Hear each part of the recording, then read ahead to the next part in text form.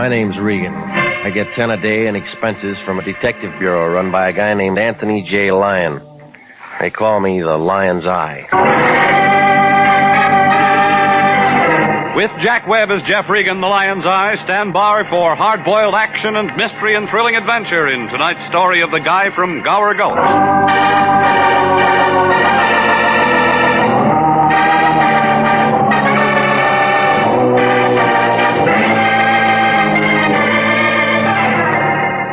It's a gray building, about the color of moldy bread. It's an apartment house in the middle of Hollywood, and it figures that the guy who built it quit voting when they named the street it sits on, Taft Avenue. My place is furnished with war surplus from the Spanish-American War. Well, it's got a hat rack, and that's where I live, number 308. In back, where you get a view and some fresh air from the alley. One's about as bad as the other. But I got it fixed up kind of nice. Hot plate, coffee pot, an autographed picture of Sally Rand that somebody left there. Only mistake I made was putting in a telephone. It spoils a lot of things.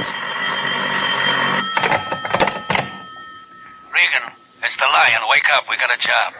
Why don't you sleep at night? Lucky for you, I got insomnia. We go broke. Try Ovaltine. What kind of a job? How should I know? Get your clothes on. What are you doing, reading the want ads? I got a note from a client. You mean you got money? $100 is all. Says he'll match it if we run him an errand. Where to? Santa Ana Canyon? He'll tell you.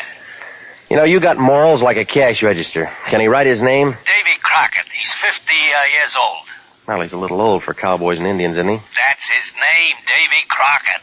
Well, when's the wagon train pull out? Regan, I don't know how I stand for you. Get over there. Get where?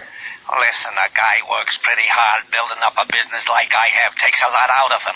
Well, you got plenty on tap. I just want you to understand, that's all. Money doesn't grow on trees. Now, sometimes you gotta play your hunches. Like George Gallup.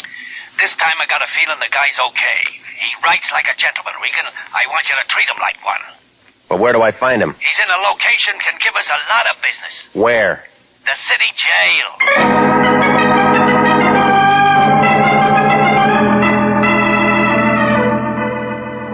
Yeah, that's the Lion.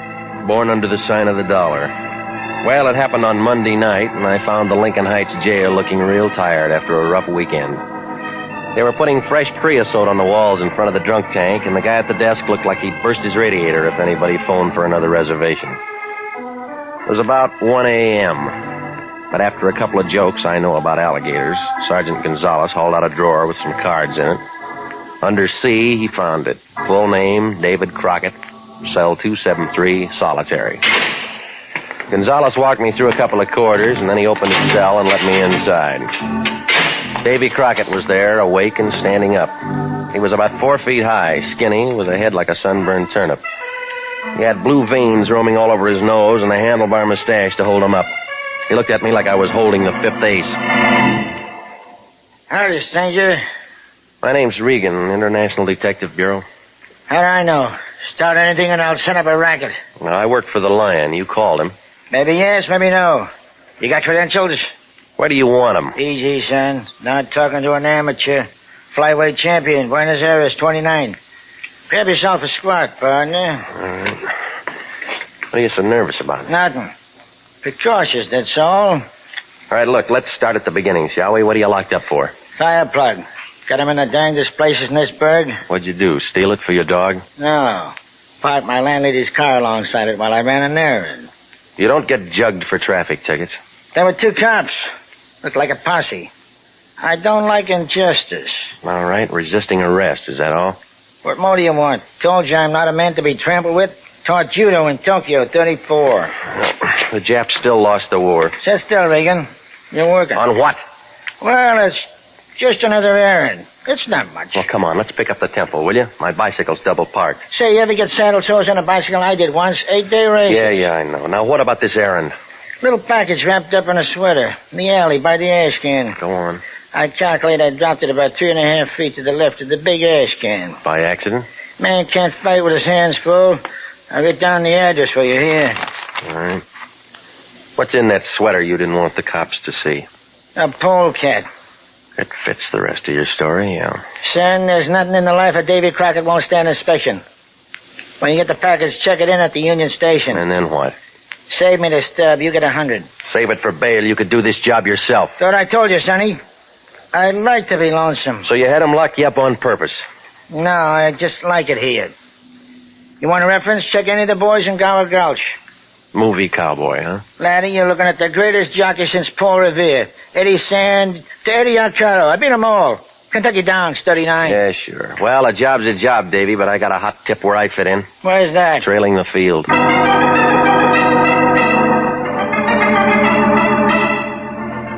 Well, I left the little man running his fingers through an old copy of Variety, and I went out into the street. It was about 3 o'clock, and a truck was throwing some water out and giving the gutter a shampoo. I picked up my car and started out to play retriever. That's when I spotted the blonde tailing me. She was using a 37 Packard, and the top was down. I could see her in the mirror. I could tell she had yellow hair like a rag doll. It took a few fast turns to get rid of her, but then I was solo when I pulled to a stop by the alley off Gower. It was in back of some old movie studios. About then, a drunk came pouring down the street, did a loop around a fire plug at the head of the alley, and sat down.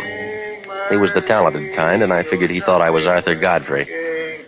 Well, I scrambled over some broken beer bottles looking for the sweater. It finally showed, lying beside a pack of newspaper and some dame's torn petticoat. That's when the drunk lost his tilt and began looking at me.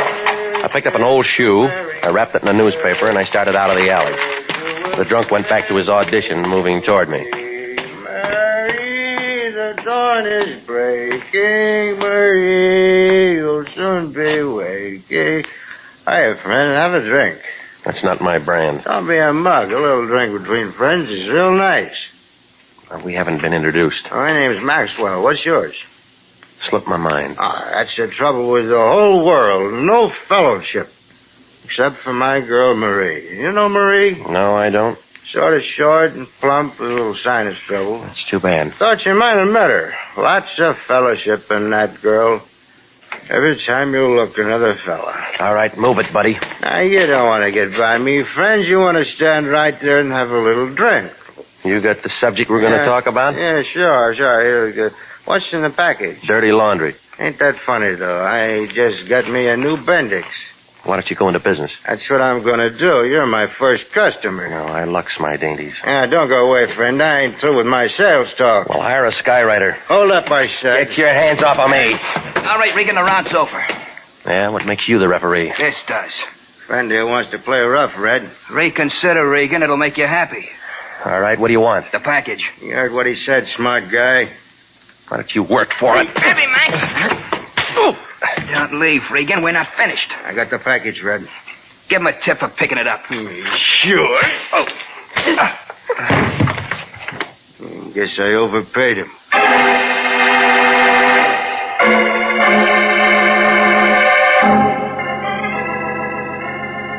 Well, it was easy to see it was their play. I had about as much chance as a midget in a basketball game. The muscles ambled off with the package that they took from me, and I crawled back for that sweater. It was still there, wrapped around something hard and round. And when I ripped it off, a shine caught my eyes. It was a metal can of movie film, and the word Peru was marked on it. Not much for all the hush-hush, but it must have had a story.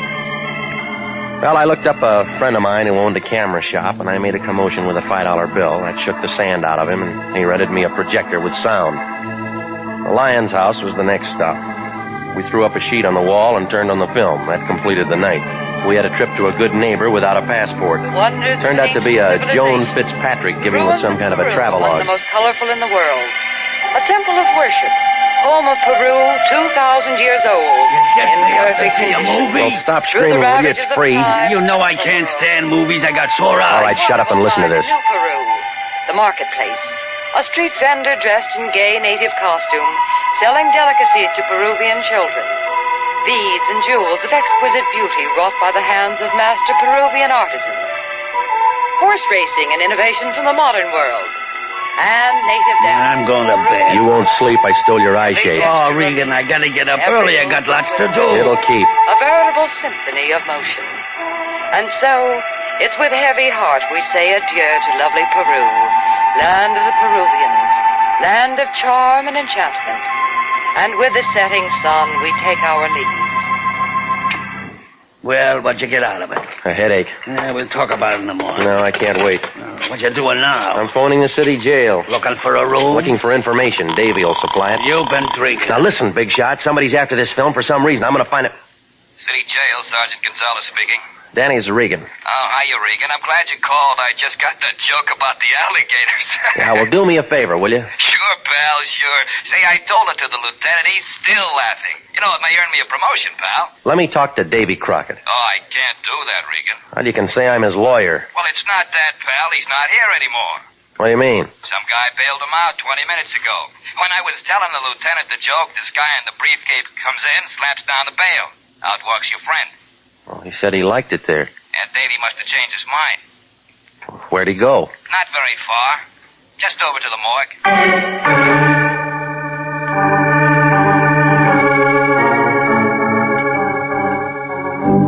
Well, the cowboy from Gower Gulch had spun his last yarn. Gonzalez told me that somebody had shot Crockett as soon as he hit the street. Oh, none of this made sense. The phony job, the blonde who tailed me, the fight in the alley, the corny movie.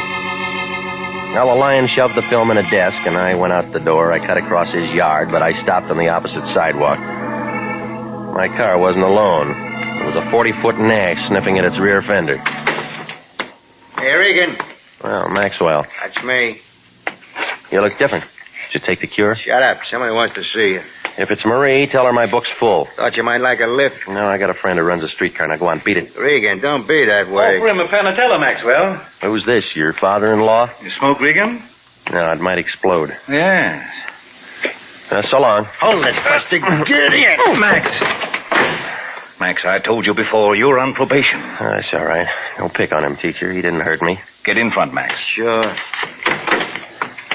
Where's your other boy, Red? We could play some bridge. I thought he'd do better in the shoe business. The one I gave him didn't fit, huh? I'm a much misunderstood man, Mr. Regan. I'm sure you'll put your best foot forward. I'd love to. My card, Horace Grundy. Mm-hmm. Sometime earlier, a little man called me, Mr. Regan. Custer or Boone or... Davy Crockett? Of course. I want you to understand I get many such calls. Party line. It's a private number, but the salesmen bother me anyway. Well, it's tough to be popular. Davy tell you what he was selling? No. Well, he didn't tell me either. Have it your own way. When I told him I'd meet him, he said he'd arranged to get out of jail. He said all he wanted was a job. And he got one. Yes, only there's no future to it. I wouldn't want anything like that happening to you, Mr. Regan. I'll renew my insurance. Oh, no, you'll come with me. It's more friendly. Suppose I don't like to talk. You won't have to, if everything goes all right. Well, it's your taxi. And you're paying the fare. All right, Maxwell. Cloverfield.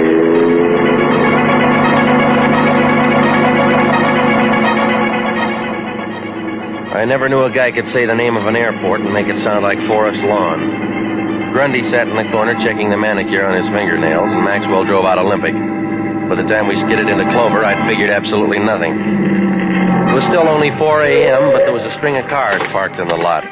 I spotted a 37 Packard Roadster, but I was too busy getting rushed up onto the field to look for the blonde. Besides, the faster we ran, the more excited Grundy got. And then we rounded the hangar, and the reporters hit us. Say, Louis B's pretty sore, huh? No, Louis B. and I are friends. Just his plugs are burned. Let us through, boys. Hey, wait a second. This Julio who's traveling on the plane.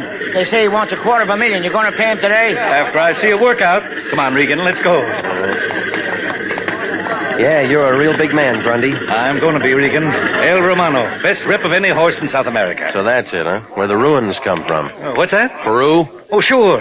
Peruvian National Airways gave Julio a special plane. Everything special. Like in the movies.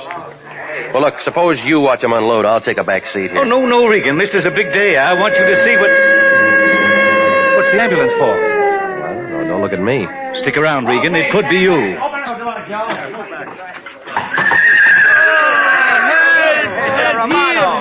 Hey, get that stretcher over there. Oh, he kicked me.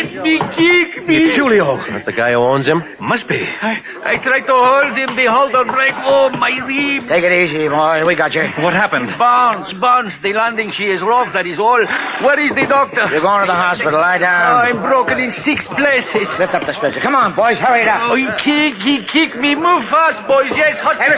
Hey, Mr. Grundy, the horse! Well, the guy by the plane started to yell just about the time they took Julio toward the rear of the ambulance. Grundy took a dive for the cargo door, and so did everybody else. And then I had to stand there while 6 feet of Big Shot cigar turned into a crybaby. Look, Regan.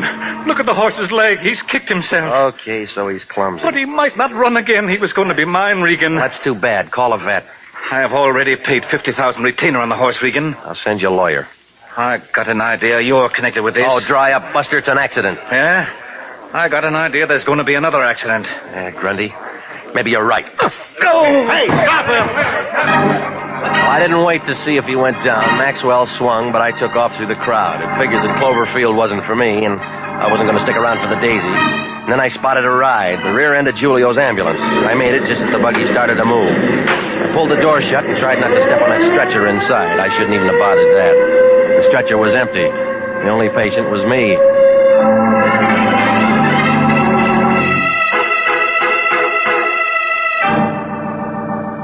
You are listening to the story of the guy from Gower Gulch. Tonight's adventure with Jeff Regan, investigator.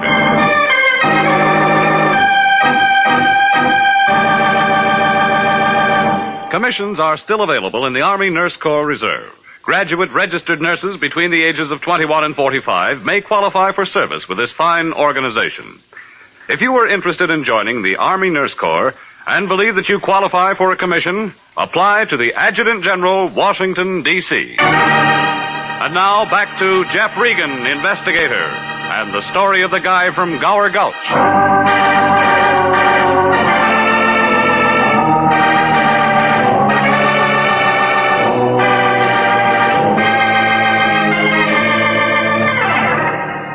Well, things were beginning to move like a hula dancer with a hot foot.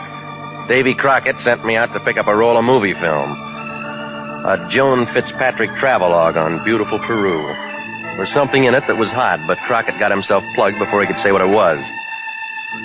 There were shots of a horse race in Peru. And when a big buster named Grundy turns up buying a nag from a Peruvian breeder, I figured a connection. So did Grundy. When the horse got hurt and Julio did a disappearing act with his money, everybody looked at me. That's when I took the shortest way to Hollywood in an ambulance, got my car, and made it for home. Only parked up the street from my apartment was that same 37 Packard Roadster I'd been dodging all evening. The blonde wasn't in it. She was sitting in my place looking real hopeful. Good evening. You keep late hours, Mr. Regan. No, it's the kind of friends I've got. Perhaps you ought to change them. I'll stick it out. What do you want? A little chance to talk to you. It'll keep till morning. Oh, but Mr. Regan, I've been waiting so long, you've got to talk to me now. Why? I'm Davy Crockett's wife. You've got something that belongs to me. I don't see any wedding ring. I don't wear one. Scare off the other boys? That's not a very nice remark, Mr. Regan. No, but you'll let it go. Only because it's not important. Oh, stop it. You're not Davy's wife. If the little guy had anybody he could trust, he wouldn't have had to call in the lion. All right, Mr. Regan. I lied. Now, let's have it, lady. What are you after? The roll of film. That figures. It's mine. Convince me. Mr. Regan, you're becoming very annoying. Why don't you call the police? But I tell you, it is mine. Let's see the pink slip. And so it is with heavy heart we bid adieu That's to... enough. Yeah. I thought I knew that voice. Davy stole the roll from my library. Now may I have it back? Homicide will turn it over to you when they're ready. I can't wait. Well, what makes it so valuable? I'm not sure. Then how do you know it is? Because I'm not stupid, Mr. Regan. Somebody goes to a lot of trouble to break into my film library. But he only steals one roll of film. Go on. I put the police on Davy, follow them to the jail. So you go after the film. That adds up to pretty important business. Did you push those holes in Davy? Of course not. Now, you're going to get a chance to prove that when Homicide starts speaking in your cupboard. About the film, I'll buy it from you. No sale. There's the door, lady. Use it. I threw the light switch and grabbed for the floor. When the noise stopped, I looked up. My landlady was going to be mad. The shots plowed a few holes into her flower pot. The blonde turned a couple of different colors and decided she could find safer company. She left with a fire escape without even goodbye.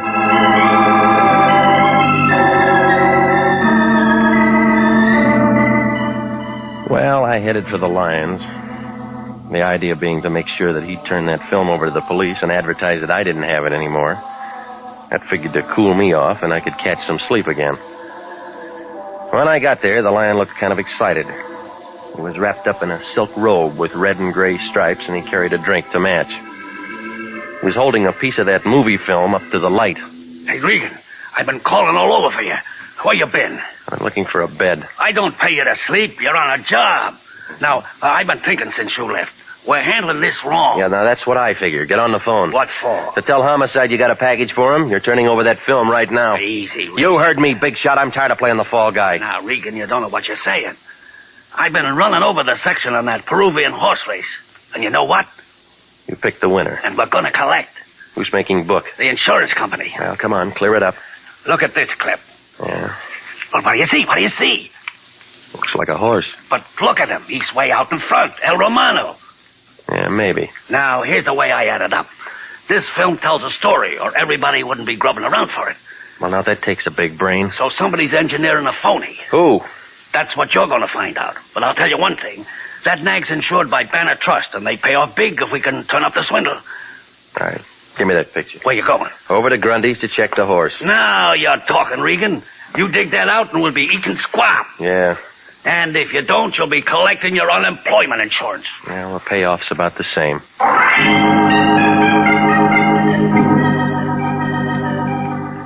I didn't like it any better than a fan dancer likes a wind tunnel. I'd already seen enough of Grundy and his boys for one night, but when the lion gets an idea, he's like a hangman with a new rope. So I went out to test it. I found Horace Grundy's place. It was a bright new house in the San Fernando Valley. There was some fancy fence in back, and a stable looked like the paint was still wet where it said El Romano. A trailer was parked on the road with a truck from the veterinarians. When Grundy opened the front door, he looked like he'd been sitting a 3-day wake, but without any beer. Hello, Regan. Well, what's the verdict? It's bad, Regan. Bad. Tendons torn. Never run. Never. Yeah, you said that. I can't believe it. Uh-huh. I knew somebody else liked animals. A guy from Gower Gulch. Decided to talk? Maybe. If you keep your hands in the audience. What else did Crockett say? Now you got him on the wheel. All right, you drive. That's better. You know the horse is insured? Not by me, it isn't. You don't own it. You just paid a deposit. Sure, 50 G's. You got it back yet? There's plenty of time. Julio's in the hospital. Oh? Well, now, if it wasn't for the accident, you would have coughed up another $200,000. Yes. No. Oh, what difference does it make? The whole deal's a bust now. What if that horse is a phony? Say some more, Regan. I don't know much more. Davy Crockett was a movie fan. You're doing fine. You had pictures? I wouldn't advertise them, but there's a shot of a horse winning a race. Take a look here. Give me that. All right, it's economy size. You're going to ruin your eyesight. I got a magnifying glass for my income tax. Well, let's get a light behind it. Now, what do you see? Horse. Well, you get a star. 4 white feet. I can do that well myself. Listen, Regan.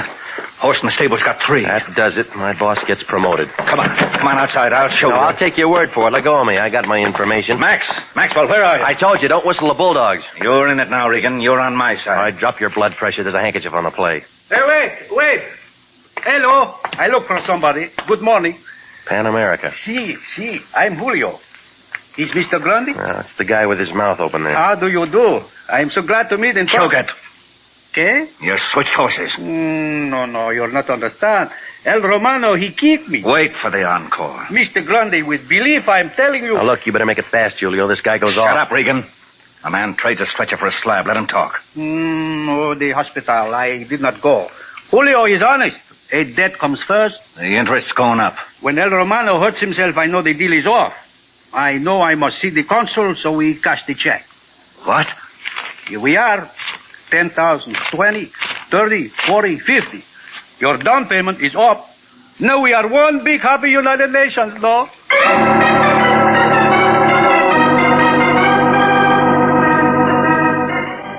Well, that's what happened.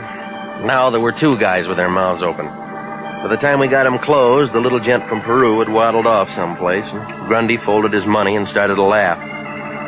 He was happy, and at least I had what I came for. Figured I could dump the whole plate of spaghetti on the lion. The lead horse in the travelogue was a different nag from the one in the stable. So I got in my car and headed for home. But I picked up a newspaper on the corner, and then the whole bucket turned upside down again. The green sheet was loaded with publicity shots of El Romano from South America, and he was exactly the same oat burner that came in on the plane, feet and all. No switch there. Well, if there was something phony in this act, it was that winner in that Fitzpatrick film. Well, for a minute I felt like a test pilot in a yo-yo factory, and then the string broke. I took a fast run to the Lions and one more look at those movies. I had it. The case was beginning to wind. 10 minutes later, I was back on Gower Gulch. Yes? Who is it? Regan, you alone? Don't be insulting. I'll open the door. What's the matter? You're slow. What do you want? Ask me in. No. Ask me in. Regan, look out! Be careful, Regan. I have a gun. Well, Julio. Yes, Julio. What are you doing here? Well, I told you. I know. Back at my place, you're aiming at her, not me. She's been to Peru. She has the films. You knew that. You wish like I know. I go to the movies like everybody else. I keep my eyes on the winner. After Hollywood Park, I should have known better. Yeah, there are lots of races. El Romano was a dud. He came in last. 60 lengths with Davy Crockett digging in the spurs. You gave the nag a build-up. Phony publicity to sucker an insurance company. $250,000, I was over. Can it? You could have never closed a sale without Grundy watching a workout. That would have been a slow boat to China. You want to be a sailor, too? Oh, stop being tough, will you? You wore yourself out when you kicked up El Romano in that plane. It looked good. Not to me or Joan. Look out, Regan. You're asking for a daily double. Well, I'm going to take it across the board. Give me that gun. Give me a Drop gun. it. No, you're breaking my arm. That's the idea. I'll kick you in the stomach.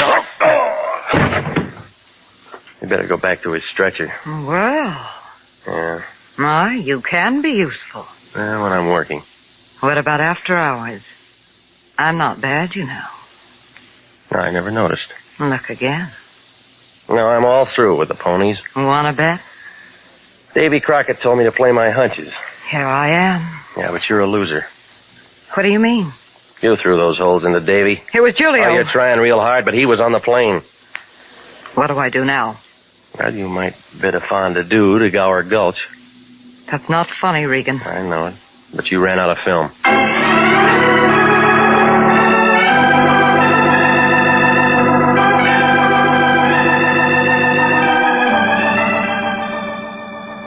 Well, the whole thing blew up like a hoop skirt in a high wind. Julio had a real good thing until he ran into the little man with a good memory and a dame with a fast trigger finger. Her blackmail pitch was already set up, but Davy figured to queer it, so she had to knock him off. Well, the hospital boys came after Julio, and homicide dated Joan, the travel queen. The Lion was pretty excited about the way things worked out. He figured that the insurance company would come across with some green stuff for exposing a fraud. They did. That was the color of the season pass they gave him to the Burton Holmes travel lectures.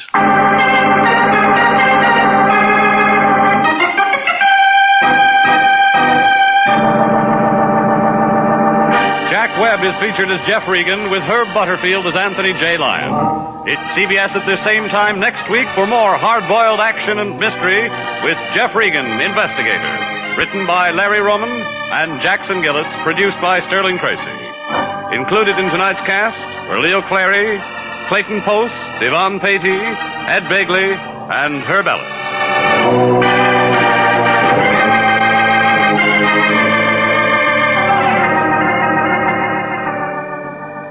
29,000 nurses are needed to join the new Army Nurse Corps Officers Reserve.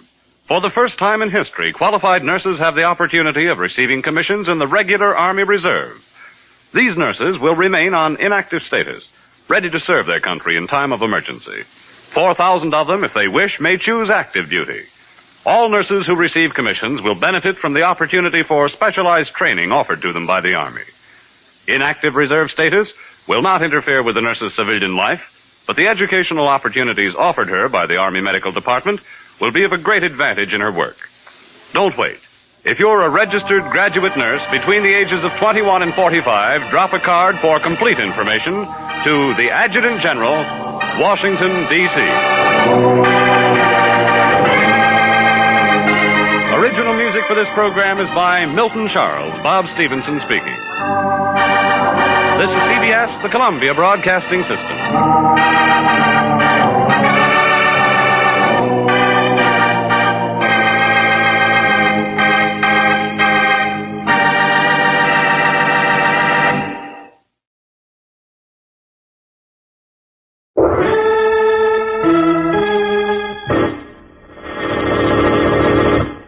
From New York City, the makers of Clipper Craft Clothes for Men and 1,036 leading retail stores from coast to coast present the world's most famous detective, Sherlock Holmes.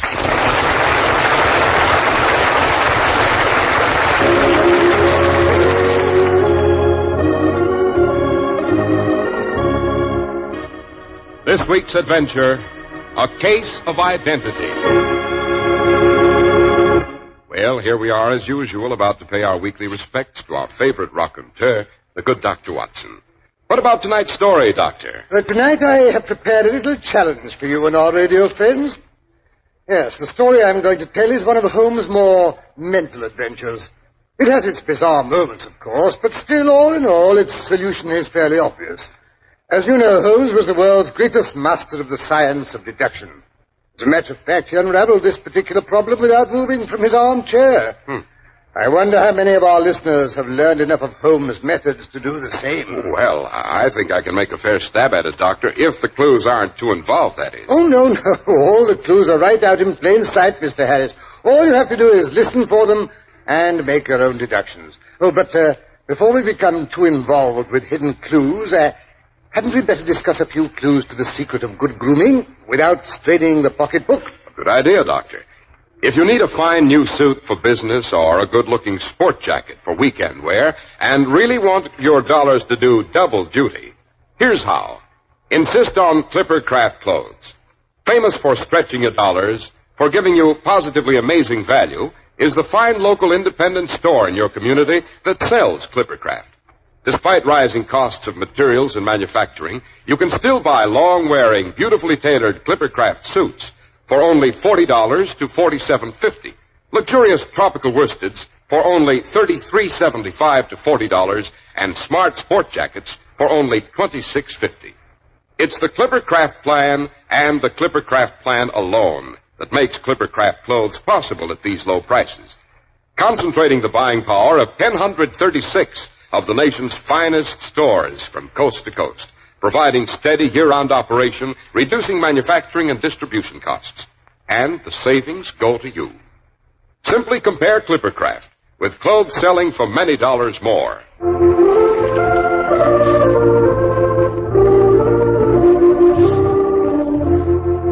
And now, Dr. Watson, back to the adventure you think we should be able to solve for ourselves. Right, Mr. Harris. It was during the middle years of our joint occupancy of the lodgings in Baker Street. Holmes and I sat relaxed in two easy chairs on either side of the living room fire. Holmes' long legs stretched out in front of him, his head wreathed in the smoke from his favorite pipe, a horrible black, greasy old clay affair that he coddled as if it were a child. Well, we had just finished an excellent breakfast, and Holmes was in the philosophic mood that so often accompanies the process of digestion. Strange thing, life, eh, Watson? Infinitely stranger than anything the mind of man could invent. Yes, I know that's one of your pet theories, and I dare you to put it to the test. Now, take today's paper. If you can find anything bizarre in that, I'll buy you a new smoking jacket. I don't want a new smoking jacket, Watson, but I'll take up your challenge. Choose any article, any paragraph at all on this page, and I'll guarantee to find something outlandish. Very well. Here, take the very first heading. Husband's cruelty to his wife. Now, there's a half column of print about that, but I know what it's about almost without reading it. There's the other woman, the drink, the push, the blow. No writer could invent anything more crude or commonplace. Your example, Watson, happens to be rather unfortunate. The husband was a teetotaler. There was no other woman, and the cruelty complained of was that he had the habit of winding up every meal by taking out his false teeth and hurling them at his wife, which you'll allow is an action any literary man would hardly be able to make believable. Well, maybe so, but that's just an exception. Life is made up of exceptions, Watson. There's one now, standing on the pavement on the opposite side of the street. Well, you mean that large, Hebe-like young woman with the enormous boa around her neck and the curling red feather in her hat? Yes. Well, look how she oscillates backward and forward, and the way she fidgets with her glove buttons. Oscillation on the pavement always means an affaire de coeur. She would like advice, but it's not sure that the matter may not be too delicate for communication. She's decided to take the plunge. Here she comes across the road like a swimmer leaving the bank. I say perhaps she's been seriously wronged. No, Watson. In that case, the woman no longer oscillates. She pulls out the bell wire to the front door. You hear that, Watson? Decidedly fluttery. The maiden is not so much angry as perplexed and possibly grieved. Oh, but here she comes. Come in, come in. I hope I'm not intruding. This is Mr. Sherlock Holmes, the detective. Yes. Won't you sit down? This is my friend and colleague, Dr. Watson. Pleased to meet you. Delighted. My dear young lady, don't you find that with your short sight it's a little trying to do so much typewriting? Oh, I did at first, and that's a fact. But I've got so now I know where the letters are without Oh, but how did you know? Someone's told you about me. Oh, don't look so alarmed, my dear. That's just a bit of detection. Mr. Holmes can tell things like that by looking at you. It's his way of showing off. Oh, I see, but it did take me aback, your knowing things like that. It's my business to know things. I knew you used the typewriter from the appearance of your fingertips and the double line pressed into the plush above your wrists. It was equally obvious that you're nearsighted from the marks left on either side of the nose by your pince-nez. So you see, my dear Miss... My name's Sutherland. Mary Sutherland. So you see, my dear Miss Sutherland, there's nothing terrifying in my conclusions. Well, no, not when you explain it like that. And now, perhaps you'll tell me why you came away to consult me in such a hurry that you managed to put on 2 odd shoes. Why, bless my soul, so I did. The right one's my Sunday pair. Yes, you must have been rather agitated when you left home. Yes, I did bang out of the house, and who wouldn't? It made me fair angry to see the easy way Mr. Windybanks, that's my father, took it all. He wouldn't go to the police. He just sat there and said there was no harm done and everything would come right in the end. So finally I got mad and told Father I was coming to you myself. You say your father, but surely you mean your stepfather, since the name's not the same. Yes, he's my stepfather. Mother makes me call him Father, though it sounds kind of funny, him being only 5 years and 2 months older than myself. I see. How recently did your mother marry this Mr. Windybanks? Oh, about 2 years ago it was, Mr. Holmes. And I'll admit I wasn't very pleased, seeing as it was so soon after Father's death. And him a man nearly 15 years younger than herself. Enough to start complications in any home. Eh, Holmes? Quite. But please continue, Miss Sutherland. I gather your father left your mother fairly well off. Yes, sir, he did. You see, Father was a plumber in Tottenham Court Road, and he left a tidy business behind him. After he went, Mother carried it on. Although I must say that William, Mr. Hardy, Father's foreman, did most of the work. And a good thing he made of it, too. This Mr. Hardy, was he your father's age? Oh, no, sir. He was just 2 years older than me. The fact is, we had a sort of an understanding till this year Mr. Windybanks came along. Oh, and he didn't approve of Mr. Hardy? Oh, it weren't that so much as that he didn't approve of the plumbing business. Said it wasn't high class. Oh. Mr. Windybanks is a very superior gentleman himself, Mr. Holmes. Travels in wines for Westhouse and Marbank, the claret importers in 10 Church Street. Oh, a real toff he is. I see. Yes, sir. So after him and Mother got married, he made us sell the business. They got £4,700 for the goodwill and the interest. But Mr. Hardy said it was practically giving it away. And so him and my stepfather had an argument. And my stepfather told Will to clear out and never darken his door again. Quite theatrical. Yes, my stepfather's like that. Well, Will says he's off to Birmingham. And will I come with him? And I says, well, I can't hardly be expected to leave me own mother. So then he gets mad and biffs off. Without giving you a chance to change your mind? Well, yes. And how is he doing in Birmingham? Very nicely, I hear. Got his own shop and all. Oh, not that I write to him. I wouldn't send him a word if I was dying, I wouldn't. Of course. Serves him right for not being more persuasive. Yes, sir. Oh, but that's neither here nor there, Mr. Holmes. The fact is, I don't know why I even mentioned Will Hardy. Except that I'm so upset in my mind, my tongue kind of wags on by itself. Let's see here. Where was I? Your mother had just sold the plumbing business for something over 4,000. You inherited part of that, I presume? Oh, no, Mr. Holmes. I've got my own money, outside of the plumbing business, that is. Oh? It was left to me by my Uncle Ned in Auckland. It's in New Zealand stock, paying me 4%. Gives me £100 a year, it does. Then the capital amounts to around £2,500. Yes, sir, but I can't touch that. Just the income. Quite a tidy little amount. I believe a single lady can do very nicely on £60 a year. Oh, I could do on even less than that, Mr. Holmes. I'm a good one at managing things. But so long as I live at home, I don't want to be a burden to them, so I let them have the use of it while I'm staying there. You mean you give the money to Mr. Windybanks? Oh, no, Mr. Holmes. I draws it out every quarter and pays it over to my mother. That's very generous of you, Miss Sutherland. Oh, it's no hardship. I do pretty well with what I earn at typewriting. Makes me quite self-supporting, as you might say. Yes, these independent, modern young women. Soon they'll be competing with men in business. Oh, no, sir. I'm sure I wouldn't presume to be as bold as that. Well, to resume, we find you are a young lady very comfortably fixed. Well, I'm not exactly rich, Mr. Holmes, but I'd give all I have to know what's become of Mr. Hosmer Angel. Hosmer Angel, eh? Quite a romantic name. Oh, yes. And he was romantic, Mr. Holmes. Recited Browning, he did. Sounds quite devoted. Oh, yes, sir, he was. I could swear he was. And now he's gone, too. Disappeared like into thin air. And naturally, I'm anxious about him, being as it's the second time I've been left in the lurch, as you might say. I feel a bit sensitive about it. Of course. Had you quarreled? Oh, no, sir. We was as affectionate as two cooing doves. Mother said it used to make her quite sick to watch us. Oh, not that she wasn't all for Hosmer. That she was. Helped me to keep it from father and all. Oh, then your father didn't know about this new admirer? No, sir. That is, not until later. And then he never really saw him. And how did you first meet this Mr. Hosmer Angel? Well, Mr. Holmes, I met him at the gasfitter's ball. How romantic. Oh, yes, sir, it was.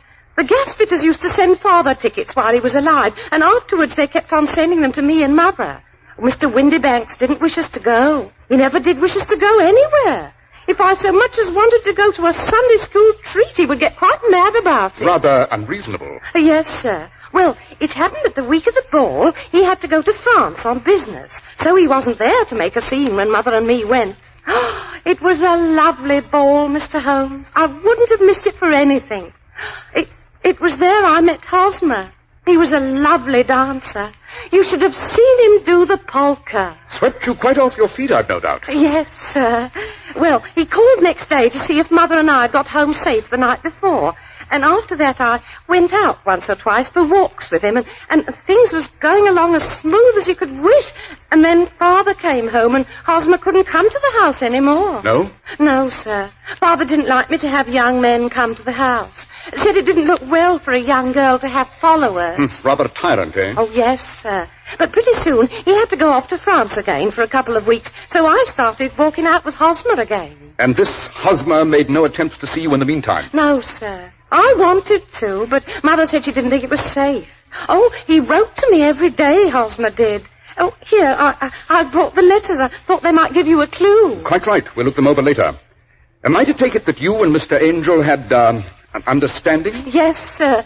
We were engaged after the first walk we took together. The fast worker, eh, Holmes? Watson, don't interrupt.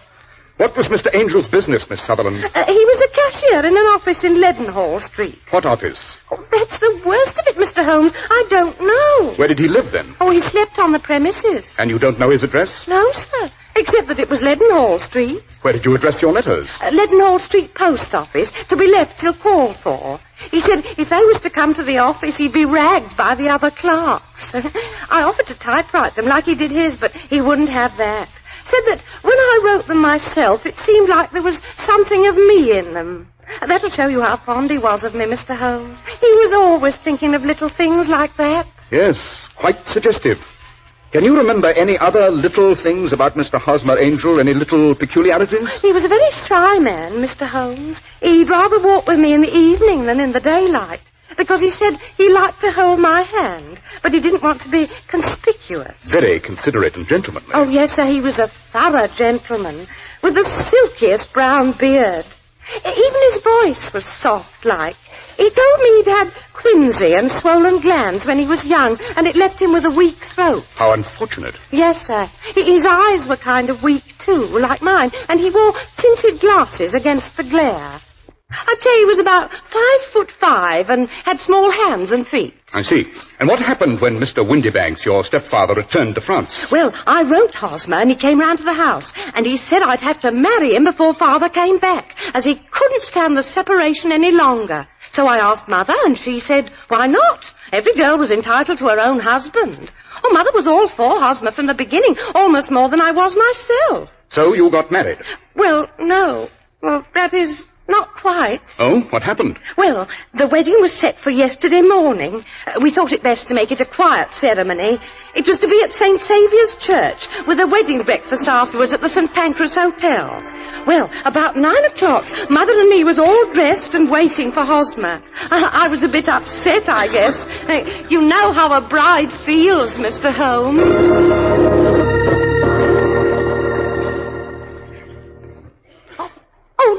I'm that nervous, I don't know whether I ought to get married or not. Don't you fret, Mary. All brides is like that. Why, when I was married to your father, I was so jumpy I split both me gloves. Oh, I know, but I hadn't known Hosmer very long, Mother. Maybe I oughtn't to jump off the deep end like this. What's the good of waiting, Mary? Better get married now before your father gets back. Yes, I suppose so. Oh, dear me, I wish my shoes wasn't so tight. Shh, here comes Hosmer now. Don't he look handsome with that flower in his buttonhole and all? No, you stay here, Mary. I'll answer it. A bride should act shy-like on her wedding day. Good morning, Hosmer. How's the groom? Good morning, Mother. Oh, I'm fine. Hello, Mary. Hello, Hosmer. What's the matter? You look kind of white. Oh, I'm all right. How are you? Oh, I'm all right, too, Hosmer. Well, we better be shoving off. I got a hansom waiting outside. Oh, but Hosmer, it's such a little way, and hansoms is expensive. Oh, you don't think that any bride of mine is going to walk on her wedding day? Now, who can that be? Hosmer, you're as full of jumps as a kangaroo. Now I'll go. What is it? Telegram. Oh, thank you. It's a telegram. Maybe somebody's died. I'm almost afraid to look. But here, let me. I'm used to these things. Expect me home today. Erasmus G. Windybanks. Father's coming home. What if he gets here before... Now, don't lose your nerve. You're of age, remember, so it don't matter how he raves afterwards. Oh, Mary, promise you won't let him tear us apart. No.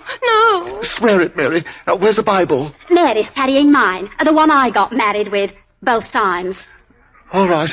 Now, put your left hand on that Bible and swear that whatever happens, you will always be true to me, and to me only. But what could happen? Oh, you never know.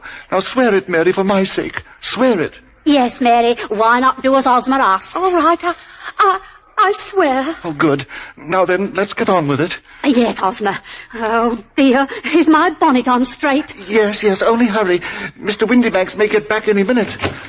Mary, don't forget your flowers. No, Mother. Well, hurry. Now, here's the cab. You first, Mother. Now, easy. Don't upset the cab. Now, Mary. That's right. Aren't you coming too, Hosmer? No, there isn't room. I'd muss your dress. I'll hail another cab. Oh, yes, there's a four-wheeler now. Hey, cabby! Now, you go on. I'll follow after. See you at the church, Hosmer. St. Saviour's driver. Yes, Hosmer got the other cab. It's foreigners. Oh, my knees are knocking together like anything. Now, hush up, Mary. Anyone would think you didn't want to get married. Well, maybe I do, and maybe I don't. Well, just hold your breath and it'll be over in no time now. Here's the church.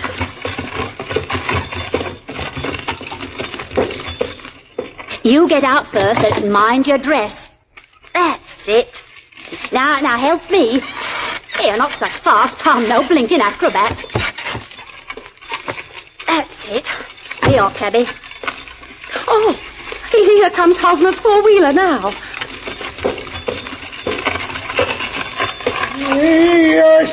St. Saviour's like you asked for.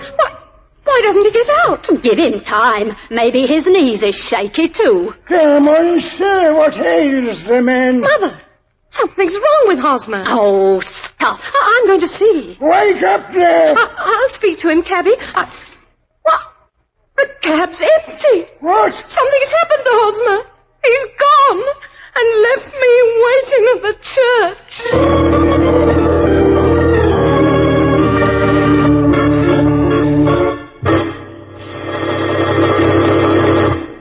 Every day is value day when you insist on clothes by Clippercraft. Yes, we have to know our values are really great when we suggest you compare Clippercraft with clothes selling for very much more, which is exactly what we do suggest. Because there's a great big idea behind Clippercraft clothes in the form of the famous Clippercraft plan. You get the benefit of great savings made by concentrating the buying power of 1,036 of the nation's finest stores from coast to coast. Yes, the Clippercraft plan really streamlines the fine old craft of clothes making. When you can get such remarkably fine quality in suits for only $40 to $47.50, In tropical worsteds for only $33.75 to $40, and in sport jackets for only $26.50, why pay more? For selling expensive clothes at inexpensive low prices at the nation's finest stores is the great big idea behind the Clippercraft plan. That's why men who know insist on Clippercraft clothes. So be sure to visit the Clippercraft store in your city. These leading stores in the metropolitan area are proud to add their names to Clippercraft in your suits, top coats, sport jackets, and tropicals. In Manhattan, Saks 34th, Broadway at 34th. John Wanamaker Men's Stores, Broadway at 8th and 67 Liberty Street. In Brooklyn, Abraham and Strauss. In Newark, New Jersey, Boulevard Men's Shop, Kresge Newark. And in Jamaica, the B&B Clothes Shop, 16408 Jamaica Avenue. And now back to Baker Street, where we find Dr. Watson commiserating with the young lady who has been left waiting at the church. A shameful way for any gentleman to act. Deserting his bride at the altar. Oh, no, Dr. Watson, I'm sure he didn't do that. Not on purpose, that is. He was too kind for that. And then there's that pledge I gave him. Oh, you think he foresaw some unforeseen danger, and that's why he made you take the oath? Yes, sir. Have you any notion what it could have been? No, sir. How did your father take it? I presume he found out. Oh, yes, sir. He was quite consoling, really. Remarkable. Oh, it drives me half mad to think of it, Mr. Holmes. It's not as if it was the first time I'd been disappointed. I understand. I shall be delighted to glance into the matter for you, Miss Sutherland. Now, let me advise you to turn the whole matter over to me, and don't let your mind dwell on it any further. Above all, try to let Mr. Hosmer Angel vanish from your memory, as he's done from your life. Then you don't think I'll ever see him again? I'm afraid not. Oh, dearie me.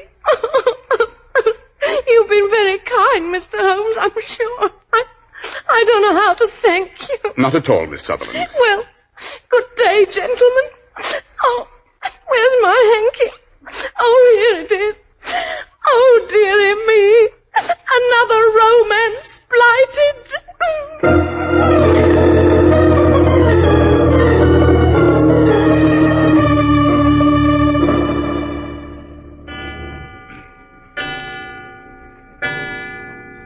Holmes, what a horrid mess of bottles and test tubes.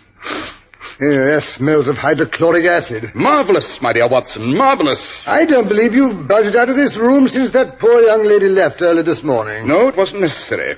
Then you've solved it? Certainly. It was bisulfate of baryton. No, I mean the mystery of the disappearing bridegroom. Oh, that. There never was any mystery in that affair, Watson. Pretty self-evident, don't you think? Oh, no, can't say I do. Oh, really? But I let you look at Mr. Hosmer's love letters. But they were typewritten, even to the signature. Yes, that's what's really suggestive. Now, what's that? Mr. Windybanks, I fancy. Well, you mean the girl's father, stepfather? Quite. I sent off a note to him this morning to his place of business. But I must say, Holmes... And this afternoon I received this business-like reply on West House and Marbank stationery, saying he'd be here at 6 o'clock. Come in, come in. Ah, Mr. Windybanks? Yes, Mr. Holmes? This typewritten note was from you on which you set the time for this appointment at 6 o'clock? Yes, Mr. Holmes. I'm afraid I'm a trifle late. It's about Miss Sutherland's missing suitor, eh? Quite. I'm sorry she's troubled you, Mr. Holmes. But you know what young girls are.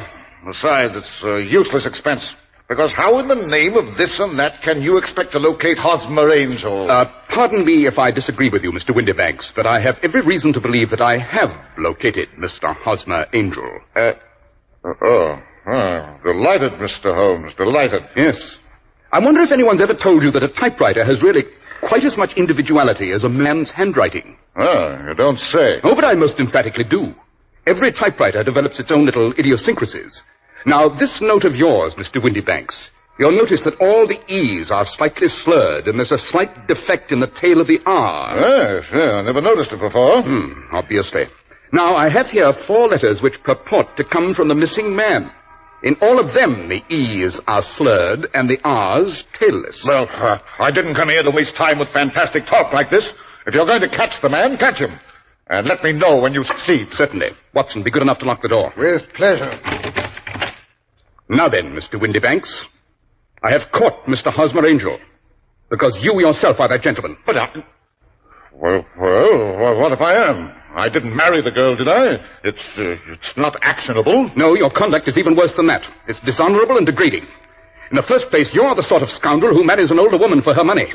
Not satisfied, you want to assure yourself of the daughter's income, which you'll lose if she marries. You make her break off with her first sweetheart. And when you see it's going to be impossible to keep others from falling in love with her, you arrange to do so yourself. Well, it was only a joke at first. I failed to see any humor in it. Well, I didn't know she'd fall for me like that, did I? You made the girl swear she'd be true and wait for you. And then you played the cad and disappeared. Well, maybe so, and maybe not. But I'm not breaking any laws. And as long as you keep that door locked... Quite so. Should you care to call a policeman? There's one in the street below. I'm sure your employer, Mr. Merrill Marbanks, who, by the way, is an old friend of mine, will be very interested in your little joke. Oh, no, Mr. Holmes. You couldn't tell him. I'd lose my job and my social standing. Quite so. I'll keep quiet on one condition. Oh, yes, sir. Anything at all. You are not to discourage any more of Miss Mary's suitors, past, present, or future. Oh, no, Mr. Holmes, I wouldn't think of it. It was all just a little game, you see. Yes. Well, the game's over. Watson, you may show the gentleman out. Right. Now then. Yes, sir.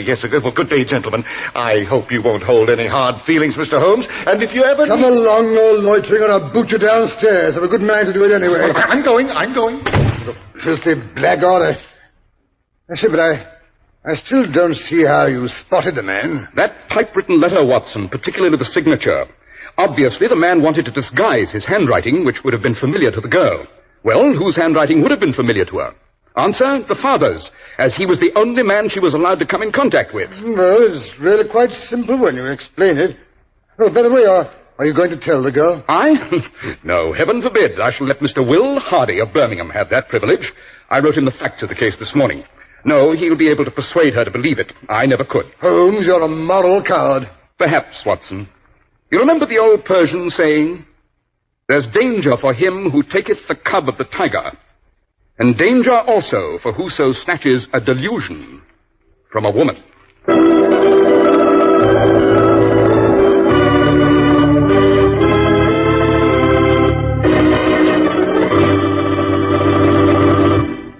Now then, Mr. Harris, did you guess the solution? Well, when Holmes began to talk about typewriters, I started to have an inkling, Doctor, but before that, I'll admit I was pretty much at sea. Why, Mr. Harris, I'm surprised, and after all my teaching.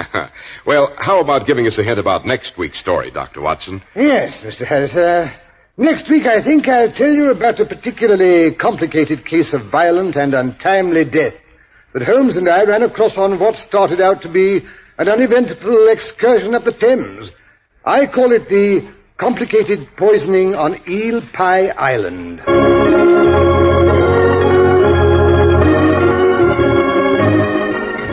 The makers of Clipper Craft Clothes and 1,036 leading stores from coast to coast have brought you another in the new series of broadcasts featuring the world's most famous detective, Sherlock Holmes. Our stories are based upon the character Sherlock Holmes, created by Sir Arthur Conan Doyle. Sherlock Holmes is played by John Stanley, Dr. Watson by Alfred Shirley, and the dramatizations are by Edith Meiser. Sherlock Holmes is produced and directed by Basil Lochran, with special music by Albert Berman.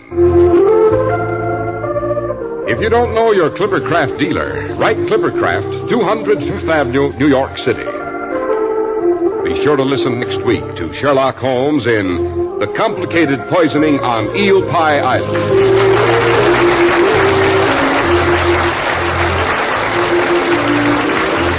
This is Cy Harris speaking for Clippercraft Clothes. This is the network for the Indianapolis Speedway races on Monday, the Mutual Broadcasting System.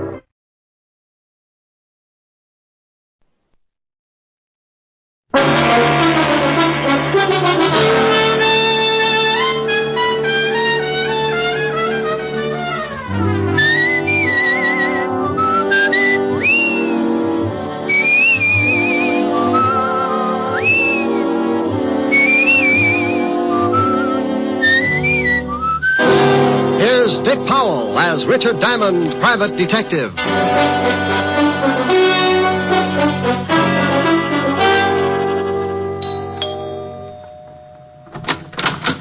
Oh, Oh, good evening, Mr. Diamond. Evening, Francis. You look like you're going out. Yes, sir. Miss Asher wants me to go down to the delicatessen for some cold cuts. Oh, where is Miss Asher? In the study, sir. Well, I'll see you later, Francis. Why don't you bring back some roll mop? Roll mop, sir? Herring with the bends. Very toothy. Yes, sir. Ollie, ollie, oxen free. Rick. Hi. Hi. Well, get the silk thing there. Lounging pajamas. Yeah. I guess we're going to stay in, huh? Uh-huh. I just sent Francis out for some food. I met him at the door. Look, I've got to do a few things in the kitchen. Why don't you stretch out on the couch and take it easy until dinner's ready? Okay, I'm pretty tired. Might rock out. No, a little sleep might do you some good. Here, read a magazine if you want to stay awake. Oh, swell. Gory detective.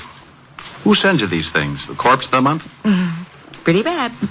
I won't be long. Okay. Oh, no. The case of the bloody... Oh. It was going on 11 o'clock, and the fog encircled the old house like a thin, wet blanket. Oh, swell. The figure of a man crept stealthily across the gravel of the garden path. These riders really dream it up. Miss Diamond? What? How did you get in here? I followed you from your office. Shh. You left the door unlocked when you came in. Well, now, look. I know I shouldn't have come into someone else's house, but this is a matter of life and death. Hey, stop pulling down the blinds. I don't want anyone to see us talking. Well, you're on the 8th floor. Who's chasing you? A herd of monkeys? Please, you must listen. Now, look, if you got troubles, come to my office in the morning. Tomorrow morning may be too late. I'm supposed to die tonight. Try breathing. You expand your chest, take a lung full of air. No, Yes, it does wonders. Keeps you around for days. You better get out of here. Please, Mr. Diamond, don't give me away. Please. Yeah, baby. Wait a minute. Duck under that desk. Oh, bless you, Mr. Diamond. Rick, I thought I heard you talking to someone. Talking? Oh, no. Must have been reading out loud. This is swell literature.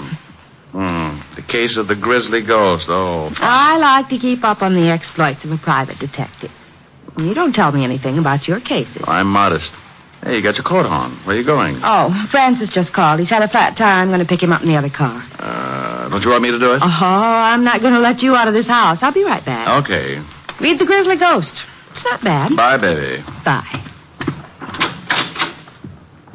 Okay, Spider-Man, you can come out now. Oh, thank you. Now, what the devil's going on? I told you my life's in danger. I need help. Tell me about it. I haven't time now. Come to this address in about an hour. My name's Leeds. Leland L. Leeds. Oh, for Pete's sake. I must get back before they miss me. I don't want them to know I got out. Say I called you and told you to come over. Here's the address on this card. Please don't fail me, Mr. Diamond. Now, wait a minute. My fee's $100 a day and expensive. Of course. I'll have a check for you. Goodbye.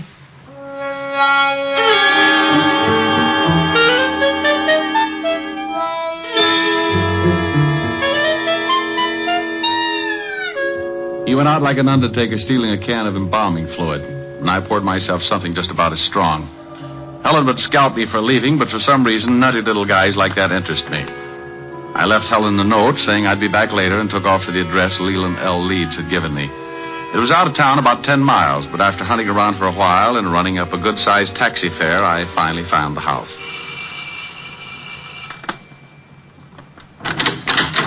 Yes? Yes. I got a call from a Mr. Leeds at this address. He asked me to come over. My brother? I don't know. Well, it couldn't have been.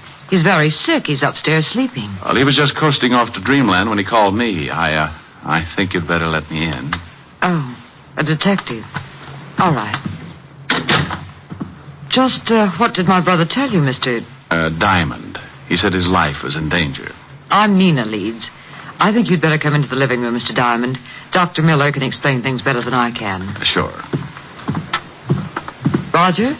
This is Mr. Diamond. He's a detective. Oh? Lee just called him. This is Dr. Miller, Mr. Diamond. Hello, Doctor. How do you do? You from the police? No, private stuff. Oh, I see. Now, Mr. Diamond, I'm afraid you made a trip for nothing. Well, here are the drinks. George, this is Mr. Diamond. He's a private detective. What? Mr. Diamond, this is George Brodeen. How are you? Well, fine, thank you. Anything wrong? I don't know. Lee phoned Mr. Diamond and told him he was in danger. How did you know that, Doctor? I told Miss Leeds what he said, but not you. I'm Mr. Leeds' doctor. He's having a nervous breakdown and suffers from an extreme persecution complex. If he called a detective, I'm sure he must have said something like that. That's quite correct, Mr. Diamond. What do you do, Mr. Brodeen? Why, I'm with the New York Museum. I'm a friend of the family. I've been watching Lee break up for the past month. Mm-hmm. May I talk to your brother, Miss Leeds? I don't think you can. I gave him a very strong sedative. Let me get you a drink, Mr. Diamond. When Lee wakes up, you can talk to him. Sure.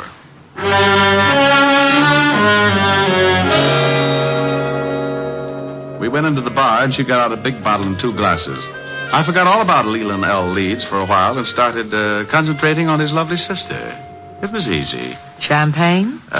Sure, but I've run out of slippers. I've got a small foot. Might take you a long time to get enough. I drink fast. It's the open toes that bother me. I like the patter.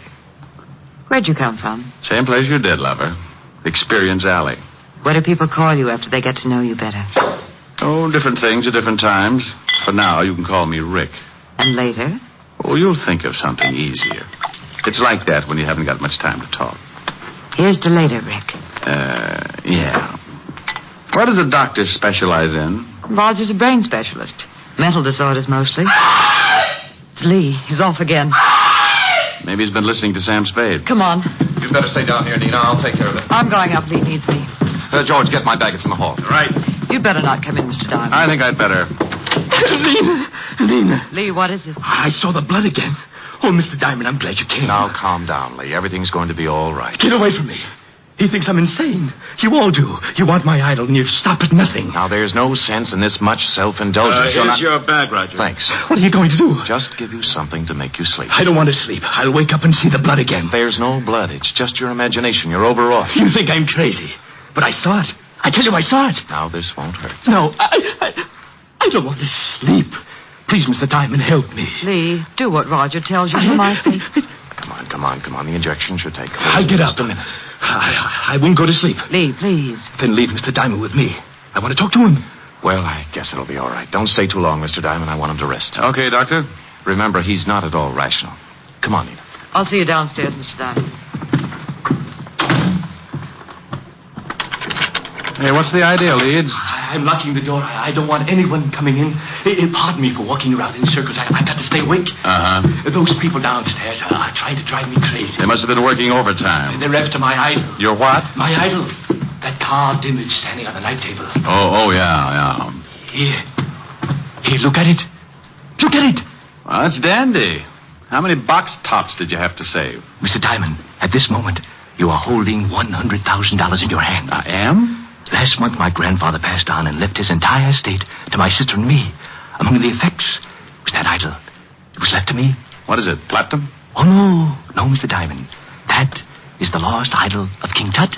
I always wondered what happened to it. Oh, then you know the legend. Well, I'm a little hazy on it. Maybe you'd better bring me up to date. Oh, of course.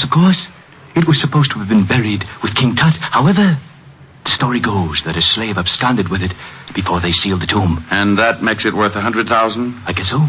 You guess. You don't know? I only know what my grandfather told me before he passed on. He told me its value and said there was a curse on it. What does it say? Crime doesn't pay? Well, Mr. Diamond, it seems that on the first night of the new moon, after one has gained possession of the idol, he will die. Next week, Tom Swift and his electric grandmother. You don't believe me? Oh, sure. No, you don't. You're just like the rest. But it may interest you, Mr. Diamond, to know that 1 month after the idol was uncovered and my grandfather gained possession, he died. It was a new moon. How old was he? 74. Oh, well, that couldn't be it. Now, relax and tell me why you came to me. What about your fee? Oh, forget it. You can just buy me a broom to ride around on. Good night, Mr. Leeds. Remember, Mr. Diamond, it's a new moon. You don't have much time. Oh, brother. Did you talk to her, Mr. Diamond? You might call it that. Now do you understand? Your point's well taken, Doctor. What about that hunk of stone? Maybe if you gave him a teddy bear? Oh, the idol he's got is absolutely worthless.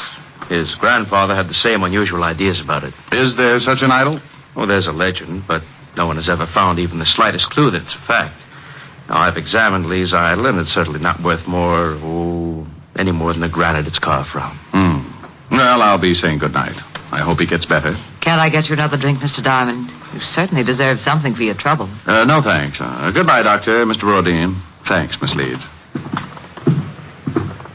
I wish I could make this up to you. I'll take a rain check. It'll be raining a lot this month. Yeah. Well, good night, Miss Leeds. Good night.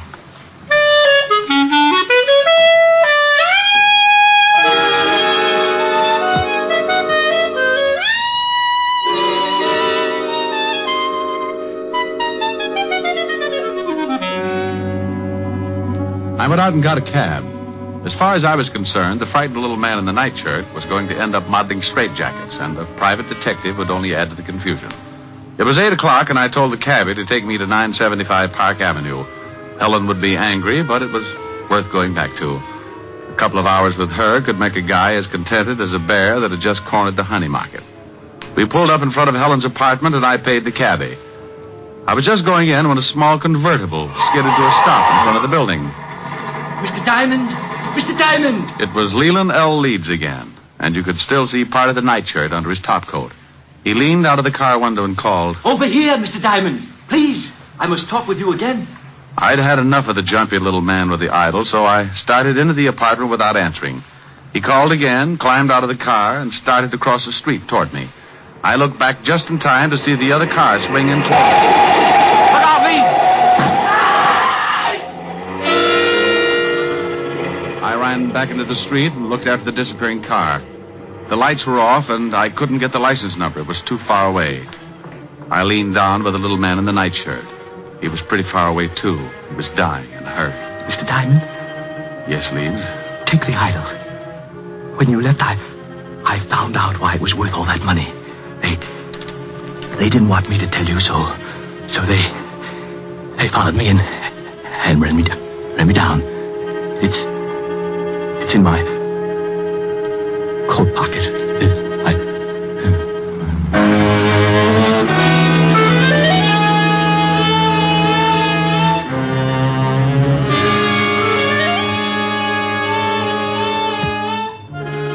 He died lying on his back in the street.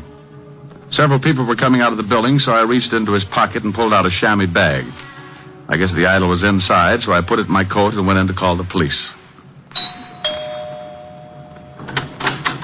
Oh, Mr. Diamond. Miss Asher's been worried. Hello, Francis. Tell her I'm back and let me use the phone. Certainly, sir. She's upstairs. Is something wrong, sir? You look worried. The man got hit by a car. I've got to call the police. Oh, my goodness. Is he hurt badly? Bad enough to get buried. Oh, my goodness. Homicide, Sergeant Otis. Otis, let me talk to the lieutenant. Is this Diamond? No, it's the Beaver boys. Now put the lieutenant on the phone. And what do you do with all those tired jokes? You can't keep using them. I give them away to idiots. Want to start a collection? Oh. Lieutenant Levinson. Walt, this is Diamond. I got a body for you. I go off duty in 20 minutes. Call back then. Lying out in front of Helen's apartment, 975 Park. Rick, my stomach is bothering me. Why can't you be a good boy and stay out of trouble? Take some soda and get over here. Take some soda? Every time you call, I end up taking enough to give an elephant the hiccups. Well, you're a fine one. Oh, I'm sorry, Rick. I didn't know you were on the phone. Wait a minute, Walt. Hello, baby. I'm talking to the lieutenant. Aren't you afraid you'll catch cold in that thing? I'm mad at you. Oh, you're cute. Hey, what's going on? Just Helen. If you could see her, your ulcers would start popping like chestnuts. Say hello. The law sends you his greetings. Hello to the law. She says... I know, I heard it. Now, what about the stiff? His name's Leland L. Leeds. He got belted by a car. It was too far away to get the number. What makes you think it's a job for homicide? Get over here and Helen will give you the story. I've got some work to do. But wait a minute, Rick. Oh, you're getting lazy. What's the matter? Don't you want to find out things for yourself? Rick, what happened? Francis told me some man got hit by a car. Right on your doorstep. Oh. Let's go into the other room, baby. I'll tell you all about it.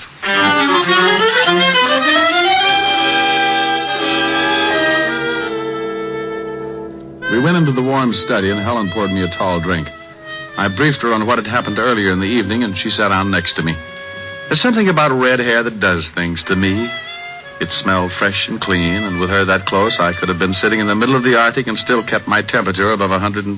Rick, do you have to go back out there? Well, somebody's got to tell his sister, and in a way, I feel a little responsible. Are you going to give her the idol? Hmm? The idol. The thing you took from poor Mr. Leeds' coat. You could at least show me what I'm playing second fiddle to. Oh, that's right. Yeah, I nearly forgot about it. Oh, here it is in this chamois bag. Oh, what an ugly little thing. And that's supposed to be worth all that money? Oh, that was what Leeds, Hey, something's missing. Yeah, one of the eyes. Must have come loose when the car hit him. Probably in the bag. Yeah, there it is. Rick! Yeah. Well, it was painted over. You'd never guess it unless you pried it loose. Why, it's as big as a marble. Is it real? Well, you've got enough of them around, you tell me. It is. Rick, I think it's a pigeon blood. Why, it's worth a fortune. What are you doing? I'm scratching the other one. Well, Mr. Leeds wasn't so squirrely after all. This is ridiculous. You only read about things like this. 2 pigeon blood rubies. No wonder he thought it was worth $100,000. He said he found out tonight. He must have been scratching at them. Oh, then it wasn't just a hit and run. I don't know. Baby, I don't want to get hung up with a lot of explanation to Walt. Rick, what are you doing? Taking the other eye out. There. Now here. Hang on to these and don't let them get out of your little hot hand. When Walt gets up here, tell him what I've told you. Well, will you be back? An hour ago, I laughed at a little guy when he told me he was going to die. He said it was a full moon and he had a curse on him. I'm still a skeptic, but I'm a new boy when it comes to voodoo. I've got to hurry over there before the whole bunch of them turn into bats.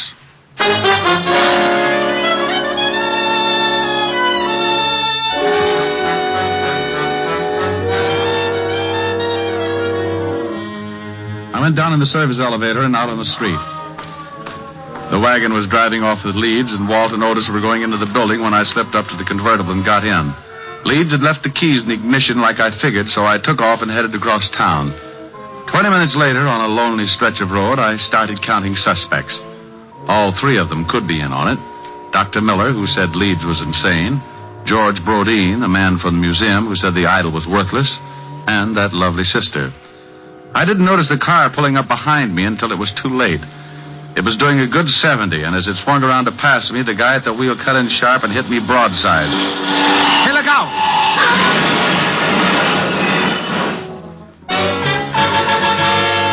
I went through a white fence and over an embankment. The car rolled, and somebody dropped the night on my head. I went to sleep. I don't know how long it was before I started coming around, but when I tried to shake myself back, it was like pulling my head out of a barrel of molasses. It stuck to my eyes and plugged up my ears. I tried to claw the stickiness away, but my hands were like 2 baseballs. I moved my shoulders and felt the stiffness in my back. It spread out to my hands and down to my feet. I opened my mouth and took in a lot of air. I finally made it.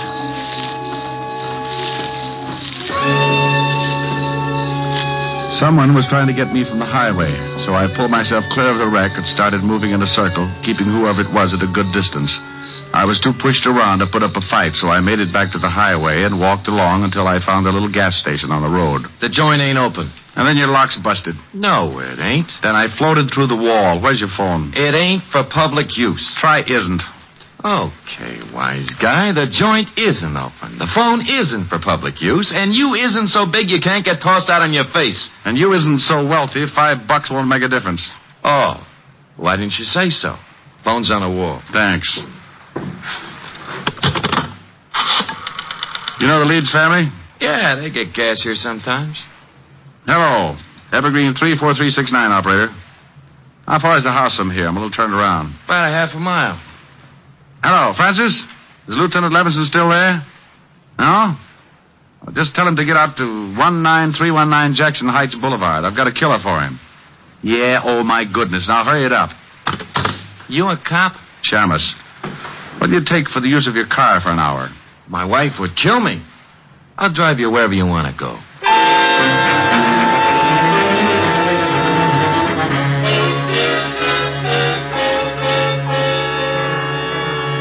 He gave me a lift in his old sedan, and 10 minutes later I was ringing the doorbell to the Leeds house.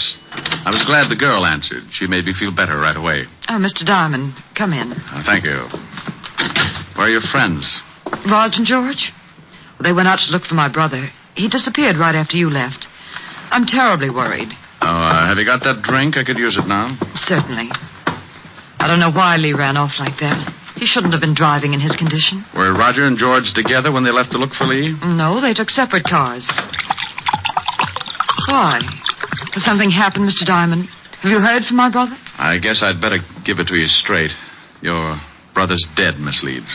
I'm sorry. Dead? Oh, no. He was hit by a car.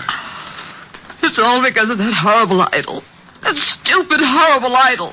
If my grandfather hadn't told Lee it was worth that much money, this never would have happened. Did you think it was worth anything?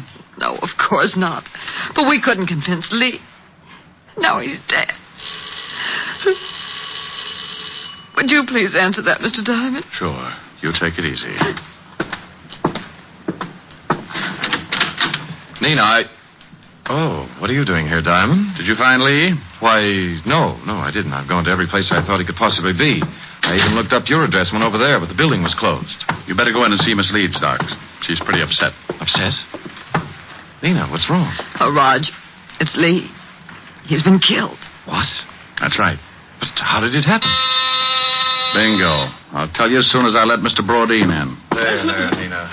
Just let yourself on the line. Please. Come in, Mr. Brodeen. Well, Mr. Diamond, what are you doing here? I think I'd better have a sign made. The doctor and Miss Leeds are in the living room. Well, something happened? Mr. Leeds is dead. What? This is the most surprised household I've ever run into. Roger, is this true? I guess so. Oh, I'm terribly sorry, Nina. Is there anything I can do? No, thank you. Where did this happen, Mr. Diamond? In front of 975 Park Avenue. Car hit him. I was with him when he died. Oh, this is terrible. I thought at first it was an accident, but I'm not sure. What do you mean? When I left to come out here, someone ran me off the road, nearly killed me. Who would want to kill Lee and then try to kill you? Probably a coincidence. Certainly. Probably just a drunk. Could have been. Lee gave me this before he died. The chamois bag. What's in it? The idol. Oh, that awful thing. What do you want done with it, Miss Leeds? I don't care. Just get it out of this house. What are you going to do? I don't know. You want the thing, Doctor? Why, what for? That's a good question. How about you, Brodeen? You want it? Oh, well, what would I want a worthless piece of stone for? Well, as long as no one wants it, may I use this fire poker, Miss Leeds? What are you going to do with it? The idol is worthless. It's caused a lot of trouble for you and your family. I'm going to break it up. No, give me that, George. Well, Brodeen, you're sure getting grabby. All right, now all of you stay right where you are. Well, for a museum collector, that's a pretty modern gun. Yes, and I know how to use it. George! This is the hokiest case I've ever been on. Even the dialogue's bad. I suppose you think you're pretty clever making me show my hand like that. I read Gory Detective. I found that the idol was really worth all that money, but I had to make the killer tip himself. You did. Mr. Diamond, do you mean my brother was really right all along? In a way, yes. He believed what his grandfather had told him. But it wasn't until tonight when he scratched one of the eyes of the idol that he knew for sure. Scratched one of the eyes? That's right. Pigeon blood rubies, painted over. Well, now I'm leaving you. Well, that's good, but you're minus something. Minus what? A couple of rubies. I took them out of the idol. You're lying. Take a look at the bag. What? They're gone. I'll kill you for this. Give me the gun, George. Look out. He's going to shoot. Give me the gun. All right, everyone. This is the police.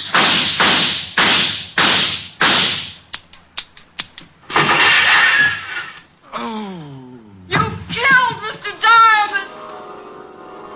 He shot Diamond, all right, Lieutenant. Put the bracelets on him, Otis. Sure. Come here, you. Not him. Put him on Diamond for disturbing the peace. Pin the medal on the other guy. No. Sure thing. How do you like that, wise guy? Oh, no. Rick? Oh, I'm dying. Ricky? Oh. Rick, wake up. All right, George. Drop the gun. Rick, you've been dreaming. Oh, Helen. Oh, you were having a big, fat nightmare. I came down from upstairs and you were asleep on the couch with Gory Detective. Oh, well, I started reading some story and I got mixed up with Egyptian idols and the rubies. I got shot. That's the case of the ruby eyes. That was the craziest dream. I solved the crime and got shot 6 times for my trouble. Oh, Lieutenant Levinson and Otis came in and arrested me for disturbing the peace. After you were shot 6 times? Yeah. Otis loved it. That wasn't in the magazine. I worked out my own ending. Move in. That's pretty. What are the lyrics? Well, An awful lot of them. Sing them. Okay. I'm sitting high on a hilltop. Oh, I remember that. Tossing all my troubles to the moon. It's from Thanks a Million. Where the breeze seems to say, don't you worry. With Alice Faye. Things are bound to pick up pretty soon. Here, neath the sky on the hilltop, seems to me the world is all in tune. I forget all the bustle and hurry, tossing all my troubles to the moon. I know someone will love me, and everything will be just grand. Just so the stars up above me continue doing business at the same old stand. It's mighty sweet in the evening when I've had a busy afternoon, sitting high on a hilltop, tossing all my troubles to the moon. Sing it again, Rick.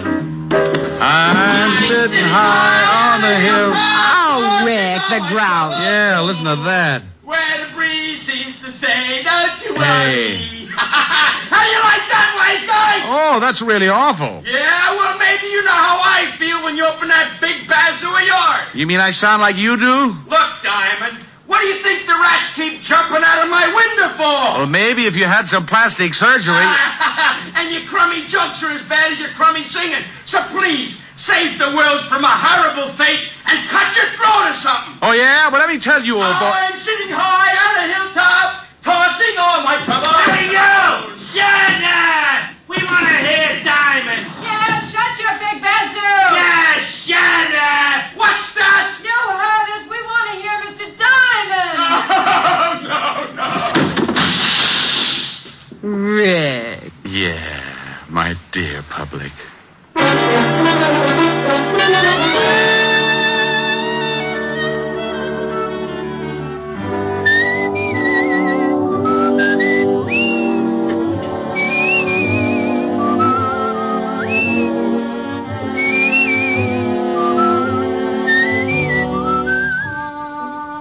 You have just heard Richard Diamond, Private Detective, starring Dick Powell.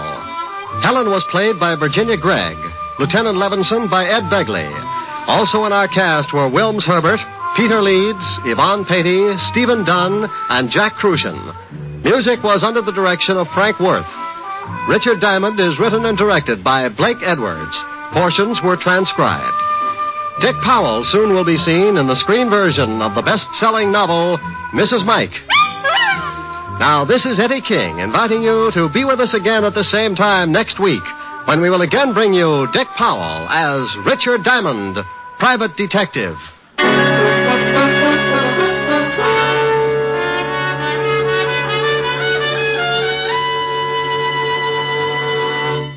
What's on NBC tomorrow?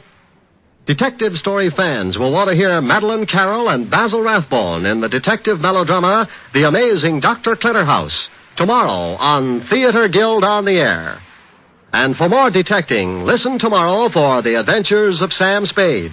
He'll present his most humorous caper of the season. Yes, you'll enjoy both Theater Guild and Sam Spade tomorrow on NBC.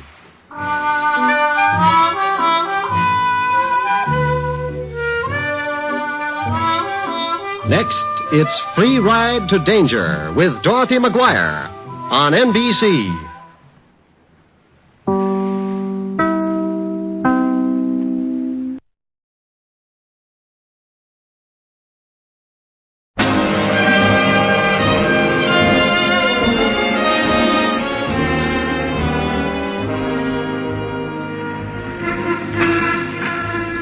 Broadway's My Beat, from Times Square to Columbus Circle, the gaudiest, the most violent, the lonesomest mile in the world.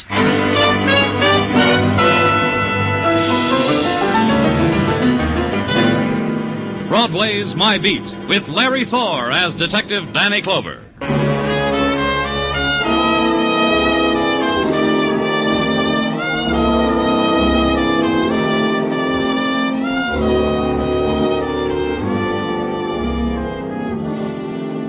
The carnival scream rises high on Broadway, carried high on plumes of neon light, and its shape is of many things. The metallic anguish of a trumpet shriek, the futile beating against closed doors, the laughter, bargained for, bought, paid for under the winking girl in the spectacular.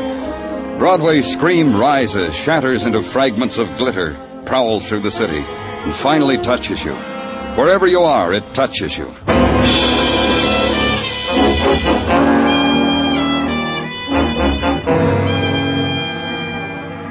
For me, it was a phone call. A girl dying, it said, from a jackknife in a dime-a-dance palace on Broadway. Come to it, Danny. Maybe you can grab yourself a free dance. The welcome committee is out, the pale girls with the scarlet streaked across their mouths, and the restless scarlet-tipped hands playing in the spinning lights, reaching out for you. Someone called, said a girl was hurt. Where is she? Me, I called. Sure you don't want to dance with one of those girls first? Where is she? Miss Square. You're a square policeman. Come on, I'll take you to her. Georgia's the neat type, don't like to spoil the fun. That's why she picked the lonesome lounge to die in. You got it picked out where you're gonna die. You should. You really should. The lounge with beaded curtains. With Georgia. Get out, go dance. It's all right, Danny. You? You, Georgia? Me, Danny. Fran can stay. She's my good friend. Okay if she watches me die, isn't it? Who did it, Georgia? A dancer. Keen dancer. You should have been here for his mambo dancing. It was a show. Who? He stabbed you, Georgia. That makes it all right to tell me. Who was it? He bought $5 worth of tickets. A man like that, you feel you know. Don't ask his name. It spoils it. With this knife? Yeah. While dancing. I'm keeping it for a souvenir. Make sure it's with me in the coffin, huh, Danny? Promise. You're a long way from home, Georgia. What brought you here? I like it here. Come here a lot. It's peaceful. The man blows the bugle so peaceful. A crowd, Georgia? Will the boys in the crowd stab you because you're not liked anymore? How can you talk when he's... Listen to it, Danny. Listen. A girl feels young again with music like that. A girl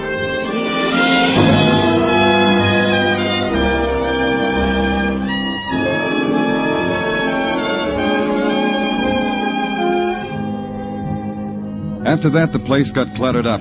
People started to come into the lounge. Policemen with notebooks. A woman in a tweed suit with a press card in her hat band. A couple of men with a stretcher. The only thing the doctor picked up on his stethoscope was a trumpet blowing what is called the blues. Because there was no heartbeat from Georgia Gray. Because she was dead. Find out why.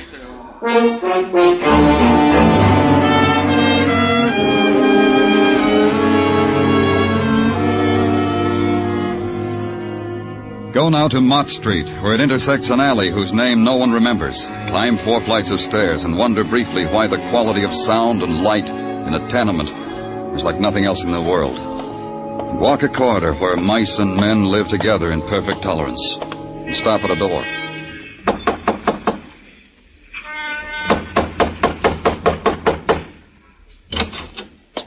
Stand in the light a little bit more so I'll know who's... It's Danny Clover, Benny. You coming to check? I'm okay. May I come in? Sure. Yeah, I'm okay, Danny. I'm okay. Except for the stomach. It hurts when I press it. You've been behaving yourself, Benny? Well, since I got out of the hospital, sure. I'm beading now. He taught me to make things out of beads when I was resting in a ward. Belt buckles and ladies' accessories. You know why I came here, don't you? I ain't a stool pigeon no more, Danny. I got cured of that, too. I'm a beater now. Who killed Georgia Gray? I'm a beater. How long since you checked in with your parole officer, Benny? Oh, Danny. What about Georgia? You know as much as me. Georgia was close to Nicky Gowan, you know that. Bought his shirts from him, ran down the drugstore for him. What's the word on Nicky?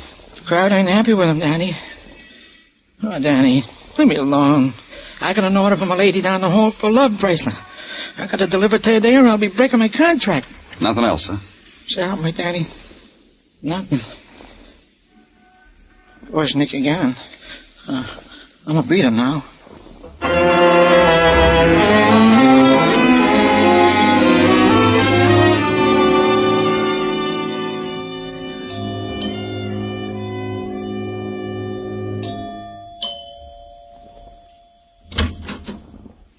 Well, you, huh?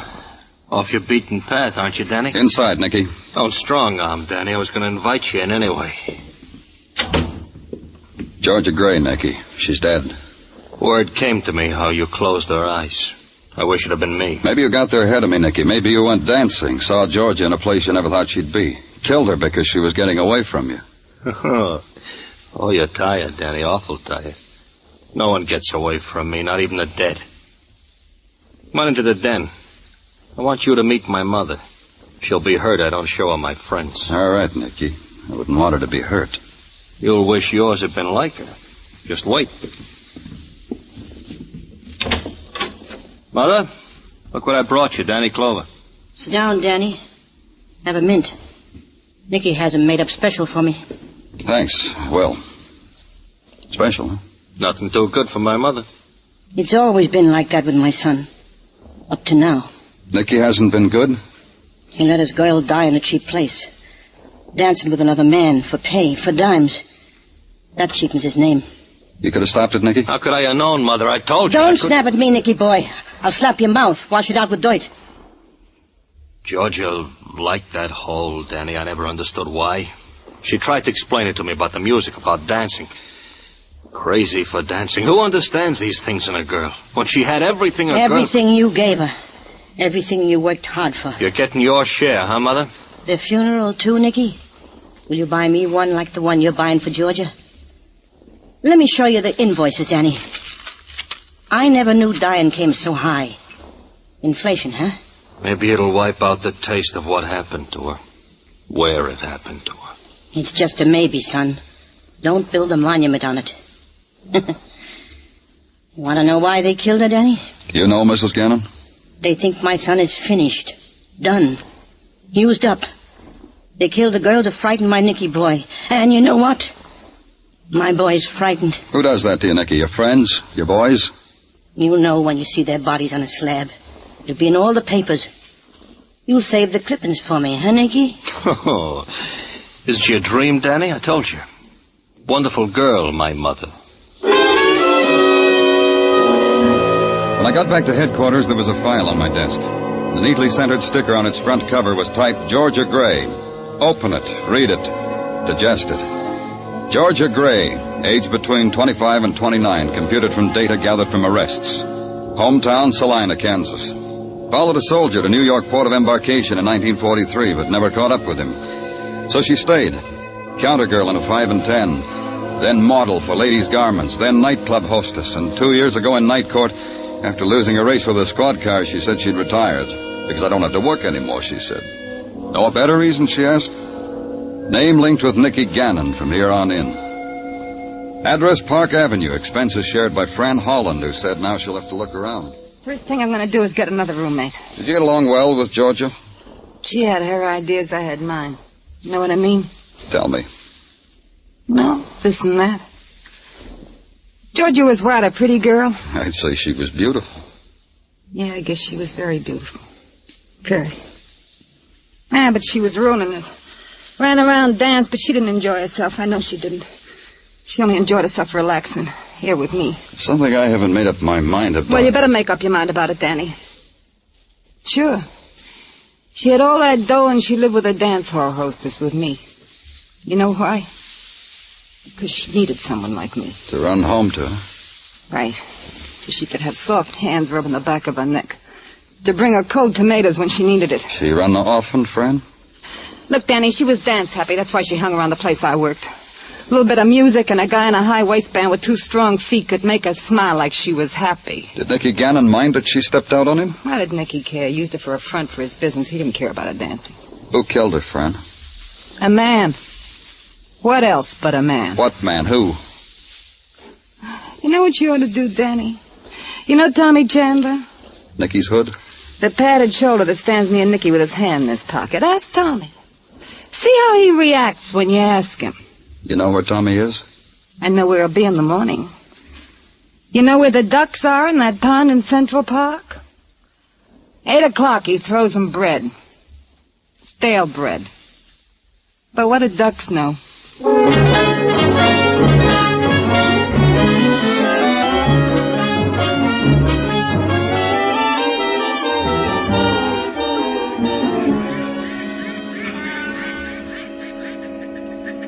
That one over there likes pumpernickel, Danny. Here, give him a piece. You'll make an impression. We got none of these advantages at city jail, Tommy. You gonna arrest me, kid? No. Ducks will miss me. You want a piece of pumpernickel too, Herm? Sure you do. You see how Herm looked at me, Danny? Sad. Like he already knows about the arrest. What are you taking me down for? We'll think of something. Feeding the pintails in Central Park? I won't be able to hold up the head for the shame. Let's go, kid. That's your squad car over there? You gonna blush when I say suspicion of murder? That's been done to me, too. You didn't come out for a long time. Georgia. You got me case for that? Georgia was murdered. Maybe Nicky Gannon goes, too. The whole crowd will miss him. I'll tell you something else. Whoever stabbed George ain't gonna be around long, ain't he? The crowd will see to that, huh? I didn't say that. I just said a prediction, that's all. Who takes over if Nicky is robbed, Tommy? You? Take over what? A backroom poker game for matchsticks? What are you talking about? Look, baby, arrest me if you want, but don't ask me stupid questions. It makes Herm nervous. Here, Herm. Here you are, boy.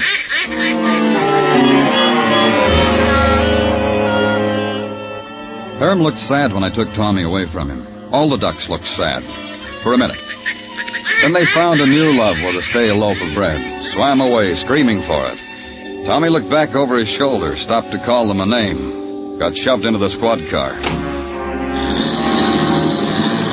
But on the way down, a code call, a woman's voice in the police radio. Man dead, she announced with a quiet number. Then she said it plain, in an alley, 4th Street, off 6th. Get there, car 62. We got there. Mind if I tag along, Danny? Man dead. I recognize from the number. We gotta share these things. Hold your gun on him, Muggavan. He wiggles a toe, break it for him. Pleasure, Danny. Let me through. Let me through.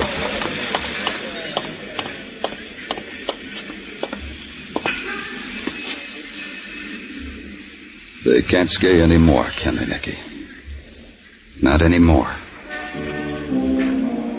He was propped up against the wall, his head thrown back, his mouth open, like he was trying to tell someone about it. The furtive dog scrubbing for food in the trash, not listening. The small crowd he'd assembled because the blood sighed across his shirt front, but not listening. Watching an alley wind gather soot at his feet. Watching me lean over him. Watching Nicky Gannon. Dead Nicky Gannon.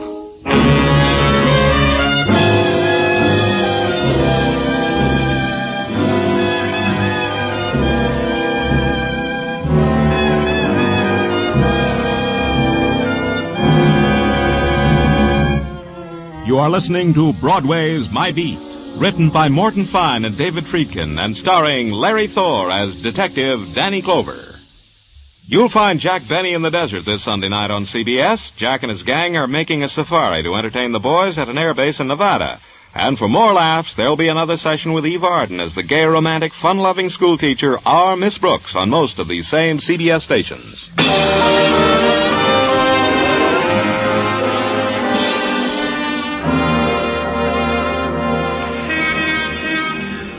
Broadway is wide enough for everybody.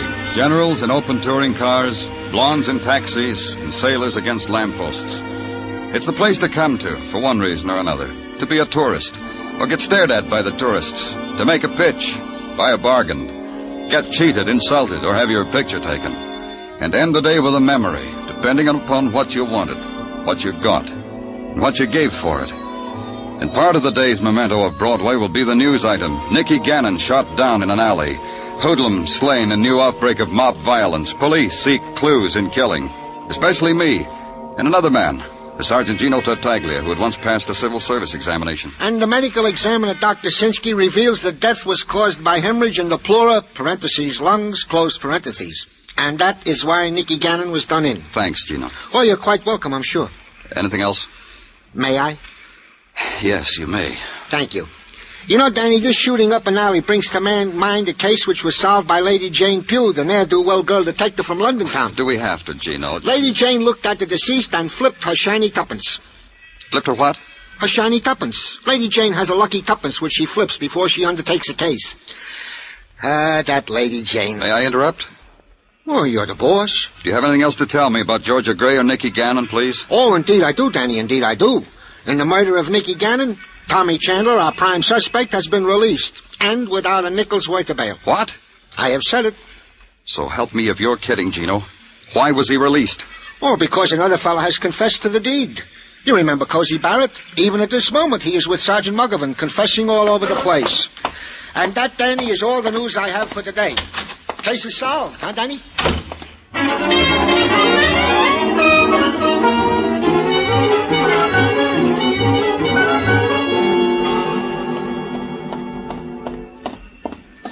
Yes, and that ain't all of it, Sergeant. George ain't all of it. Lots of people met with me, then ended up under a sheet in the ice house. You killed before, Cozy? Oh, hi, Danny. Come on in. Join the fun. This is a new kick, isn't it, Cozy, for you? Confessing to a murder? Well, what's the matter? You don't trust me? Read me to him, Sergeant. I'll brief it for you, Danny. Cozy says he took a pocket full of dimes to the dime a dance joint where Georgia Gray was. To celebrate the end of a perfect day, he tells me. You danced with her, Cozy? Sure I dance. How else I get close enough to kill? You didn't like the way she danced, huh? Crazy for it. Dream about it. Who else I dance away my hard-earned dough on? That buys you her dying, too, huh? Ah, she gives us insults. And from a foot away at that. But I got close. Eventually I got close. Yeah. Get on the phone, Muggovan. Have a policewoman sent up here with a portable radio. Danny, you all right? You've been working so hard. You got a thing against telephones, Muggovan? Yep. Okay, I'll do it. What you gonna do, Danny?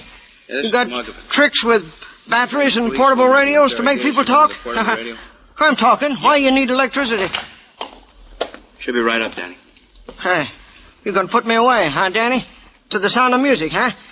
You treat me nice because I'm nice to you, huh? Killing. A little out of your line, isn't it, Cozy? I always figured you as more of the purse snatcher type, the jackroll kid, the friend a drunk finds in an alley. And I got a right to come up in the world, ain't I? This gives me class, a reputation, the things a fella needs so he can admire himself in the night. Sure, I understand. Man has to get ahead. You sent for me, Lieutenant? You want this? Yes, come in, please. Turn on the radio. Go on, turn it on to dance music. That'll be all right. Dance with the lady, Cozy. Huh? Go on, dance with her. Hey, you're crazy, Danny. I give myself up to you, and you go crazy. There are people like me, honest. Dance with her, like you did with Georgia. Show me how it was with Georgia. You know I can't dance, Danny. You know I wouldn't go near a dame to dance with her. They laugh in my face when they see me coming. You were never near Georgia Gray, were you? Not even close enough to... Then they promised me they'd get me off, Danny.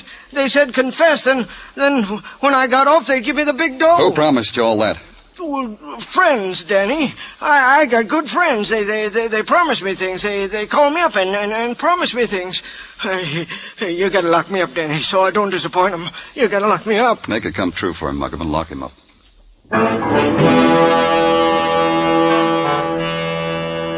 Now the afternoon was 2 hours old, and the gray had turned into a wetness, a drizzle that hung skirling in the air before it touched the pavement.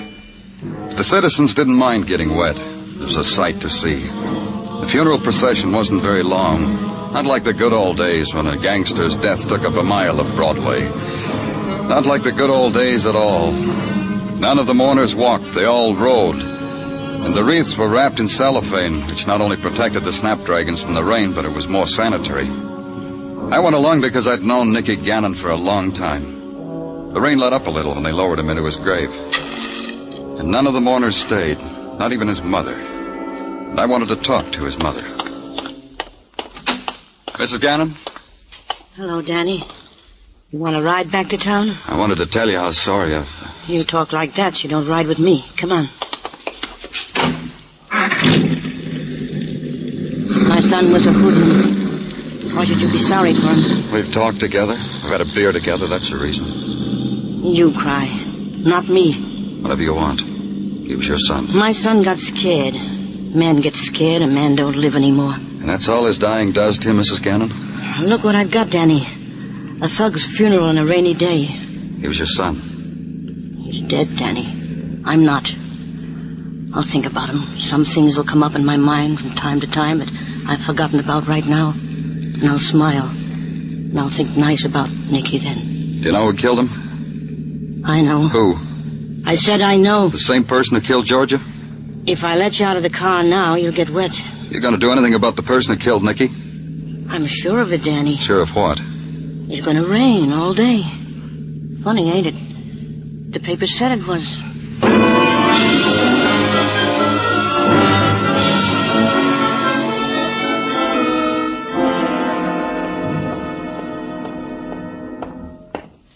In a hurry, Danny Clover? Yeah, I am. Bother you, mister? Mm-hmm. But it bothers me more, your unhappiness. Let's have a good cry over it in my office, huh? Here in the hallway suits me. Used to drafty hallways, spend my life in them, waiting to do things for unhappy people. Spreader of good cheer. That's your business at police headquarters, Mr. What name do you spread it under? Forbes, counselor at law. My card. Forbes, counselor at law. Someone came to you, said I was unhappy. You took the case. Almost precisely how it happened. I told you what makes me sad. Kindly people, they grieve when a policeman throws away a confessed killer. Cozy Barrett? It seems to them almost ungrateful. However, they respect your analytical prowess. You got something I can hang on my wall that says that? Something much better. Silver cup, maybe, with an inscription. Better. An envelope, manila with money. It could take you hours to count. No silver cup, huh? Better. A bonus. The killer. The real true killer of George and Nicky. That could bring so much happiness to a man like you. Where do I find it? Where else? Envelope and killer. The Diamond Dance Palace. Where Georgia danced upstairs, 1 o'clock. That's this morning. Be there and a smile will grow on your face. You've brought me true happiness, counselor. Thank you. Then he walked away. At the end of the hall, he stopped and looked back over his shoulder, grinned at me. Then he turned up his collar and walked out into the street. This was at 7 p.m. Then a walk down Broadway, and dinner, and a double feature on 42nd Street. Then it was time to go.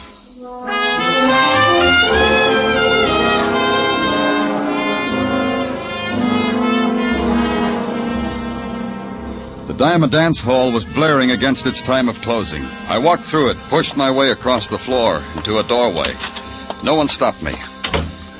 Then up a flight of stairs and into a loft littered with old telephone books, cigarette butts, and a neatly stacked bundle of year-old newspapers. The only light, the light from the spectaculars down the street, spelling out the evening's pleasure. 40 girls, 40, no cover charge. Up front with Willie and Joe, continuous performance. Chinese food, fried rice, and dancing. And I waited.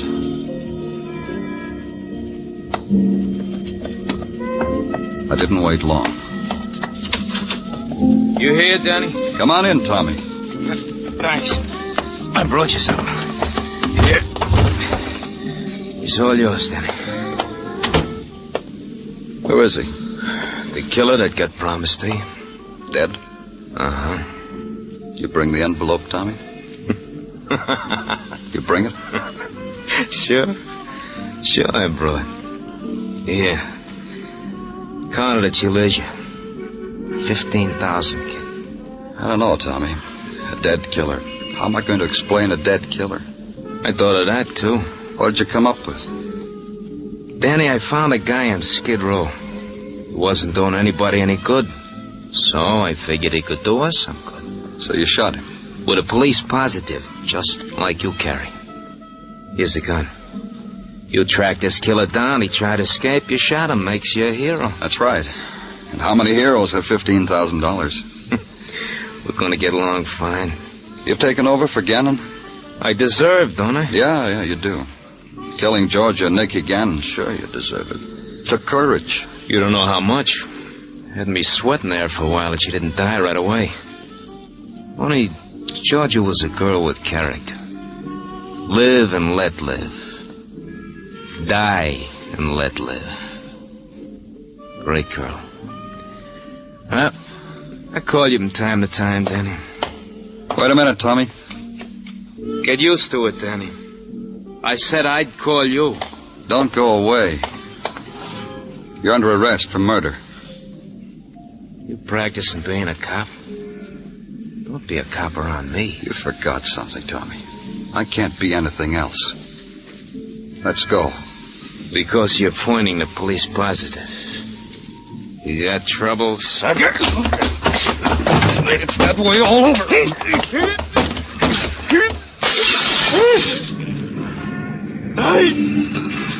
Don't let me fall! I got your coat! Don't let me fall! I don't want to die that way! Hold me! Yeah.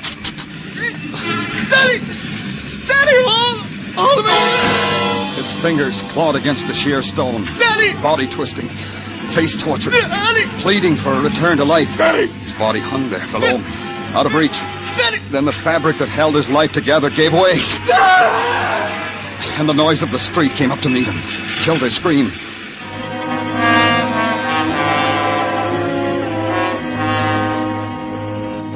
When I got outside and walked through the gathering crowd, I remembered something in my hand. Tommy Chandler's torn coat.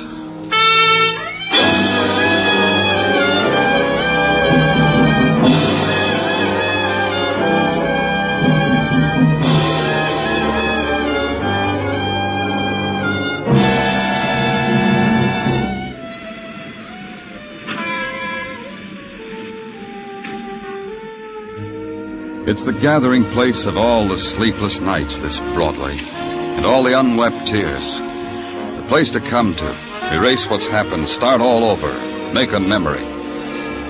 Then try to forget it, if you can. It's Broadway, the gaudiest, the most violent, the lonesomest mile in the world.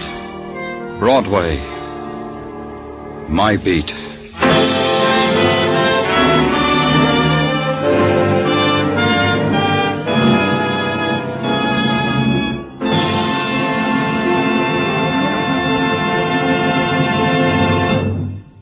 Broadway's My Beat stars Larry Thor as Detective Danny Clover with Charles Calvert as Tartaglia and Jack Crucian as Muggavan.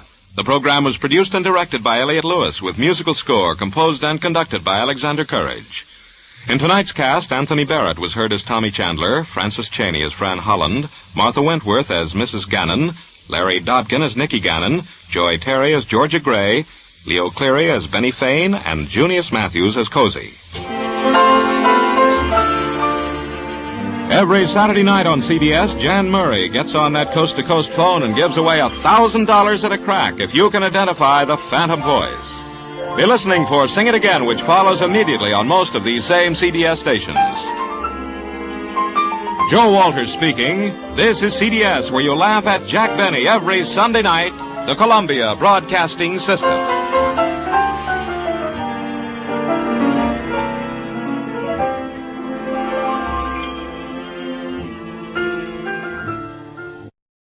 My name's Jeff Regan. I get 10 a day in expenses from a detective bureau run by a guy named Anthony J. Lyon. They call me the Lion's Eye.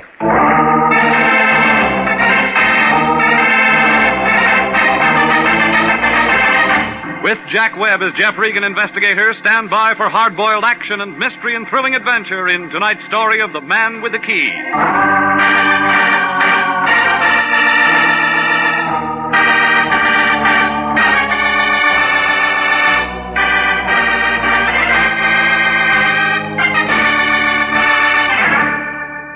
A block above Wilton on Hollywood Boulevard, there's a street they call Taft. It isn't very long, about 48 palm trees and a couple of bad sewers. It figures that the guy who laid it was nearsighted. He didn't see the hill 3 blocks away. Got kind of a tired look, like an old lady who's been moving furniture. There's a dirty gray apartment house on the right-hand side of the street. That's my place, 308. A low ceiling and a leaky faucet, a telephone that rings at the wrong time. It was last Monday night, about 11 o'clock. I was in bed listening to the party next door when it rang. It was the Lion. Regan, get your clothes on. That the way you sleep? You're going to be busy. We got a new client. Now, tell me all about it in the morning. Special messenger came to my place 15 minutes ago with a C-note. Any good? It was from somebody named Dora King. Who's that? That's what you're going to find out. I can see better in the daytime. She's waiting for you right now. Oh, yeah. At a place on La Brea called the Southerner.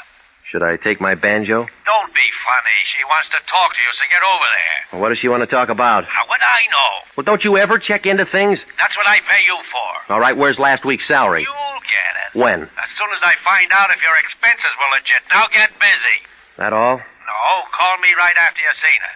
Why? I want to know what's what. You mean you want to know if she can afford more than a C-note? You're getting out of line. That's what they told Gypsy Rose Lee.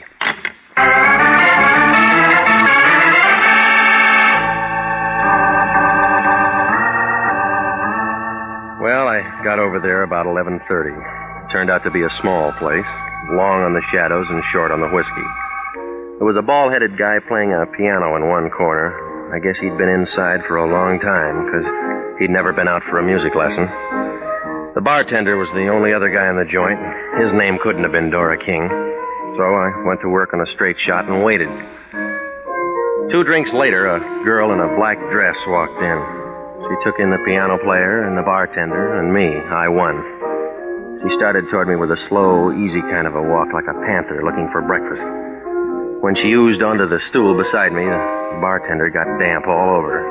The air conditioning wasn't doing him any good. What'll it be, miss? Make it the same as his. Okay, bourbon and water. Got a match? Yeah.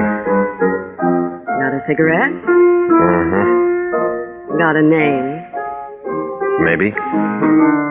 I'll bet it's Regan. All right, you got that much. My name's Dora King. I'm sorry I'm late. You ever on time when you meet a guy? No. Your money, you can spend it any way you want. You always this nice to customers? I don't get paid to be nice. What do you get paid for? You got a story? I haven't had my drink yet. Hey, you. Coming up. I'm jet propelled. Here you are, miss. Hey, hot night, ain't it? You waiting for the weather to change? It ain't gonna change in here, brother. What's your first name? Jeff. I don't like it. Neither do I. I'm going to call you Regan. All right, let's start calling. Have you got a license? Covers up a hole in my wall. Have you got something that says you're what you say you are? All right. Here. The Lion's Eye. 6 feet, 170. Brown eyes. You fit? Yeah, I got a mole on my left shoulder. Let me see you. You pass. Okay, you won the toss. Let's kick off. Well, this isn't where we play. We'll go in my car. Where? You'll find out when you get there. Maybe I won't like the field. You trust me, don't you? No. Good. Fill her up again? We're just leaving. Floor show starts in a couple of minutes. That piano player going to be in it? Yeah, he's my brother. He's going to play something he wrote himself. Any good? Stinks. Maybe you better go.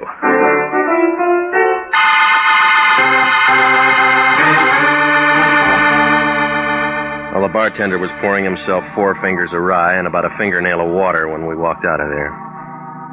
We climbed into a big Nash convertible, parked in front of the place, and headed for Santa Monica Boulevard.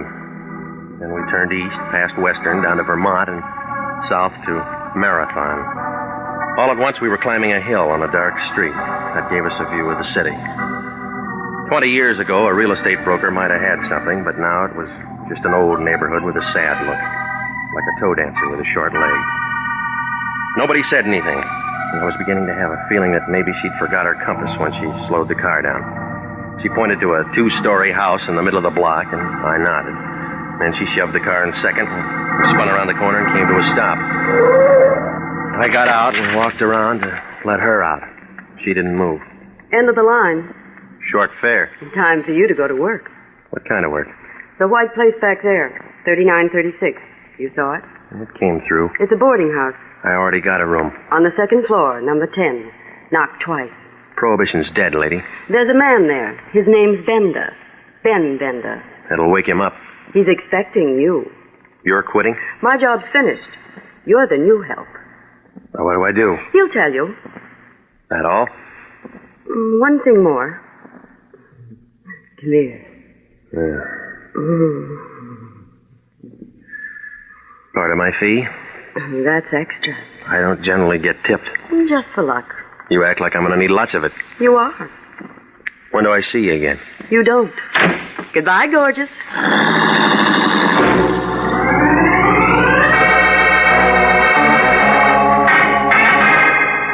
I stood there and watched her drive away, and then I noticed it. Somebody in a black coupe coasted around the corner, kicked into high gear at the bottom of the hill. I kept watching, but whoever it was hadn't read the traffic laws lately. He didn't use his lights for 2 blocks. Oh, it registered. He was on a tail job, and Dora was nice to tail.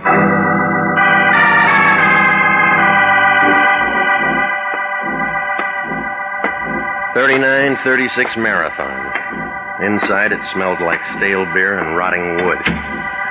Room number 10 was at the top of the stairs. The door was already open. A thin guy with a hungry look was sitting on the edge of the bed. He was all bones. He didn't get up when I came in. He just kind of looked at me, and his eyes were full of water. All of a sudden, he pulled a bandana out of his pocket and began coughing. You're sitting in a draft. All my life. You ringing? A girl with warm lips said I'd find you here. Thanks for coming. Sit down. Hey, just got back from a trip. Up north? Yeah. Sanitarium? State said I needed a cure. Did it take? What do you think? You're still coughing. The doctor said I could go. Even give me a going-away present. $10 and a suit of clothes. It was a bum rap. That's what they all say. Who I am? Ben Bender. Big Ben Bender. Does that mean anything to you, Pilgrim? Must have been before my time. Yeah? How old do you think I am? I'm out of practice. You look 60. I'm 45. That's what 7 years in the sanitarium will do. You ought to get a specialist.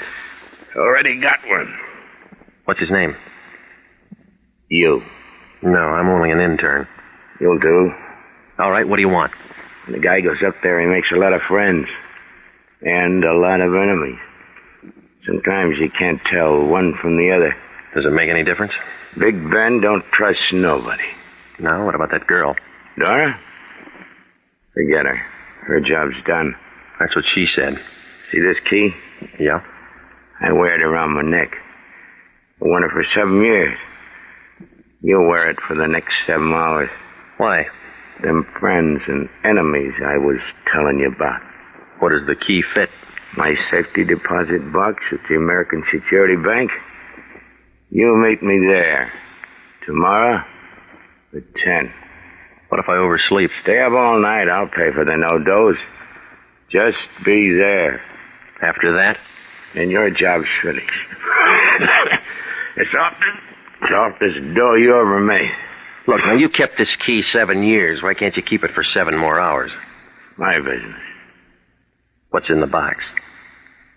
My business. Okay. Any of those friends or enemies drive a black coupe, white sidewalls? I don't know. Why? My business.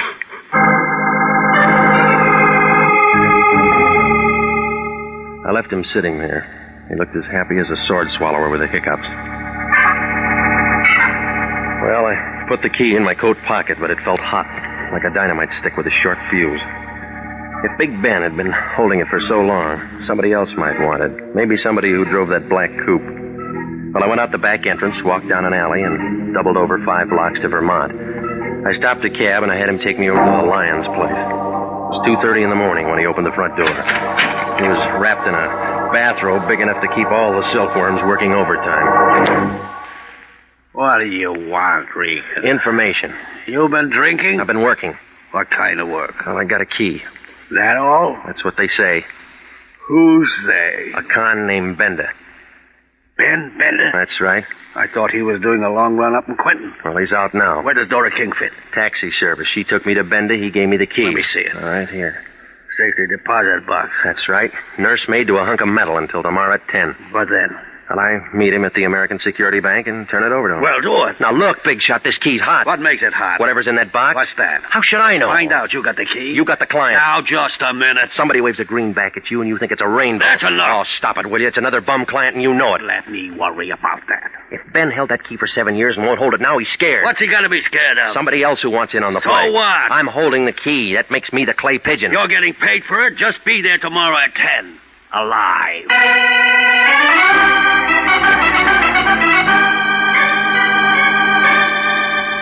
Well, I left the line and went out to the street. Nobody was there. I hailed a cab and he let me off in front of my place. Nobody was there. I opened the front door of my apartment. Nobody was there. I began to feel like a good bet for the Lonely Hearts Club. It was a good feeling. I sat up all that night waiting. Nothing happened. I felt about as popular as a bald-headed chorus girl. Nobody made a play. It was 5 minutes to 10 when I pulled into the parking lot next to the American Security Bank. The car next to me was a black coupe with white sidewalls. It could have been the same one that tailed us the night before. But then I figured there's a lot of cars in L.A. like that. But I leaned in and I looked at the registration. This one belonged to a guy named Al Spandy, who lived in Van Nuys. I wrote the address down and walked into the bank. The guard in a blue uniform waved me downstairs to the safety deposit boxes. It was 10, and still nothing happened. I began to feel kind of relieved, like a flagpole sitter when the wind died down. Big Ben hadn't showed yet. The only one there was a blonde sitting in a glass cage in front of the vault. She looked at me, and I began to wonder what she did on her days off. Good morning. May I help you?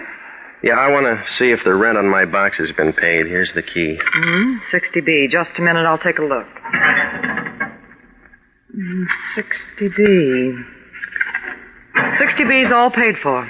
Well, I guess my partner must have taken care of it. This isn't a joint box. You're the only one who can get into it, Mr. Bender. Would you like to go in now? No, I'm waiting for somebody. We're all waiting for somebody. I'm waiting for a man. So am I. Been waiting long? Years. Here? Yes. Better places to wait. The ones with money keep coming here. My name's Claire. I'll remember that. Will you remember this? Granite 3408. I'll try it on my phone. When? As soon as I get a spare nickel. I'll give you one. Well, you'll run out of them that way. That's why I work in a bank. Kind of hard on the depositors. Your, friend's late, isn't he? I can wait. Maybe he forgot. You should have tied a string around his finger. No, lady. He already had one around his neck.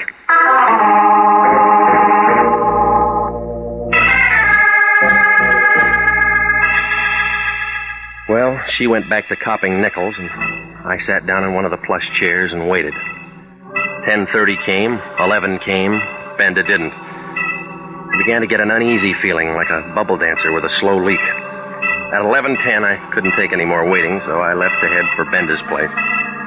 Outside the bank, a thin guy with a sharp head was hawking papers. I slipped him the nickel that the blonde had given me, and he handed me a Daily News.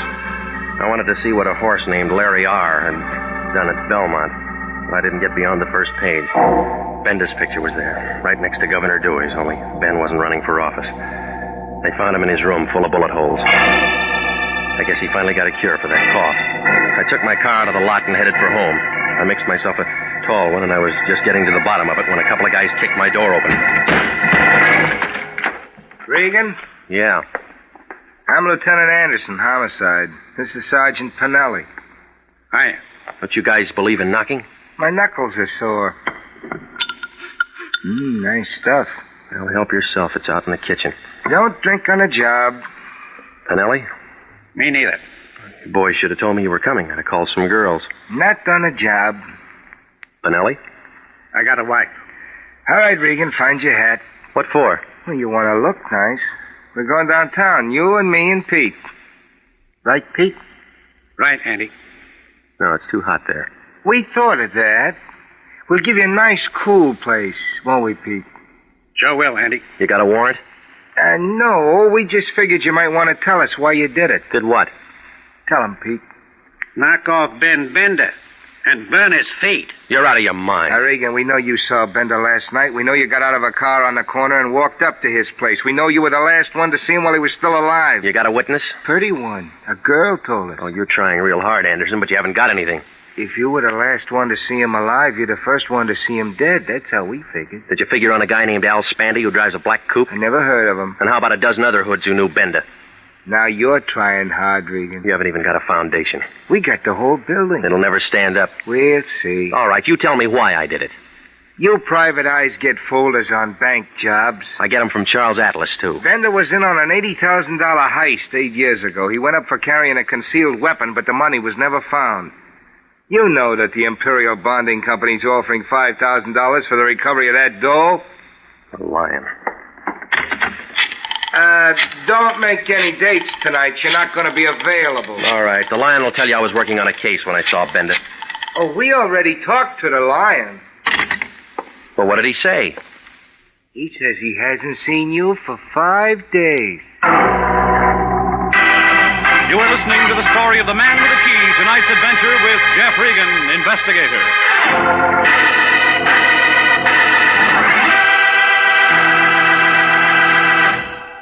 Commissions are still available in the Army Nurse Corps Reserve. If you were a graduate registered nurse between the ages of 21 and 45, you may be eligible for a commission in the Army Nurse Corps section of the Regular Officers Reserve. These commissions are still available, and those who meet the high standards and qualify may elect active or inactive status. Those who request inactive status will continue with their civilian nursing duties but stand ready to serve in time of emergency. Nurses who elect active duty become commissioned officers in the regular Army. If you believe you qualify for a commission in the Army Nurse Corps Reserve, apply to the Adjutant General, Washington, D.C. And now back to the story of the man with the key and Jeff Regan, investigator.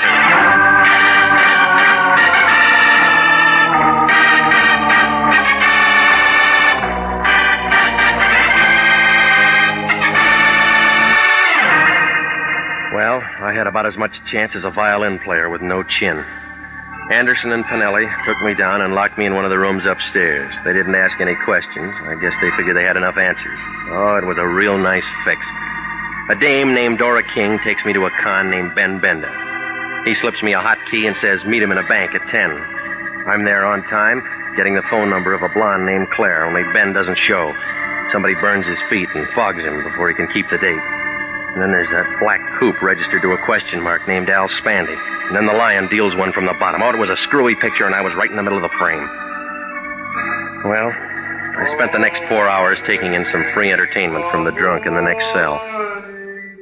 Oh, what a beautiful day.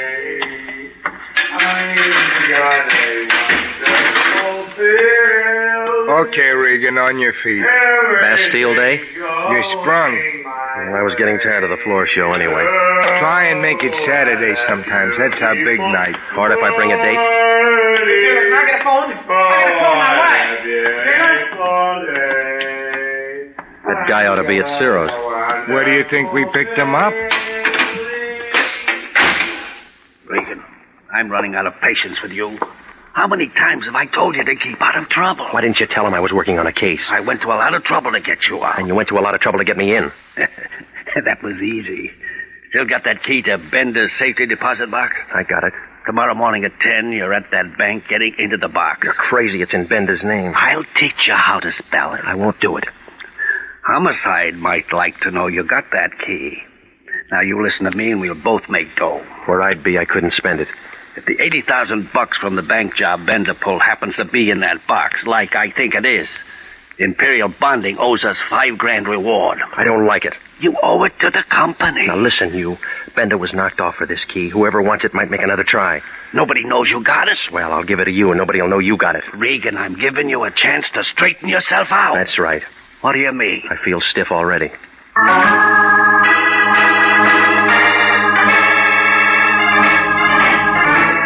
Well, it was a triple play. Homicide to the Lion to the black coupe. I went home to wash off some of the jailhouse Lysol. When I walked in the front door, I had company. A gray flannel suit with a yellow tie was sitting on the edge of my bed. Both hands were full. The whiskey was mine. The gun was his. When he saw me, he set down the bottle and walked over and put the gun right against my neck. It felt cold, and I got kind of nervous, like a hula dancer in a forest fire. Hiya, Regan. Been waiting for you. You like my liquor?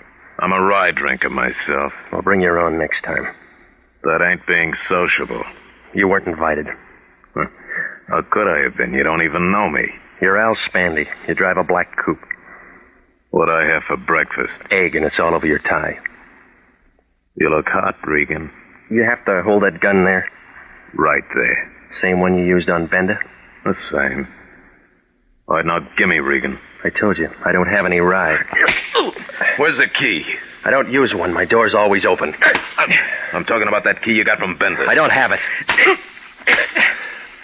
You hear any music? Yeah, but I'll sit the next one out. No, you won't. This is a men's cheat. I'll step on your toes. I don't mind. It's a polka, and I want to do it with you.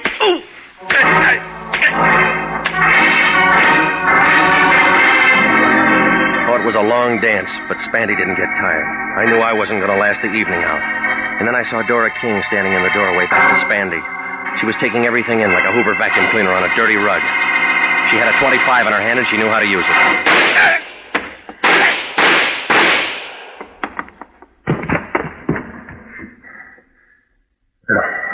Thanks for cutting in, lady. I had to do it. He was killing you. Yeah, I'll take the gun, huh? You know I had to do it. Yeah. Here. Go on, drink it. Yes. Now, you want to tell me all about it? Yes. I wanted to tell you at first, but Ben wouldn't let me. He's not around to stop you. Do you think Spandy hurt him much before he killed him? I wasn't there. He was sick. He couldn't have taken much. Why'd you tip the cops on me? I thought you might have done it. Now I know different. Tell that to homicide. I will. You better. Spandy can't. He's dead? That's right. You still don't trust me. No, I don't. I couldn't help myself once the gun went off. Big Ben was my father. Yeah? He didn't want anyone to know. All he wanted was to give me a break. Why'd he hire me? He was afraid. Yeah, that's what he said. Regan. Yeah? May I have the key? I haven't got it. You can get it. Maybe. You know what's in that box? I think so. Or why don't I turn it over to the police? That's my job. Like I told you. I'm Big Ben's daughter. Yeah, lady. You convinced Spandy.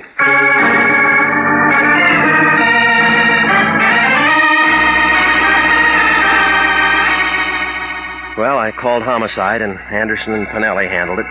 We all wound up downtown. It didn't take them long to find out that the gun Spandy used on me was the same one that killed Big Ben. Dora gave Anderson her story. He said it would take some fixing, but he could keep her out of the papers. It was justifiable homicide. She wouldn't even be indicted, but they had to hold her overnight.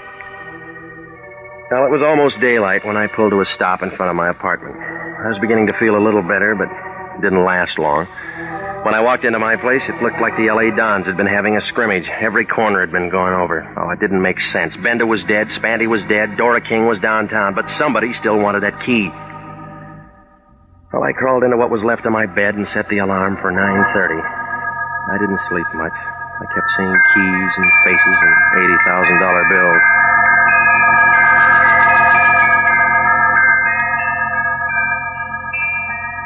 $10 o'clock the next morning, Granite 3408 was still sitting behind the same desk near the same safety deposit vault. She gave me the same look.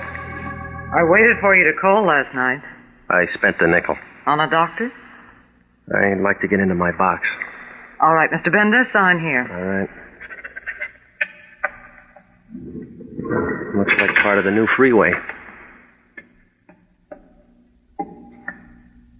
One thing about a vault, it's quiet. So's a tomb. We're alone. Yeah. Well? All right, sunshine, open your eyes. My box number is 60B. That can wait, I can't. Easy, baby. You'll set off the alarm. You and I can make a great team, Bender. You know my name's not Benda. What is it? Regan. You and I can make a great team, Regan. Is that what you told Al Spandy? Why bring up a dead issue? What's your deal? You got Bender's key, I got the bank's key. You need both of them to open up the box. It's good so far. Go on. Oh, there's $80,000 there. Let's not let it go to waste. Big Ben waited 7 years to open that box. Look what happened to him. I waited just as long as Ben, and 7 years is harder on a girl. How'd you work it? Ben and I had a great plan. I was the cashier Ben heisted.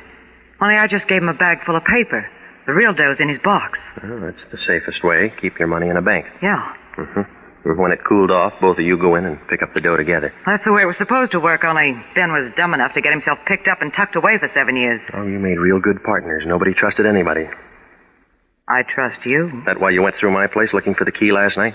Girl's got to use her head. Besides, you might have been home. Ben and Spandy are dead. We don't have to worry about either of them. The money's still here. We got the keys that'll open the box. Can you add that? Yeah? What's the answer? About 20 years. What do you mean? That bonding company will see that you get the full load for grand larceny. You wouldn't turn me in. Don't make book on that. You and I'd make a great team, Regan. We can't lose. That's what USC thought.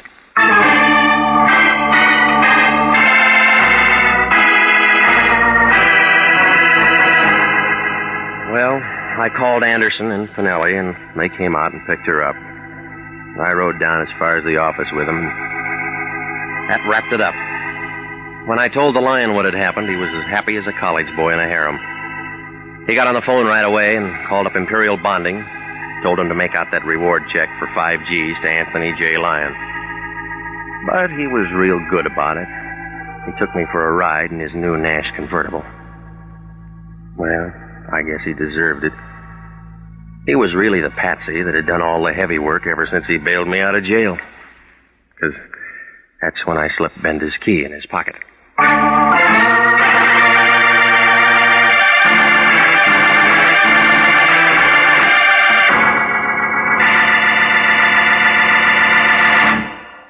Jack Webb is featured as Jeff Regan with Herb Butterfield as Anthony J. Lyon. Jeff Regan, Investigator, written by E. Jack Newman and Larry Roman, produced by Sterling Tracy, is heard each week at this time over CBS. Tonight's cast included Ken Christie, Yvonne Patey, Marvin Miller, Paul Frees, and June Martell.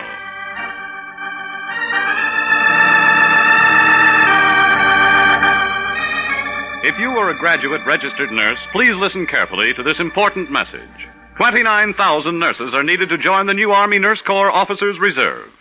All nurses who receive reserve commissions will benefit from the opportunity for specialized training offered to them by the Army. Inactive reserve status will not interfere with a nurse's civilian life, but the educational opportunities offered her by the Army Medical Department will be of great advantage. For further information, drop a card to the Adjutant General, Washington, D.C. Original music for this program is by Dick Arant. Bob Stevenson speaking. This is CBS, the Columbia Broadcasting System.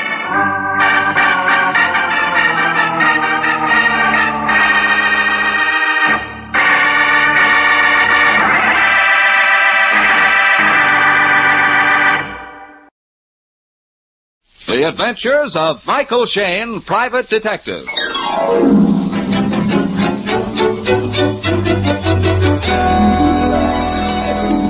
The people who make 76 gasoline and Triton Motor Oil, Union Oil Company, present The Adventures of Michael Shayne, Private Detective, starring Wally Mayer and Kathy Lewis.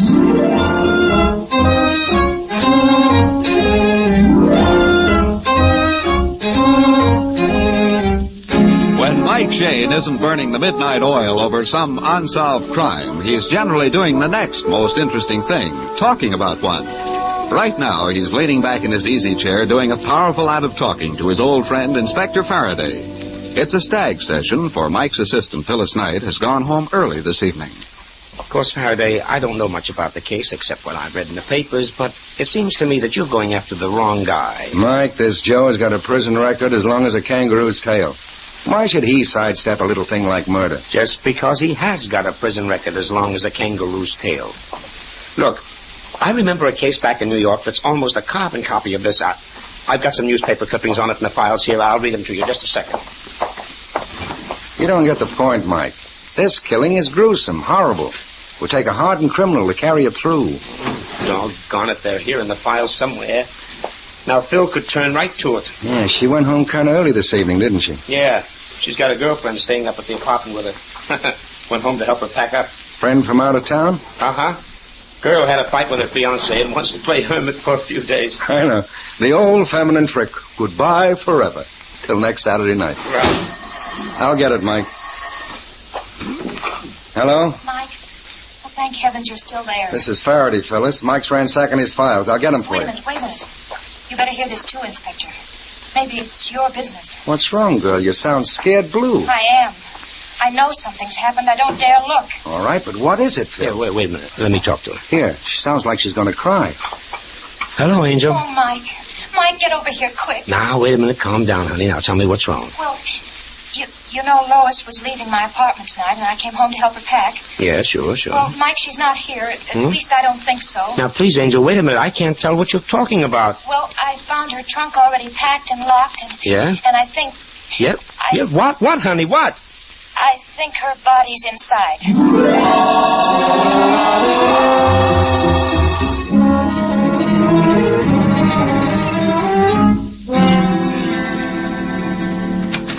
Well, at last. I thought you'd never get here. Honey, we came as fast. Something slumped inside, and the trunk seemed so heavy, I told the man to leave it. We weren't going to send it after all. Oh, great. I looked at it real close, and when I saw the padlock...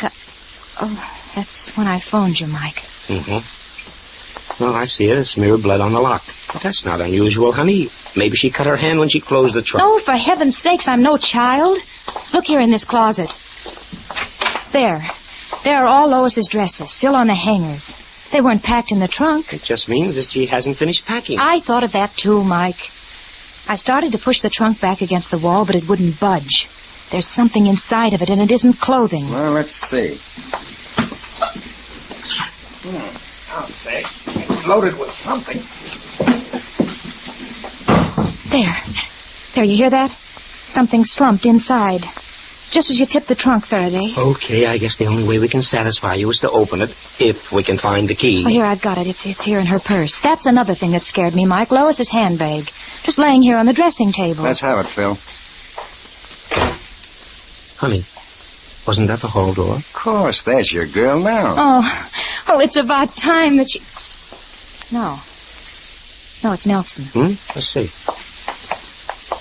Yeah. You looking for somebody, partner? Oh, I didn't think there was anybody here. You always walk right in when there's nobody home? Well, I meant, I thought Lois was here alone. I'll come back again. No. We'd like you to stay. She may be in any minute. Well, I really... Come in a minute. Come on in. We'd like to talk to you ourselves. Come on. I don't understand. You're friends of Lois? Yes. This is Mike Shane and Inspector Faraday. I don't understand. You don't have to. Okay, Phil, let's have that key. Here. Thanks. Hey, here, what are you doing? That's Lois's trunk. You haven't any right to do it. Maybe not, but we like to open surprise packages. Oh, I hope I'm wrong. I hope it's a mistake. All right, Mike. Now, let's swing her open. Honey. Yeah? What's inside? No, don't look. I'm afraid you were right.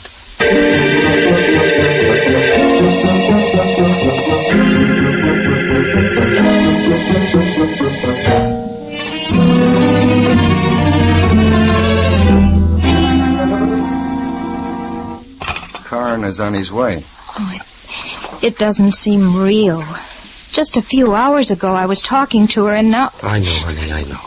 It's hard to take. You, young fella, what's your name? Huh? Nelson Carter. Supposed to be the girl's fiancé, huh? You don't seem to be particularly upset. I'm stunned. What brought you here? I came to see Lois. I was here this afternoon and we had another fight. I came back to apologize. That's something new. First time you ever apologized for anything. You drove the poor girl half crazy. Well, it was her fault. She wouldn't listen to me. I was right from the very start. Oh, sure.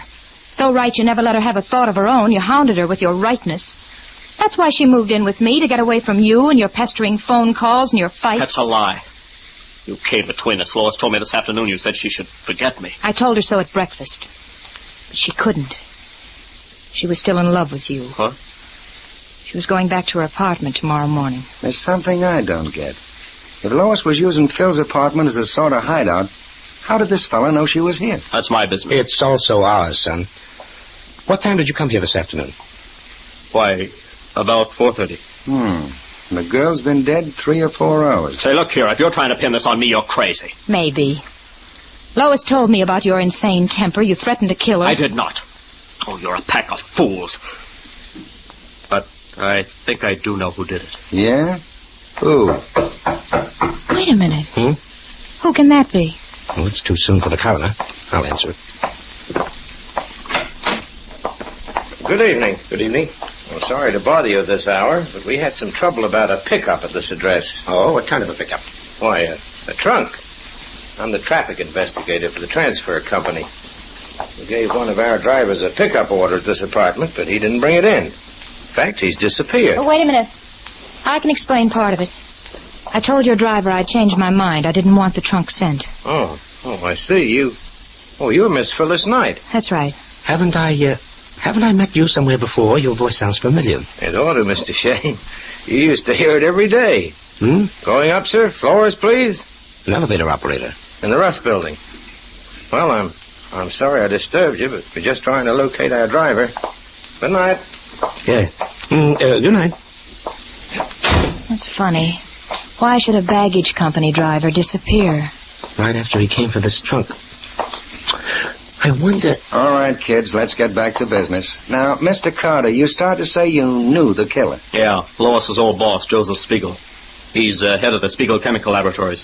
She told me this afternoon he was coming to see her. Yeah, but he doesn't know she was here. Lois quit her job with him last week. Assume he did know. Why should our next boss want to kill the girl? Because he's a crook. I used to work in Spiegel's laboratory, and I discovered he was stealing formulas from other companies. So I quit. But not Lois. Oh, no. Now, she was his private secretary, and our boss was just a soul of honor. That's what started our fighting. Yes, but when she learned you were right, she did quit. 3 days ago. All right. But it sounds like a pretty flimsy reason to kill a girl. Not if Lois had the goods on him. He wanted to stop her tongue. You weren't fighting about that this afternoon? No. No, she told me she was going to go to work for another chemical company. I told her when I married I didn't want my wife working. Well, we both got pretty mad. She said she'd never marry me. I can imagine how you took that with your conceit. How about it, Mike? I don't know. I'm a little worried, Faraday. This is Phil's apartment. She's been living here alone up till the past few days. Yeah? Lois and Phyllis are about the same height, same color hair. Maybe somebody thought he was killing Phyllis. Huh? Who'd want to? I haven't an enemy in the world. Oh, you've got hundreds, Angels, as many as I've got. Mike Shane and Phyllis Knight have sent plenty of lugs up the river. Yeah, but Lois and I don't really look alike, Mike. A killer would be awfully certain before he did it. Why should he, honey? Yours is the only name on the mailbox. If some crook hired a gunman to come to this address and knock off the girl living in apartment 616... Listen, Mike, that stuff doesn't happen in San Francisco. Those are the old Al Capone days. Well, maybe I'm a nervous Nellie. I just don't want Phil running any danger. Mike. Yes? Come here a minute. Look here. Here. This ashtray. I see what you mean. Mr. Carter, do you smoke? What? Yes, a pipe. Oh. There's a cigar butt in this ashtray. Spiegel. He smokes them all the time. I told you he was coming here. Maybe we should check that right now. You know where he lives? Yeah, he's got an apartment at his plant. It's next to the laboratory. That's on Bay Street. Okay, suppose Phil and I mosey over there right now and swap formulas with Dr. Spiegel. Good, and if the coroner gets through here in time, I'll join you. Oh, Mr. Shane. Have you got a gun? You think I'll need it? You might. Spiegel's a huge man with a cunning, fiendish mind. Well, thanks for the warning. I'll be ready with a few shenanigans of my own.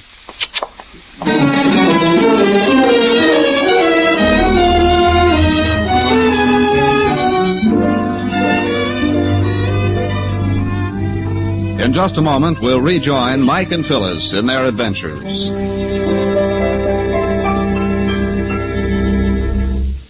Quality of workmanship and materials has always been the hallmark of successful business. That is why Union Oil Company has copyrighted the name Stopware. You see, Stopware lubrication is more than just a grease job. It is a system that has been worked out from years of experience to give your automobile the best possible care. With Stopware lubrication, you can be sure that nothing on your automobile has been overlooked or hurriedly serviced. Each fitting is carefully and thoroughly lubricated according to the manufacturer's specifications. Only the finest, high-quality greases are used. And while your car is on the hoist, the Minutemen inspect out-of-sight points and check them for danger signs. As a proof of Stopware's superior lubrication, you receive a written guarantee with each job. Stopware lubrication jobs are a matter of pride with Union Oil Minutemen. And you'll know why when you take the wheel after a Stopware servicing. You'll find your car rolls smoother, handles easier, stands up better with regular Stopware lubrication. So, ladies and gentlemen, with correct car servicing so important these days, why take a chance on inferior work? Stopware, the best attention you can buy, costs no more than ordinary lubrication. Remember, Stopware is an exclusive, guaranteed process, available only at Union Oil Minuteman stations. It is a dark and foggy street in San Francisco's commercial district. Light streams out into the night through an open door, the entrance to the Spiegel Chemical Laboratories. In the doorway is the huge silhouette of a man. Shane? Michael Shane? Yes, sir. I do not know you, sir. I'm aware of that, Dr. Spiegel, but Miss Knight and I would like to talk to you. It's very important. Impossible. Tonight I'm working in my laboratory. It's about Lois Lavers, Doctor. Lois? Oh. Come in. Close the door, please. We will talk in the laboratory. I must get back to my experiment. This way, please. Thank you. Jeepers, he is a giant, Mike. Mm-hmm. And those thick glasses make him look like a movie horror man. You said Mr. Shane, you are a detective? How did you know that? Well, I rather expected Lois might talk to someone. She's a very neurotic girl. She imagines things. I'm afraid she's past that, Dr. Spiegel. She's dead. Dead? Murdered. It's a pity. She had a fine brain. But, too much imagination? My laboratory. I caution you both not to handle the tubes or retorts. They are very fragile. Oh. Golly, it's an elaborate place. What are you experimenting on? That, madam, is my business. Doctor, I believe you knew Nelson Carter, Lois' fiancé? He used to work here. Capable, but of wild temper. And very jealous. Of you, perhaps? Yes. I used to take Lois to dinner so I could continue my work without interruption. Nelson misunderstood. Yes. I should not be surprised if he killed her. Perhaps. You saw Lois this afternoon, Doctor. About what time? A very good detective. About 5 o'clock, I would say. How did you know she was staying in my apartment? One moment. There is trouble with this retort. Better. How did I know? It is very simple. Lois telephoned me. Her last paycheck was incorrect. I brought her a new one. Is that all you went to see her about? No. Also, I asked her to come back. She was an excellent secretary. Mr. Shane, what are you doing? Just admiring your laundry in the sink. Laundry? Does your experiment include bleaching of blood-soaked handkerchiefs, Doctor? Good heavens. Yes, they are my handkerchiefs, yes. But the blood is not from Lois's veins. Ooh. She was strangled, then stabbed to death by a sharp instrument, Doctor. Like this surgical knife here. Perhaps I show you how I use that knife. In this cage... Ooh, rats. Hundreds of them. 100, madam. Disease, very sick rats. When my experiments are concluded, they go in here. Into this bin. Oh, no. Ooh. Very dramatic, Doctor. But it doesn't fool us.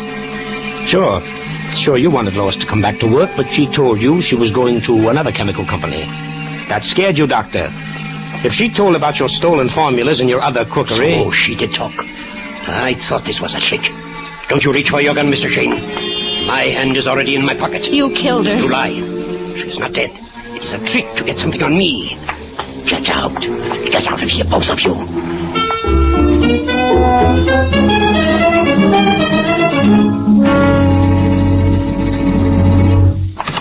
Now you will forget you ever came here. you will drop this investigation. I don't take orders from you, Dr. Spiegel. This time you will. Your young lady has sense if you have not. Good night. Oh, I thought he was going to keep us in there and experiment on us. Yes. He's a cold-blooded baby. Yeah. Mike. Hey, the inspector. There, he's parked in that police car. Oh, with Nelson. Yeah. Just got here in time to see the bums rush. What are the odds? I don't know, Inspector.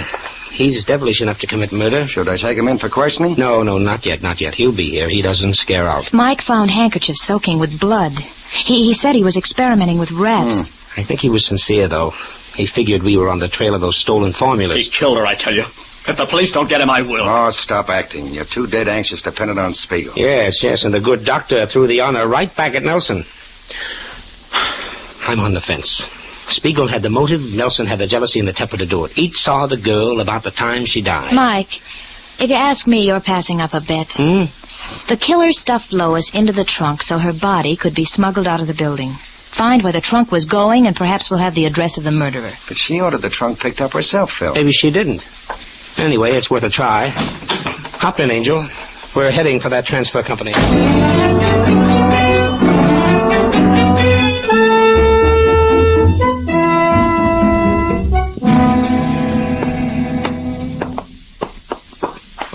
We appreciate it, sir. You're coming down and opening the office at this time of the night. Well, lucky my wife saw you were a policeman, or she'd never have let me out of the house. This is our dispatch office. Oh, by the way, have you located your missing driver?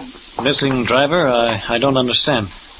Why, your traffic investigator came to the apartment. The driver that was to pick up the trunk had disappeared. He was checking up. Well, that's impossible. All of our men checked into that. And we don't have a traffic investigator. Mike. He was a fake. That's not so good. Probably never ran an elevator in the Rust building either. This thing is getting screwier by the minute. Oh, here we are. Here's the pickup order on the trunk. It's under the name, Phyllis Knight. Not under Lois Lavers. Well, let's see. It was a phone order.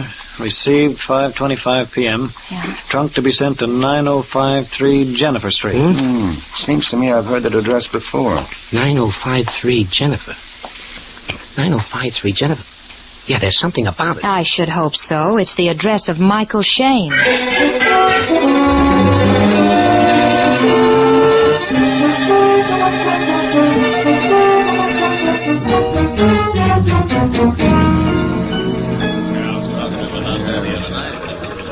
I was right, Inspector. I was right. Lois was killed by mistake. It was intended to be Phil. Well, if that's the case, then Carter and Spiegel cancel out. Correct, honey. The murderer had planned to kill Phyllis, send her body in that trunk to my apartment, and leave me to explain it to the police. All right, maybe so. Say the motive is revenge. You got 100 enemies, Mike. One of them poses as a transfer company investigator, but who is he? He didn't leave a single fingerprint in Phil's apartment. Where do we start looking? Oh, if I could only remember the guy. I know his voice. But where have I heard it? When did I? I must know him. Well, he didn't know me very well, or he'd never have killed the wrong girl. Lois and I were the same height, same color of hair, Mike, but that's all. Maybe he figured you changed a lot, honey, if he hadn't seen you in a long time, if he'd been away, if he'd been... Faraday! Yeah, if he'd been away in prison. Kids, we're going to make a phone call right now. Hello, give me San Quentin. Phil, honey, close that door to the other room. I can't hear a thing. Hello, Inspector Faraday, San Francisco calling. Yes, I want to speak to him personally. Might get on that extension phone. Yeah, okay. Well, Faraday, what's on your mind? Plenty, sir.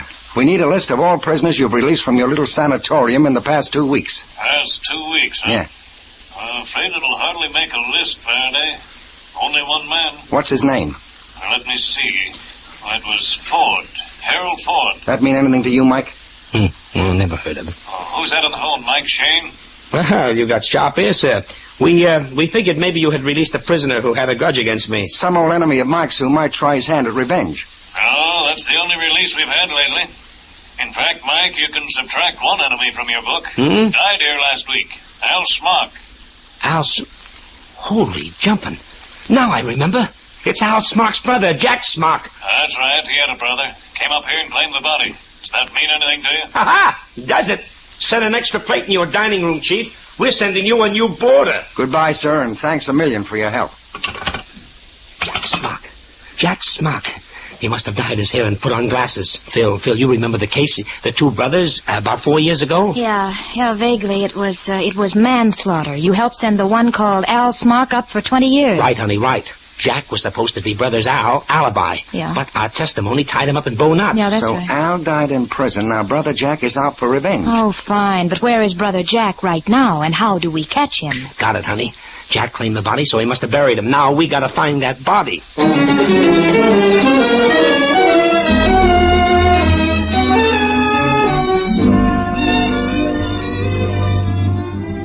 We'll return to Mike Shane and his adventures in just a moment.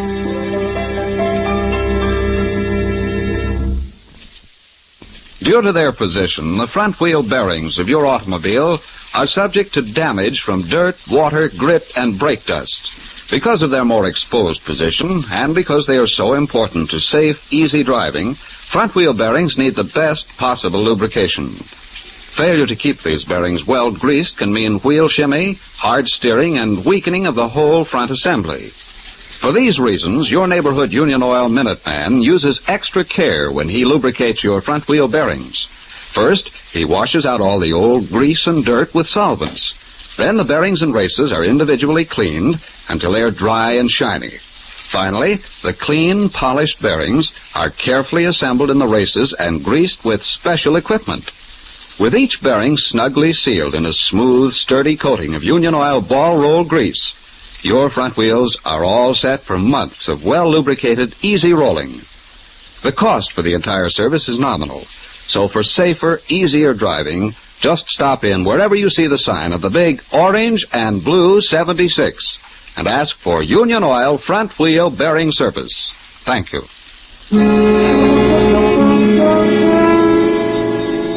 At police headquarters, Mike and Inspector Faraday each holds a telephone in his hands. They have checked every cemetery in the book. Well, here's the last one. Shadow Mountain Cemetery. Yes, sir. Here it is.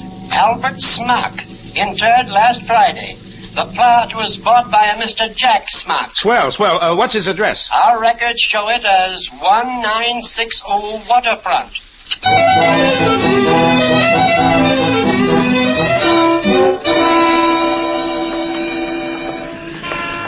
This is it, kids. Looks like a busted-down rooming house. And somebody's head sticking out of every window. Yeah, there's the sergeant at the entrance. Good work, Sergeant. Anybody try to leave the building? No, sir. I got 2 boys at the back door, 2 in the alley, and 2 by the fire escape. Okay, let's go in, Mike. I'm coming, too. You want not? You want a hole in your head? I might get one just standing here, Smarty. Smock may be in that crowd across the street. Something to that, Mike. Yes. Sergeant, your job will be to take care of Miss Knight. We're all going in. Right. Come on. Oh, jeepers, it's dark again. Why don't they light these stairs? Quiet, honey, quiet. All right. He's on this next floor. If he's in his room. The landlord said room 305. Now, let me see. That'd be here to the left.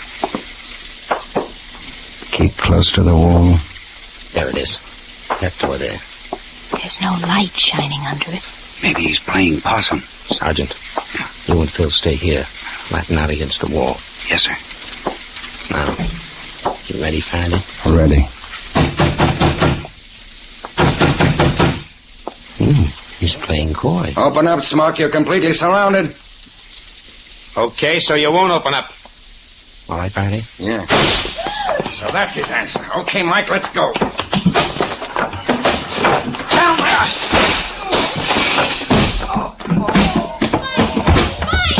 Wait a minute, I'll get the light. Oh, hurry up. Here it is. Happened. Mike. Oh, he's flat on the floor. Mike, are you all right? Yeah, I guess so. Okay, Inspector, okay. Climb out from under that table. I knew somebody got hit, but who? He shot the gun right out of my hand. Yeah, I know. I didn't know where to aim in the dark till he fired, and I saw his flash. Thanks to you, Mike, I'm still breathing. Yeah, well, this man on the floor won't be unless we get an ambulance quick. You found out. I didn't think. You're right, buddy. You didn't think, period. Revenge doesn't take much in the way of brains, just an awful lot of lives.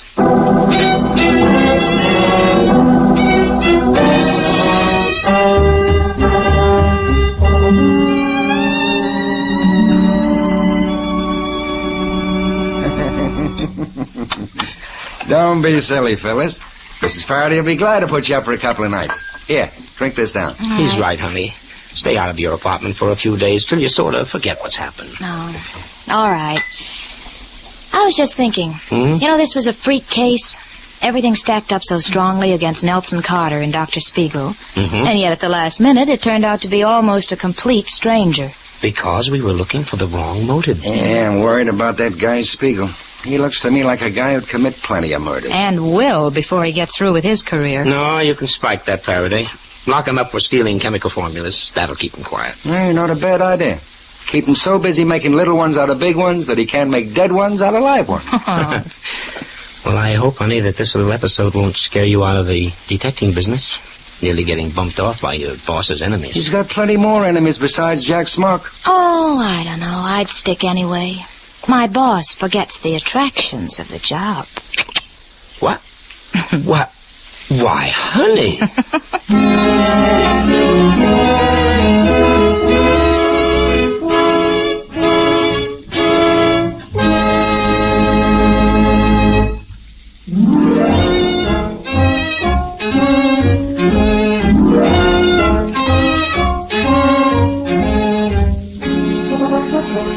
Tune in again next week at 8:30 for another adventure with Michael Shane, Private Detective, starring Wally Mayer and Kathy Lewis, and Joe Forte as Inspector Faraday. Tonight's story was written by Richard DeGraff and based on the character created by Brett Halliday. Music was composed and directed by Bernard Katz. This is John Lang saying goodnight for the people who make 76 gasoline and Triton motor oil. Union Oil Company.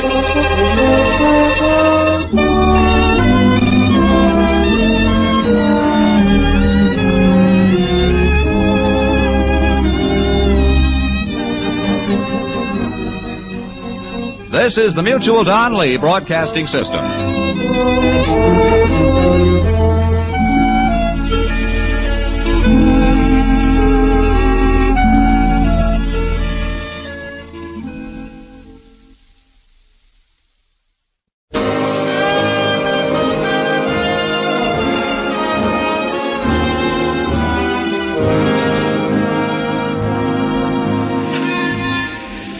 Broadway's My Beat, from Times Square to Columbus Circle, the gaudiest, the most violent, the lonesomest mile in the world.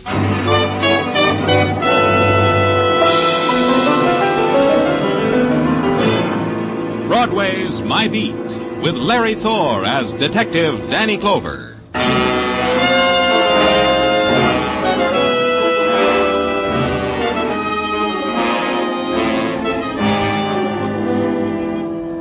In the early twilight, Broadway is dappled with beginning shadows. It's the time of the small shock. The springtime's day starts its long scream down into night.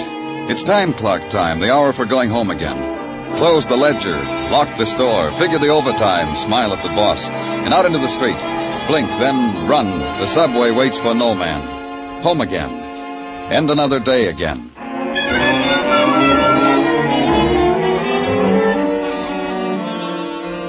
My day was just beginning, north on Broadway and to the east, Central Park around the 80s, and pushed through the crowd whose focus was a park bench that faced the street. All right, come on, break it up there, let him through. And Sergeant Muggavan tells you why you're there. Right over here, Danny. Lie right there near the bench.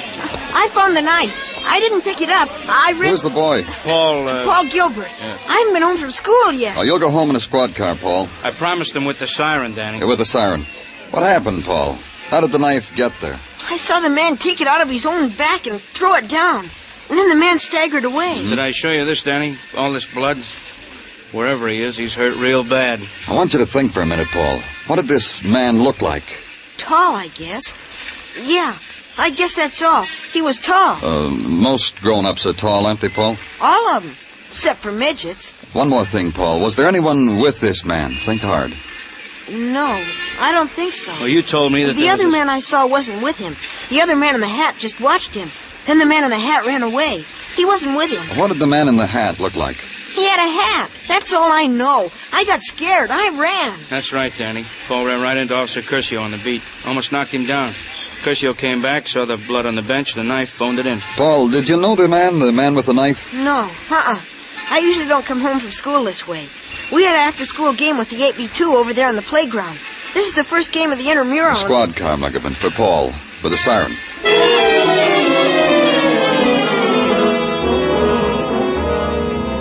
Then the careful tracing, the sifting through the shadows of a city, the dust of a city, the hiding places of a city into which a wounded man must crawl and lie for a time, and then wander in search of a kindlier place, a darker place, and leave behind him the trail of the wounded, the blood of his life.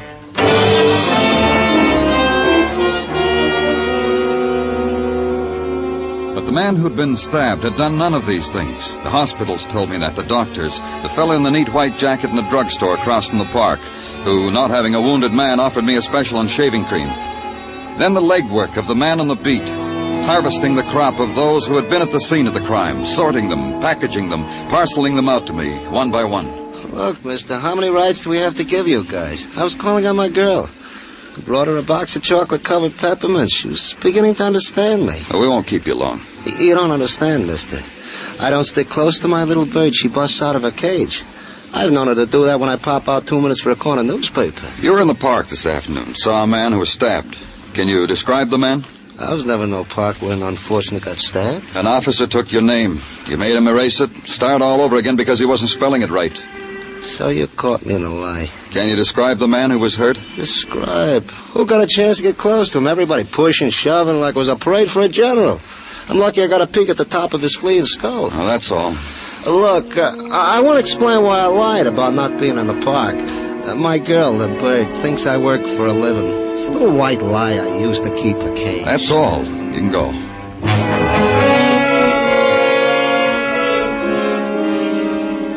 Then the man who is eager, whose eyes dart and pierce, who follows you as you move away from him, stays close to you, needs the lapel of your coat. I was real close to him. He had a knife in his back. He breathed in my face.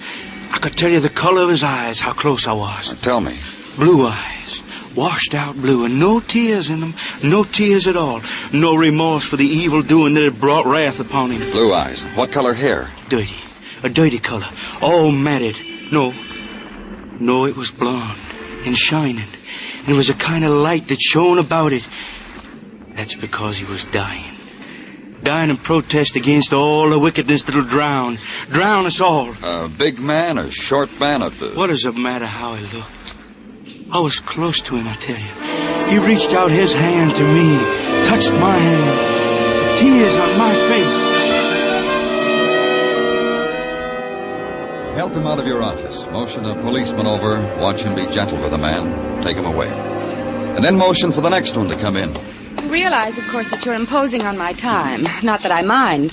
It could be a welcome relief from those spoiled monsters I simper and smile at and diaper. You're a nursemaid, Miss Cram, is that right? Call me governess, and call me Virginia. Miss Cram doesn't sound like me at all, don't you think? You take the children to the park every day? From 4 to 5:30, except on rainy days.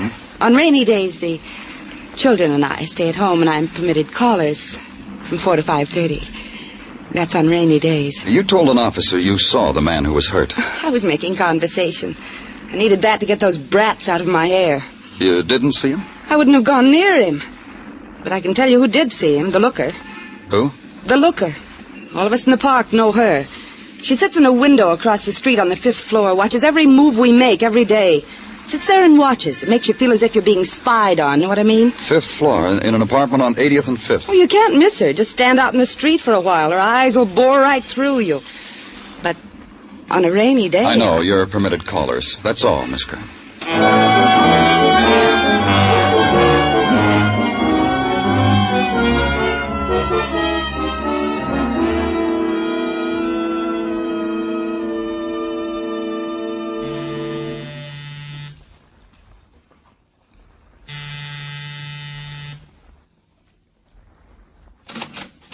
Yes? I'm Danny Clover, police. We haven't done anything. I know. I don't even know who you are. There's no name card on your door. You want to come in and talk to us? All right. I'm George Mason. She's in the wheelchair. Diane's my wife. Good evening, Miss Mason. Diane? Diane, dear. Diane, we've got a visitor. He said good evening to you. Say hello, Diane. This is Mr. Clover. He's from the police. Mr. Mason, there was some trouble earlier across the street from you. Talk to her, will you? I'm trying something. Maybe it'll do her some good, talking to her. No one ever does, you know. You just talk to her and I'll answer you. All right. There was a man stabbed across the street from you, Mrs. Mason, in the park. Yes, I heard about it when I came home. Have you found the man? No. Mrs. Mason, I understand that you sit by a window every day. That's right, that one. She sits there, watches. It's her pleasure. Today? Every day. Then she must have seen what happened. She must have... Pretty. What? What are you trying to say, Diane? Can't you see how it is? I'm sorry. George? Yes. What is it? I saw a man today. I saw a knife today. Is there anything you can do? Can you talk to her? Diane... A man today. A knife today. Yes, well, can you tell me what the man looked like, sweetheart? Knife. Was he a big man? Was he a small man? Was he a nice man? Man. Did you like him?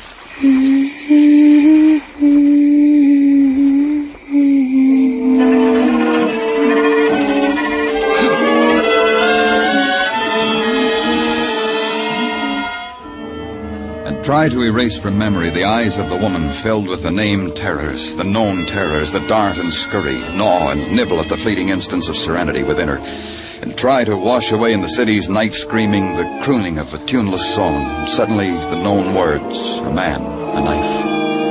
And know that the eyes that absorb all movement, all shadow, all light on faces, and things that pass before them, have seen nothing. Not the man who was stabbed, not the one who did the stabbing. And then the long walk to the darkened room, turn on the shaded light bulb and search the cupboards for sleep. And finally, it comes.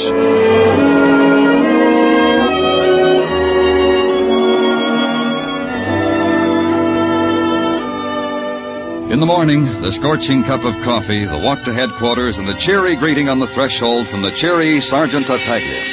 Welcome, Danny. Welcome to your abode away from your abode. Good morning, Gino. The best. The sunniest, the bravest. Not so early, Gino. All I've had is a cup of coffee. For which I am delighted. Huh? For which I am delighted. Come, I will escort you to your office, Danny. You will see there how I have taken the liberty to spread upon your desk a repast. I shouldn't have done it, Gino. A repast consisting of a hot paper container of coffee and a half a dozen cinnamon buns. Voila, the repast. Partake. Looks good. How else should they look? The cinnamon buns were baked in the oven of Mrs. Tartaglia with her own 2 lily whites. Go ahead, partake. Munch if you like. Delicious. Thank Mrs. Tartaglia for me. Goes without saying. And now, to the events of the morning. Okay if I disturb while you munch? Yeah. We of the department have discovered that this park bench upon which an alleged man was allegedly stabbed has been a lucky bench. Or unlucky, depending, of course, on the point of view of whom sat there. You'll explain it to me, Gino?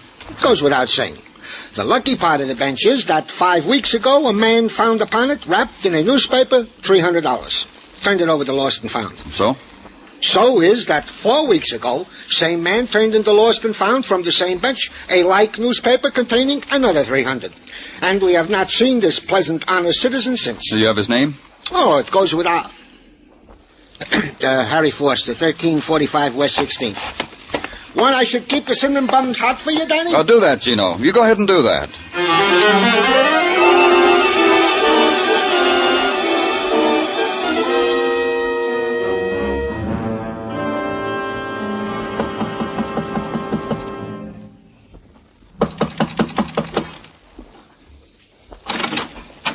Please help me. Please come in and help me. What's the matter? My husband.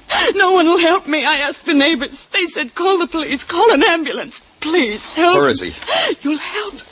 He's in our bedroom. I think he's dying, and no one. You're Mrs. Foster? Yes, Harry's wife. He came home last night, and there was blood. He just looked at me like an animal, and there he is, mister. Help him. Please help him.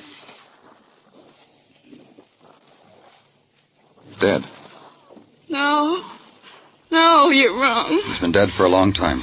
He was asleep. Only asleep.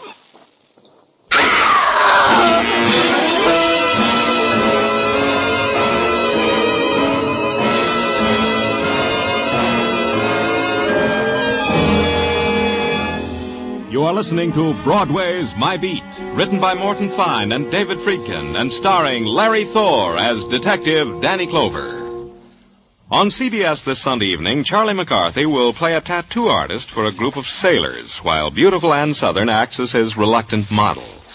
There'll be more fun with Eve Arden, Amos and Andy, Red Skelton, and Corliss Archer. Stay with CBS this Sunday, for these great comedy programs will be heard on most of these same stations.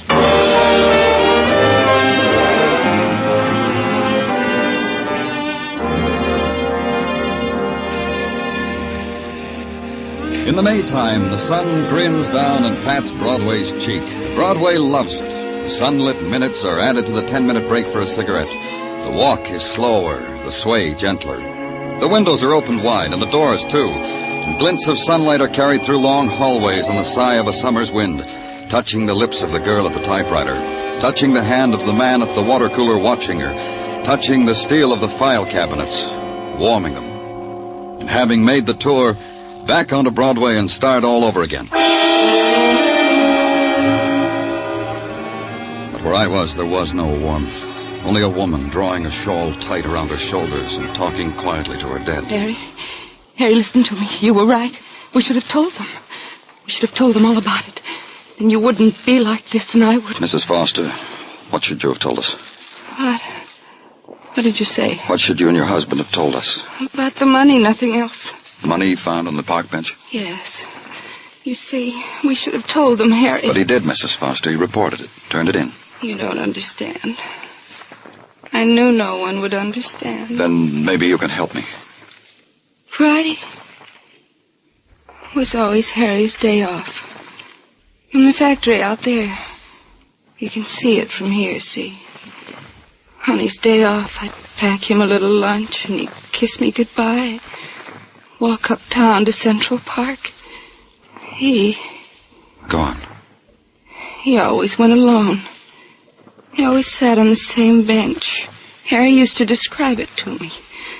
What he saw, people he talked to.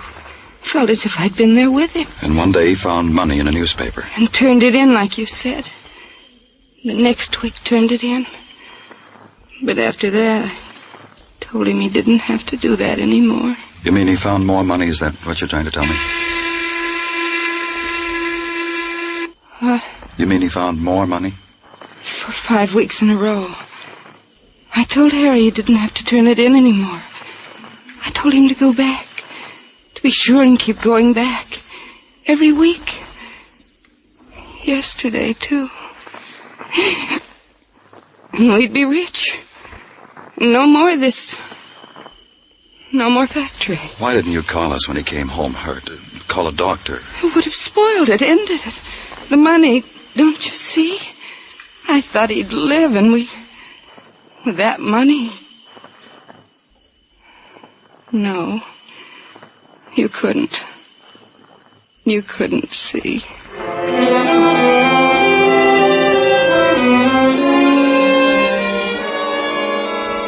Then she turned from me and walked over to the window, stared out of it. Across her shoulder into the noon sunshine, I could see the factory emptying its lunchtime employees, the crowd breaking off its fragments, to the curb with the lunch pails, to the push carts for the ham on white and coffee. Then the other sound, the feet in the doorway, the entrance of the professionals, coroner, photographer, reporter. The man had been murdered. I left.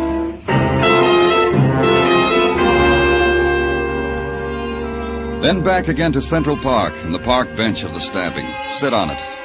A man named Harry Foster used to find money here, and he was killed. And a woman who had seen it happen, a woman who sat at a window every day. I looked up to the window. She wasn't there. I wondered why.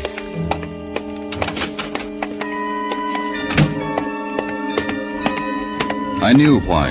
She was in the wheelchair. There was a man pushing it carefully down the steps. Can you scooch a little to the side, friend? Oh, need a hand? Yeah, if you want.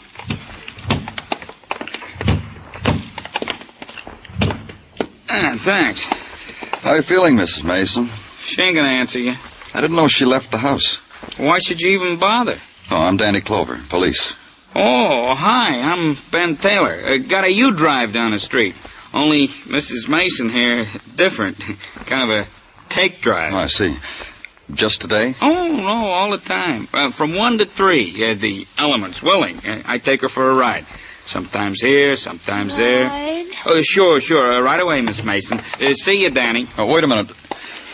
How long have you been doing this, Ben? Right. Well, since her accident. Since at Coney last year. Hurt her back. Here and up here, her head. Right. Car, right. I guess I better take her. I heard her cry like that before. I can't stand it. Sure.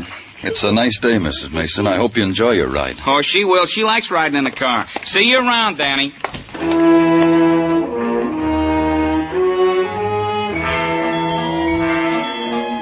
I watched Ben lift her gently out of the wheelchair, lift her into the back of the car, close the door, fold the chair, place it in the car trunk. Then back and saying something to her. She looked up for an instant. Her eyes found me. Then she smiled and shaped a lost word with her lips. They were gone.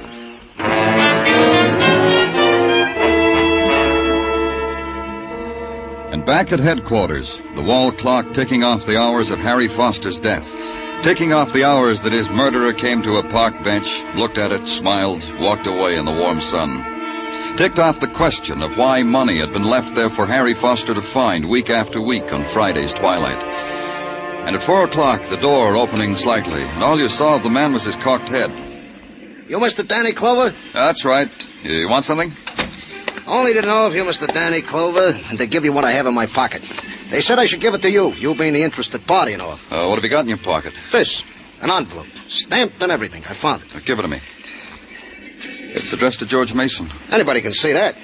That's the husband of that woman. The cripple. The one they call a looker in the papers. The one they think they saw that stabbing. I did right bringing it to you, huh? It's been opened. You opened it?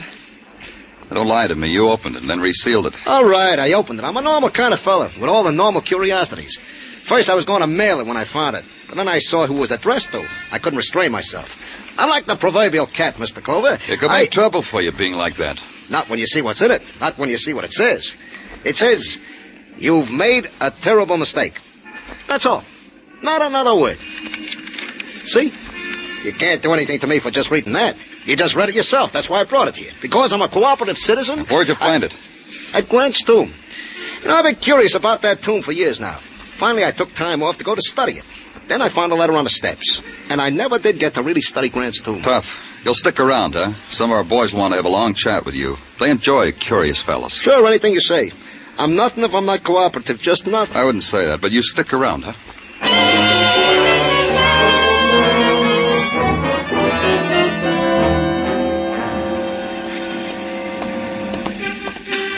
Hi, Ben. Well, hello, Danny. Hey, how do you like this, huh? I rigged up so when it's a sunny day, the telephone is on the outside of my shack. Inspiration, huh? Fine. Who wants to be on the inside when outside it's sunny? You car renting, Danny? I can give you rates. No, just talk. If you don't do business together, we never become enemies, huh? What's on your mind? Mrs. Mason. Ah, yeah. Sad, huh? You know, if you set your mind to it and consider all she's been through, and then look at her, she's a pretty woman. I noticed. You said she was hurt in an accident at Coney Island, Ben. What kind of an accident? On the roller coaster. You know, one of them rides. Fell off right near the end of the ride. She stood up, fell. Was she with anyone? Yeah, her husband. You want to know something? In spite of the heartbreak of having a wife like that, you know, Mr. Mason is one of the nicest guys I ever met. What about Mrs. Mason, Ben? Huh? What about it? Can anyone ever talk to her, have a conversation with her? I talked to her. About what? Things. You know, ain't it a pretty day, Mrs. Mason? Is there a draft on you, Mrs. Mason? I talked to her. But she just hums and sings. But you know, I think she's getting better. Maybe I'm contributing. Where'd you go driving today?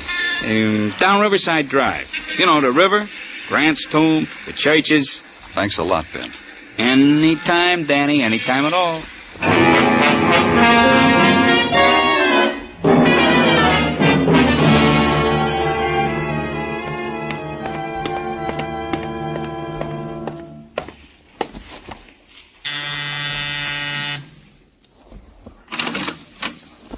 Oh, hello, Mr. Clover. Good evening, Mr. Mason. We're delighted to see you. Please come in. Diane, it's Mr. Clover. Diane looks better, doesn't she, Mr. Clover? Yes, she does. I brought you something, Mr. Mason. Here. Oh? A letter? It's addressed to you. Read it. I don't understand. Read it. Yes, it is. It's addressed to me, but it's been opened. That's right. Read it. All right. The note says you made a mistake, Mr. Mason. Mrs. Mason, your husband might be electrocuted for a murder he committed. Leave her alone. I wasn't going to touch her. Cut it out, Mrs. Mason. What's the matter with you? Have you gone out of your mind, Clover? I said cut it out, Mrs. Mason. I told you leave her alone. All right, you've come here to accuse me of murder, but leave her alone. George. Don't worry about anything, dear. Get me a drink of water. What? What did you say? A drink of water, George. Cold water from the refrigerator. Diane. Darling, a drink of water. Do it. You won't be able to wait on me anymore. Mr. Clover's going to take you away from me. You're talking like you know what you're saying. You do know what you're saying. What's happening? What's happening to us? It's already happened. It's all over.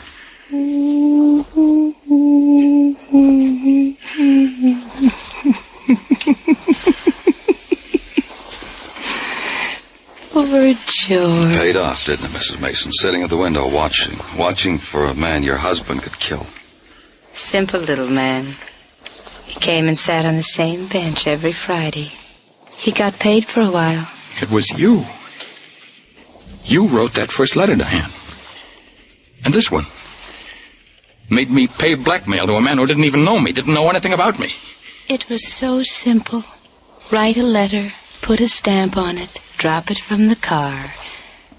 Someone picked up the first letter and mailed it. About 5 weeks ago, a letter with instructions in it.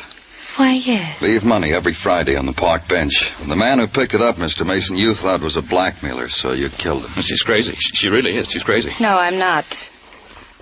I'm just a cripple, George. I can't move from this chair. Honest. But I'm not crazy. She's crazy. What did that first letter say, Mr. Mason? Well, that a man saw me push my wife off a ride at Coney Island. He demanded blackmail, but I didn't push, Diane. Then why did you pay the money, darling? That you weren't going to let your husband alone, were you, Mrs. Mason? Even after he did what you wanted him to do, murder a man. Another letter that one your husband's holding, telling him he killed the wrong man. It's not much to ask, is it? Wanting George to suffer? Look at me. You're an accessory, Mrs. Mason. Am I? What can you do to me? A cripple in a wheelchair. In a prison? Will that be different? Tell me how. I didn't push you, Diane. I didn't push you. You fell off that ride. You fell. Liar. Diane. You're a liar, George. Diane, will you listen to me? I made it up to you. I carried you. I waited on you. I went crazy that day. I hated you. I don't know why. I don't know. Oh, I know why. You're an evil woman. Evil. Poor George.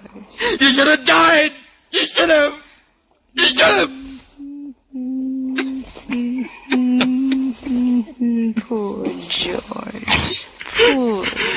You should have died.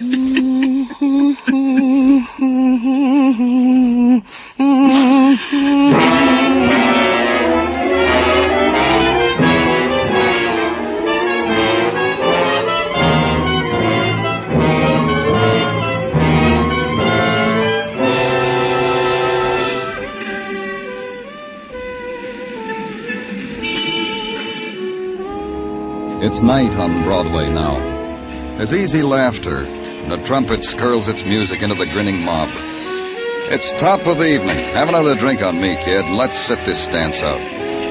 It's a street gouged out of a scarlet dream.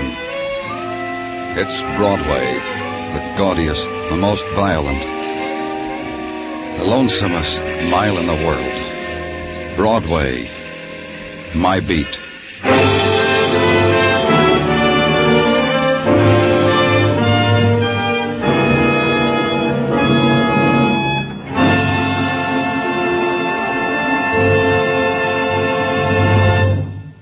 Broadway's My Beat stars Larry Thor as Detective Danny Clover with Charles Calvert as Tartaglia and Jack Crucian as Muggavan. The program was produced and directed by Elliott Lewis, with musical score composed and conducted by Alexander Courage. In tonight's story, Lamont Johnson was heard as George Mason, Kathy Lewis as Diane Mason, and Virginia Gregg as Mrs. Foster. Others in the cast were Herb Vigran, Lou Krugman, and Johnny McGovern.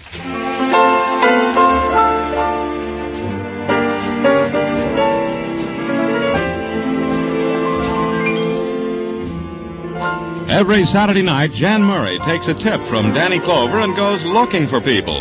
Only Jan's beat is the United States. By coast-to-coast phone, he offers a grand in cold, hard cash if you can identify the phantom voice. So stay tuned now as Jan Murray and Sing It Again follow immediately on most of these same CBS stations.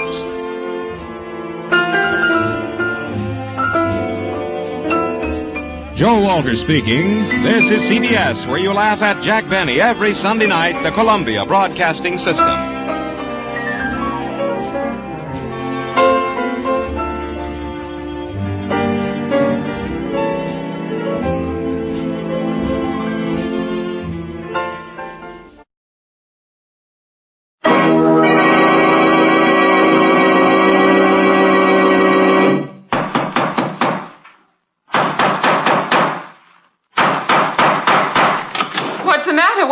It's another case for Nick Carter, Master Detective.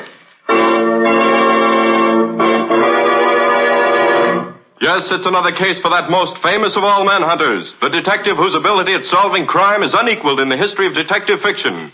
Nick Carter, Master Detective. Presented by the three great Linex home brighteners. Linex Clear Gloss, Linex Cream Polish, and Linex Self-Polishing Wax. Created by Acme, America's great producer of Acme quality paints. Today's curious adventure, The Funeral Wreath, or Nick Carter and the Mystery of the White Verbenas.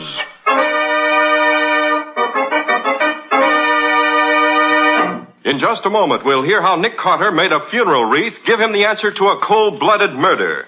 But first, a word of advice. As a homemaker, you know what a job it is to keep a home attractive.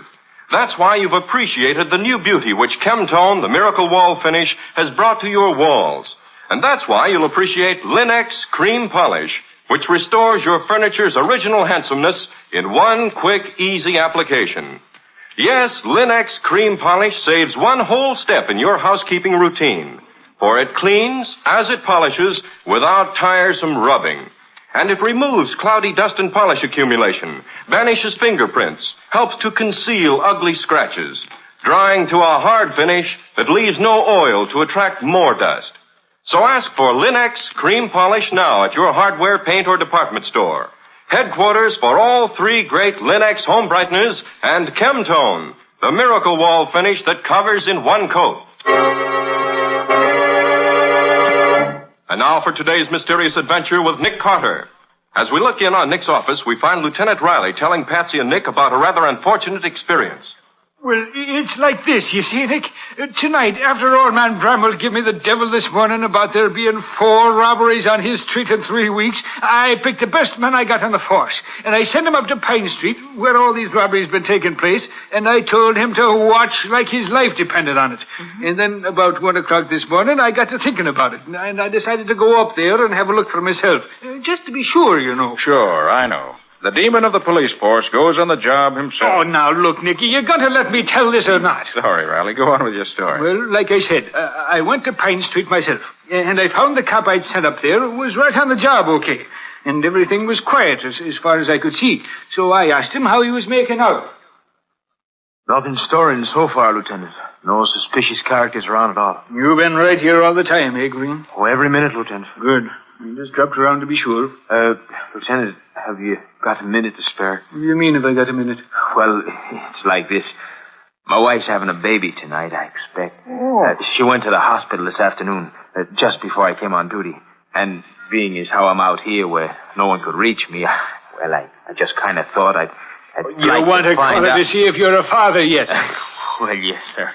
And I thought that if you wouldn't mind watching here a minute, I just phoned from the drugstore just around the corner. It'll only take me a minute, sir. Oh, if you wouldn't mind. sure. Go ahead and phone. I'll wait till you come back. But don't stand gabbing for a half an hour, man. Oh, I won't, sir. So he went off and left you all alone, huh? Oh, too bad. I say it was too bad. If we'd both been there, we might have got that dirty crook. So what happened then, Lieutenant? Well, I stood there in the shadow of the corner house, you see, watching. Uh-huh. And a moment later, I saw a dark figure come out of old Bramwell's house, which was just 2 doors up the street. I knew Bramwell and his wife lived there alone, with only a maid, so I wondered who it would be coming out there at that time of night. And what made me even more suspicious, there was no light on in the hall, like there would be if somebody was saying goodnight to him. So I says to myself, I'll just go over and find out who he is, because I'm not taking no chances tonight. And you went over? I did that. And the guy just stood there at the top of the steps. He seemed to be fumbling with something in a bag there. And as soon as I got up to the house, he turned around and hung something right beside the door. But it was too dark to see what it was at first. But as he started down the steps, I saw it was a funeral wreath with a long streamer of purple ribbon on it. How was the man dressed, Riley? Just like an undertaker, Nick. Black gloves and a tall hat and a long black coat. Could you see his face? No, not very well in the dark, Patsy. Well, I wasn't looking for nothing like that. So I asked him who was dead. I regret to inform you that Mr. George Bramwell has just passed away. Bramwell, you say? Old man Bramwell himself? Yes, very suddenly. Almost in his sleep, you might say. Oh, and he was down to see me just this morning. Looking fine, he was. Yes, very sad. Well, if you'll pardon me, I must be going. Allow me to present you with one of my cards, in case you ever have need of a man in my profession. A card? Oh, yeah, thanks. This is J. Atherton Osgood, mortician. Yes. If you should ever need my services, I shall be happy to be of service in any way I can. Atherton Osgood. Osgood? There ain't no undertaker in this town by that. Hey, you, just a minute. There ain't no one... So long, Copper. Lieutenant, what happened? That man, the one with the black bag. Well, there's nobody on the street, Lieutenant. What happened to you? The undertaker. He knocked me down. What's that? That came from Bramwell's house. Come on. Are you all right, sir? Can you walk? Of course I can walk. Let's get going here. What's the matter here, lady? What are you screaming about? Look there. Bramwell, with his head all smashed in. Oh, gosh, Lieutenant, no wonder you're worried. I'm afraid to read what the newspapers will say. I can see him now. Lieutenant Riley of the Metropolitan Police talks to murderer on steps of murder's man's home and then is tricked into letting him go. Oh, 'tis a sorry day for me. Well, Riley, feeling sorry for yourself isn't going to get you anywhere. This man interests me. Huh? He goes to commit a murder and takes a funeral wreath along to hang on the door of his victim's home. That's a new one on me. Nick, why don't you give Riley a hand? See if you can't find this crook for him. I think I will, Patsy. That is, if Riley wants me to. Wants you to? What do you think I've been telling you this for? Just to pass the time of day? Very well, Riley, very well. Since you begged me so politely, I'll be only too happy to put my talents at your disposal. Where do we begin, Nick? Now, you say the murderer wore gloves. So you must have left no fingerprints behind him. Yeah, that's right, Nick. And I went all through the Rolls Gallery this morning. And there's nothing there that looks like him. Which leaves us, if I'm not mistaken, with 2 clues. The funeral wreath and the card he gave you. Neither one of them is worth the tinker's dam. No? Why not? Well, that's the same kind of wreath they tack on anybody's door when there's a death in the family. And you certainly don't think that guy forked over his own card, do you? You're wrong on both counts, Riley. Now, how do you figure that, Nick? Well, take the card first. May not be, probably isn't his own. But it's somebody's card. Look at it, Patsy. It's not printed, it's engraved. You're right. If it was a phony, chances are it would just be a printed one. Good morning, folks. Beautiful morning. Lovely morning, isn't it? Get out of here, you reporter. Hi, Johnny. Come on in. Oh, morning, Johnny. You're just in time. Now, look here, Johnny Winters. If you dare to print a word of this in that yellow rag you work for, I'll... Now, hold on, Lieutenant. It's not a yellow rag, and I don't work for it. I'm a feature writer, and not a reporter. So just keep your shirt on, huh? Whatever it is, it's getting you all hot and bothered. Riley's in the spot, Johnny. And the very thought of publicity makes him squirm. Oh, fear not, lovely policeman. Your secret shall be locked forever within the four walls of my heart. Lovely policeman. Hey, Nick, what's this all about? It's a long story. I'll give you the details later. But right now, I've got a job for you if you have time to do it. Huh? Always at your service, Nicholas. And the beautiful Patsy. Speak on. I want you to get hold of someone who can let you into the public library. At this hour of the day? I don't care if it is early in the morning, and I don't care how sore they get about letting you in. But dig up somebody who can find you a copy of the Mortician's Annual. The Mortician's Annual? Yes, you know. It's the Undertaker's trade publication. See if you can find an undertaker named J. Atherton Osgood. J. Atherton Osgood, huh? All right, then what? Come back here and let me know what it says about him. And make it a rush order. This can't wait. Huh? Consider it done, Nicholas.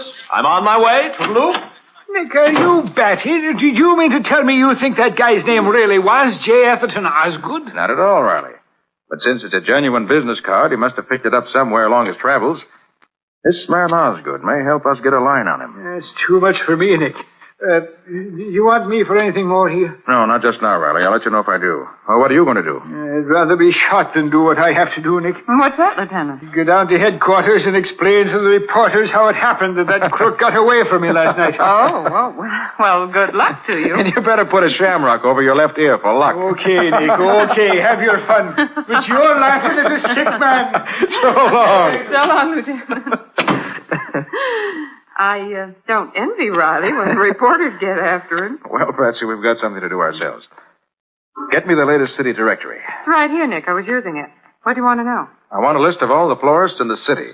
What on earth for? We're going to call on them and see which of them made this funeral wreath and for whom. So get busy.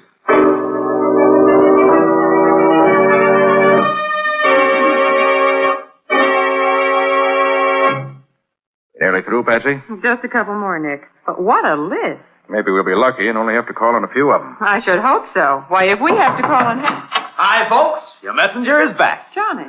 Well? Oh, yes, very well. I might say okay. Well, what do you mean? Well, I routed out the sweetest little redhead sub-third assistant librarian you ever saw. Name was Myrtle O'Toole. And I got her to open one of the branch libraries for me. Did you get what I wanted? That? Sure.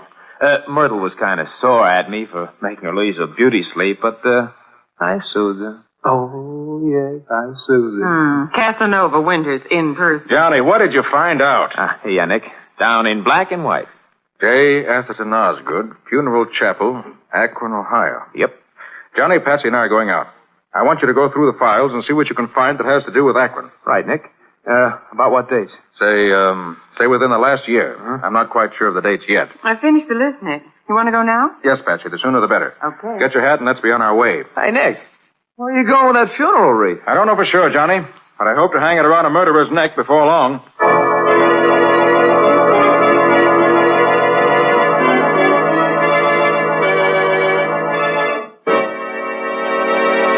So Nick believes the funeral wreath, which the killer hung on his victim's door, will lead him to the killer himself. What can there be about that wreath that makes it such an important clue?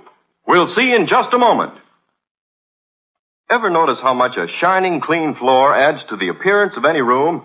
All your rooms will look brighter, more attractive, when you protect your wood floors and linoleum with Linex Clear Gloss, the durable coating that flows on easily without brush marks, drying to a hard, tough finish which wears and wears and looks well for a long, long time.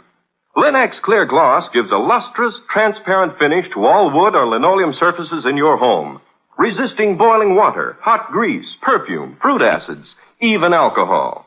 And it's so easy to keep clean, for Linex Clear Gloss keeps the dirt on the surface where it's easily wiped away. Its gleaming beauty, its protective durability, make it a standby in thousands of American homes. So get it now. Famous Linex, spelled Lin-X. Linex Clear Gloss, the ideal way to protect your floors and woodwork. remember to ask for it at your paint, hardware, or department store, where you'll find all 3 great Linex home brighteners and Chemtone, the miracle wall finish that dries in 1 hour. And now back to our story. We left Nick and Patsy trying to find the florist who made the funeral wreath which the killer hung on the door of the man he had just murdered. That's it, Patsy. Just ahead. I, Silverman. Well, I hope this florist can tell you more than the other 4 we visited. They didn't know from nothing. I hope this wreath doesn't get worn out before I find out who made it. Yes, what is it? Did this funeral wreath come from your shop? From my shop. Let me see. No, it couldn't be from here. All day yesterday, business was very bad. I sent out not one single order all day. Only 2 customers. All right, I'll take your word for it. But how about the day before? Did you send it out then, perhaps? That's not possible, mister. These flowers, they're too fresh. They could not have been picked before yesterday, or so fresh they wouldn't be now. You mean the wreath was definitely made up yesterday? Sure, mister. Couldn't be before yesterday. The flowers, they are too fresh. Any idea who might have made it up? That I couldn't say, mister. It's a very ordinary piece. Could be anybody made it. Okay, thanks. Come sometime when you want to buy something, maybe. Yes, mister? Thanks, I will. Any luck, Nick? No. I did find out the wreath was definitely made yesterday, but that's all. Oh. Well, who's next on the list? Before we visit the next place, I want to call Johnny and ask him what he found. Maybe that'll give us a lead.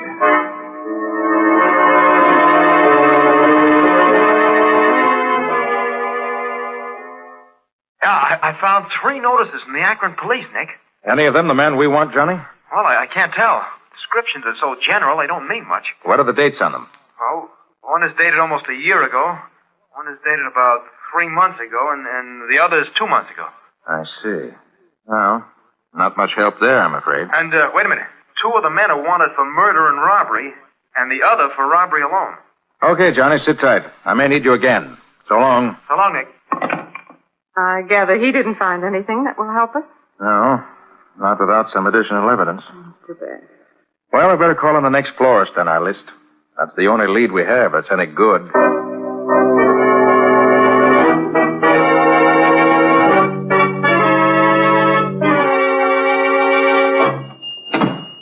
Mr. Schwartz? That is right. Could you tell me if you made this wreath? Did I make it? Oh, mister, I did not make it. Well, could you tell me who might have made it? Let me look. Yes. I could not say for certain, mister, but I am in this business a long time, and I think this was not made by the florist. Oh? That's so. Are you sure? No, I am not sure. But it looks as if it was made by someone who has seen a lot of wreaths like this, but is not a regular florist. Someone who's seen a lot of wreaths like it, but not a professional florist. Huh. Funny none of the other florists noticed that. They probably were not as experienced in the business as I am. Or they did not look closely enough. I am sure it is not professional. And, well, another thing. These flowers. Yes? Like a book, I know, the greenhouses around here. And not one of them grows flowers like these. That I'm sure. Thanks very much. You've told me a lot, Mr. Schwartz. So long. Goodbye, mister. Any luck this time, Nick? Patsy, I think we've got something. Oh, good. What is it? Find me a telephone. I want to talk to Mr. J. Atherton Osgood of Akron.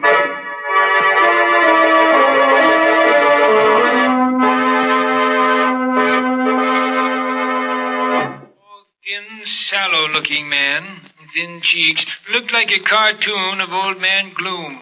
I see, Mr. Osgood. And you say he left your employ very suddenly? Yes, it was about 3 months ago.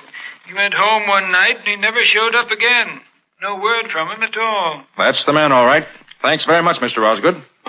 Could he help you, Nick? Yes, Patsy. He says he had a man working for him as undertaker's assistant who left him suddenly about 3 months ago. Oh. And his description of the man agrees with Riley's description of the man who killed Bramwell last night. So what do we do now? Visit some more florists? No, Patsy. We visit some undertakers.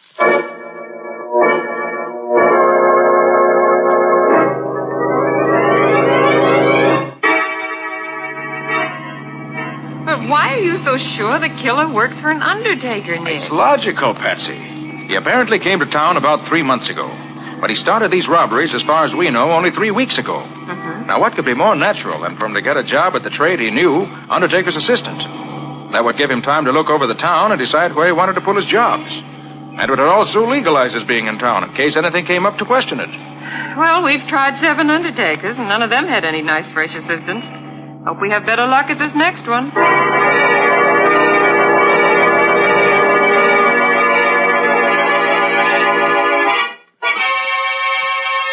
Why, yes, Mr. Carter, we do have a new assistant, a Mr. Carnes, a very fine man, most efficient.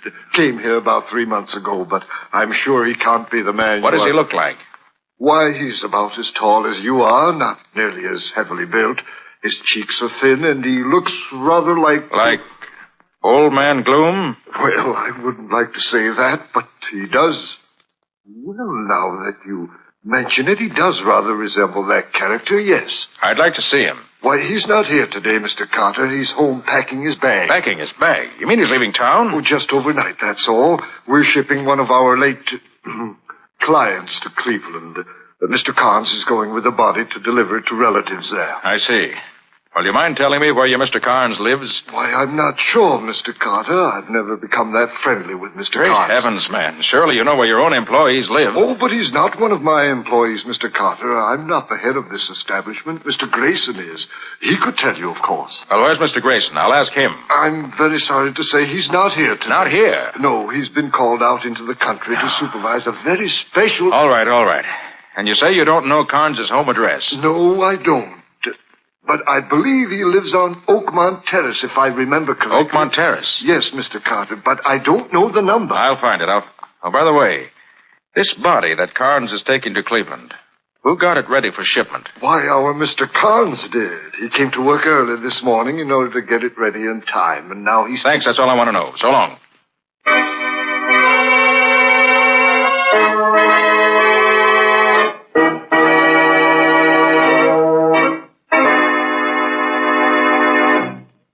You mean you really got a lead on the killer, Nick? I mean just that, Riley. He lives on Oakmont Terrace, but I don't know the number. Now listen, Riley. Meet me at the corner of Oakmont and Denbrough as soon as you can. Okay. I want you to identify the man for me when I find him. I'll be out there in 2 shakes of a lamb's tail, Nick. I want to get my hands on that guy. I'll give him the worst trouble. Yes, I know, Riley, but wait till we catch him first. See you at Oakmont and Denbrough in 20 minutes.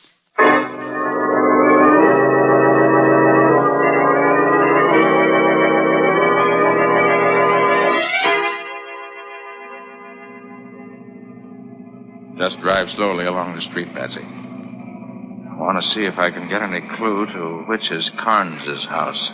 You don't expect to find him sitting on his doorstep, do you, Nick? Hardly, Patsy. But one of the florists I visited gave me an idea. An idea about what? About the flowers and that wreath. He said that... there. That's the house. My hunch was right. You mean the house where Carnes lives? Yes, I'm sure of it. Why, Nick, how can you tell? By the garden in front of the house. Well, what can... Oh, there's Riley putting around the corner up there. Shall we go meet him? Yes. I want to get this over with as soon as I can. Right.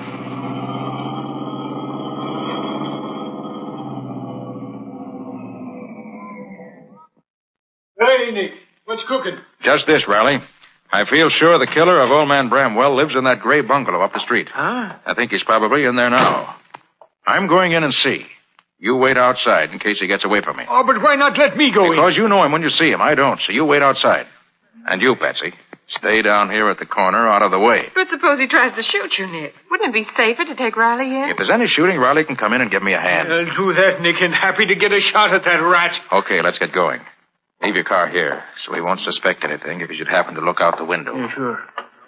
Hey, but how'd you happen to get on the track of this smug, Nick? Investigation, Riley. Huh? Investigation and deduction, plus common sense. That don't tell me much. I'll give you the details later. All right, here's the house. Now remember, stay here unless they're shooting, or unless he gets away from me. Mm-hmm. Then you grab him. Right, Nick. And good luck.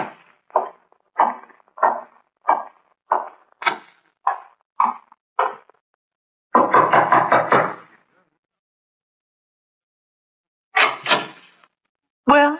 Mr. Carnes here? Yes, that second door there. Shall I call him? No. He's expecting me, thanks. Oh, all right. You can go right in then. Thanks. Hey, what the... Your name, Carnes? Yeah, so what? I want to talk to you. Is that any reason for busting into a guy's... I mean, is that any reason why you should enter my room without knocking? Why, yes. I was afraid I might not catch you if I lost any time. You seem to be leaving town. I don't know what you have in your mind, but I'm sure I'm not the one you want to see. I don't believe I know you. Well, I know you. You work for Grayson the Undertaker, don't you? You're leaving town to chaperone a dead body to Cleveland. That's quite correct. I know a lot more, too. I know you killed George Bramwell last night in cold blood and took $3,000 in cash and $10,000 in jewels from his safe. It was a pretty slick stunt to impersonate a departing Undertaker and leave the wreath on the door. Go on, you interest me. But that was where you made your mistake, Carnes. Because a florist told me that wreath wasn't made by a real florist, but by someone who's seen lots of them. So I figured that the killer who might have worked for an Undertaker sometime was you. So you picked me out as the culprit. There's another mistake. To use that card you picked up in Akron. Gave us a good line on you. Of course, going into the undertaking business here was an excellent idea. From your point of view, gave you a splendid chance to find out where the rich homes were located without attracting attention. Is that all? Not quite. I have a hunch that if we were to pry up the lid of that casket you're going to chaperone out of town, we'd find you'd hidden the loot in there. This is all very entertaining. But so far, you haven't shown any proof that connects this wild story up to me. So I must ask you... How about this, then? That homemade funeral wreath was made of white verbenas. A very uncommon flower around here. And there's a fine bed of verbenas growing in front of this house. The only white verbenas anywhere around here. So put on your hat, Carnes, and we'll go out and let Lieutenant Riley identify you as the man who slugged him last night. You can go to... Oh! Should take better aims, Carnes. You really hope to shoot your way out. You got nothing on me. I was just trying to... Whatever you were trying to do, that shot you fired just now was a signed confession of guilt. Yeah, you all right, Nick? Did you get it? Yes, everything's under control, Riley. There's your killer. Hey, that's the guy, all right. Convicted by his own funeral wreath, which is poetic justice if I ever heard it.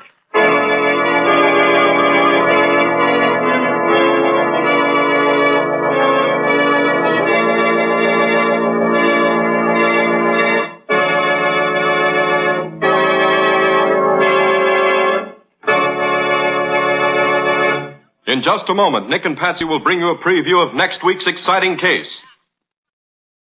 Here's a suggestion. Give your floors a handsome surface in a jiffy with Linex self-polishing wax. The liquid wax you simply wipe on without rubbing or polishing. Linex self-polishing wax keeps all your floors, wood, tile, and linoleum, looking their shining best. Yet it's so quick to use, and it dries to an elastic, satiny finish that wears amazingly and is unusually resistant to dirt and water. It contains the greatest possible amount of genuine Carnauba wax, with no gum, shellac, or resin to chip or crumble. So get it now, Linex self-polishing wax, to keep your floors beautiful the easy way. If your dealer hasn't yet received his supply of the 3 great Linex home brighteners, he'll probably have them soon. Ask him to save one or all of them for you. Acme will see that he gets them, and you get them, as quickly as possible. And now let's hear from Nick Carter himself. How about it, Nick? Have you got something new and exciting for us next week? I think so, Ken. In the courtyard of a new and expensive apartment building, the body of a man was found floating in the lily pool. With a large knife in his back. There was practically nothing to tell us who did it or why. But when I got started on the investigation, I found a very confusing trail that took me all over town in unexpected directions. And led right to the murderer, thanks to a costly mink coat, which unfortunately did not belong to me. But, Patsy, you made a nice little sum of money out of that coat, even if it wasn't yours. True enough.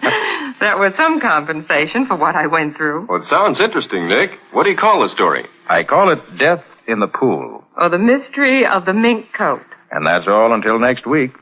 So long. So long, everybody. And so long to you, Nick and Patsy. We'll be looking forward to seeing you again next week.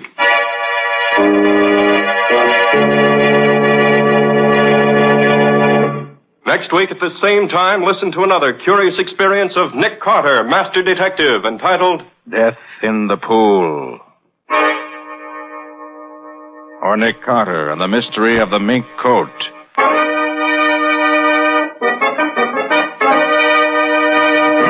Nick Carter, Master Detective, is a copyright feature of Street and Smith Publications, Incorporated. It is presented at this same time and over these same stations by the three great Linex home brighteners.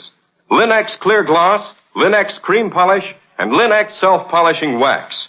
Created by Acme, America's great producer of Acme quality paints.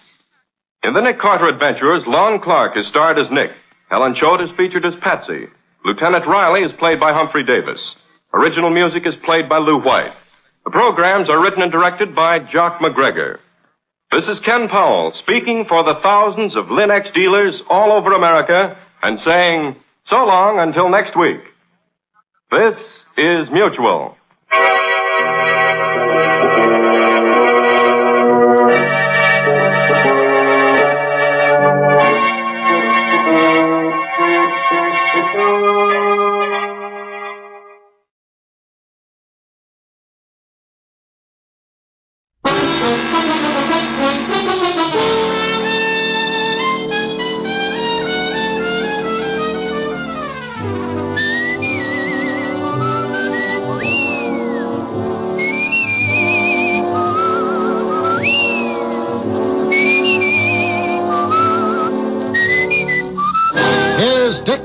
As Richard Diamond, private detective.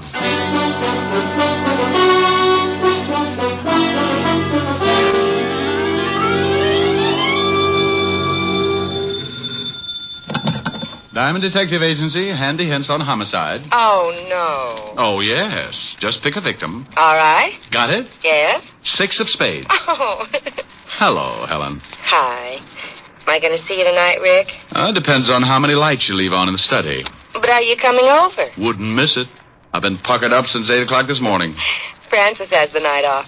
I'll have dinner for you in by the fire. Well, take it easy. The last time you built a fire, it got so hot I had to keep basting myself for a week. Oh, Rick. Sure. The next day I walked by Linda's and some guy grabbed me and shoved an apple in my mouth. Said he'd get fired if I didn't climb back in the window and lie down. Oh, I'll see you tonight. Bye. Bye. Now, let's see. Where did I put the soap? Mr. Diamond? Oh, it depends on what you want him for. If it's the rent, he's being buried over in Jersey this afternoon. My name is Dr. Edward Gerson from Bellevue Hospital. I have nothing to do with the rent. Well, if you're with the Sanity Commission, Diamond's still in Jersey. It is apparent that you are behind in your rent and you wish to remain buried in Jersey for the moment. Well, it's not as bad as it sounds. Are you a potential client? I'm a psychiatrist, Mr. Well, pick a good one. How about Apple Knocker? All right. I'm in a rather peculiar position, Mr. Apple Knocker. Oh, I don't know. I always sit like that. For the past 4 days, I've been treating a young man for an unusual type of shock. What did he do? Run his electric train in the bathtub? You're quite an interesting case yourself. Are you always so unconcerned when someone comes to you with a problem? Look, Doctor, everybody's got a problem. That's why I'm in business. If you've got a big one, you'll get by my little remarks, and I'll be glad to see what I can do for you. Quite a philosophy. All right, then. Let's both get down to business, Mr. Apple Knocker. Oh, now, what's your trouble? This boy I mentioned, he disappeared 5 days ago. You said you'd been treating him for 4 days. He couldn't have been gone very long. A day and a night. He was found the next morning wandering through the Bowery. Unable to speak, unable to understand anything. I see. Someone took him to Bellevue. Luckily, the family's private physician is also on the staff at Bellevue. He saw the boy, called the family immediately. And you've been treating him ever since? Yes. Last night, the boy began to talk, make reasonable sense. Now, this would continue for perhaps a few hours, then he would lapse into a complete state of confusion. Each time he was given a sedative, and each time, as the sedative wore off, he talked for a while, knew who he was, started to tell about the missing night, and then lapsed once more into this state of, well, confusion. And you think something happened during this missing night, and he doesn't want to remember it? Correct. Did you ever study psychology? Every day, Doctor. I get enough screwy cases in here to make your clientele look like a bunch of Einsteins. And now stop unlocking my mind. There's a draft.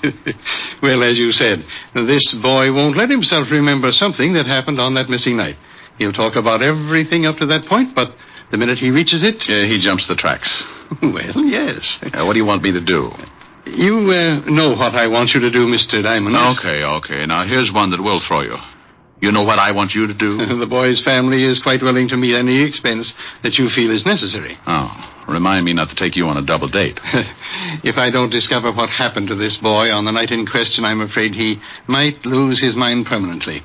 These periods of confusion are becoming more frequent, and sooner or later, He won't be able to distinguish between the real and the unreal. I'm going to put him under narcosynthesis this evening, and I'd like you to be present. All right, Doctor. What's the boy's name? William Carter. Be at Bellevue at 8 o'clock and ask for me. The boy's family will be there also, and you can tell them about your fee. Now, just give me a quick answer and leave my motives alone. Is his family wealthy? Quite. Then I'll see you at 8 o'clock, Dr. Gerson. You would have anyway.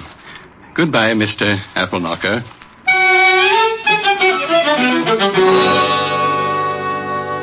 You know, you can feel pretty silly when a guy like that walks in and answers all your questions before you got time to think them up. Anyway, I remembered my dinner date with Helen and put in a fast call to the little redhead. She was unhappy, naturally, but she said something about me holding the pucker and to drop around whenever I had the time. At 8 o'clock, I was standing in the long hall at the Bellevue Hospital. Dr. Murray, report to the second floor desk, please. Dr. Murray to the second floor desk. Good evening, Mr. Diamond. Oh, hello, Dr. Gerson. What's the matter? You look a little nervous. Well, hospitals bother me. That's very interesting. Hacker, please. The family is at the end of the hall. Let's go down. Tell me, Doctor, just what exactly happens when you put William Carter under this narcosynthesis? It's an intravenous injection. It unlocks those little doors in the back of his mind. Gets him to talk. You'll see. It's really very amazing. Right here. Oh, good evening, Doctor. Mrs. Carter. How's the boy? Not much change. This is Mr. Diamond, Mr. and Mrs. Carter. How do you How do? do you do? How do you do? Mrs. Carter, Dr. Gerson wants me to find out what happened to your son the night he was missing. Have you any idea? He said he had a date, and when I asked him who it was, he wouldn't tell me. That's all we know. I think William will be able to recreate what happened for you, Mr. Diamond. Now, I'll leave you to discuss business. And when you are through, stop at the desk. They'll show you where I am. Well, I... Yes, Mr. Diamond. What is your fee? Oh, thank you. Believe me. $100 a day in expenses. And your retainer? 1 day's work. Mr. Diamond, can you help our boy? Mrs. Carter, I don't really know. I'll write you a check. Oh, thanks. Mrs. Carter, whatever it is that's strong enough to make your son lose his memory, it might You think maybe it's something bad? I know it's something bad. How bad, I've got to find out. I hope it's not more serious than I think. Oh, yes, I know. Here you are, Mr. Diamond. Oh, thanks. I'll keep in touch.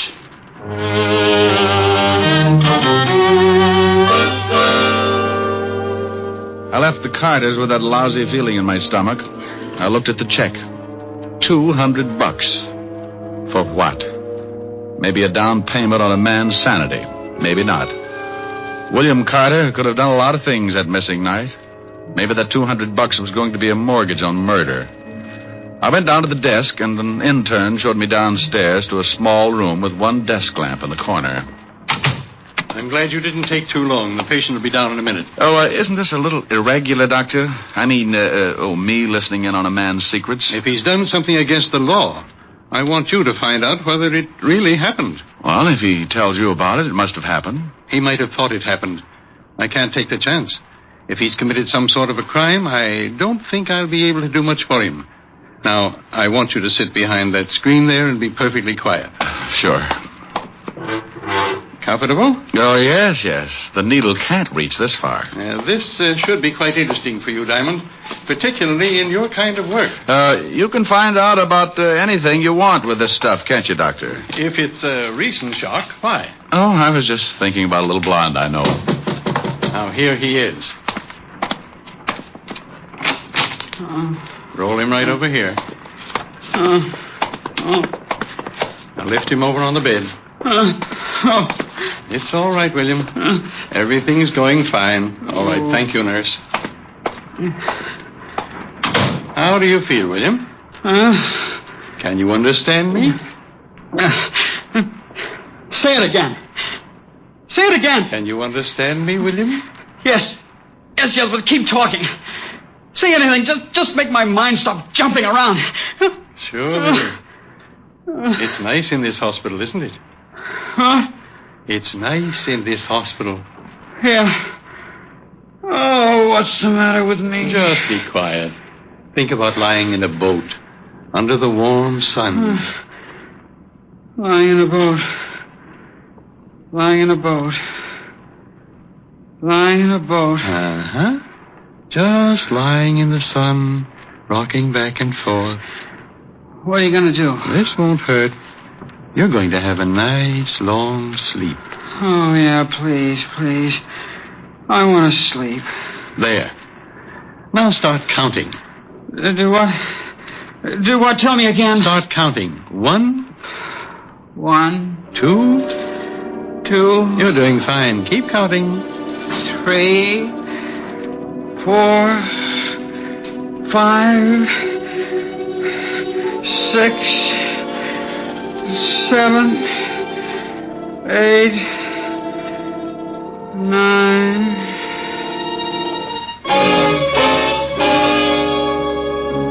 I sat behind the screen and listened to the doctor begin. At the start, Carter seemed almost glad to talk about it. He described the beginning of the evening. He had a date. A girl named Helena on 53 East 51st Street. Did you have a good time with Helena? Wonderful time. We went dancing. Where did you He go kept dancing? talking all about the evening. They danced and drank. We went to a little... The doctor kept digging, working at him, Village. looking for every little detail. After you got through dancing? We went to her apartment. We had some more drinks. Pretty strong ones. Who made them? What? Who made the drinks? Helena did. Then he came in. Who came in? He did. The man. The man? The man just came into Helena's apartment.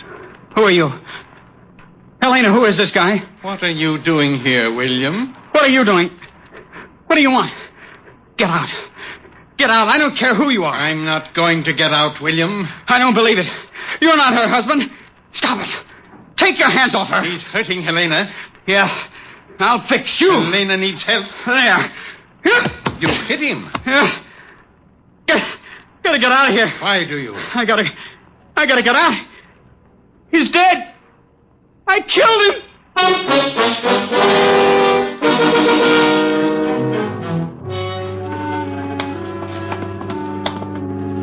Well, Diamond, did you hear enough? Yeah. It's up to you. Find out if he really did it. Okay. Thank you. For what? Well, according to William Carter, he'd gone to a girl's apartment. The husband had come in and he'd killed him. Cases like that don't make me a happy gumshoe, but I had a $200 retainer in my pocket, so I had to keep going. My first stop was the 5th Precinct Police Station and Lieutenant Walt Levinson. When I walked into the squad room, I spotted Sergeant Otis tying a square knot in his shoelace. I'll be right with you, Gumshoe. Hey, Otis, what happens when you break one of those shoelaces? Oh, what do you think happens? I get a new one. For those shoes? What do you use, the mooring line off the Queen Mary? Why don't you lay off? I thought we was pals. Is the lieutenant in? Yeah, go ahead. Hey, Otis, if your shoes wear out, why don't you do like the Dutch do? Oh, what's that? Wear wooden ones. Just go out and rent yourself a couple of rowboats. Oh. Hello, Walt. Good evening, Mr. Diamond, and thank you for stopping by so late. Well, now what do you mean? You've got some horrible scheme up your sleeve, but I don't have to play straight man. I'm off duty in exactly 3 minutes. It'll take 2. Oh, no. Oh, yes. I want a list of DOAs for the night of November 12th. What's the matter? Can't you find a little old corpse all by your lonesome? Oh, shut Or up. does the police department have to furnish you with one? Well, if you just cooperate, Sassy, you'll be out of here in 2 minutes. All right. Here. Oh, thanks. Wow. 3 of them, huh? If that's what it says. Why, is there one we haven't found? 2 women and a man. Yeah. The man's my department, homicide. Herbert Fisher, found in his wife's apartment on 51st Street, married to Helena Fisher. What about Helena, Walt? We're still looking for her. Neighbors say she and her husband hadn't been living together for several months. The old boy must have come home, found her with another guy, and got heated up. Either the wife or the other guy killed him. Oh? How do you know there was another guy? Well, the neighbors say a young guy started seeing her about a week before. Came up with her that night. We haven't a line on him yet, but we're checking. What killed him? Poker from the fireplace, beaten over the head. Oh.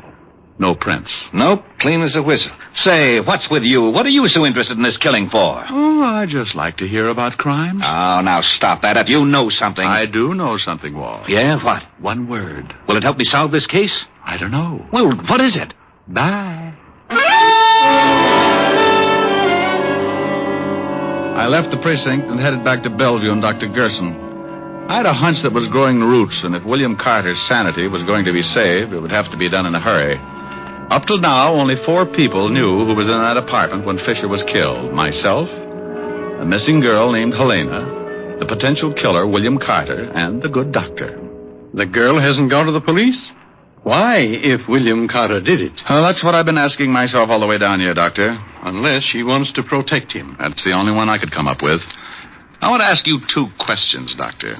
First, do you think William Carter would pick up a poker and beat a man on the head? That's hard to say. He might. Would he then wipe his fingerprints off? According to what he told me, he killed the man and rushed immediately from the apartment. I'd say no to the fingerprints. That's what I'd say. He suffered the shock immediately after he killed the man. He knew he had to get out, but after that he can't remember a thing. May I use your phone? Certainly. Doctor, how could Carter be sure that he'd killed the man? Why, I don't know. If you remember, he didn't say. He just said he'd killed him. Homicide, Lieutenant Levinson. I thought you were going home. I gotta sit up with a headache. Oh, well, I want some information. Where did the murdered man live if he wasn't staying with his wife? Oh, now, wait a minute. We know who did it. You do? Sure, some guy named Carter, William Carter. I sent some of the boys over to his house 10 minutes ago. How do you know he did it? Because Helena Fisher walked into the station and told us so. You got the girl? Yeah, we're holding her till we pick up the Carter guy. Seems Carter was in her apartment with her. I know the story. You do? You do? I'll be right down. Well, they've got Helena, Doctor. She says William Carter killed her husband. Yes, I heard. Well, I'm afraid I can't do much for him now. I think you can. There's one thing that smells too rotten to make sense. Why did William Carter take enough time to wipe off those fingerprints? Because he didn't want to be discovered. Well, if he didn't want anyone to know he did it, why didn't he kill the girl? Oh, good Lord, I never thought of that. I got an idea. And it may mean you bending the law a little, Doctor, but it might save William Carter. What do you want me to do, Mr. Diamond? Is there any way you can find out from Carter exactly what he did after he struck the man? Of course. When he comes out of his sleep, he'll be able to talk about it. Can he be moved? Well, yes, if it's necessary. Then get him out of here. Take him somewhere. Even if his family covers for him, it's just a matter of time until Lieutenant Levinson finds out he was picked up and put in here. Oh, this is extremely dangerous. Look, if he believes he killed this guy, the girl's story will hold water. The only way that I can see to make him snap out of it is to prove to him that he really didn't kill anybody. That's right. Don't you think he did kill that man? Maybe, but I doubt it. Can he walk? Yes. Good. Take him down to my office. Here's the key. Stay there until you hear from me. You know, I like you, Diamond, and I respect you, but this is... You want to save the boy's life? Of course. Then get him down to my office.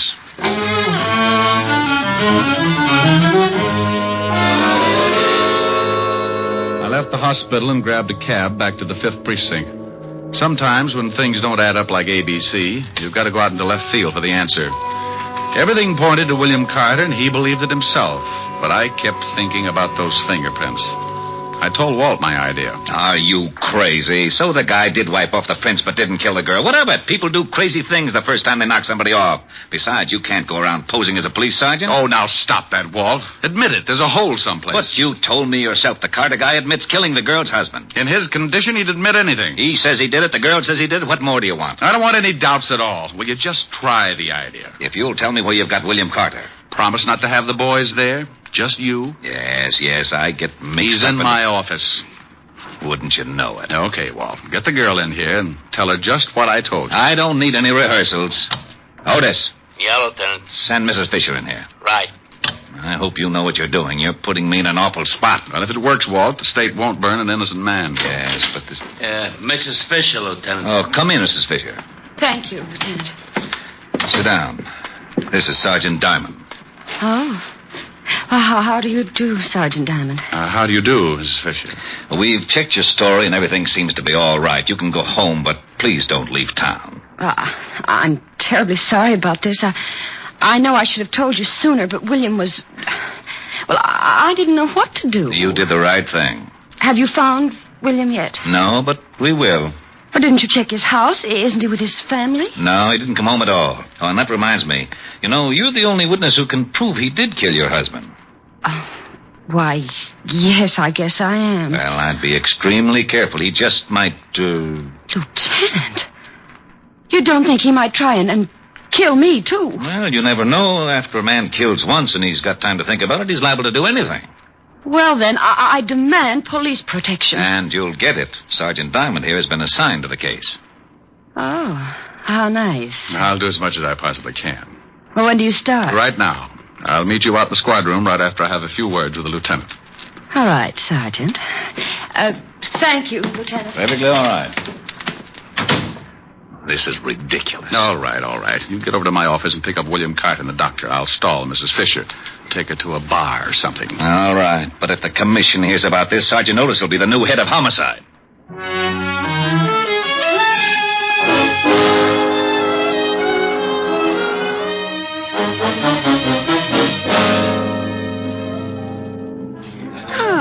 This is nice, Sergeant Diamond. Do you always guard people like this? Just the pretty ones. Oh, thank you.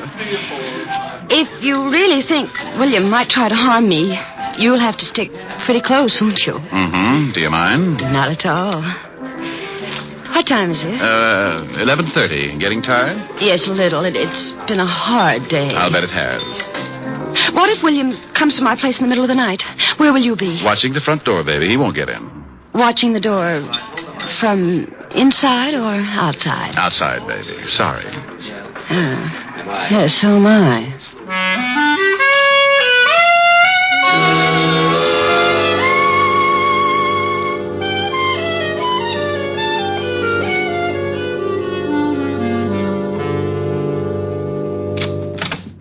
Here's my apartment, Rick. Oh, nice place. I don't like it very much since... Look, couldn't I stay in a hotel? Oh, no. Too many ways for a killer to get in. But do you really think William might try and get me? What's he hiding out for? Well, he could be scared. All the more reason. Men like that don't hide out for a week if they're going to give themselves up.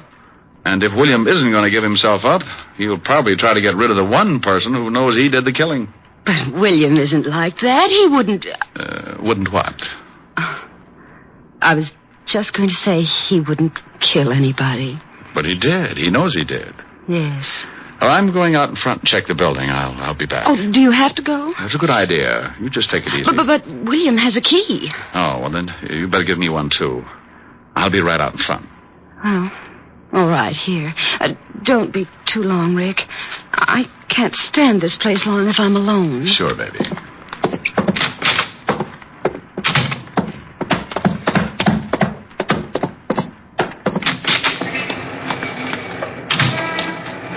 Over here, Rick. Yeah, I spotted you when you drove up. Hello, Doctor. I hope your plan works, Diamond. Yeah. Well, hello, William. He can't hear you. I put him into a deep sleep. He'll only answer my voice. There's only one way that we can get him into that apartment. Well, let's go. Mrs. Fisher is scared stiff. William? Yes? Get out of the car. Come on, Walter. You got to be there to hear it. If we solve this one, I'll never tell anyone how. Let's go. Come with me, William. Now, William, remember, you are to go up to Helena's apartment and go in. Here's a key, Doctor. Do you understand, William? I am to go up to Helena's apartment and go in. Here's the key. Use the key to let yourself in. The key to let myself in. When you're in, close the door and stand in front of it. And that's all. All right, Mr. Diamond. Here we go. The four of us went in through the front door, and Dr. Gerson briefed William once more. Then we led him up the stairs and up to Helena Fisher's apartment. I could hear her humming as soon as William tried the key. We all ducked. Who's there? Rick? Answer me, who's there? William! What do you want? William, what are you doing here? William, say something. Don't just stand there. Oh, you've got to get out. The police are looking for you. There's one downstairs right now. Well, say something. Stop staring. William, get away from that door. Please, William, please. I know what you want, William. I won't tell anyone. William, say something! Don't look at me like that! You're going to kill me, aren't you? Look, William, you didn't do it. I killed him. I just told you he was dead after you hit him. When you left, I killed him with a poker. William, please! All right, Helena. Craig. Oh, he was going to kill me. Oh, sure, like he killed your husband. How's William, Doctor? I'll wake him up when he gets back to the hospital. He'll be all right when he reads Mrs. Fisher's confession.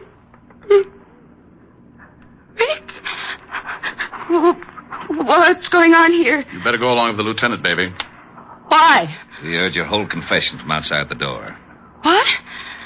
Why, I just said he was going to kill me. Also, we found some of your fingerprints on the poker. You're crazy. I wiped them all. She's all yours, Walt. Let's go, Mrs. Fisher. You tricked me. You tricked me into saying that. Come on, lady. I don't want to get rough. Oh, can you, too?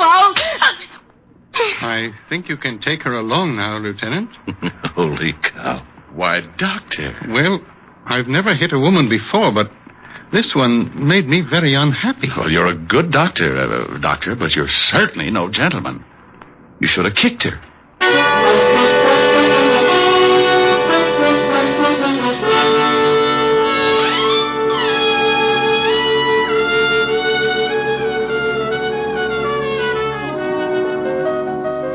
Rick, what kept you out so late? It's after midnight. Oh, I had to stick around and watch Otis turn into a pumpkin. Now that's Cinderella. Yeah. Can you imagine Sergeant Otis as Cinderella? The good prince would slip his sacrum trying to haul his slipper around. Tell me a fairy story, Rick. Well, once upon a time, there were two idiots. Rick. And they lived happily ever after. Sing. Don't like it? Sing. I liked it. Sing. I'll do as I please. Rick.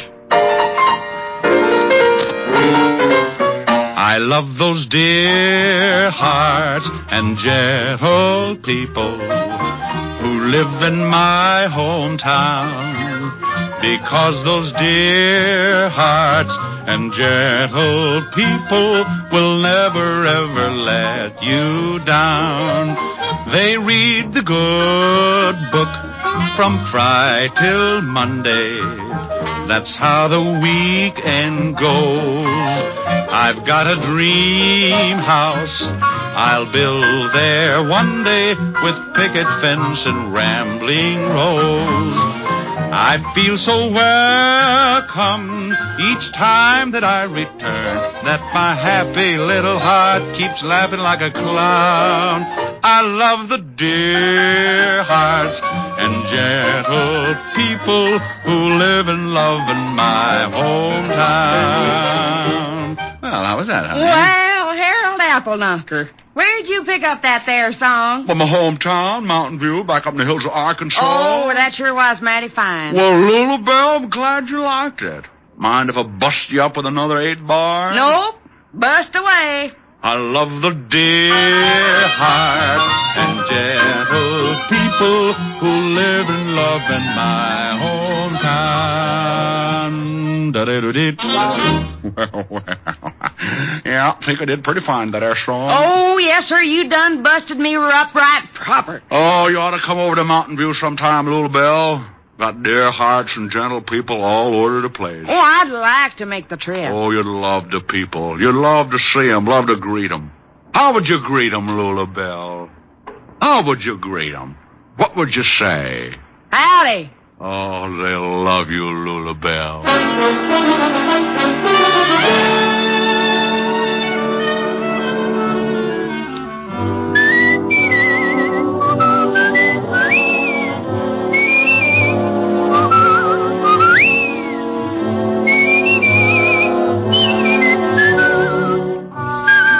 You have just heard Richard Diamond, Private Detective, starring Dick Powell. Helen was played by Virginia Gregg, Lieutenant Levinson by Ed Begley. Also in our cast were Wilms Herbert, Joan Banks, Sam Edwards, and Norman Field. Music was under the direction of Frank Worth. Richard Diamond is written and directed by Blake Edwards. Dick Powell soon will be seen in the screen version of the best-selling novel, Mrs. Mike. Now, this is Eddie King inviting you to be with us again at the same time next week when we will again bring you Dick Powell as Richard Diamond, Private Detective.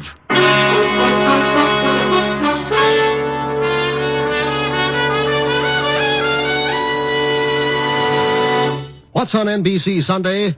There's a full evening of great entertainment in store for you tomorrow on NBC. You'll hear rib-tickling comedy on the Phil Harris-Alice Faye Show. And for mystery, there's Sam Spade's latest caper. Tomorrow, Sam meets a Mr. Tom Turkey. For the very best radio fare, always tune to NBC.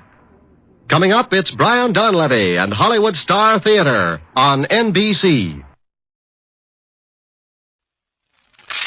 Gallenkamps present Pat Novak for Hire. Cinderella lost a shoe and so she got a maid. The modern miss has learned from this in Gallenkamp she'll raid. 4 miles to a Gallenkamp. Yes, Gallenkamps, the family shoe stores with the yellow fronts, the largest shoe chain in the West with stores from Canada to Mexico to serve the West. Gallenkamps, Gallenkamps present Pat Novak for Hire.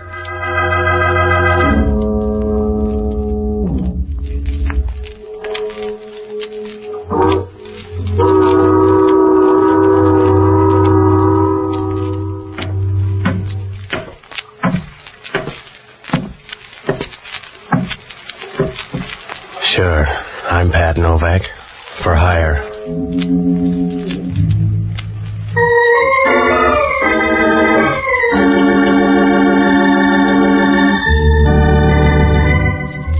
That's what the sign out in front of my office says, Pat Novak for hire. Down on the waterfront in San Francisco, you don't get prizes for being subtle. If you want to make a living down here, you got to get your hand in the till any way you can. You rob Peter to pay Paul, and then you put it on the cuff. It's a happy life if you don't mind looking up at a headstone, because sooner or later you draw trouble a size too big. I found that out Tuesday night. It was about 11 o'clock when I came out of the office, and I started down the waterfront. It was raining, and the street was as deserted as a warm bottle of beer. As I got near the corner, an old man stepped out of the darkness and started across the street. It was a short trip because the car started up down the street, and the old man couldn't have made it with a pocket full of aces. Well, I started over to him. The car slowed down for a moment and then turned the corner and disappeared. As it passed under the streetlight, I caught a glimpse of the license plate in a dull, surprised way, the way you'd grab a feather out of an angel's wing. I bent over the old man and I rolled him on his back. He was breathing hard as I cushioned his head. Please help me. Can you please help me? Well, that's a big order, mister. I must talk to you. Well, if you got any good quotes, you better get them off your chest fast. My pocket. Inside my pocket. You please put your hand. In here? Yeah. Sure. 2 envelopes. What about them? One is money for you. You have the other one. So far. The other one, please keep sealed. And you will give it to John St. John. John St. John? Yeah. Well, where does he live? You don't understand. It's not... I want to tell you. You don't understand. Well, he was right on that one. I didn't understand a thing except he slipped out of my arms and stopped paying taxes. I dragged him over to the side and I went through his stuff. There was nothing there, no identification, just a card with an address on the other side of town. I opened the envelope and $300 tumbled into my breast pocket. The other one was sealed. There was no name on it, but up in the corner there was some kind of marking. It looked like 2 crosses spliced together. There wasn't anything I could do for him except pray, and I owe some back dues, so I went over to my office and called police headquarters. I told them where the old man was, and then I checked in the phone book. There was no John St. John listed. Well, so I looked up the only honest guy I know, an ex-doctor and a boozer by the name of Jocko Madigan. A good guy, but to him, a hangover is the price of being sober. I finally found him singing in a Mason Street bar. Dinky, dinky, derbyshire, dinky, dinky, day. Jocko, I want to talk to you. Ah, Patsy, you're just in time for the counterpoint. I'm singing a song, a little sentimental thing from my childhood. It'll keep. I got a problem, Jocko. You'll always have a problem, Patsy, because you can't keep out of trouble. You know that, don't you? You have no self-control. Yeah, all right, Jocko. You have no more self-control than a bucket of mercury dumped in a marble staircase. All right, Jocko, check the bright talk.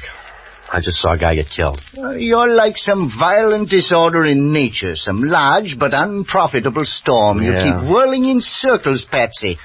And if you ever go more than 10 feet in one direction, it's because some woman is 9 feet away. Then Yeah. it begins all over again. Are you all through? Yes, get to the point. That's another of your troubles. You never get to the point.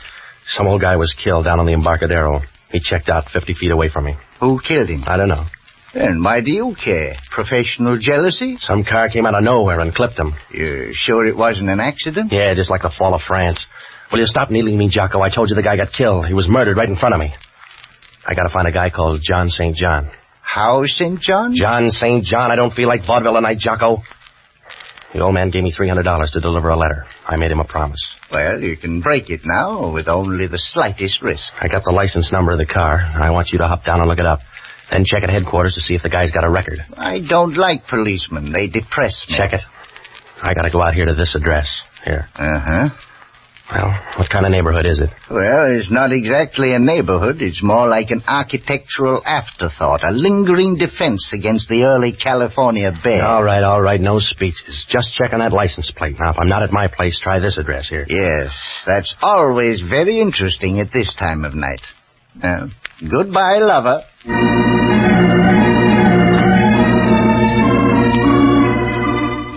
Well, Jocko was right about the neighborhood. When I left him, I doubled by my place and I left the envelope. I put it in another envelope and stashed it behind some books. Then I headed out to look up John St. John. It must have been about midnight when I got there, and it was the kind of a neighborhood where a for rent sign reads like a ransom note. I found the place, though. It was an old rooming house, a third-floor apartment. I knocked at the door, and when she opened it, I knew it was time to wire home for money. If they pick a Miss Blowtorch of 1946, she'll be right up there in the running. A tall, blonde blister with lots of Fahrenheit. She stood there leaning against the door, smiling and looking at you as if you had gold-plated muscles. Gave you a weak feeling where your dinner ought to be. And her voice came right out of the oven. Well, you're out kind of late. Yeah. I'm looking for a guy named John St. John. Oh? Won't you come into my cobweb? Sure. For a spider, you're nice and chubby. Well, a Spider-Man. My name's Lee Norton. You want to write it down? I'm Pat Novak, and I'm looking for a guy named John St. John. You seem to be running a temperature on the subject. I don't know a John St. John. Well, I found a dead man lugging around your address. Why? I don't know. Perhaps he admired me from afar. Like a sunset or something. No, he stopped admiring sunsets about 20 years ago. I see.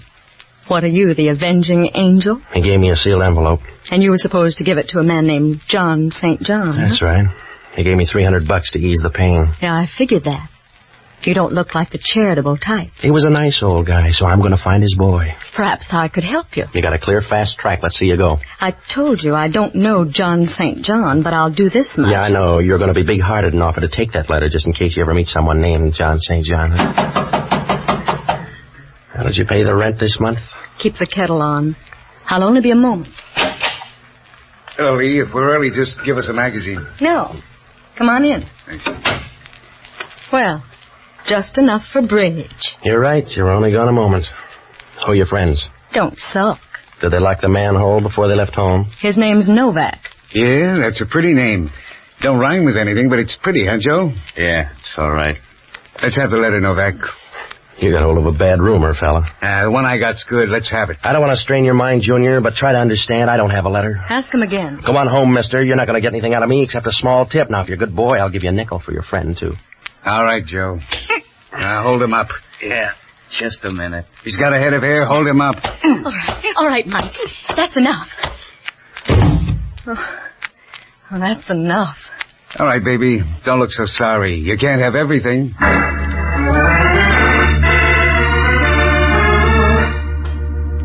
We'll be back to Pat Novak in just a moment. Have you ever worn uncomfortable shoes? Perhaps the size was wrong or the shoe was the wrong shape for your foot. But no matter why, there's nothing more uncomfortable than shoes that don't fit. The more you're on your feet, the more you know it. Gallenkamp specialize in properly fitting shoes for the whole family, right from the toddler's first important step. And Gallenkamp's good shoes are built to give support to active feet. Listen to an authority on shoes. He's Mr. John F. Stahl, 64 years young, a retired postman with a hobby. You guessed it, he likes to walk. He says, I've been on my feet most of my life. Since 1935, when I retired as a letter carrier, I walked 10,000 miles.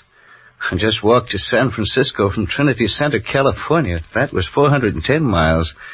Walking is fun, but take it from me, you must have good shoes. That's why I stick to gallon camps. Gallon camps are good shoes. And there you have it from a man who knows. Gallon camps are good shoes. That's why Gallon Camps are the West's favorite shoes, and Gallon Camp's tremendous volume makes possible Gallon Camp's reasonable prices. For style, for quality, for reasonable price, for good shoes for the entire family, visit the stores with the yellow fronts. Mr. Stahl walked 410 miles to shop at Gallon Camps, but there's a store in your neighborhood. And now back to Pat Novak for hire. You know, it's easy to sleep if you got the right friends. When those two gun-ups were through, I hit the floor and made Rip Van Winkle look like an insomnia victim. I didn't like the floor, but it was in better shape than my face. I don't know how long I was there, but it must have been a couple of hours. I rolled over once and tried to get up, but it was like trying to barbecue a cake of ice. There was a sick, sweet smell in the room. I tried to place it, but my nose was out on strike, so I went to sleep again. Next thing I knew, it sounded like New Year's Eve. Here you go, Patsy. Now, up on the couch. What's the matter? Nothing. If you're a kitchen stove, the room is full of gas. Oh, some of my playmates, I guess. Well, you weren't at the apartment, so I tried here. Yeah? What time is it? 2:00. Who got the quaint idea of the gas chamber? A girlfriend. It was love at first sight. Did she get the letter? I left it home. Yeah, getting smart. Yeah, $300 worth. They lifted my dough. You couldn't use it where you were going. I checked on that hit-and-run car. It's listed under the name of Sidney Bronson. Has he got a record? No. Well, everybody's a beginner. Well, let's go home. It'll be dull, but you'll get used to it. Wait till I wash my hands. Sure. Patsy. Yeah? What did your girlfriend look like? Was she the lively type? Yeah. Why? What's the matter? Because she's not anymore. Yeah. Those gunsels play rough. She's kind of pretty. What did she do besides send out vibrations? I don't know. But she knew all about John St. John. Yeah? She picked up a bait like a hungry bass. Also, look at that ring. Well, how did you get around to that? The insignia on it. It's the same one that's on the envelope. Spliced crosses. Let's go home, Patsy. The police will be here. Yeah. Even Hellman will know she's dead. Come on, On your way out the door, Jocko, try it sideways because I think it's blocked. Hello, Novak. You look pale. It's my color scheme. What do you care, Hellman? None. She looks peaceful. Yeah. Be quiet or you'll wake her up. I'll tiptoe. She always cut her throat before she goes to sleep. Who is she, Novak? I don't know. It's awful cozy here for a bunch of perfect strangers. I don't know every dead girl in town, Hellman. You'll have to check. You can still write, can't you, Novak? Huh? That's all you'll need down at headquarters. Come on. Get out of the haze, Hellman. You don't know who's dead yet, but you're going to book somebody. Yeah. What are you doing up here, praising the joint? I came up to find a guy named John St. John. She doesn't look like a guy named John St. John. She was my lead. I came up here to smell out a rat. She had a half Nelson on me when two gunsels walked in. They came up to fix the gas meter, I think. You stay out of this. I'll make every effort. Now, if you're smart, you'll fingerprint this place, Hellman. Those boys were cute. They've been in somebody's jail. I'll handle my job. You stick to murder. It'll go a long way to pin this on me, Hellman. I can go a long way, Novak. Not with what you got to drag. We get a call in the middle of the night, come up here and find you standing over a dead girl. That's right. And you want me to sprinkle powder all over. Back up and take a better look, Novak. The view's fine, Hellman. And if you'll take a good look, you'll know why. You haven't got anything to give the DA except a slim lead and a fat hand. You're going to need help. Not on this one. You need help to find the street. Come on back to center, Hellman. Even with both hands, you couldn't... Yeah. Oh, forget it. So take the medicine like a good boy. I'm not going to walk out and let the two of you tour the town. I'm going to book one or both of you on a murder charge. All right. Book Jocko here, then. I love you in a generous mood. You got a string, then, Hellman.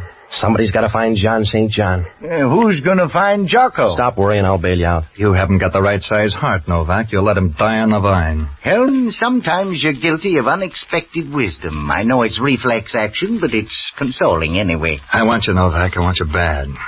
I'll take this guy as a down payment, but I'm going to close out with you. Remember that. I will.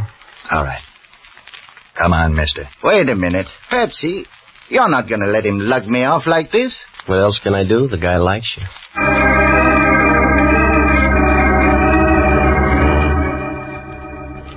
No, it was a bum curve to throw Jocko, but somebody had to dig us out of a hole, and Jocko wasn't the boy. You can't shovel dirt with a bar rag. I had no idea where to start. There were 2 murders, and they were both tied up with John St. John. He didn't look like a good guy to know. There was that insignia, too. The one on the letter.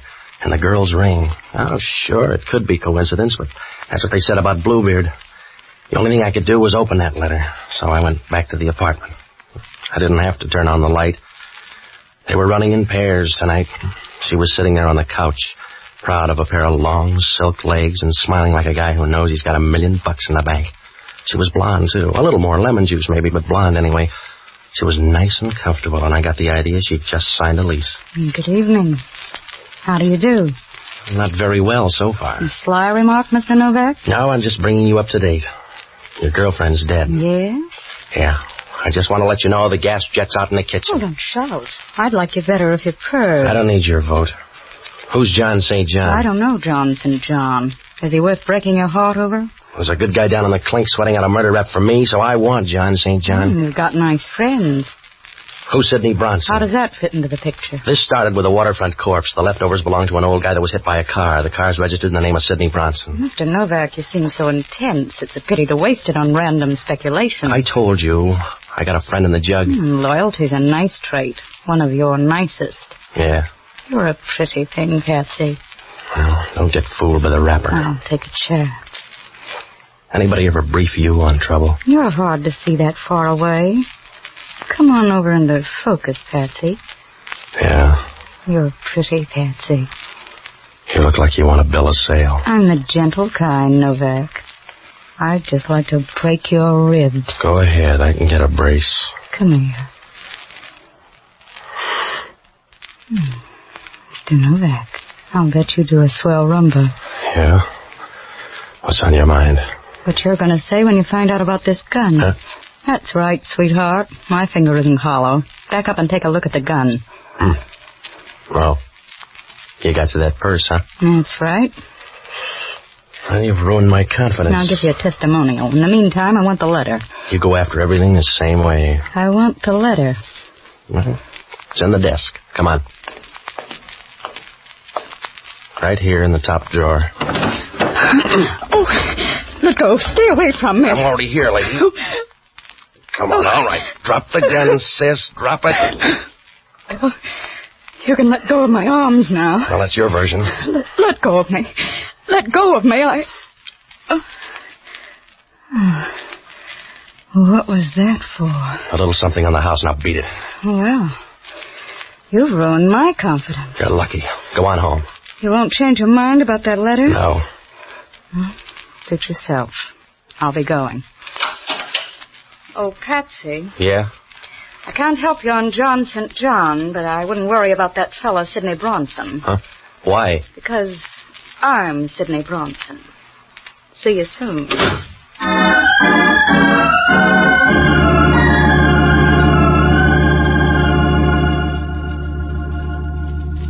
It began to look like a big, fat, well-fed double cross. I had to find out what was in that letter, so I made tracks for the bookcase. All I could do was browse because the letter was gone. Well, things didn't look rosy for me or Jocko. I was about to buy a file and bake a cake when the phone rang. Hello, Novak. Oh, Hellman. The coroner got a report on that dead girl. She died at 12:30. Well, that's pretty close. What's he got, a stopwatch? 15 minutes either way. Those fingerprints panned out, too. Yeah? A couple of L.A.'s strong-arm men. Well, that's new for L.A. You got a call out? We already picked them up. Your favorite's named Welcome Dangliers. Well, I could make a joke. I already got one. They're set up with a perfect alibi for 12:30. That means I killed the girl. Nobody's arguing. I got some more news. Yeah? I'm out at the Seal Rocks. Well, you got the figure for it. We just found an envelope floating around the water. It's one of yours. You better come on out. You found an envelope, so what? So the envelope turns out to be in some guy's pocket. Come on out.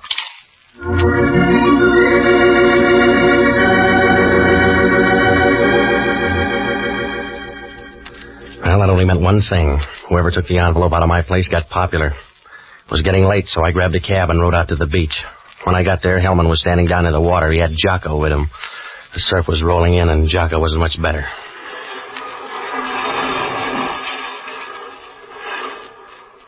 Hello, Patsy. Hello, Jocko. How's jail? Dry. Thanks for coming, Novak. You're sweet. Where's the envelope? Here. Mm-hmm. Yeah, it's the same one. That makes you look good.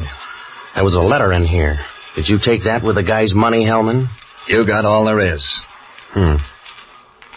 This guy on the beach is the third one. It's my opinion the case will solve itself. We're running out of people. Who is the guy? His name's Walter Avery.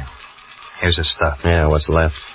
Well, the spliced cross really gets around. Keeps bobbing up. Here it is on this guy's fountain pen. I'm going to run this guy through the morgue, and then I'm going to look you up, Novak. Yeah? Sure. We want you down with us. That's right. I'll introduce you to all the best people. Good night, lover.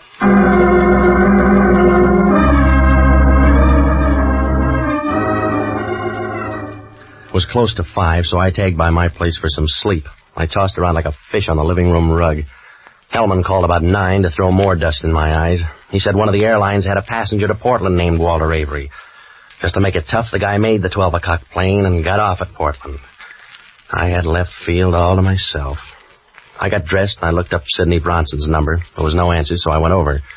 The place was locked, and I looked up the janitor. He wasn't going to let me in, but it turned out that his wife had a birthday coming up. Well, I found something in the apartment. It was a card, and it said Bellcrest Sanitarium. And down in the corner there was a guy's name. Dr. Emil Schoenig, psychiatrist. Vienna without the walls. The Bellcrest Sanitarium was down on the peninsula, so I borrowed a car and headed down that way. Everything was fine until I got in the front door. They didn't even let me register.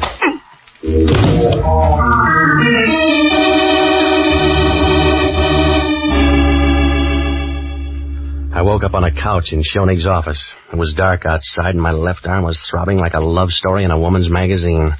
The radiator sitting beside me was Sidney. You're a deep sleeper. I think I got some help.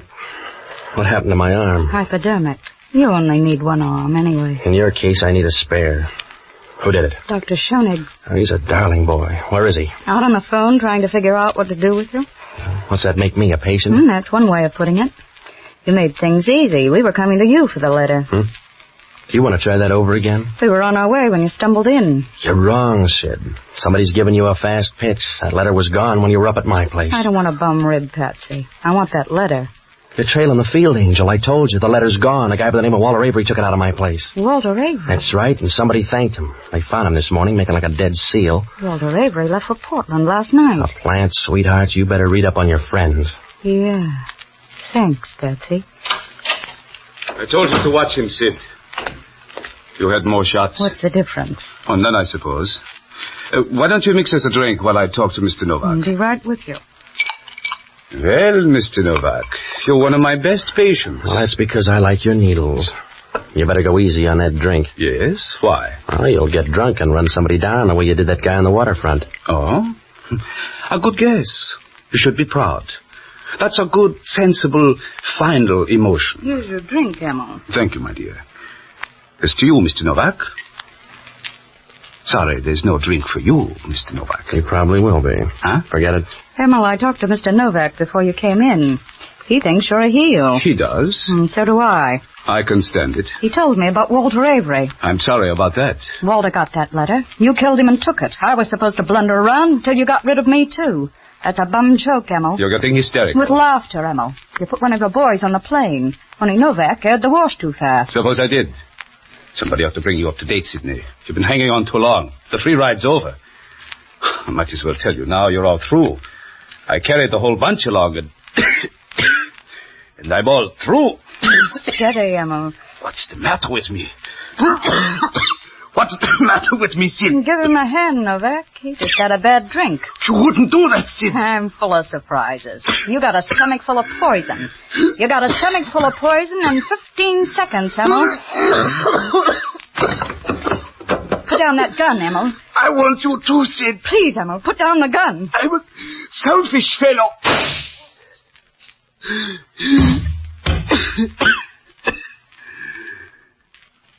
This happens kind of fast for you, fellow.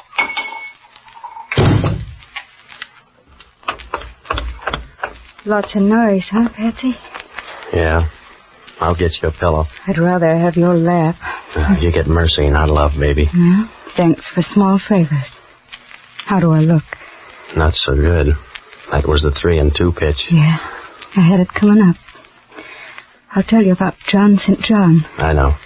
There was no such guy. That's right. It was the name of the group. Those spliced crosses? Yes. You found out a little late, but it's always that way. That's the way I found out about you. Yeah? I had a funny little hunch about you and me. I found out a little late, but I know now, Patsy. Does that help?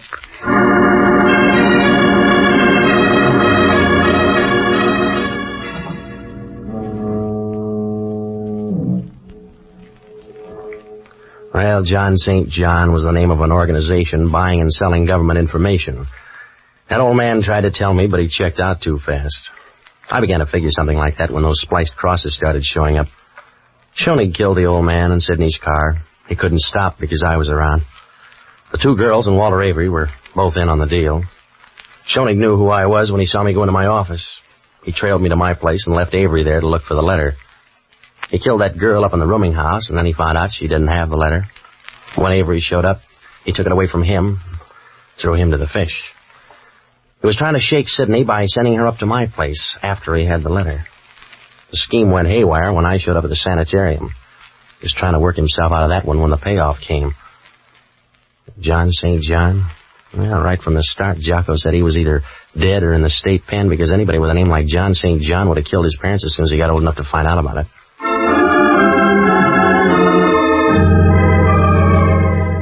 We'll return in a moment to find out what bothered Inspector Hellman. But now it's Cinderella time. Cinderella lost a shoe and so she got a maid. The modern miss has learned from this. In Gallon Camp she'll rate. A pretty face, a graceful figure, lovely shoes. That's a combination that no man can resist. What a delightful feeling to know that from the top of your head to the tip of your toes, you are the picture of glamorous perfection. Here's what Marilyn Buford, Miss America 1946, says. Probably the most fun of being chosen Miss America is modeling the gorgeous clothes.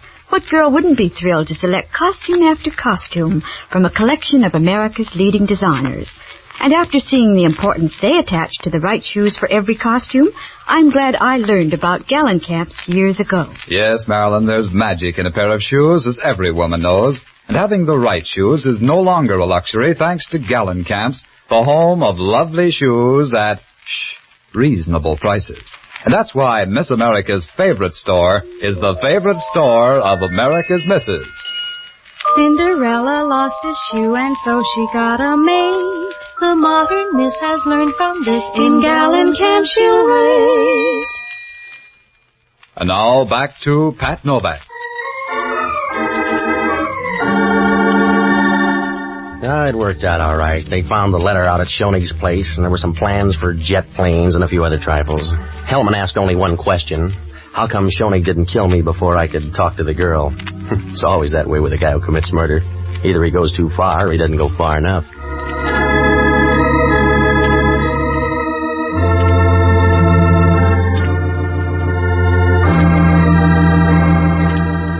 Be sure to join us next Sunday evening and every Sunday, same time, same station, for radio's newest show, Pat Novak for Hire. And don't forget the store with the yellow front is the Gallon Camp Shoe Store. Gallon Camp shoes are good shoes. There's something about them you'll like. Franklin Evans speaking. This is ABC, the American Broadcasting Company. Ladies and gentlemen, the American Broadcasting Company brings to its entire network one of radio's most unusual programs. Pat Novak for hire.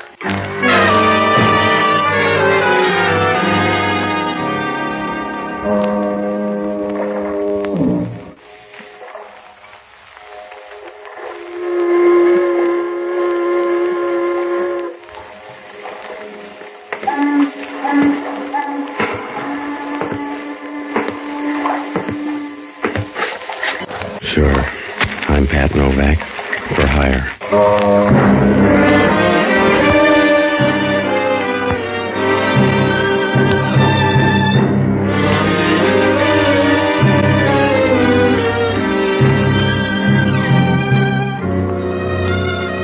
That's what the sign out in front of my office says. Pat Novak for hire. You gotta put it in block letters because down on the waterfront in San Francisco there's a price tag on everything. You gotta do that or marry a rich widow. I don't like to work that hard, so I rent boats and do anything else that's cash and carry. Oh, it's all right if you don't mind trouble, because that's one thing you can't duck. It's like trying to dance the minuet in skis. And the best trouble always looks good from the outside.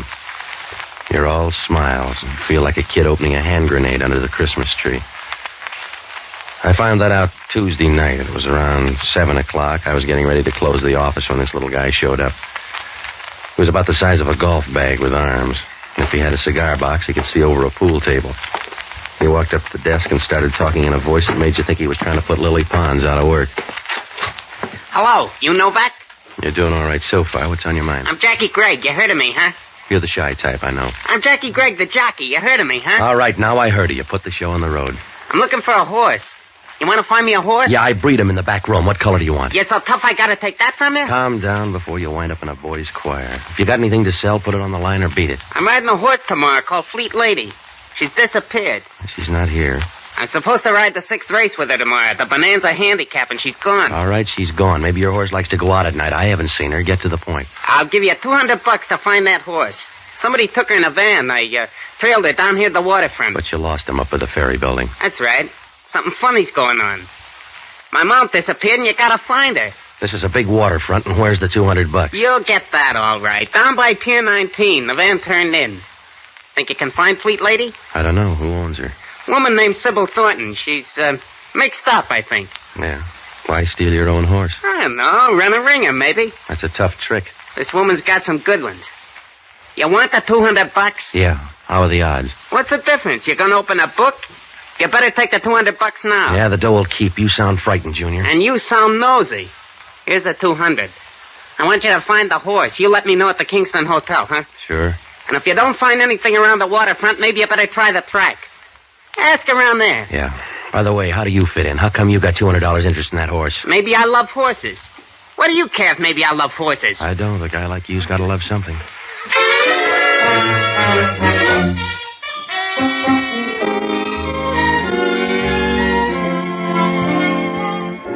Oh, yeah, it was a sweet proposition. A jockey in search of a horse.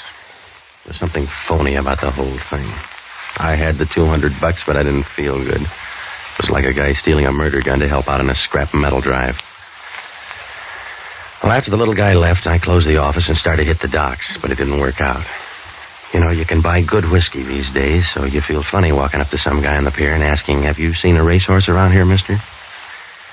By 9, I was sure the horse wasn't around, so I borrowed a car and drove out to the track. I found out where Sybil Thornton's horses were quartered and headed down that way. It was pretty dark, so when I bumped into her, all I got was a vague outline. She had a good-looking vague outline. Oh, I'm very sorry. Yeah, I'm full of regrets, too. Shall we try it again? But you're a little mixed up in your animals. They keep horses here. You don't seem to mind. No, you lean nicely, but you'd probably feel safer with a platform. Yeah. Well, we try this again when I've had 3 good meals. That's a horse. Yes, I know. In fact, I own her. I see. That'd make you Sybil Thornton. Yes, what would it make you? A guy named Pat Novak looking for your horse. I was hired in the waterfront to find her. My, they grow big on the waterfront. You must get a lot of sun. By the way, is Fleet Lady missing? Your jockey says she is. That's why I'm snooping around. Didn't know he had any friends. He's got a checkbook. How about Fleet Lady? Is she tucked in bed? Yes. Well, let's take a look, huh? Find it very dull, Mr. Novak. Yeah, that's what they said to Anthony. Let's see the horse. Suit yourself. She's down this way. Okay. I'm doing this out of the bigness of my heart. I think you're wasting my generosity, Mr. Novak. I don't use it all this trip. It's from the stable. Come on. Down about here. Fleet Lady's stall. Here. There's a flashlight on the wall. All right. Oh, poor thing. Do horses die broke, too? Who is it? Fleet Lady? Yes, are you satisfied? No, I'm going to ring up headquarters. You crazy. Then I'm going to call Jackie Gregg and tell him his hunch paid off. I wouldn't do that, Mr. Novak. Stop kidding me, sweetheart. She didn't get killed in a fight with another horse. Gregg figured somebody was tilting the machine. That's why Fleet Lady's dead. That's why I'm going to call headquarters. Suit yourself, but remember what happened to Fleet Lady. You getting tough, Angel? No. You just wouldn't look good with a saddle, Mr. Novak.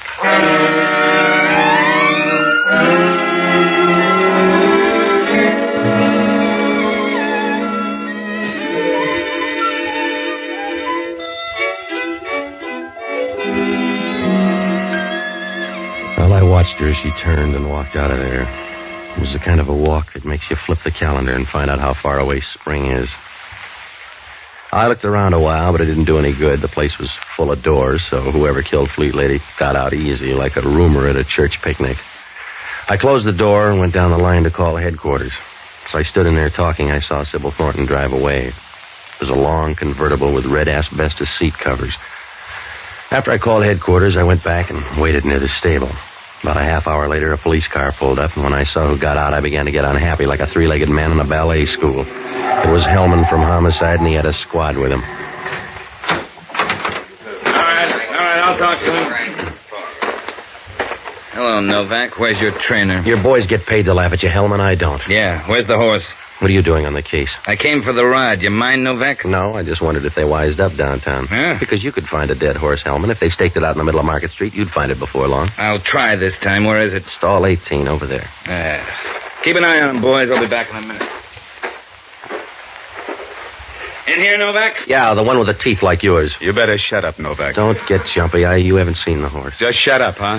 It wasn't going to be much of a conversation anyway. What color horse was that, Novak? What do you mean? Take a look at it. Yeah, I did. I just took a look. It's a smart horse, Novak. What? That's right. That dead horse in there is wearing a double-breasted suit.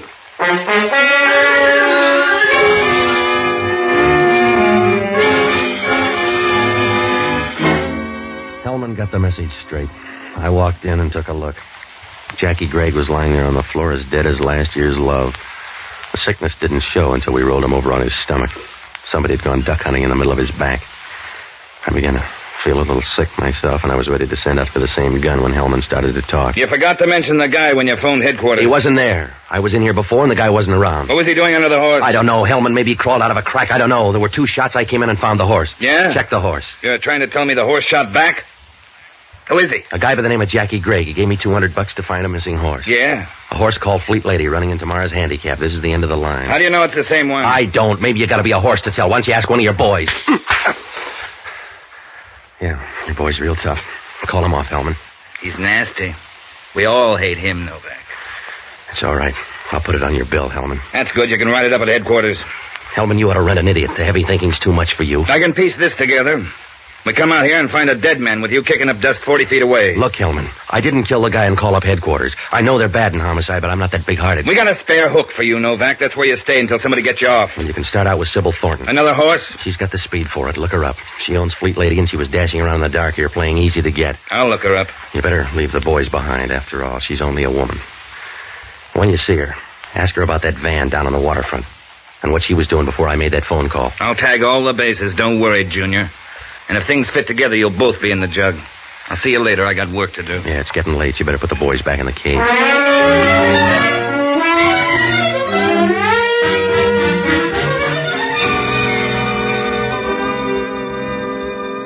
I began to worry after Hellman left. There was no murder gun, and he didn't have too much to go on, but there was no one else wanted my job. Oh, I knew the girl was going to have an alibi, and I was the last guy that Jackie Gregg had seen. I had about as much chance as a fat girl at a Princeton prom. Hellman didn't like me, and he was a smart cop with a disposition like a ton of rhubarb. Well, I had to start right from scratch. I felt like Adam the first morning he woke up. So I looked up a guy named Jocko Madigan, an ex-doctor and a boozer who would give you a lift if you show him where the stirrups are. He's a good guy, but he thinks all food makes a gurgle. I hit all the bars and finally found him up at Maggie Nielsen's apartment. She's a good-looking voice that lives up on the hill, and Jocko was working his way into her liquor supply.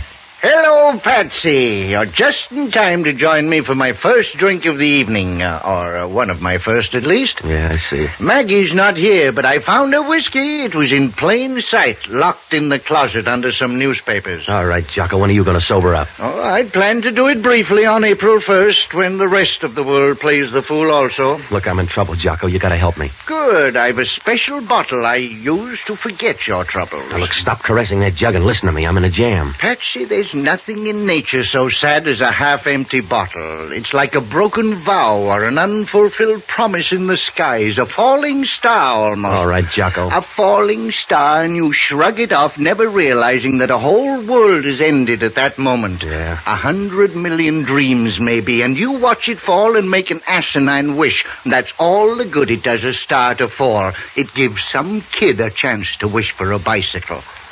You all finished now, Jocko? Yes. What kind of trouble? Anything I could aggravate? I'm mixed up out at the track. A guy by the name of Jackie Gregg is dead, and I don't look good. Oh, Hellman? Yeah. The guy's a jockey, and he hired me to find a horse named Fleet Lady. Did you?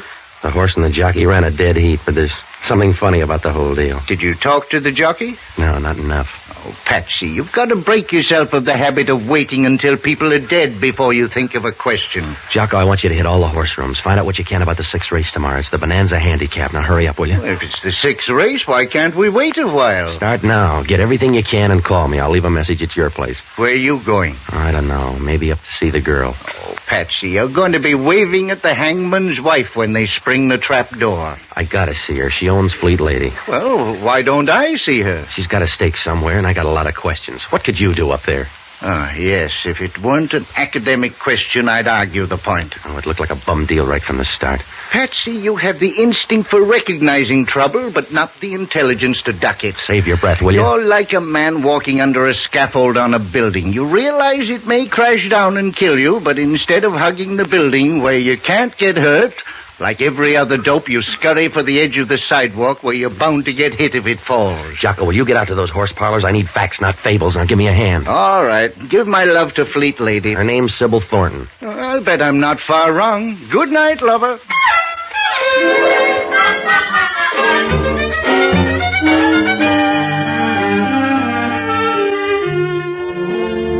After I left Jocko, I went to the Chronicle morgue and looked up the NBC program director, Paul Stangl.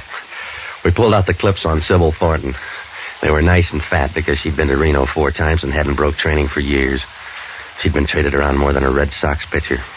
The clipping said she was 32. Well, there were a lot of pictures. And from her eyes, you got the idea she was around 35.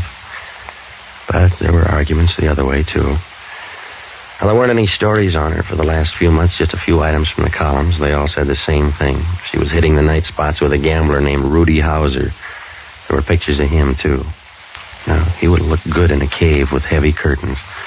I asked Paul. He said Hauser had a gambling place out on Geary, so I took a cab out there.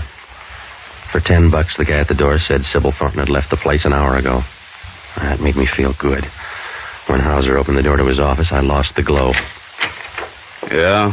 What's with you? I got a problem. You got the wrong door. Well, you can't get any tougher, so I'm coming in. Suit yourself. I never throw anybody out until I'm sure they've lost all their money. What's on your mind? A horse named Fleet Lady. She disappeared at 7 o'clock tonight. You check under the rug, I'll try the cabin. She got back just in time to greet somebody's guns. If I say no, will you go out and lose your money like a good boy? Fleet Lady was owned by a gal named Sybil Thornton. The columns say you're number 5 on her list. Well, they never lie. The whiskey's too good. Also, a little bird says she was in your office an hour ago. That's right. She said your name's Novak. Yeah. Next time you got a bombshell, give it a test run. With Fleet Lady dead, your money's going to look real good in the 6th tomorrow. Well, it makes you think the gal would throw a race. For the same reason she goes out with you? Huh? When a gal takes a Great Dane like you out in public, it generally means the guy's a few bucks ahead of her. You want to fight the team now, Novak? And just remember, sometimes you can't be right and a gentleman, too. Yeah. I hope that's the way you feel when they pick you up for Jackie Gregg's murder. Huh? Oh, you do a real nice double take, mister. The jockey checked out with a horse. I didn't know that, Novak. Yeah, with no brains, you built this gambling club. I didn't know he was dead. If I told you that, Novak, I meant it. It was all right for a little punk. I'm sorry he's dead. So's he. I'll see you later, Hauser. I gotta nose around and find out where you were tonight. Yeah. You seem all right, Novak. So I'll tell you. If you got any dough left when you leave my tables, bet it on a horse named Fleet Lady in the 6th race tomorrow. Do you always bet on a dead horse? You got the tip. Use it or bury it, but don't loan it out.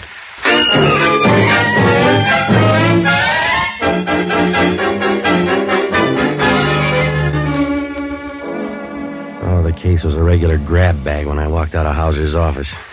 I began to tick off the things that didn't add up. First on the list was that van down on the waterfront. If it was Fleet Lady, who got shot in the stable? If it was the ringer, that meant Fleet Lady would run tomorrow. Oh, I couldn't figure out why Hauser was so sure she'd win. An idea kept racing around the back of my mind like an ant in a cookie factory. Jackie Gregg lied about that van down on the waterfront, but why? Not to bail me out of the poorhouse with $200. Well, I got part of the answer when I stopped with the pay telephone and called Hellman. Yeah, Hellman talking. This is Novak. I got some news. You'll have to put it on the back page. What do you got? Your friend Jackie Gregg had some love life. Well, there's a chance for you, Hellman. Who's the girl, Sybil Thornton? Yeah, we found her picture in his wallet, the gooey kind. I bet you stole it for long train rides. What time did he die? The right fit for you, between 9 and 10 o'clock. 2 shots from a .32 caliber pistol. How about the horse? 45 caliber. 2 people. It's getting involved. Maybe, maybe not. You got 2 hands, Novak. Look up a guy named Rudy Hauser. He's got a joint out on Geary Street. I got enough friends. You look him up. I did. He's still talking about Fleet Lady and tomorrow's race. All right, maybe he's sentimental. Look, Novak, I'll pick out my own work. I don't need free help from you. Jackie Gregg paid $200 and look what he got. That suits yourself, but Rudy Hauser and that gal are close friends. Yeah? Like 2-part harmony in a telephone booth. Get off the dime, Hellman. Hauser's got that gal in his hip pocket. She owns Fleet Lady and he's betting her to win. You're trying hard, Novak. It's gotta be a slow field to lose to a dead horse. Wake up, Hellman. You couldn't smell a rat in a basement full of cheese. I did all right in your apartment. Huh? That .32 caliber pistol, we found it in your place. See you later.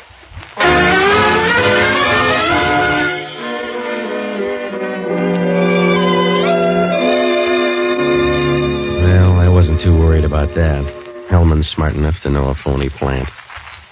I began to think about that .32 caliber pistol. It's a woman's weapon. Well, that doesn't prove anything. So's a bread knife if she's in a bad mood. Must have been about midnight when I got to Sybil Thornton's place. She was wearing black lounging pajamas tied tight around a slim waist. She looked like a wasp with a nice sting. She had company. Come in, Mr. Novak. Yeah? Mr. Novak, this is Ronnie Stark. Hello, Novak. Yeah. Well, he's not very friendly, Sybil. He's just parting because they're going to arrest him for Jackie's murder. How do you like Hellman? You've known him longer. Yeah. Somebody left the murder gun up at my place.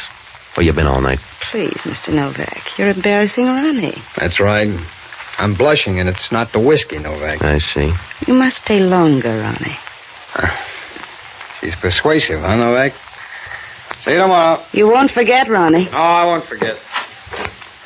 I'm betting on you, Novak. What won't he forget? Mr. Novak, I hope nobody ever asks you that question. You don't want to talk about putting that gun in my apartment? No. Let's talk about Rudy Hauser, then. Your meat grinder friend. We just had a good talk, and he opened up a new road. What'd you tell him? Don't break a spring. He's all right. Will you do me a favor, Patsy? Like not talking to Hauser anymore, huh? That's right. Won't do you any good, Patsy. It'll do me a lot of good. How's he going to know which horse got killed? I'll bet you lied to him, Angel. It's my apple cart, Patsy. Leave it alone. Sure. But play your hand right, baby. Because I'm going to watch your cards. And if you got one that says Jackie Gregg, I'm going to call you the hard way. Patsy, you nice beast. I really think you would. Sit down. Yeah. A drink? No, Do you good. not right now. Well, you've read the book. Just a couple of chapters. I bet they're the right ones. You better watch out, baby. I may be a long shot. Well, you care as long as I bet. I don't. That's good. I didn't think you'd mind. Aren't you beginning to crowd the beachhead? Don't be a sissy, Patsy. You can't live forever. All right, Angel. It's time to wire the folks. Mr. Novak, just wait until you know me better. That's for me. I left the number. It's your fault, then. Yeah. Hello, Pat. Patsy. What'd you find out, Jocko? Not much. Nobody seems to care about the 6th race. I care about it. Oh, that's because you killed one of the jockeys. The rest of the people have a more casual interest. How do the odds run? Oh, no heavy favorites. Vin Air and Sleepy Time Gal figure to be the best at around 5 to 1. What about Fleet Lady? Down the line somewhere. I talked to one fellow. He says she's a dog and couldn't beat a paralytic goose over 100 yards. Yeah, what else? Well, that's all. What do you mean, that's all? Start digging, Jocko. We're not getting any place. Not even at your end? Huh? I counted on you to do better than that. Good night, lover.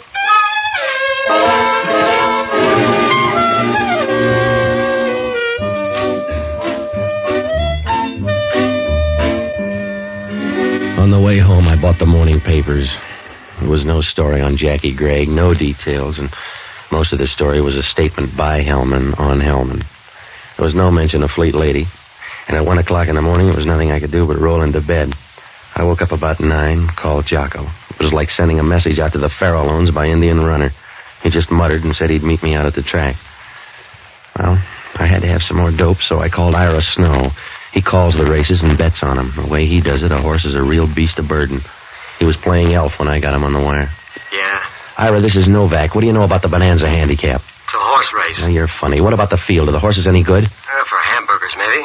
Nothing else. How about Fleet Lady? Eastern track. Nobody knows. Would she be worth a heavy plunge? Yeah, if you want to be a monk. What's this all about? Ira, I'm in trouble. How about a fix? Could they run a ringer in on Fleet Lady? Yeah, it's been done before, but it ain't easy. That's what I figured. How's Rudy Hauser on horses? He ain't. He got burned a long time ago. He never bets. Well, I think you're wrong. Look, Novak, I know every guy in town that's got the itch. Rudy Hauser, no. You know a guy named Ronnie Stark? Sure, he runs a book. Why? Nothing. May see you at the track. I'm going to make a bet. Yeah, I'll tell the horses.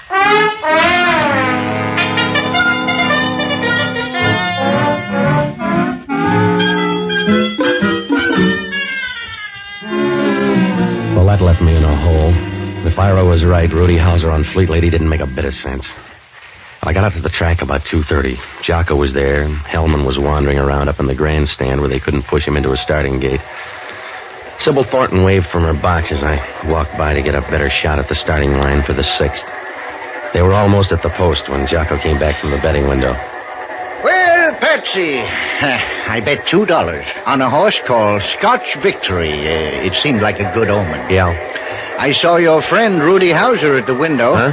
He was pouring money down on the favorites to win. Well, that's why the odds have gone down on Vin Air and Sleepy Time Gal. Look at that board, will you? Yeah, Fleet Lady's gone all the way up to 12 to 1. Yeah, from 8 to 1. All the way up. Maybe the word got around she's dead. No, that's the funny part. She's down there. See, number 3 on the rail. Not a peep out of anybody. Weather is going to the front by 1 length. Sleepy Time Gal by a head. Fleet Lady between horses is running 3rd by 1 length. On the outside, it's Vin Air and Old Soldier.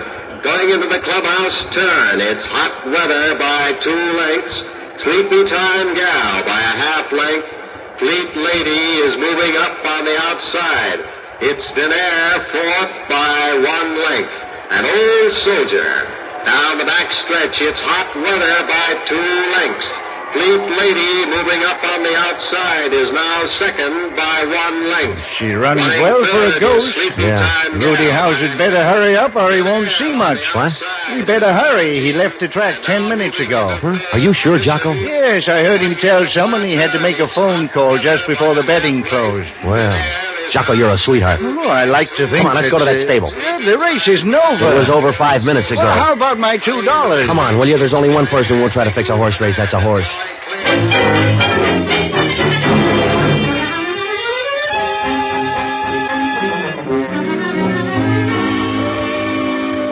Well, I knew there was going to be trouble fast. The horses were just coming under the wire when I waved to Hellman and started for the stable. When we got there, Sybil Thornton was clearing out like a fire sale. I'm in a hurry, Patsy, darling. Let me by. Now, you made a bad play, Angel. Stick around. Let me by, Patsy. You heard him, lady. Stick around. Thanks, Copper. I'll take charge. That's a big gun, Hauser. I got a big beef.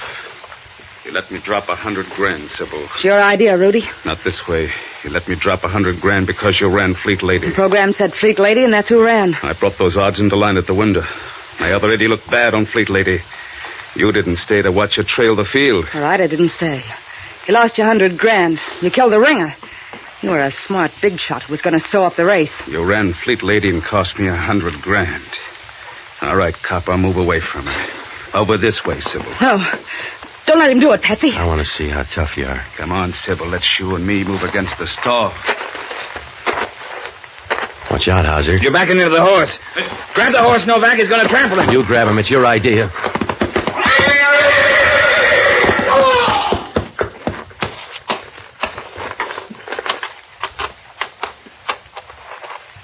See, Dan? Yeah. You should have learned the first time you can't beat the horses. That's a bum joke, Novak. I guess it is. Now that we're all here, who do we book for Jackie Gregg's murder? I'll answer that, friend. Who's this guy? It's one you missed, Hellman. Hello, Stark. Hiya, Novak. Well, what are you waiting for, Sybil? Tell the man you killed Jackie Gregg. Had enough trouble today, Ronnie. Oh, you got more coming. Well, you figured it out yet, Novak? Hauser dumped his $80,000 on you. That's right. It's a lot of spending money. Wait a minute. Ronnie, I don't like this. Oh, you get your half, baby. I'm going to write out an IOU. When they book you for murder and the vote's in, you can't use it. You wouldn't do a thing like that, Ronnie. A dead girl can't spend $40,000. She killed your guy, Copper, and tried to palm it off on Novak. I was there, so I'll testify. Ronnie, you're a no-good guy. Ah, don't be silly. I love justice. A book her for murder, Copper. I want to tear up that IOU.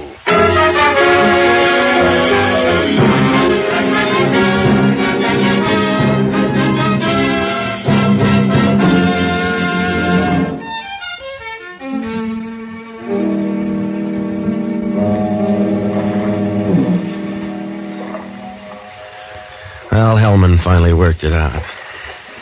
It started out as a fixed race, and when they were all through, it was up to the horse. Rudy Hauser put the squeeze on Sybil for some dough. She offered to run a fast ringer in place of Fleet Lady, so Hauser could pick up a bag full. Rudy just wanted to make sure, so he sent one of his boys around to knock off Fleet Lady. Only the guy killed the ringer instead. Well, that was a break for Sybil. She made a deal with a bookie named Ronnie Stark to take all of Hauser's bets and guarantee him that Fleet Lady couldn't win because she wasn't that good a horse. It panned out that way. She let Hauser think Fleet Lady was dead. He spent the $20,000 at the window pushing up the odds on Fleet Lady and dumped another $80 on her to win. The moving van? Well, that was a phony story Gregg used to get me to scare Sybil. He wanted in on the deal. He went back to the stable that night, got in a beef, and she killed him. She had him out in her car. When I went to make that phone call, she figured it was a good way to pass the buck. Well, Hellman asked only one question. Why would a nice, tame horse go crazy and trample a guy to death? Jocko had the answer. The horse that killed Hauser was a filly.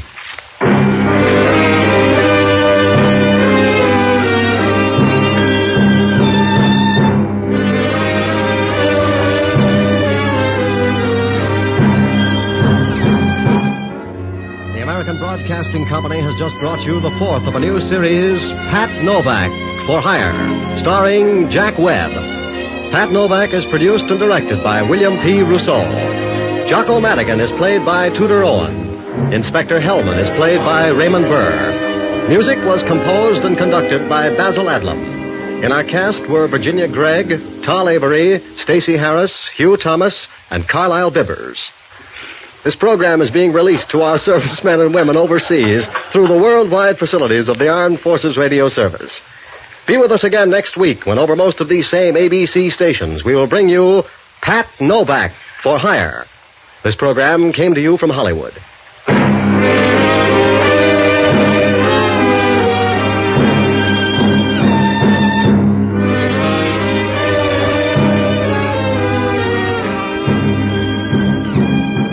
Now, a listening reminder. Tonight, don't miss Jane Wyman when she guest stars and explains how she created her unforgettable role as the deaf mute in Johnny Belinda. Hear Jane Wyman tonight on this ABC station. This is ABC, the national broadcasting company.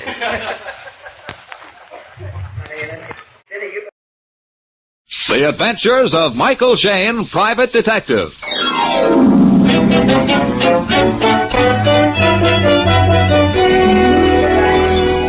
The The people who make 76 gasoline and Triton motor oil, Union Oil Company, present The Adventures of Michael Shayne, Private Detective, starring Wally Mayer and Kathy Lewis.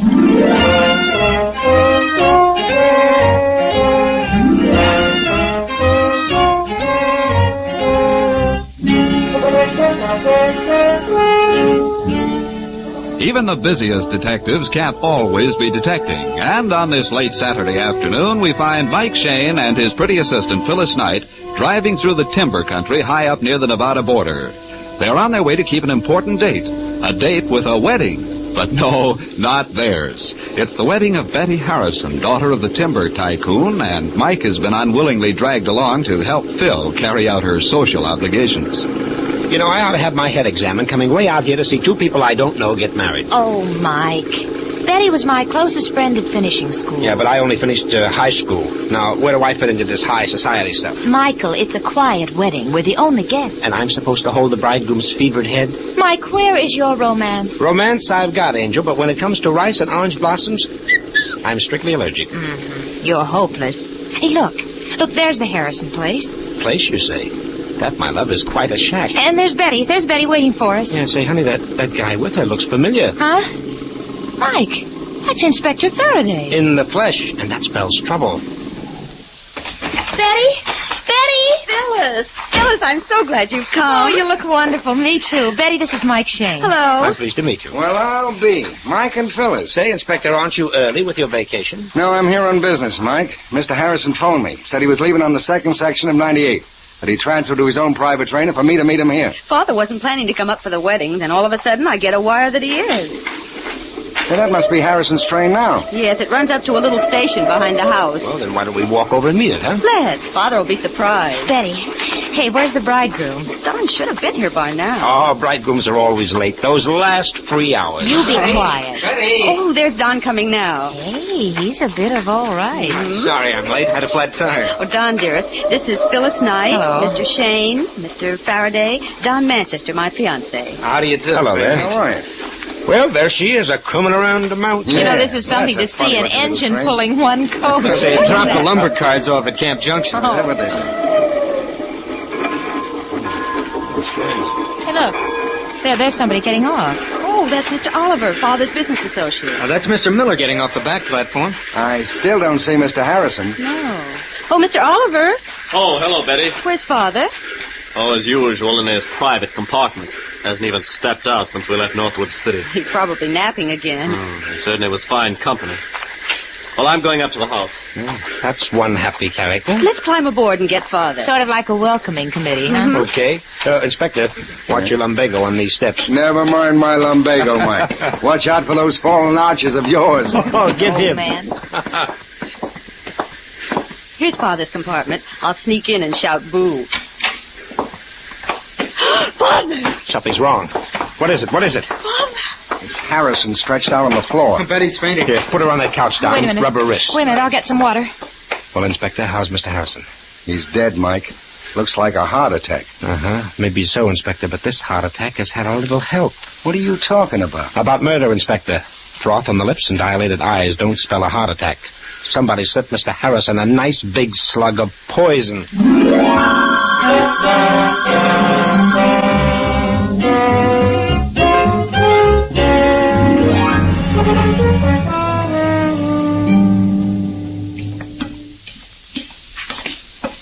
Oh, there you are, Mike. Get Betty up to the house all right? Yes, Inspector. Phil and Don are taking care of her. You still think Mr. Harrison was poisoned? I know so, Inspector.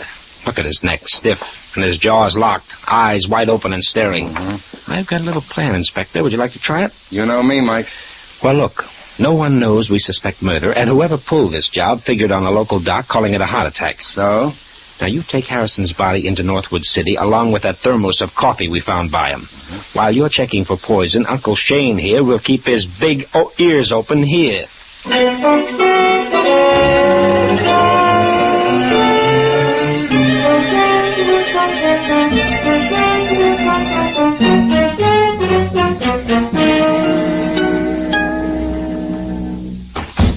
All right, honey, how's Betty? Oh, she's a little better, Mike. She's sleeping now. Oh, the poor kid. Say, what was that Betty said about her father not coming up for her wedding? Well, originally he didn't like the idea of her marrying. But she was going to go through with it anyway? Yes. Then Mr. Harrison changed his mind, that's all. Maybe it is, maybe it isn't. Mike, when you start double-talking, I get worried. Angel, look, there were 3 men on that private train making a 50-mile trip. Now, come to the end of the line, what happens? Well, I'm listening, Mike. Miller gets off the back platform and scoots. Oliver hops off the front and goes away mad. And we go aboard and find Mr. Harrison dead. That's it. This Mr. Harrison is the big boss, honey.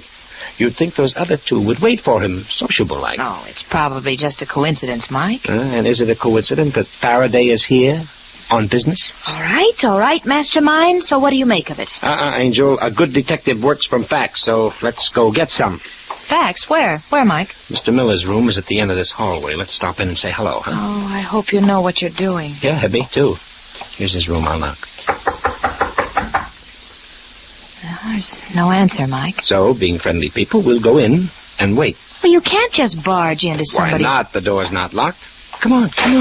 Mike, I don't like this. Well, now, don't you worry your pretty head. Wow, the remains of a fire in the fireplace. I always love to poke around ashes. Now, let's see. Those look like letters. Letters they were. Letters to Betty. Well, she's asleep in her room. While someone conveniently burns her mail. Mike, let's get out of here. What's the matter, Angel? There's just us 2. That's where you're wrong. Mike. Huh? Well, Mr. Miller. And with a nice shiny gun. We don't like snoopers around here. Get going. Just a mistake, Miller. Just a mistake. That kind of mistake isn't healthy. Get out while you're still lucky. Sure. By coincidence, we were just leaving. Come on, Angel. Right away. The gentleman doesn't like our type. And I'm afraid the feeling is very mutual.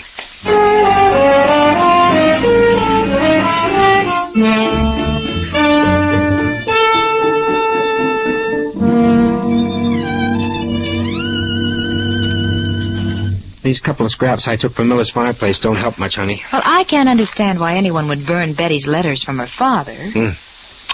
Oh, well. There's plenty of books around. Michael, after all, this room is the library. Encyclopedia, modern timbered methods. Look, honey, here's a book, Famous Scotland Yard Murder Cases. Well, that ought to help you, Mike. And here's a bookmark in the section on poisons. Mike, here comes Don. Mr. Oliver's with him. Huh? Mr. Shane. Well, what's up, Don? I told Mr. Oliver you're a detective. He wants to talk to you. Yes, something quite confidential. Miss Knight is my assistant. Never mind. I'll go look up a sandwich. Okay, dear. All right, Oliver, now what's the trouble? Mr. Shane, I want protection. Protection from what? Miller. He threatened my life on the train. Oh, what happened? Well, shortly after Miller came aboard Mr. Harrison's private train at Northwood City, I discovered him going through some of Mr. Harrison's private papers. Then what? We had an argument and he drew a gun on me. What is Miller's position in the company? Frankly, I don't know. He's on Harrison's personal payroll. And Betty's been rather worried. She felt that Mr. Miller had some sort of a hold on her father. Yes, that's it exactly. There was a very suspicious relationship. And, you want me to do what? Watch Miller every minute. He's dangerous. Mike? Yes, honey? Mike? Yes? A telephone call for you here in the den. Oh, okay. Inspector Faraday. All right. Okay, Phil, close the door. All right.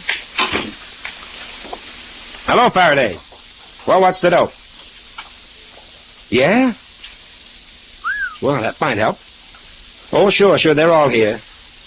Don't worry, I'll be careful. Okay, Inspector, hurry back. So long.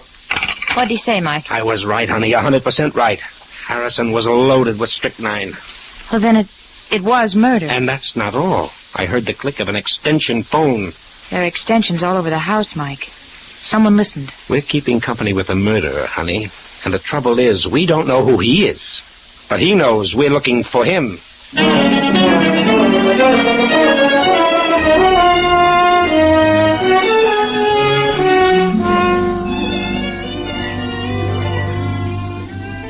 In just a moment, we'll rejoin Mike and Phyllis in their adventures. Dirty or burned-out spark plugs can cost you a lot of gasoline. In fact, as much as 1 tankful out of 10. Now, that's a serious loss in mileage, particularly so when it's unnecessary. Your neighborhood Union Oil Minuteman is equipped to give you complete spark plug service. The performance of each plug is accurately measured on a special tester, and you can see the results for yourself. If your plugs are dirty, the Minuteman will clean and re-gap them to the proper setting. If they're burned or worn out, he can furnish you with correct replacements. Then you'll not only save gasoline, but your engine will run smoother. Union Oil spark plug service takes but a few minutes and costs but a few cents. A cost you'll soon save in extra mileage. So, friends, if it's been 3,000 miles or more since your spark plugs were checked, or if your engines seem to be rough and listless, drive in wherever you see the sign of the big orange and blue 76 and ask for Union Oil spark plug service. It will make driving easier. Gas coupons go farther.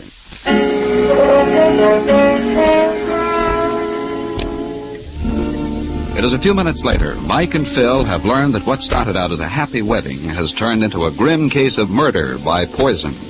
We find them walking rapidly towards the station behind the Harrisons' house. The murdered man's private coach is still there on its siding, made almost invisible by the tall trees which turn the weak moonlight into gloomy shadows.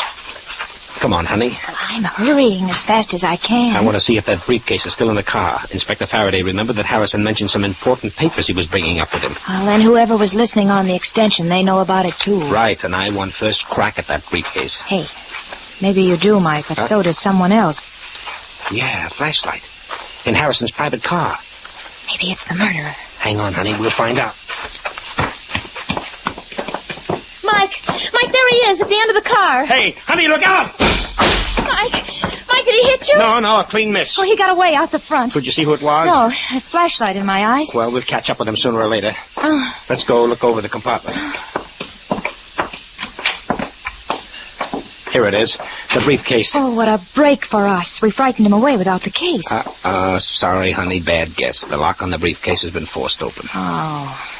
And whoever was here opened it and got what he wanted. Correct. Now, here's some papers. Business letters, checkbook, some kind of a report. Honey! What's the matter? This report. It's from the Atlas outfit. Atlas? Uh-huh. The detective agency in Los Angeles? Sure. Listen to this. On the basis of our completed investigation, you have sufficient grounds to instigate criminal action against Z. Z? Evidently, Harrison didn't want the name mentioned. Well, Mr. Harrison was certainly checking up on somebody. And getting ready for the kill. I'll bet that's why Inspector Faraday's here. Mike, this is the motive for the murder. All we have to do is find out if Miller or Oliver is the Z in that report, and we've got the murderer. Partly right, Angel, partly. But I'd say it was better this way. Find out which one of them is Z, and the other guy is the killer. Huh?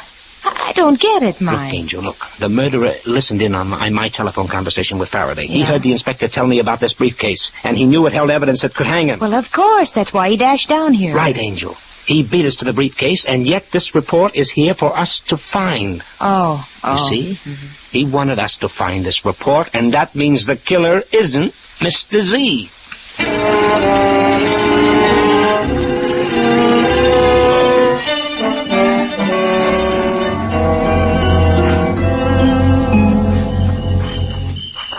As soon as we get back to the house, I'll send a telegram to the Atlas people. Okay, but these high heels don't go very well with forests. Yeah.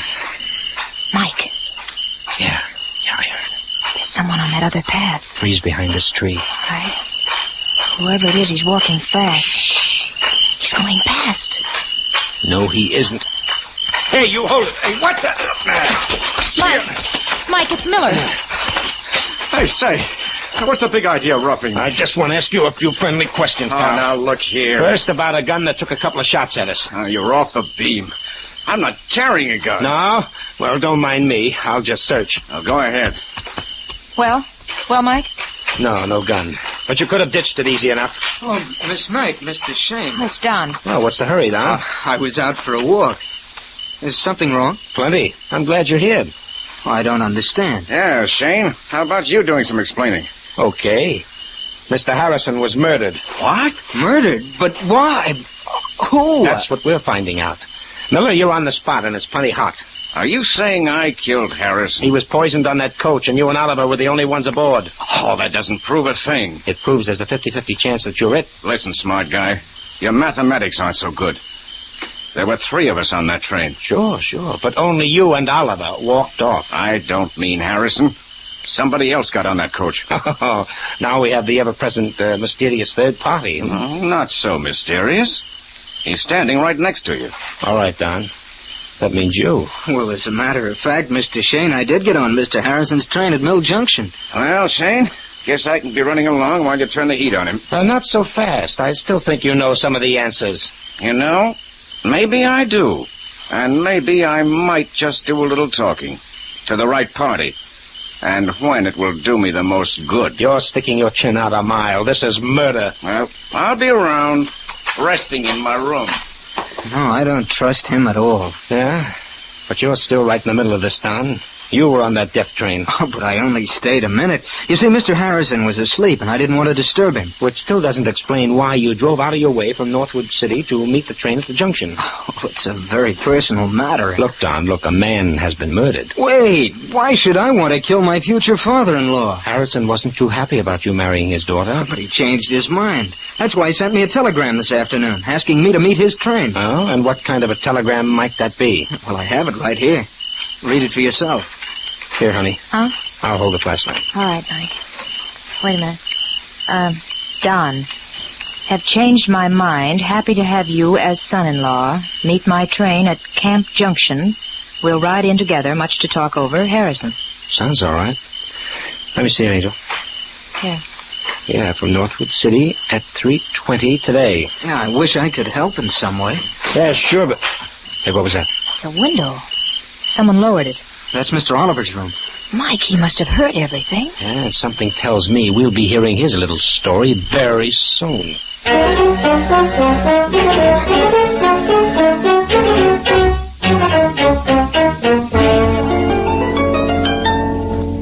That's right. The telegram is to the Atlas Detective Agency, Los Angeles. This is it. Please advise immediately. Name of Z. Yes, Z, the last letter in the alphabet. Name of Z in report to Harrison. Right. Sign that Michael Shane. That's right. Send it right out, please, and phone the reply here to me at Harrison's place. Thank you. Goodbye. Well, the answer to that telegram should mean a lot, Mike. Well, it'll help, darling, but there's some angles I don't get. Miller is a mysterious employee of Harriet Harrison's, all very hush-hush. Oliver's scared stiff of Miller, and Don goes walking around in the moonlight right after somebody takes a shot at us. Oh, you can't blame him for that, Mike. Here the night before his wedding and his future father-in-law is poisoned. Yeah, sure, but there's one thing we do know. There's a killer here. Well, there's a car outside. That must be Inspector Faraday, and in a big hurry. It's too bad you haven't the murderer all signed, sealed, and ready to deliver. Now, Angel, sarcasm doesn't become you. Well, Mike, Phil, how goes the home front? Oh, quite a few interesting details for you, Inspector. Whatever you're figuring, Mike, forget it. That means the inspector knows something. Plenty. While you two were taking it easy, I cracked this case wide open. Yeah? Well, give. Who's the murderer? Miller. Miller? Sure. I thought his face had a familiar profile, so I checked on him with headquarters. And found what? He's got a record a mile long. Mm-hmm. Well, I'll be willing to wager it's for blackmail. That's right. But how did you know? Inspector, are you forgetting? Mike is smart. All right. I hope Miller's still around. He said he'd be in his room. Good. Let's go pick him up. Okay, let's go. Well, Mr. Shane, it looks like Faraday beat us to it this time. Oh, he's just a good man, honey. Yeah. Tell me, what's the line on Miller? Oh, the usual stuff. Hires out as a private investigator and then turns the information he picks up into blackmail. Wow, cute boy. That racket should put him in clover. Yeah, but this time, Mike, it'll put him right in the middle of the lethal chamber at San Quentin. Ooh. Here's Miller's room. Yeah, no need to knock, Mike. Just open it up. Okay, here goes. Miller, we want you... Say, what? Well, there's your man, Inspector. You can take him in, but unfortunately, he's very dead.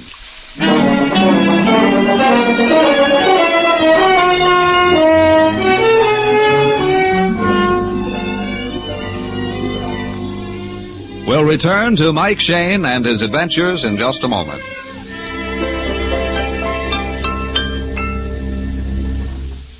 It's true that clean spark plugs make a difference in engine performance and gasoline mileage. But it's also true that even the finest spark plugs cannot fire properly if the ignition cables are defective. These cables are the small, fine wires which carry the electricity from the distributor to the spark plugs. They should be carefully inspected whenever your spark plugs are checked, because old or damaged ignition cables leak electricity, which means that only a thin, weak spark reaches the plugs. So to get new performance out of old engines, ask the Union Oil Minuteman to check both spark plugs and ignition cables. Then you'll be sure of more power and better mileage. Just drive in wherever you see the sign of the big orange and blue 76 and ask for Union Oil Ignition Service. Thank you.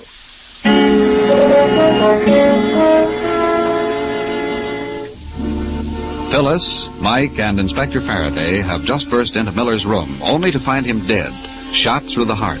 This new development has put quite a crimp in the inspector's plans, and Mike is pointing this fact out to him. Looks like you were wrong about Miller, Inspector. At least wrong about his being the murderer. Miller could still have been the one who bumped off Harrison, then somebody took care of him. Well, that would leave us with two killers. Well, could be, but it doesn't stack up that way. Well, as far as I'm concerned, I'm going to take Oliver in and charge him with murder. Okay, so you'll charge him with murder, but how are you going to make it stick, Inspector? How about motive? What evidence do you have? Oh, 2 and 2 make 4, Mike. Harrison must have been poisoned on that private train, so it had to be Oliver. There's Miller lying there, absolutely eliminated. All fine and good, but it leads us to one other little item. Don was on that train, too. Don? Betty's fiancé? Mike, you saw the telegram Mr. Harrison sent him. Don couldn't have been the murderer. In this business, honey, we've got to figure every suspect guilty until we know they're innocent. Yeah, Mike's right. Oh, Phil, would you step into the other room and phone the coroner down at Northwood City? Yeah, sure, Inspector. I'll give him your compliment. You know, this business is beginning to make sense.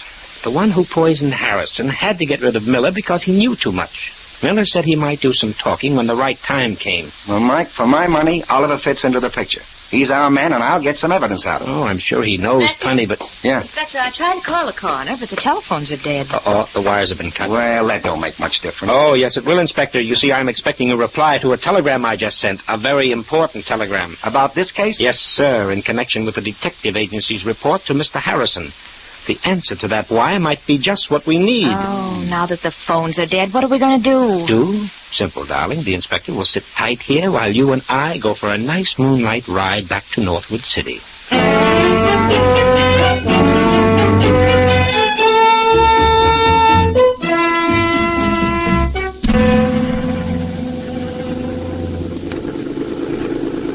There it is. There's the telegraph office just on the other side of the tracks. Okay, I'll park the bus here. Now, watch it. Easy crossing these tracks, honey. Oh, thanks for the tip, old boy, but you could have carried me. Huh? More trains. Yeah, this is the main line from San Francisco. Isn't this the place where Harrison transferred to his private train? Correct. Well, here's the telegraph office.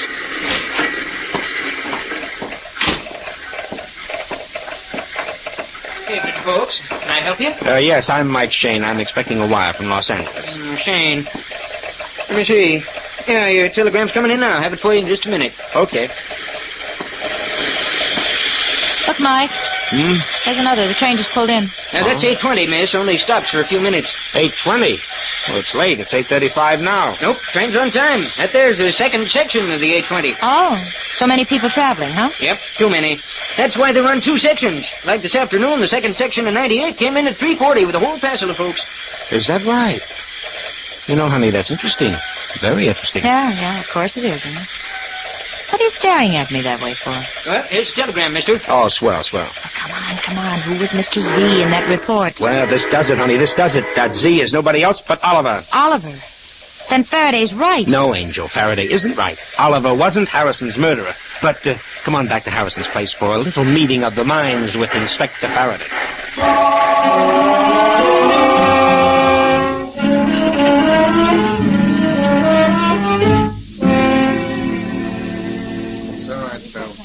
All right, is everybody coming? Yeah, they're coming, Mike. I told Betty, Don, Oliver. Good girl. Now to open these French windows. There. Okay, Faraday. Now out on the porch with you. Right, Mike. Phil, drape that beautiful body in that chair. Oh, thank you. Yes, my Lord Master. Well, here comes Betty and Don. Oh, hello. I'm sorry it was necessary to bother you. Don and I understand. I'm glad to help in any way, Mr. Shane. Thanks, Don. Come over here. Stand by me out of range. Certainly, but... out of range? I don't understand. Now, what is all this rigmarole about in the middle of the night? There's nothing to get excited about, Oliver. I asked Miss Knight to call you downstairs for a conference. A conference? About what? About mysterious happenings around here. But particularly about why Harrison had you investigated by a detective agency. Mr. Shane, what do you mean? I mean, you've been cheating the Harrison Timber Company out of thousands of dollars. Oh, that's ridiculous. Why, Mr. Harrison trusted me implicitly. He did, until he finally caught up with you. That's why he was going to turn you over to Inspector Faraday today. I won't listen to this. There's no proof. There's plenty of proof, all written down in black and white. What's more, you knew Harrison had you dead to rights. That's why you poisoned him. You're mad. I never killed anyone. It's no use, Oliver. You're hooked like a fish. No, I didn't murder him. You can't frame Mike, me. he's running. He's running towards that window. I'll stop him. No, Don, no. Drop that gun. That's better.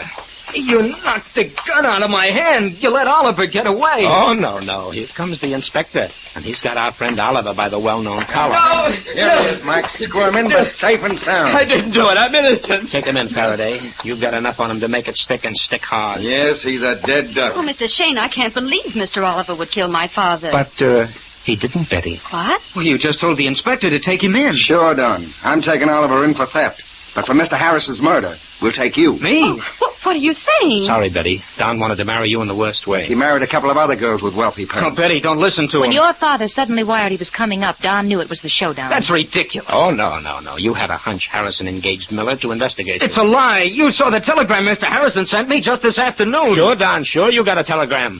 A telegram you sent to yourself. All you did was slip over to the Northwood City, wait until the train pulled in, and then send that telegram to your own address and sign Harrison's name. Oh, nothing but lies.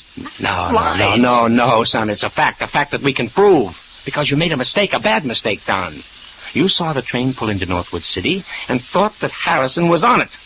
But you didn't know that there were two sections of that train today and that Harrison was on the second section. You sent that telegram 20 minutes before Harrison got there.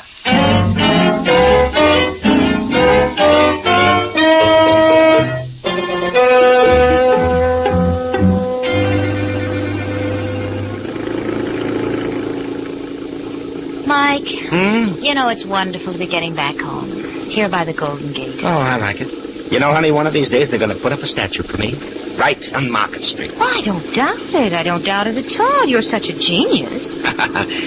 Well, maybe not a genius, but quick with the answers, huh? Speaking of answers, there's a couple you still owe me. Oh, please, honey, no more Now, questions. remember, Mike, that statue to a genius? Okay, shoot me the question. When did you know for sure that Don was the murderer? When we found Miller shot, of course. Why then? Don't you remember, honey, when we caught up with Miller sneaking back to the house from Harrison's private train, he said he would talk to the right person when it would do him the most good? Yeah, I thought he meant Faraday. Oh, no. Our blackmailing friend was talking right through us to the only other party there, which meant Don. He was throwing out a hint for a payoff. Well, of course I know, but how about... That's all, honey, please, that's all. Positively all. And hold on to your hat because I'm turning. Just a minute. This isn't the way to the office. You're turning into Golden Gate Park. Ha-ha! Is that bad?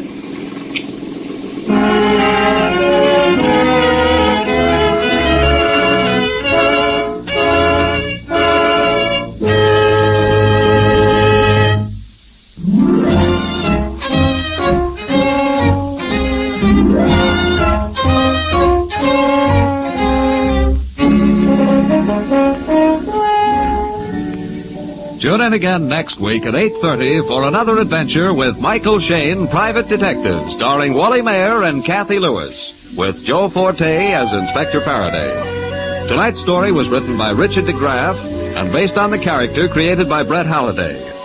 Music was composed and directed by Bernard Katz. This is John Lang saying goodnight for the people who make 76 gasoline and Triton Motor Oil, Union Oil Company. This is the Mutual Don Lee Broadcasting System.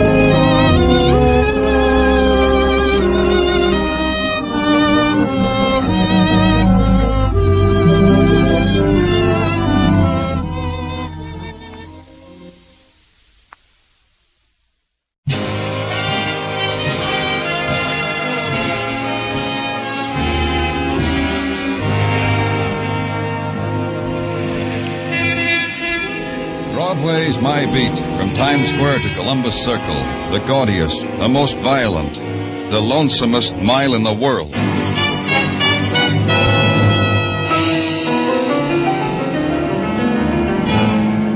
Broadway's My Beat, with Larry Thor as Detective Danny Clover.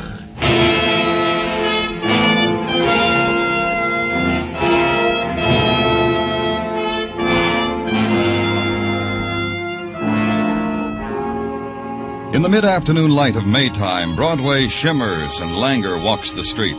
The dream walk, rhythm to the pulse of the sleeping neon. To the sun-warmed blues yawned out of loudspeakers. To the slow, erratic dance of the litter of night, held close, thrown away by a gutter wind. And with the rest of Broadway you stand and watch, or follow the crowd, and lend your heart to the whispered cry that this day, this time, will not get away from you. But it does. It always does.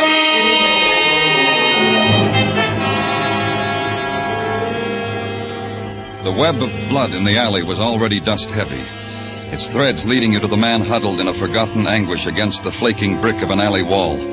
His hand still clutched to the bullet wound as if he tried to claw out the pain and never made it. And the other man leaning over him, being gentle and polite as he searched the dead man's pockets, then finding something and looking at it, then making the only observation left to him. It's a nice day, wasn't it, Danny? What did you find, Muggavan? Found him like that, all broken up about the bullet in his chest. Tried to tell me why it was there. The word never got out. It was phoned in? Yeah, from the back room of a bar down the alley. A friendly chap wandered out for a breath of fresh air, saw this, ran back to the bar, made his phone call. Bought drinks for the house. He's still celebrating if you want to talk to him. You talked to him? Yeah, friendly lush, invited me to a cold beer.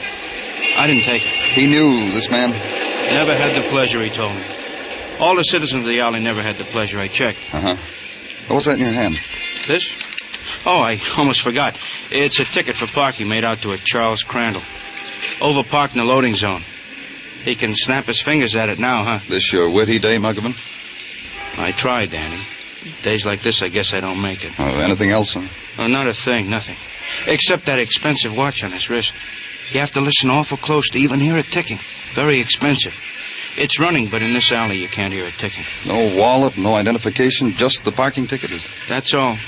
A wristwatch and a parking ticket. Not much for a grown man to leave behind him, is it, Danny? Then the alley, formerly known only to the chalk writers, the garbage collectors, and the shortcut homers, then the alley became cluttered with new faces, mostly scrubbed. The girl in the picture hat and the Pekingese, a maid in the baby carriage, the dad and his son. Mostly these, interspersed with enough men from the police department so that I could leave. I did.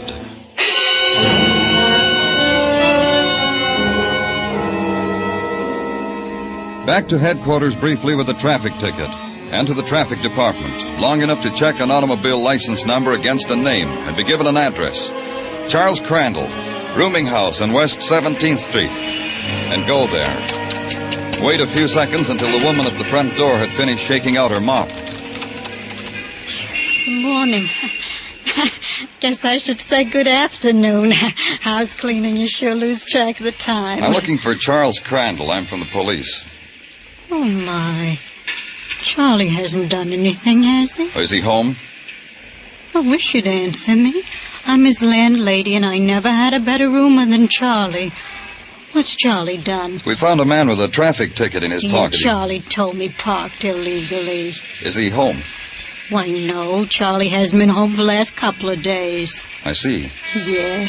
Charlie's engaged, you know. No, I didn't. Brought his young lady over just last week, introduced us. Rosemary. Such a nice girl. Helped me with the dishes. Rosemary what? Oh, I don't remember quite. Nielsen or something.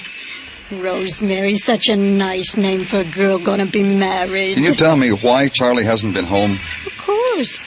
Sometimes he stays at Rosemary's house. Her parents love him like he was their own, like I feel about him. Was Charlie about 5'11", blonde hair, heavily built? But not fat, you understand. Charlie takes exercise every morning.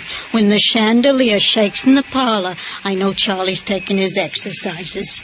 And the chandelier shakes every morning before he goes to work. Do you know where Charlie works? Surely Charlie's a longshoreman. That's another reason why he's not fat. Works the Peerless steamship line, unloads. That's an idea. If you want to talk to Charlie, why don't you go there? You're a policeman. They'll let you talk to him.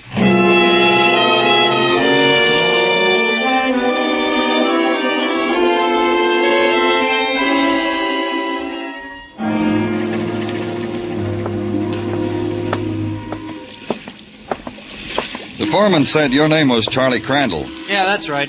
I'm from the police. Oh, the parking ticket, huh? I'm not surprised. I am. I didn't think you were alive, Charlie. Come on.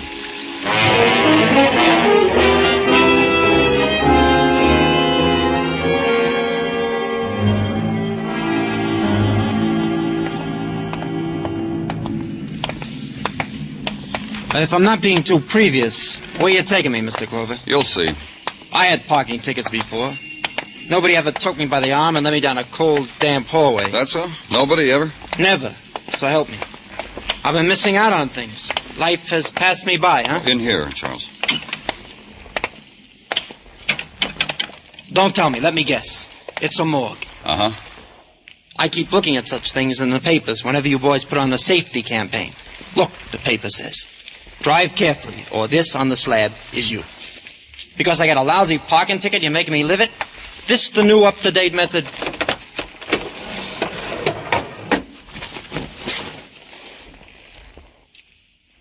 There's a chill in the air here. How come I'm sweating? Take a good look, Charles. I'm looking.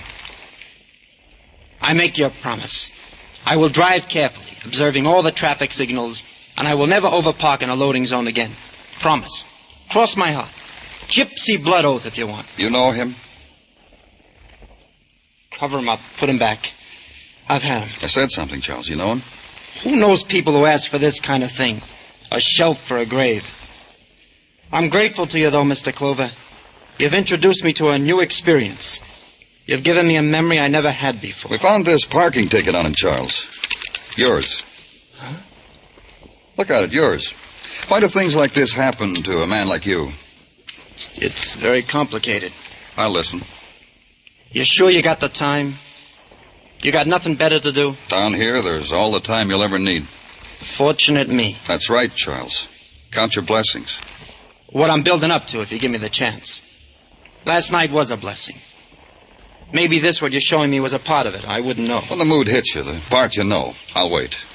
Well, last night was my night in Solly's bar on 3rd Avenue. Oh? This man was found in an alley near Solly's bar. I wouldn't know about that. All I know is Solly's a man with an open ear. I cried into it. Yeah, you'd had a tough day. That, too. I'm a longshoreman, remember? That, too. So you cried a glass full of tears into Solly's ear. Yeah, about the engagement ring I needed for my girl. Or my betrothed, I call her. About the engagement ring I couldn't afford to buy for her. Because a man like me don't lay away for things like that. Must have been very dramatic. Yeah, I put it on. Maybe more than it needed. Because a girl walks over to me, runs her fingers across the beard on my cheek, tells me she has heard the whole thing. Well, the big trouble I'm in with my betrothed. And she stopped your weeping. You could say that. She told me there was a jewelry store, Scully's jewelry store, down the street, to come with her. To pick out any ring in the window I wanted. Like a fairy tale. Yeah, you could say that. So I went with her. Pointed to the fattest ring in the window with the fattest numbers. A star sapphire. She says, meet me again tomorrow. I'll get it for your half price. Good girl to meet in a bar. You'll never dream how good. After that, she takes me back to Solly's. Lets me exchange my other sorrows with her. You had more? Only one more I could call to mind. At the time. The parking ticket. Well, she says, give it to me. I know where to fix it. You believed her? I hear it's been done. And that's the last you saw of the ticket?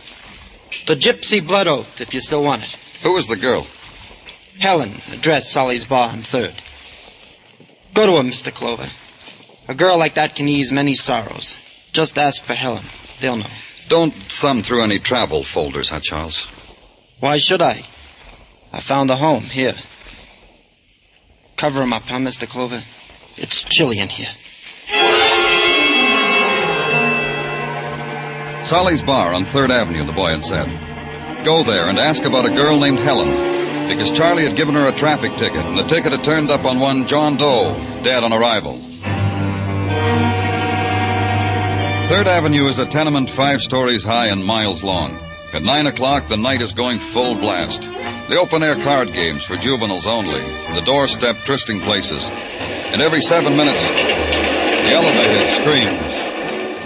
Somewhere between Comchu's Hong Kong hand laundry, special attention paid to pleated dress shirts, and the Blue Star delicatessen, cream soda and hot corned beef 2 bits, somewhere between there was Solly's bar.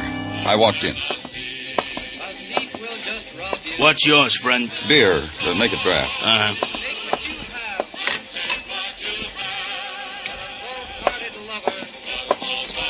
$1. Thanks. Your name's Solly? You own this place? Yeah, so? You work here every night? Yeah, why? Skip any nights this week? Hey, what's with you, Buster? You spent a dime, drink your beer, listen to the music. I'm looking for Helen. Who? Helen, tall, blonde, you know. Look, Buster. You're here every night, aren't you? You ought to know Helen. I want to show you something, friend. See this? A ball bat. I bought it from a kid who swiped it from the Yanks' dugout. I sawed it off. You want to hear how it goes? That's the way it goes when I slap it on a bar. You want to hear how it sounds otherwise? You want to... Cop, huh? Why didn't you show me the badge before? What about Helen? I get it. Don't be a cop. You figure I'd tell you about Helen, huh? What about her? I told her to stay out of here. What'd you want me to do? Hit her over the head with the bat? The other night she was in here talking to a longshoreman named Charlie Crandall. You know anything about that? Who's in trouble? She or this Charlie? Charlie Crandall was talking to you about an engagement ring. Do you remember that? Who remembers for what reason my ear gets bent? Helen, I know. You want her, huh? Where do I find her? You wait on that bar stool, she'll be in whispering at you for a drink. Or you can't wait, try the second floor back of the corner house at the end of the block. This side of the street. Can't wait, huh? Walk down to the corner house, which the sign at the head of the steps said allowed no visitors after 10 o'clock. Then the other sign at the end of the corridor. Do unto others as you would have them do unto you. Wash out the bathtub. And the door that was swinging open briefly, then closing, opening. Helen? Helen? And get no answer. The tenement draft swings the door open and presents a room, a torn-apart room. Nothing was in its place. Nothing was undisturbed, except the girl on the bed. The strangled girl with the tumbled blonde hair. The dead girl. The murdered girl.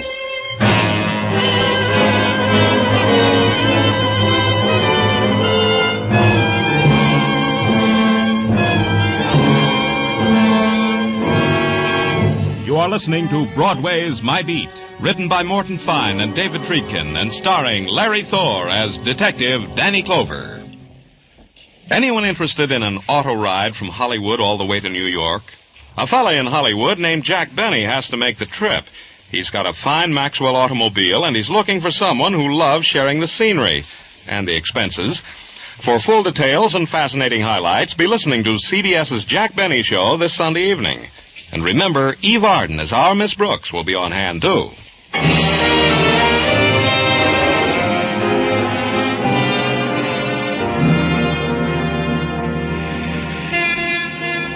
Springtime on Broadway is like springtime on 1,000 other main drags, except for one thing. Mother Nature doesn't function on Broadway. Nothing grows. It gets constructed. But nobody bothers. There's the salary to be earned, baseball scores to be considered, and the weather to be discussed. However, as in all times and places, there are the crackpots. Some even delirious enough to give you odds that Broadway's liable to get blown off the face of the earth. You waste a shrug on that one and flip the newspaper over another page and scan the quarter column on the right-hand side. Girl murdered in tenement house. Police seek link with death of unidentified man, which was straight reporting. I know because I was the policeman directly concerned. Next morning, open the notebook and scan the personal brand of shorthand. See now an item. Charlie Crandall had been taken by the hand and led to the window of Scully's jewelry shop to pick out an engagement ring. Go there, look in the same window, and walk into the store. Good morning. Oh, good morning. I'm Danny Clover from the police. Yes? I'd like to see the manager. Well, I guess I am, until Mr. Scully comes in. What did you want to see him about? I'm his wife, and... Take a look at this picture, Mrs. Scully. Have you ever seen this man before? I might have, but I don't know him. Personally, if that's what you mean. Maybe I've seen him someplace. Who is he? The man we've got in the morgue. Now, take a look at this picture. Young girl, also in the morgue. How terrible. Do you know her? She could be anybody. Somebody's sister or sweetheart. In the morgue. In a police morgue. Oh, what happens to people, Mr. Clover? What? My, look at him. Hello, honey. Like it? Blue coat and brown pants. Well, it's different, George. I took my brown coat to the cleaners on the way to work. It got soiled. Oh, sorry, dear. This gentleman... Oh, this is Mr. Clover, George, from the police. And this is my husband, Mr. Scully. Oh, Mr. Oh, something I can do for you, Mr. Clover? Yeah, just take a look at a couple of pictures. Here, this one. Never saw him. Take a look at this. No, her either. Dangerous characters, huh? George, they're dead. They're in a police morgue. No, I don't know either of them, Mr. Clover. George. I'm talking to the gentleman, Louise. But I'll forget if I don't tell you now. My wife is forgetful, Mr. Clover. That's a good kind of wife to have. What is it, dear? Mrs. Reed was in here for her diamond brooch. I couldn't find it. Why not? Why couldn't you find it? Mrs. Reed was furious. You promised her you'd have the catch repaired by this morning. Well, it's ready. Why couldn't you find it, Louise? I looked. It's not there on the repair rack. I looked all right, but I couldn't find it. Call up Mrs. Reed and tell her your husband's here, Louise. Tell her to stop in for a brooch. Well, do it, Louise. You're not missing anything from this shop, are you, Mr. Scully? Missing what? I don't know. I don't understand what you're talking about. A robbery, anything like that? You're joking. If I had a robbery, I'd know I'd been robbed, wouldn't I? You want anything else, Mr. Clover? No? Then you'll pardon me, won't you? Sure you will.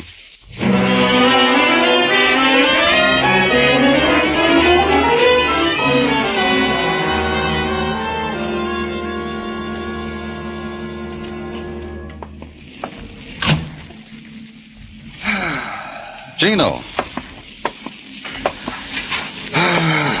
Oh, what's the matter, Tartaglia? You got a big sadness? From your office window, Danny, you can see the harbor in the yawn. It makes you unhappy, huh? Lady Jane Pugh, the ne'er-do-well girl detective from London town. She has pushed off from our fair shores, Danny. The paper said she grew lonesome to eat an English kipper in the fog. Happens to a girl sometimes. You're fighting me, Danny. Don't do that at a time like this. There's only one thing to do with a grief like yours, Gino. Tell me, Danny. Don't tease me with it. Tell me. Bury it in work. You mean... I tried, Danny. It don't help. Yeah, there it is on your desk. You buried your grief in this envelope?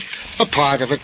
The rest, what's in the envelope, is news from the FBI concerning the fingerprints of the man now in the morgue whom you found bullet-holed in the alley. They matched them?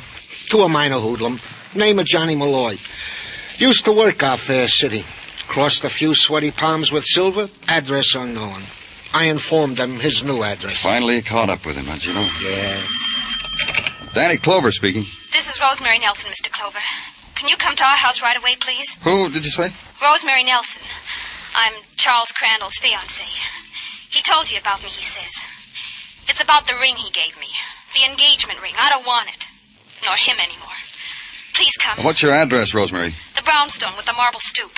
1827 West 58th. You'll be here? Right away. You going out, Danny? You mind? If you want to leave me alone with a memory, it's all right. Go ahead, Danny. I'll be all right. I've been alone before. Bye, Danny.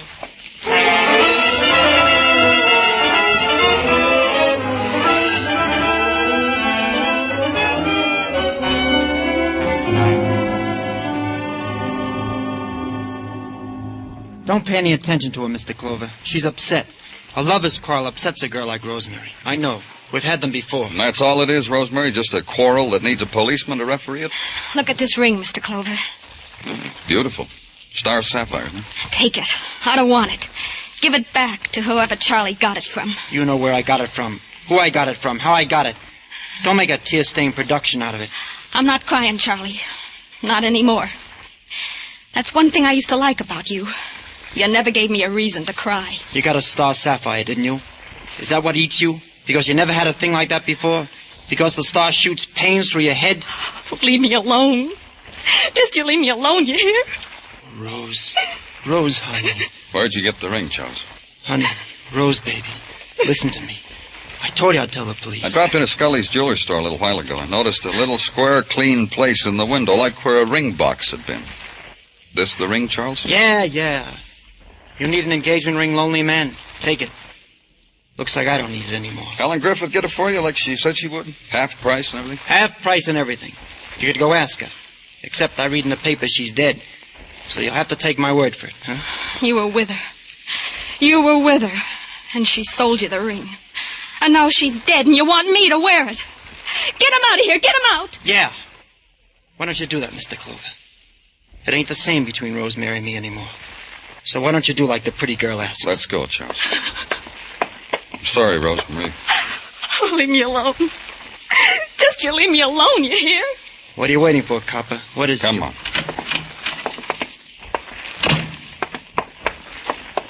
What are you going to hold me on? Suspicion of murder? Until they come up with a new one. Danny? Danny! Over here in the squad car. Woman down at headquarters, Danny, turning the air blue with complaints about Scully the jeweler. Says he... Tell us about it on the way down, Muggavan. It'll pass the time for all of us. You, me, and our boy, Charlie.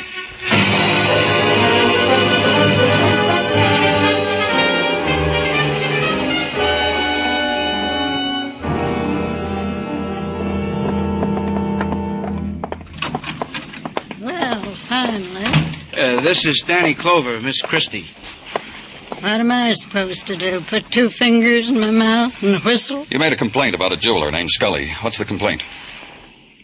Don't talk to me like that. What is this, Muggavan? I'll handle it for you, Danny. Now, look, Miss Christie, you told me something about a watch and about Scully's jewelry store. I want you to tell Mr. Clover.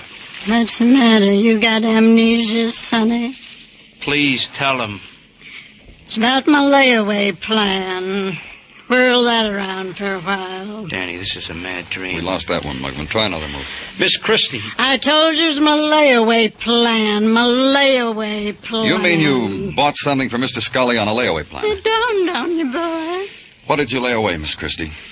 A watch for a man's wrist. I'm courting. Figured a bull of it make him happy. You still haven't told us what the complaint is. That's Scully. For 11 months now, I've been paying down on the watch, see? Come in with the last payment in my hot little fist, no watch. Scully tries to sell me another one. That watch have a gold face, gold wristband? And if you flip open its back side, there's 17 jewels visible to the, if you'll pardon the expression, naked eye. Hey, Danny, that sounds like the watch we found on that guy in the alley. Yeah. Entertainer, Muggavan. You heard what the man said, Sonny. Entertainer.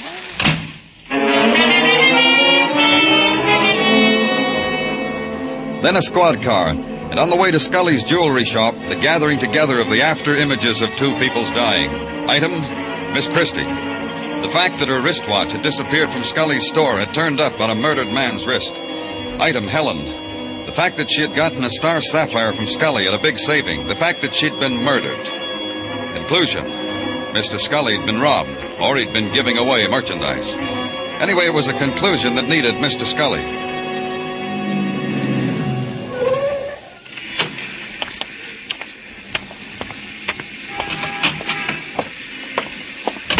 What can I... Oh. Hello, Mr. Clover. Is your wife here, Scully? In the back, sorting stock. Get her. Well, if it's important, Mr. Clover, but she's busy. Get her. Mr. Clover. Well, all right. Louise? Louise, come here for a minute. I haven't finished the stock, George. Leave it and come here. Mr. Clover wants you. Who? Mr. Clover, you remember, the policeman. Well, tell him to come back, George. If you stop me in the middle of the stock, I'll forget what I've done. Don't worry about it, Mrs. Scully. It won't take long. But what do you want? I told you I couldn't recognize those people. I know. Your husband couldn't either. Well, what's the matter? Don't you believe us? Yeah, don't you believe us? Tell me something, Mrs. Scully. Did your husband ever locate Mrs. Reed's diamond brooch, the one that needed the catch fixed? Well, why ask her? Ask me. Yeah, I found it. Oh, you mean I found it, George? You remember we laughed when I found it in the repair case after looking there a dozen times. I just couldn't understand it. Because when you looked a dozen times, it wasn't there. Tell her where it was, Scully. What are you trying to do to us, Clover? Tell her where the brooch was, Scully, and the wristwatch, and the star sapphire ring. Oh, my. He's crazy, Louise. I don't know what he's trying to do. Oh, my. George. Well, George, I'm not going to lie for you. You might as well know that. After all, you've done something wrong. I know I'm a plain woman, George, and I'm in my 40s, and I make myself forget a lot of things. But not this, George. She doesn't know what she's talking about. You lied to me, George Scully. You said you took your coat to the cleaners, and you never did. When I was in there today, the cleaning man asked me about you. Said you hadn't been in for such a long time. I told you a little white lie, Louise. I lost my coat. You must have lost the keys to the store, too. Is that why we've been using mine? Is that how that hoodlum Johnny Malloy looted your shop, Scully? Walked in and took your coat when you had it off. Well, when it's hot, a man takes off his coat. But your keys were in the pockets. Why didn't you report it to the police? Because you were with that woman again, weren't you, George? That's why you couldn't report it. But I was only drinking with her in a bar. I don't care what you were doing. After all, you promised me. Louise, I lied for you about the pictures. But I'm not going to lie anymore. Not about her. Even if she is dead. Louise! What do you want me to say? I don't know. Tell her you killed Johnny Malloy, only he didn't have the loot. He'd already given it to Helen, so you had to strangle her to get it. And you got it. Hey, I don't know what got into me, Louise. I didn't want you to know. It was such a beautiful night. I was walking along. I stopped to light my pipe. It was in front of the bar, and I heard a tap on the window. It was Helen. She waved me in, and I just didn't want you to know. But you promised you wouldn't. And now look at you. George Scully. You're a murderer. I think we better go, Scully. Louise, you gotta help me. We'll get a lawyer. He'll tell you what to say. I won't lie, George. I just am not going to lie anymore.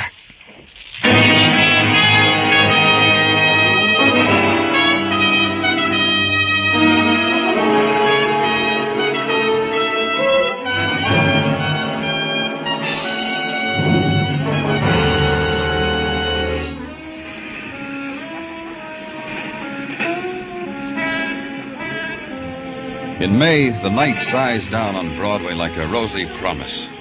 Someone smiles and takes your hand, whispers. And for an instant, the lights are brighter, the noise louder, and your scream mixes well with the scream of the night. It's Broadway, the gaudiest, the most violent, the lonesomest mile in the world. Broadway, my beat.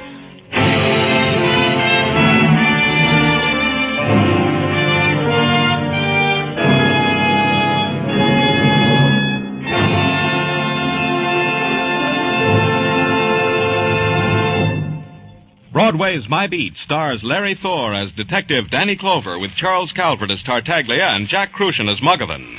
The program was produced and directed by Elliott Lewis with musical score composed and conducted by Alexander Courage. In tonight's story, Lou Merrill was heard as George Scully, Jeanette Nolan as Louise Scully, and Adam Williams as Charles Crandall. Others in the cast were Peggy Weber and Joy Terry. Say there, Sing It Again's current phantom voice is really a phantom. For the past 2 Saturdays, she's mystified everyone Jan Murray's called in his coast-to-coast Sing It Again phone.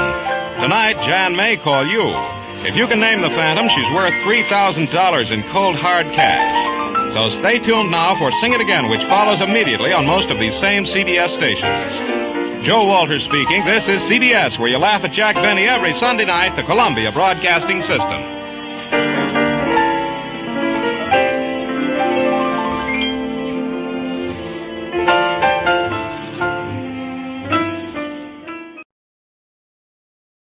Portions of the following program are transcribed.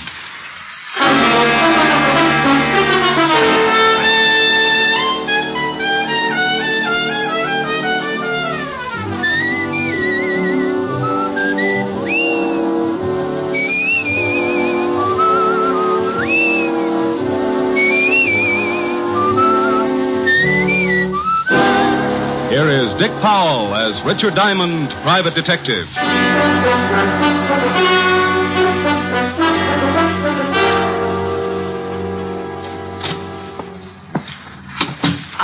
Are you Mr. Diamond? Creditor or client? I'm a client. I'm a Diamond. I'm Glad. It's a little informal, but hello, Glad. Call me Rick. Oh, no. My name is Julia Bates. Mrs.? Yes, but you don't have to call me Mrs. Bates. I'm a widow, you see. Oh. In fact, it may help our relationship if you call me Julia. Oh, well, here we go again. All right, Julia, you can call me Rick. The fee's $100 a day in expenses. I want you to stay at my house tonight. I said $100 a day in expenses. Oh, the fee is all right, Mr. Rick. Money means nothing. Yeah, well, you think your way and I'll think mine. I'll make out a check right now. No hurry. Anytime in the next 10 seconds. Oh, here. Thanks.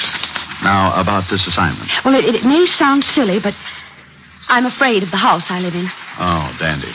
I said it might sound silly, Mm-hmm. but it's deadly serious, I assure you. No, I'm sure it is. You see, my husband, Warner Bates, died 3 months ago. Hmm? He was a very strange man and believed devoutly in many forms of mysticism. Oh, yeah. Well, he built this house as a monument to his beliefs and filled it with secret passages and rooms and steps that lead nowhere. Why not move out? Well, I'll be perfectly honest. It's because of the money. Oh. In his will, Warner stipulated I was to live in the house for a period of 3 months following his death. 3 months is up tomorrow. And it doesn't help that Warner is buried in the basement vault. What's he doing? Watching Benny's money? Well, he had a crypt built in the cellar, and a key, the only key to it, was placed in his coffin. What's supposed to happen tonight? Well, let me tell you the whole story. A month ago, I began to hear the strangest things in the house at night, and I found food half eaten on the kitchen table. Ever try setting traps? Well, the worst shock came when I went to the cellar a few days ago. I found footprints in the dust, naked footprints, leading to and from the crypt. Maybe he had to take a shower. Oh, please let me finish. On his deathbed, Warner swore he'd visit me at the end of the 3rd month, and if he could, take me with him back to the spirit world. Oh, and tonight is the night. Yes. Oh, at first, I didn't think it would get me, but... Oh, no, I'm scared, really scared. Yeah, well, now look, baby, let's get off this mystic kick. Who inherits if you don't live up to your requirements? Well, that's just it. No one. That is, no person. The money goes to charities and schools. Mr. Anderson, the executor of the estate, says the will is foolproof, legal, and binding. Either I live in the house until noon tomorrow or forfeit the inheritance. So what you wanted me to do is hang around tonight and see that hubby doesn't go death walking. Yes, that's right. You don't have to be there till dark, but, don't be any later than that. Say 6 o'clock? Excuse me. Diamond Detective Agency, freewheeling corpses. Ask the man who kills one. Rick, when are you going to stop those awful slogans? Oh, hello, Helen, baby. Got to call you back, got a client. Oh, all right. Is she pretty? I don't know. I'm parked behind a curve. What? Oh, forget it. I'll call you back. Bye. Now, Julia, you better go on home. Where's your broom? Broom? Do you think I look like a witch? You don't look like one. More like the good fairy after she'd heard about men. Now, you fly on home, sweetheart, and I'll see you at 6. Don't be late. I'll be there with bones on.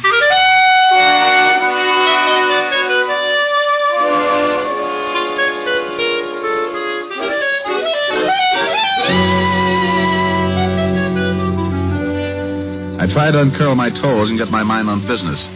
Thinking of my spooked client didn't seem to help, but it was business. It was getting pretty late in the afternoon, so I put the office to bed for the night, picked up a bite to eat, and went over to the 5th Precinct to keep a coffee date with Lieutenant Levinson. When I walked into the squad room, I spotted Sergeant Otis with his nose in a book.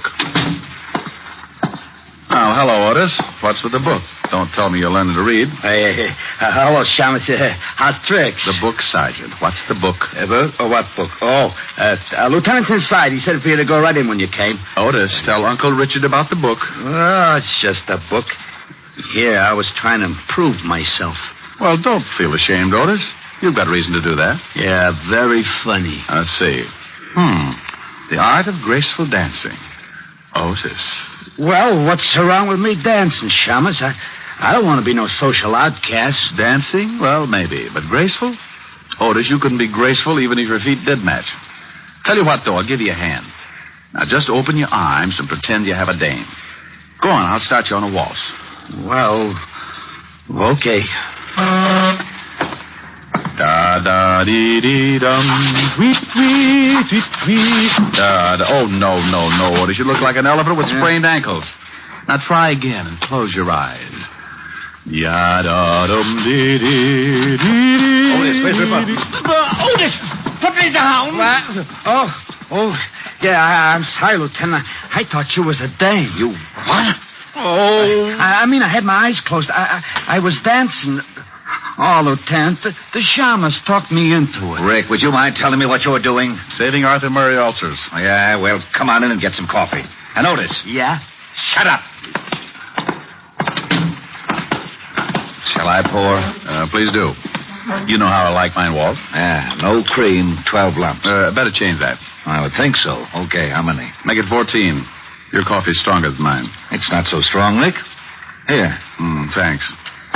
You better wipe that spot off the desk. The varnish is beginning to smoke. Your jokes aren't any better. Gonna stick around for the Hart game tonight? I can't, Walt. I've got a client with a house full of spirits. What? The dead kind. With you on the job, there'll be corpses jumping out of every window. Yeah. Well, if they start, I'll give you a call. I know. Why don't you give up being a detective, Rick? Play postman or something. Walt, you just don't seem to appreciate my favors.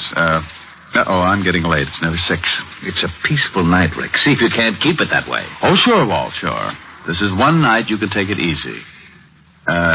Give me 2 more lumps, please.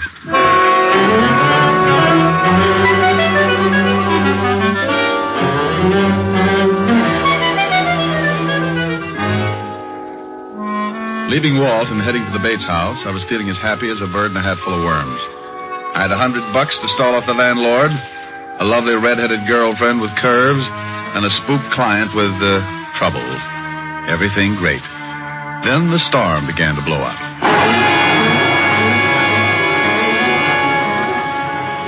It had started to rain when I saw the Bates house on Temple Street. A big, ugly house straight out of a horror story, with gables and shuttered windows. And as if that wasn't enough, I was met at the door by a butler who was a tiny thing, about 7 feet tall and 300 pounds, with a face like the devil with a hangover. Come in. Yeah, I wanted to see Mrs. Bates, of course. You are Mr. Diamond. She left word with you? I need no word. I am the 7th son. Of a what? The 7th son. Of a... Oh, no, this could go on forever. Okay, lead on. The name is Kane. Yeah? How's your brother? What? Forget it. Where's your, Mrs. Bates?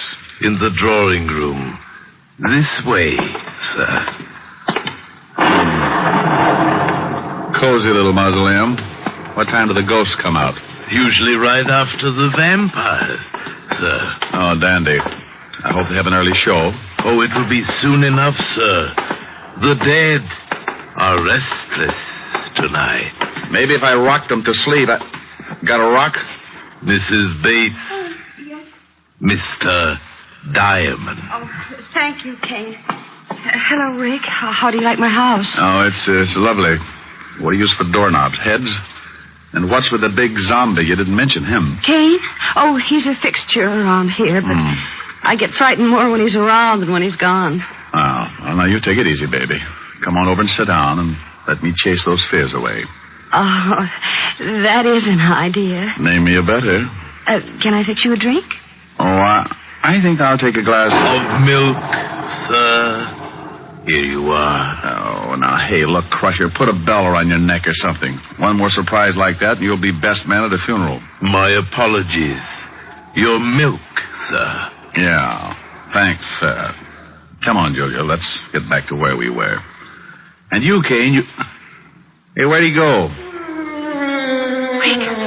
Rick, there it is. Huh? Yeah. But that's the way it starts. Listen. It's the stairs to the cellar. Someone's climbing them. What? Oh, it's probably Kane. You wanted me, sir. Kane? Then who... You wait in here, Julia. I'll go out and get our nosy friend. The cellar door is at the end of the hall.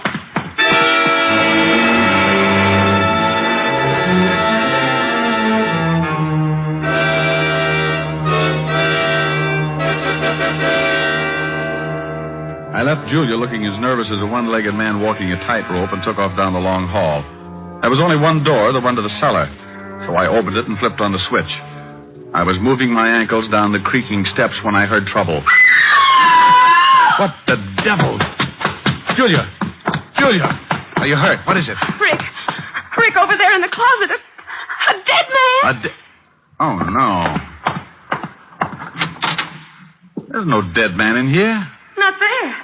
But I saw him, Rick, I swear. There's There was a man in there. He was all bloody, and there was a big knife in his chest. Oh, but you must have been mistaken. About a corpse, Rick. He was there. I don't see it. Oh, wait a minute. Here on the floor, bloodstains. You see, there was a man in there. This is blood, all right. But where'd the body go? He couldn't have been moved that fast. Unless... Where's Kane? Right here, Mr. Diamond. But I did not move the dead one. No? Where were you just now when Julia screamed? Having tea with a vampire? No, I was in the kitchen, sir. Do not be mystified, Mr. Diamond. Accept the fact that you are in a house controlled by the other world. There's been a murder, Kane, and that brings it into this world. Who are you calling? A real-life cop who likes to know about dead bodies kicking around. Lieutenant Levinson, homicide. Walt, Rick. Oh, no. I know that tone. Where's the body? I wish I knew. Come on over to 209 East Temple Street. Wait. What do you mean you wish you knew?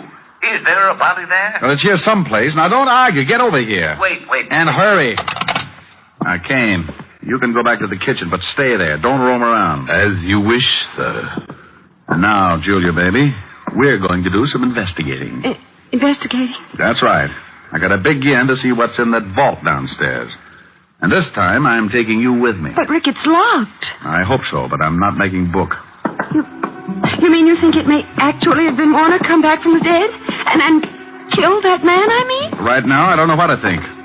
I wouldn't be surprised to run into Dracula sitting on top of the Wolfman. Here's the basement. Hey, who turned out the light? I know I turned it on before. Yeah, that's better. Come on. Oh, Rick, it's cold down here. Oh, hurry, Rick. I'm getting scared. No, I don't like the feel of it myself, but I want to check this vault. See the footprints there in the dust? I see them, but I don't believe them. Not yet. Yeah, I'll try the door of the vault. Why, it's unlocked. Yeah, and look what's inside. The coffin is empty. It's empty, all right, and it's open. Well, are you going inside? No. I think I'll stay out here. The light! Rick, who put out the light? It wasn't Edison, baby. We got company. I told you I'd come back for you. Warner? Hey, what is this? I am dead. Oh. You know who I am, don't you, Julia? Yes. Yes, I know it's you, Warner. I'm coming for you tonight, Julia. I will appear at 9 o'clock. I'd better set my watch. Be prepared to meet me, Julia, at 9 o'clock. No, Warner, no. Take it easy, baby. Rick, you down there? Oh, hallelujah. Yeah, Walt, turn on the lights. Sure. There, they're on. Rick, what are you doing there? Oh, a block. I should have known. Well, do come upstairs and join me. We're cutting off. Now, what is this all about? Wait a minute, Walt. Otis, help Mrs. Bates into the living room. She's pretty shaken up. Sure, Shamus. Come on, lady. Now, what is all this about, Rick? Now, come on back downstairs with me, Walt, and get your gun out. Somewhere in this cellar is a dead man with a lousy sense of humor.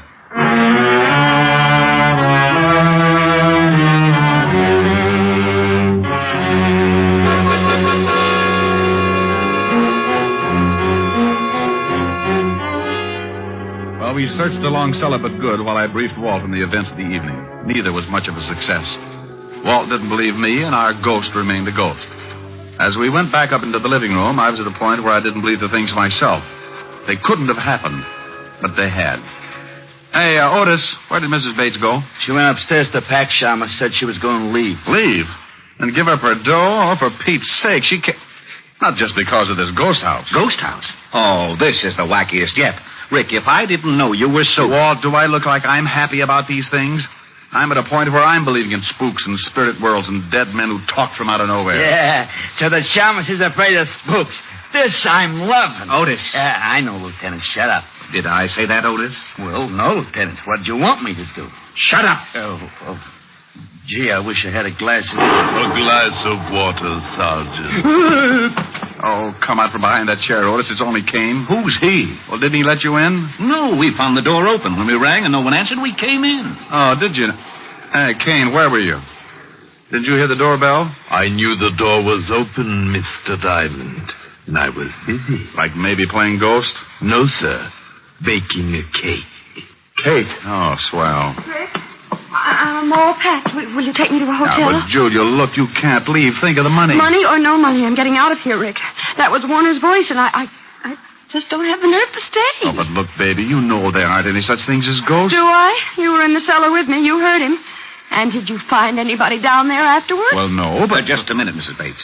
You saw a murdered man earlier this evening, didn't you? You know I did, in that closet. Yeah, well, until I find out who he is and who killed him, you don't leave this house. But Warner... I'm sorry, Julia. We'll protect you, but you can't leave. Otis, take Mrs. Bates into the library and make her comfortable. Hey, Yellowton, come on, Mrs. Bates. Well, Now, Rick, enough is enough. How could there have been a body in that closet one minute and not the next? Where did it go and why? Well, how the devil should I know? She saw it, screamed, I ran back, opened the closet, and it was gone. Oh, great. Now, come on. I want a better look at that closet. Well, looks all right.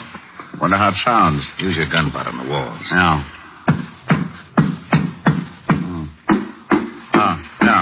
Yeah, this is it. Yeah, but where's the latch? There must be some way to open this section. Try those hooks. Yeah. No, not them. Maybe this rack. Hey, look. Secret room, just like in the movies. Oh, there he is. Yeah. We found the corpse, Walt. And how he disappeared so fast. Oh, some mess. Blood all over him. Walt, hey, this is no corpse. What? Oh, now, don't start that. No? Well, look at it closer, Walt. It's a dummy. Well, it is. A wax dummy with blood smeared on it. No wonder I wasn't meant to see it. Oh, this is it. I'm getting out of this crazy house. Corpses that talk, corpses that aren't corpses. I've had enough. This is just plain ridiculous. Now, wait, Walt. Someone planted this dummy, and someone is trying to scare Mrs. Bates out of this house. That same someone is in this house right now, and if he isn't stopped, it may mean her murder.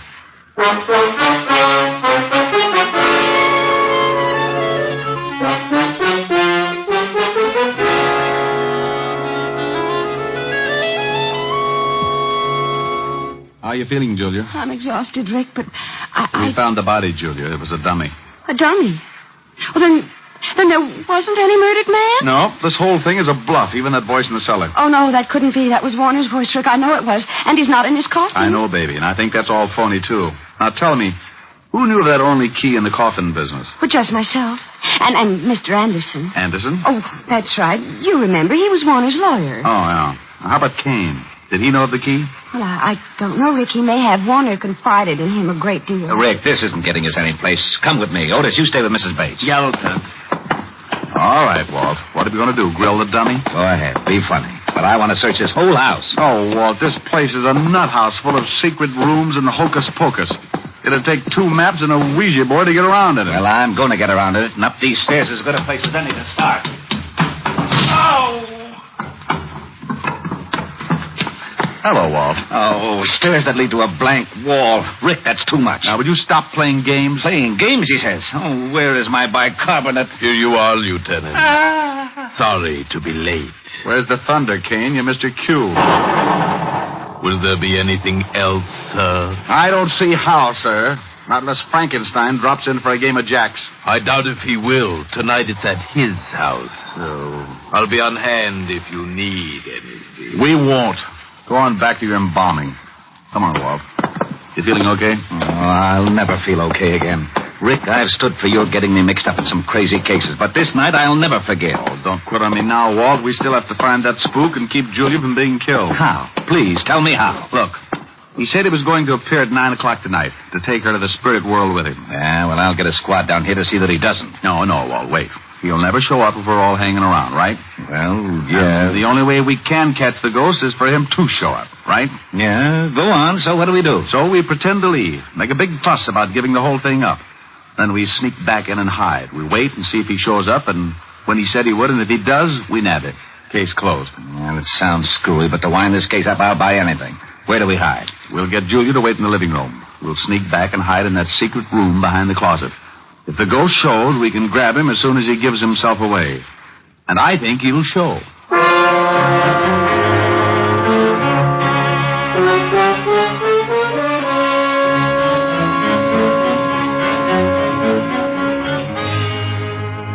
After getting Julia to agree to the idea, Walt, Otis, and I made a big thing about leaving the house. Then we sneaked back in and hid in the secret room back of the living room closet. The closet door was open enough so we could see Julia pretending to read on the couch. And for the next few centuries, we waited. Waited for a dead man to keep a date. What time is it, Rick? It's 9:02. If he's going to show it, won't be long. Hey, do you think a dead man really can come back to life? If you don't shut up, Otis, I'll give you a personal chance to try. I wish he'd hurry. Yeah. Well, it's just time now. I hope Julia plays her part okay. She looks pretty nervous. Oh, why would she be nervous? She's only waiting for a dead man. A phony dead man, Walt, I hope. Now, don't you start believing in ghosts. You know there aren't any such things. Rick, the lights went out. Shh, listen. I told you I would come for you, Julia. It is 9:00. Oh, Warner, please don't take me out. I don't want to die. Rick, that's him. Wait a minute, Walt. I am the dead, Julia. I am your husband. Yes, I know you, Warner. You must leave this house, Julia. No. Come on, Walt. Right. And Otis, be quiet. Oh, I will. I know enough not to make any noise. What was that? Rick, hurry! Come on, let's grab him.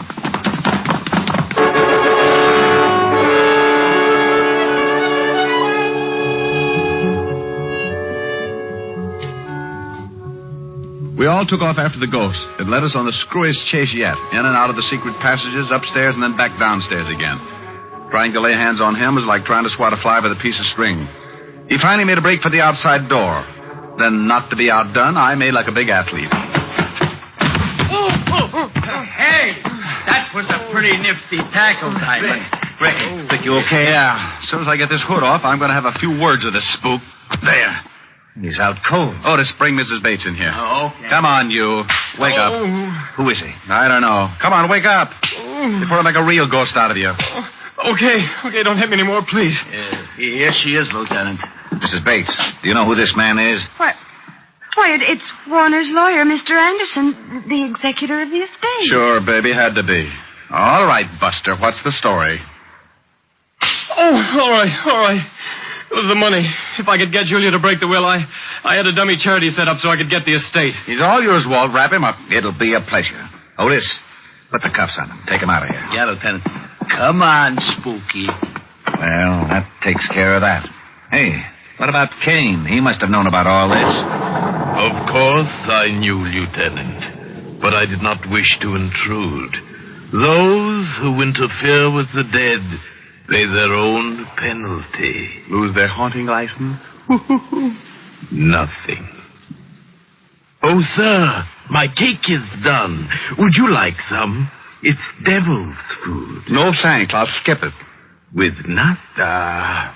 Julia, walk me to the door. Well, of course, Rick. I'll leave you with Kane, Walt. Tell him a ghost story. Feeling all right, baby? Oh, yes, much better. I'm fine now that I know there's nothing to be afraid of. Tomorrow I'll be moving into an apartment. Will you come and see me? We have things to talk over. Like what, honey? Like sharing a mood. You know. Just the two of us.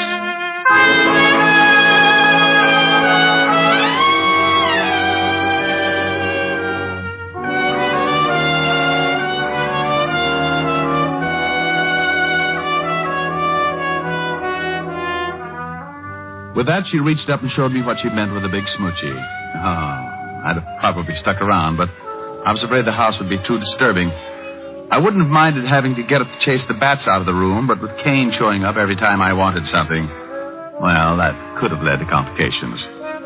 So I left Walt and Otis to clean things up, bid a not too fond farewell to Kane, and went from the house of horror to the one that was full of redhead and a piano. The redhead was wearing a red dress with a new, you know what I mean. Well, didn't think you were going to make it. I had a tough case tonight, honey. Thought I might not get away at all. Mm-hmm. I'll bet you did. Why, Helen, baby, all of a sudden you sound suspicious. Without any effort, darling. Especially when it comes to blondes. Blondes? You mean girls? Girls. Blonde girls with hair like this on your lapel. Oh. And the lipstick on your cheek and the look in your eyes. Oh, you know how it is, honey. Brilliant detective saves client's life and fortune. She had to be grateful. Brilliant detective. You keep on making me so jealous of you, and one of these days the world is going to lose a brilliant detective. No. Someone going to rub out Sam's face? Oh, what's the use? Oh, now, baby, don't be mad. Come on, let's neck. No. I'm upset and I'm unhappy. If I sing, will you be happy again? I don't know. Well, I'll try. I'll sing my real old head off. I need your love so badly. I love you oh so madly. But I don't stand a ghost of a chance with you. I thought at last I'd found you, but other loves surround you. And I don't stand a ghost of a chance with you. Are you listening? If you'll surrender just for a tender kiss or two, you might discover that I'm the lover meant for you, and I'd be true. But what's the good of scheming? I know I must be dreaming, but I don't stand a ghost of a chance with you. Happy? You sang nice. Do we neck? No. No, it's still early enough to catch a late show. Well, if I take you to the show? Yes. Okay. What's the show you want to see? Oh, it's a wonderful horror picture full of spooks. The ghost talk. Oh, no.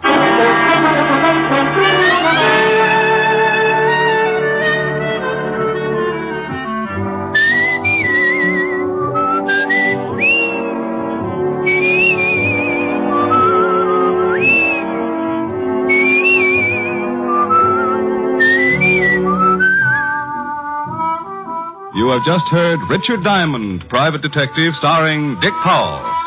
Helen was played by Virginia Gregg. Lieutenant Levinson by Ed Begley. Also in our cast were Wilms Herbert, Joan Banks, Paul Frees, and Robert Clark. Music was under the direction of Frank Worth. Portions were transcribed. Tonight's story was written by Herb Purdom and edited and directed by Blake Edwards. Dick Powell soon will be seen in the screen version of the best-selling novel, Mrs. Mike. Now, this is Tal Avery, inviting you to be with us again at the same time next week when we will again bring you Dick Powell as Richard Diamond, Private Detective.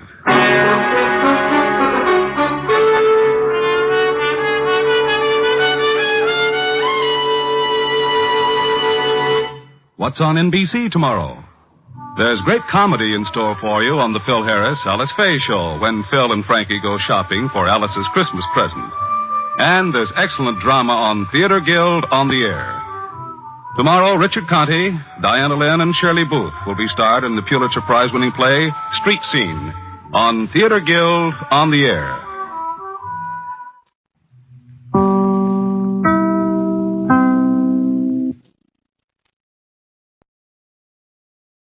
Portions of the following are transcribed.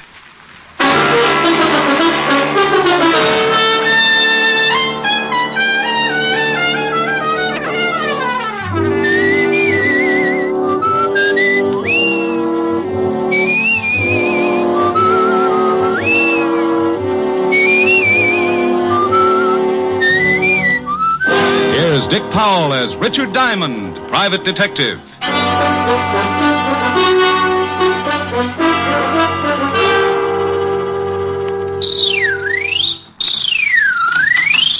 Is this the Diamond Detective Agency? Yeah.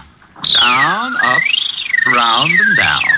Mr. Diamond, I presume? Yes, and maybe no.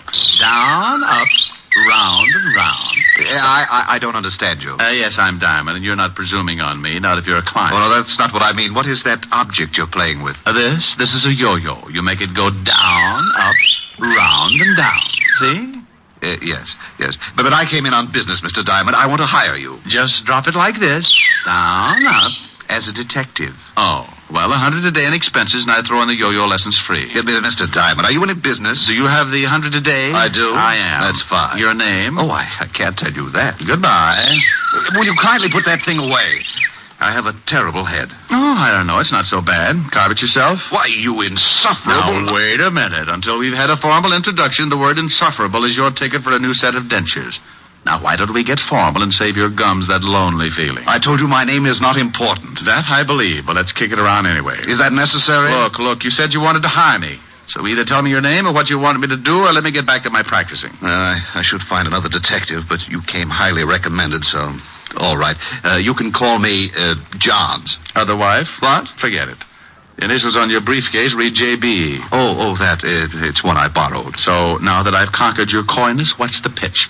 Pitch? Oh, you mean my assignment. Oh, it's very simple, but first, I must insist that no word of this conversation leaves your office. So far, no one would believe it anyhow. But my ethics are in good order, Mr. Johns. Good. This must be kept very secret. Shall I pull down the blinds and stuff the keyhole? Oh, that shan't be necessary, thank you. Your secret is... murder, Mr. Diamond. Oh, I just knew you were going to say that. Where's the corpse? The corpse? Oh, that's what I came to you for. I want to have professional advice on every angle before I kill.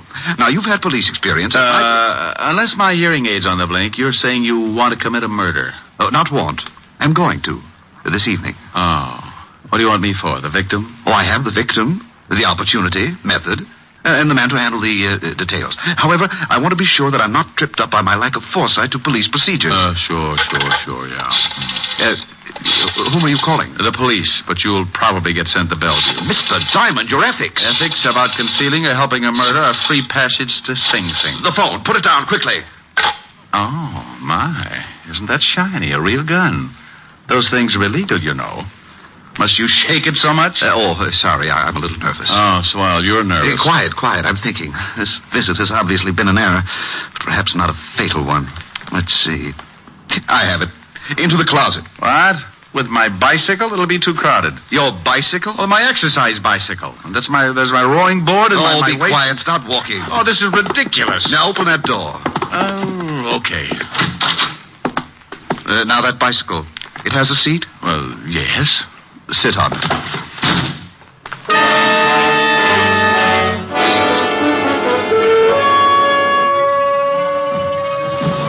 So the Diamond Detective Agency sat in the stuffy closet listening to the sound of the desk being pulled over and jammed against the door.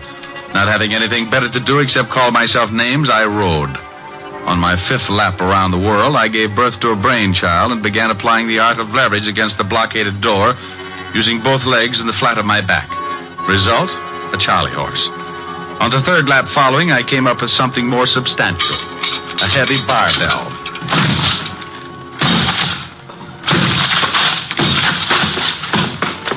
Four smashes and 3 torn ligaments later, the thin door collapsed over the desk, blocking it. I picked my way over the debris, trying to focus my eyes to the light. By instinct, more than sight, I found the phone. But as I reached to pick it up, I suddenly realized I was shaking hands with someone. Back up, Diamond. Oh, this is getting ridiculous. All my clients waving guns at me. I'm no client, Diamond. Mr. Johns wants I should keep you company for a while. Oh, well, you're a small one. This gun makes me a big one, Diamond, real big. That's why my nickname is Big Man, even though I'm only 4 feet tall. Oh, maybe I could help you. I've got a lot of exercise things. Be funny or shut up. How about a few yo-yo lessons? Say, it's very funny. Shut up. Big Man, what would happen if I took that gun away from you? You want to try? I was giving it a thought. But on second thought, no. Smart shamus. I can empty this magazine in your stomach before you make 2 steps. Rick, Oh, I didn't know you had a client. Take it easy, Diamond. I got a gun in my pocket. Helen, baby, come in. Meet Big Man McCarthy, an old pal from PS 69. Big Man, this is Miss Asher. Oh, yes, delighted, Mr. McCarthy. Hey, same here, chick. Say, pal, you got good taste. Some built. Such a flatterer. Rick, what happened to your closet? The termites broke my non-aggression pact. What's on your mind, baby? Well, I came to see if you were ready for the benefit tonight. You are, aren't you? Oh, well, am I? Just watch this new yo-yo trick. They call it round the world. Oh, wonderful. Oh, Rick, you know so many things. Where'd you learn that? Pier 69, of course. Where else? Mr. McCarthy. Do it again, Rick. I want to see how you do it. Sure, baby. Just watch. You take it in your hand like this and throw it out like this. Rick, you struck that poor little man. No. Well, that poor little man had a big nasty gun in his pocket, and it was pointed right at my breakfast. Why, that's horrible. Why didn't you hit him harder? He might have hurt you. Oh, darling, are you sure you're all right? I'm sure, baby. Will you send for the police? He should be behind... Now, look, Helen, this is my department. You'll go along with your errands. Rick, he's dangerous. Helen, will you go away? I have a few questions I want to ask this little hood, and you'll be of no help, believe me. Well, all right, but you be careful. Oh, and about tonight. It's not at my apartment, but the Parker's penthouse up above in the same building. Now, come early and help Francis and me get things ready. Stop pushing. I'll see you tonight, baby. Oh, Rick, are you sure I can't stay? Go, scat. Now, for you, Mr. Big Man.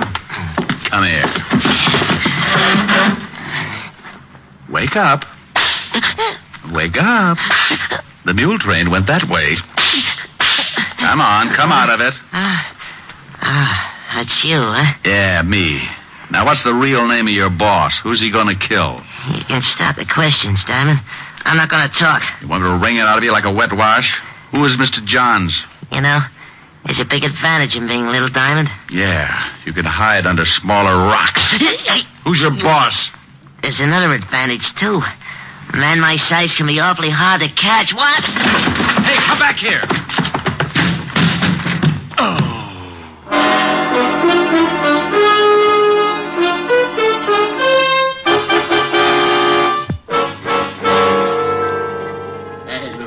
Look at the shower. He never looked so good. Shut up, Otis. He's really been worked over. Wonder what gang did this to him. Rick, snap out of it. Oh. Rick, what happened? Oh, it just came through the door. Oh. What? Coming through the door couldn't wreck you like that? Oh, without opening it? You mean... Oh, no. You got that shiner by running into the door? Shut up, Otis.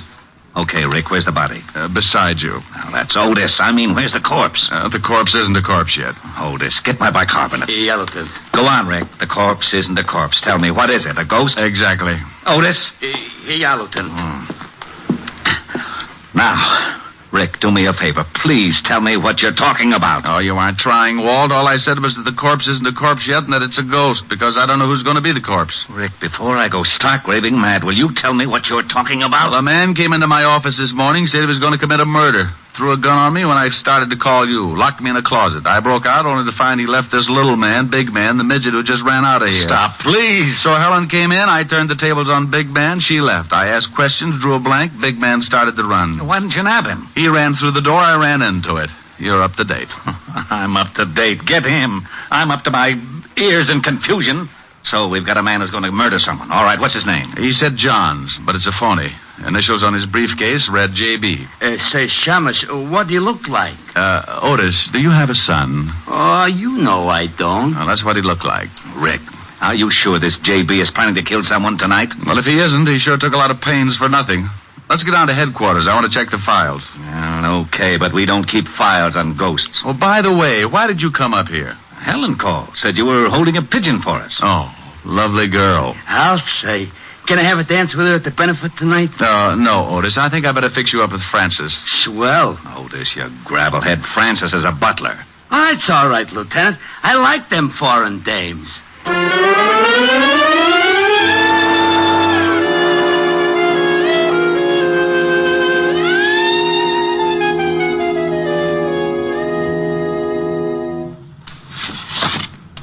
Well, that's all the pictures, Walt. I've looked them all. Johns doesn't have a record, neither does Big Man. Well, they wouldn't. The one time we get a chance to stop a murder before it's committed, and we've even got a good description of the potential killer. Walt, this J.B. was no bum. Not even an ordinary working man. His clothes are expensive, and the briefcase he carried probably cost more than your weekly salary. Now, it's an even bet he belongs to the social upper crust. That or close to it. Well, that would narrow the field of that, but still... How about the newspapers, Walt? They have society reporters who know anyone who is anyone. It's a long shot, but name me a better. We could go through the newspaper logs. They might have a picture of Oh, some... no, Walt, no pictures. I'm nearly blind from looking at pictures now. Thanks, but I'll try the reporters with a description. It sounds like you're going to search for a needle in a haystack. Oh, Otis, please. Your cliche is showing. That's screwy. You can't kid me. Only dames wear cliches. How could mine be showing? Sergeant, when you die, will your brain to a clinic. Maybe they'll discover a cure for it. Lay off. Besides, I got a good idea for your investigation. I wouldn't miss hearing this for my next 2 issues of Batman. Yeah, I was thinking you could maybe save a lot of time if you got an artist to draw a picture from your description. They do it in all the movies and catch crooks easy. Otis, how would you like a transfer to Staten? Wait a minute. He may have an idea. I know where there's an artist who could sketch J.B. from a description. It's crazy, but you may as well try it, Rick. Otis, you can drive him there. Lieutenant. Tell him yes, Walt. I can't stand to see him cry. All right, Otis. You can use the siren.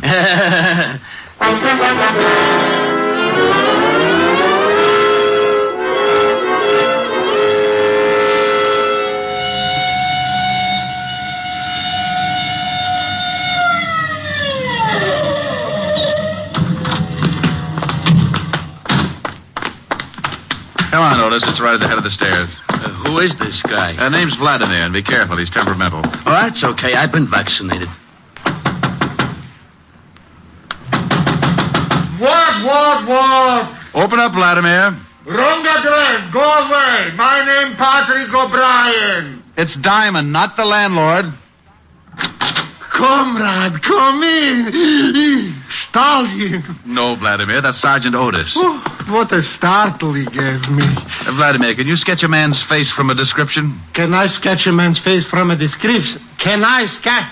Did I not once sketch the whole Russian army? And with one pencil? Okay, Vladimir, but can you do it? Comrade, you doubt it? I am the greatest artist that's impossible. I can draw... Comrade, you are paying cash money. Cash money? Oh, for that I can draw you Siberia and never miss a salt mine. I'm such a genius, I can't stand myself. Another man, Vladimir. Can you sketch the man's face? I think so. Okay, but make it fast. I'll give you the general idea and correct you as you go. Corrections you can make. One criticism, I go back to my shave cream signs. Come with me to my hizzle.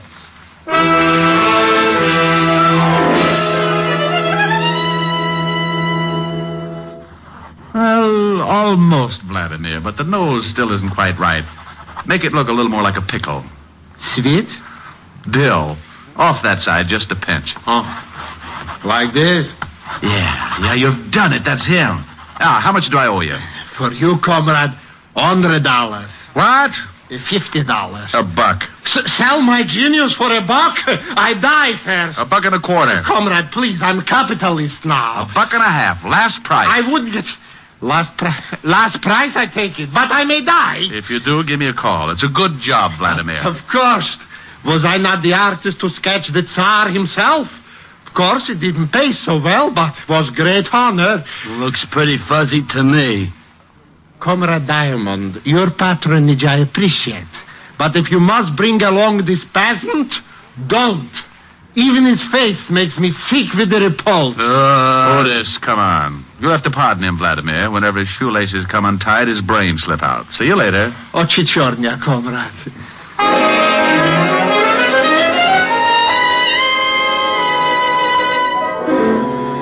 When we left Vladimir, I sent Otis back to Walt and took off for the newspapers.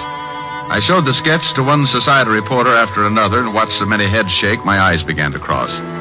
It was 6:30 when I'd finished playing Quizmaster, and there was no use kidding myself. I had struck out. I had to tell Walt, so I started for the 5th Precinct. I was at a point where I'd have hucked my Social Security for 30 seconds with a little big man. Then as I walked down the street, I suddenly felt the nerves in my spine jump down into the pit of my stomach, and goose pimples skidded up my back like scared rice. It was a feeling I'd had before. So without turning, I headed for the steps of a basement apartment.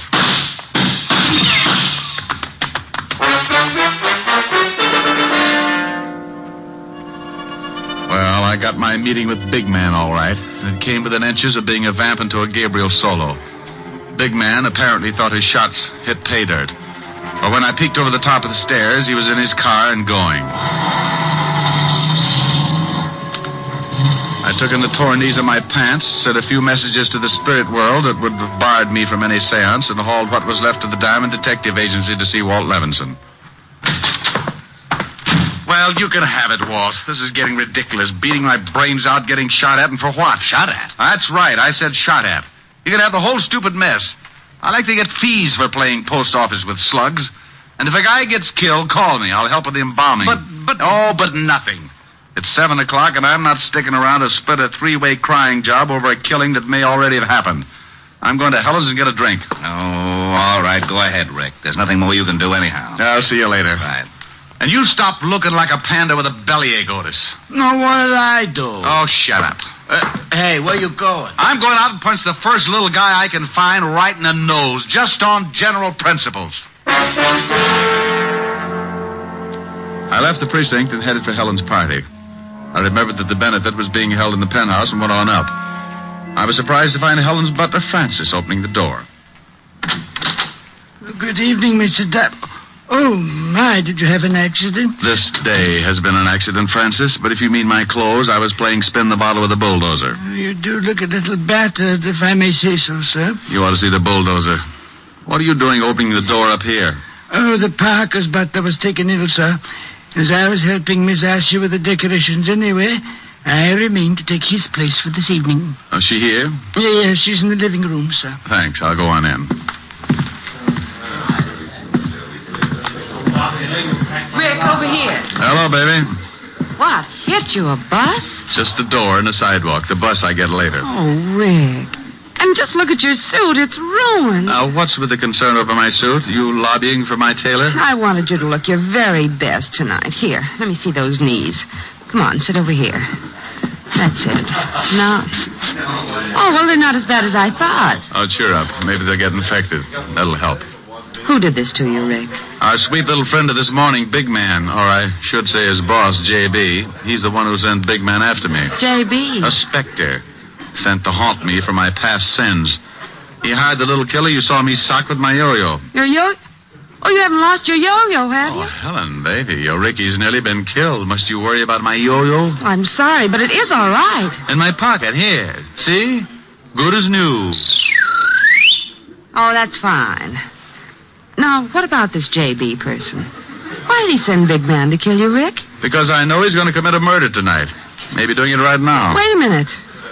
You said Big Man. Did you let him go this morning? Yeah, I let him go. And I've worn my feet off up to my eyebrows trying to find out who his boss is and who's on the spot to get knocked off. Oh, poor Ricky. I wish I could help you. It's not me that needs help now. I quit. It's the guy J.B. is after. J.B., are those his real initials? Yeah. No, we've had lots of things to go on. Initials, descriptions, even a sketch of him. Here, I've got it in my pocket, for all the good it did. Oh, wait, don't tear it up. Let me look at it. Oh, Rick, silly. This is no murderer. That's a sketch of Johnny Blackwell. It's Helen, you know who this man is? Of course.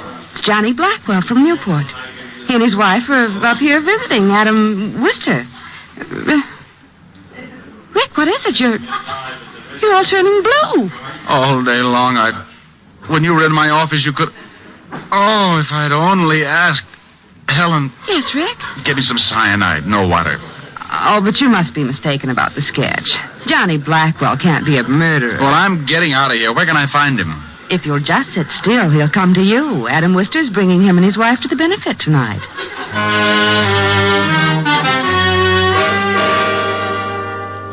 Well, that's the way the screwy world works sometimes. 1 minute you're on your uppers. With a stick of bologna, you're trying to hold off 3 guys with swords. Then Kismet makes a switch and tags your side for a gain and you're living. I called Walt to pass on the good news, and in 8.5 minutes by the clock, he joined me with Sergeant Otis in the kitchen, from where we could peek out at the growing crowd. Let me take a look, Rick. Has Blackwell come in yet? Stay back. I'll let you know. Otis, get out of that icebox. Oh, I'm hungry. You heard me. Oh, that's fried chicken, Lieutenant. Fried chicken? I haven't had... Otis. Oh. Walt, come take a look. There's Blackwell. Where? Over there, just sitting down. The man with the sandy hair. Yeah, I see him. Who are those people with him? The woman must be his wife. Oh, but get a load of the little weasel. That's Big Man, the guy who got away from me this morning. Oh, and the other man? Must be Adam Wister. Helen said he was bringing the Blackwells. Well, he did, so now we wait for the play.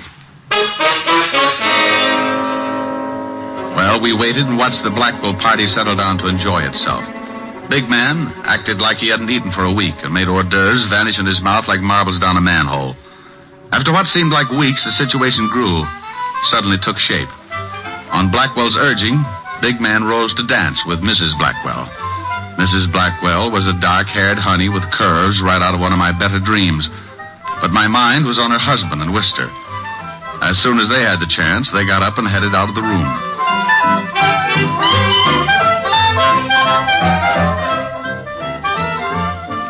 Watch them, Rick. They're headed for the library. Come on, this way. Through this door and down the hall. Well, Adam, it's nice to be visiting you again. We're glad to have you, Johnny.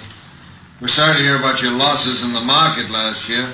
The story here was that you were cleaned out. Hey, Diamond, what's he saying? Shut up. Oh, I still have a little money, Adam. In fact, I'd like to buy back in with you as a partner. You don't have that much, Johnny. And your wife won't give it to you. She may, Adam. She may, and quicker than you think. Walt, come on. We picked the wrong victim. Let's find the Big Man.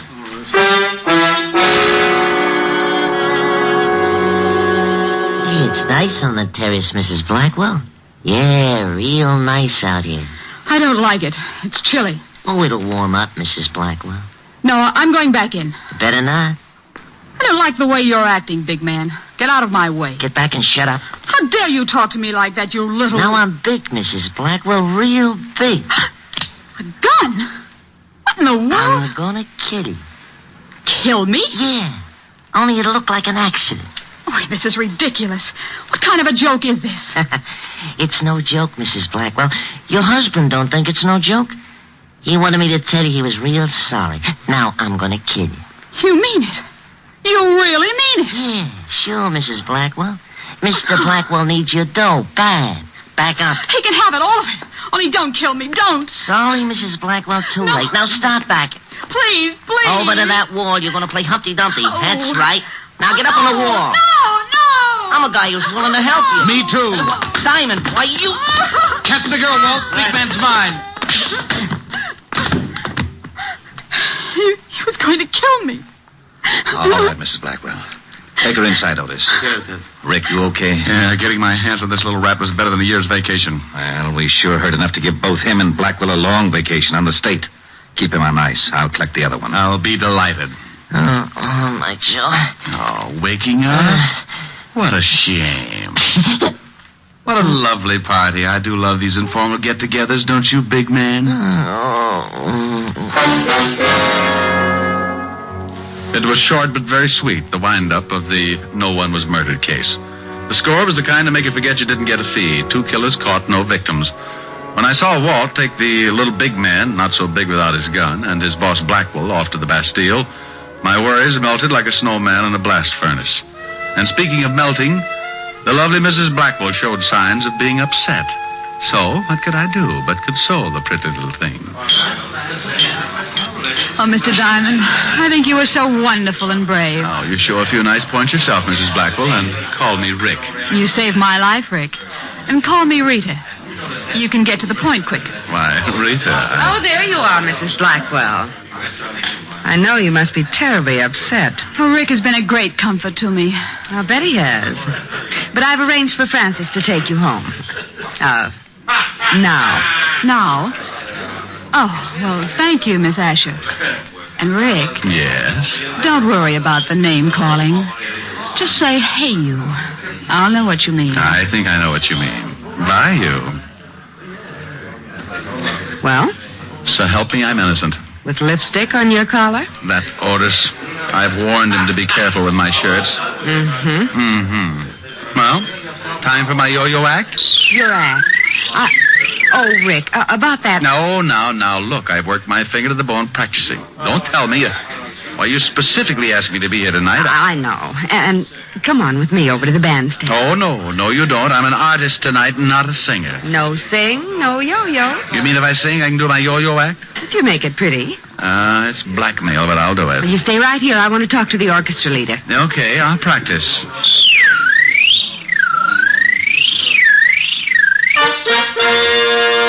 Well. Ladies and gentlemen, I give you Richard Diamond, his piano, and his yo-yo. Sing good, Rick. Like a robin with a sponsor. Are the stars out tonight? I don't know if it's cloudy or bright, 'cause I only have eyes for you, dear. The moon may be high, but I can't see a thing in the sky, 'cause I only have eyes for you. I don't know if we're in a garden or on a crowded avenue. You are here, so am I. Maybe millions of people go by, but they all disappear from view. And I only have eyes for you.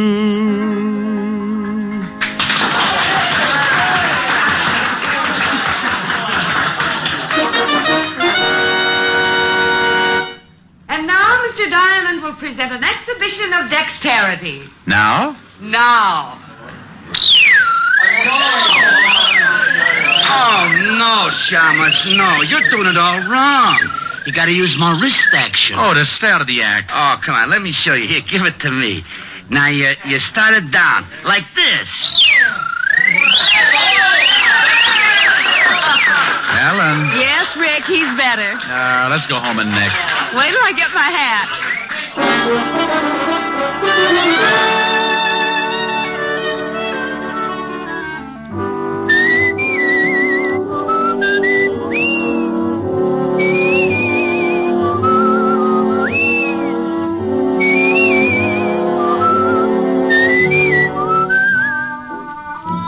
You have just heard Richard Diamond, Private Detective, starring Dick Powell. Helen was played by Virginia Gregg, Lieutenant Levinson by Ed Begley.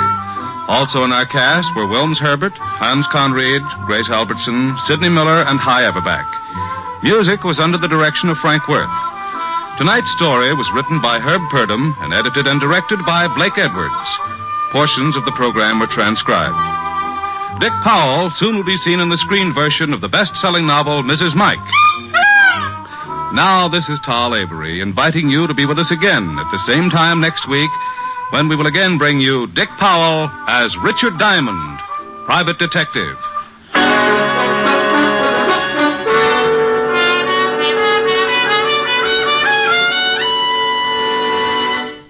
Saturday night is packed with entertainment when you stay tuned for NBC's star lineup of shows. There's always a program of interest on NBC. Now stay tuned for Edward G. Robinson and the Hollywood Star Theater on NBC.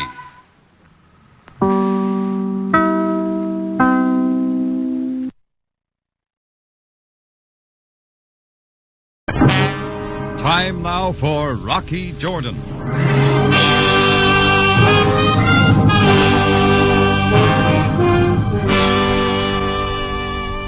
I'm always suspicious of a man, even in Cairo, who wants to play hide and seek. Especially when he's a total stranger. Well, this fellow in a felt hat and tweeds had been shadowing me for too long. So finally, around 10 o'clock, I left the Cafe Tambourine, figuring that before the night was over, my shadow and I would be properly introduced. Well, before it was over, I met a lot of people. Living and dead.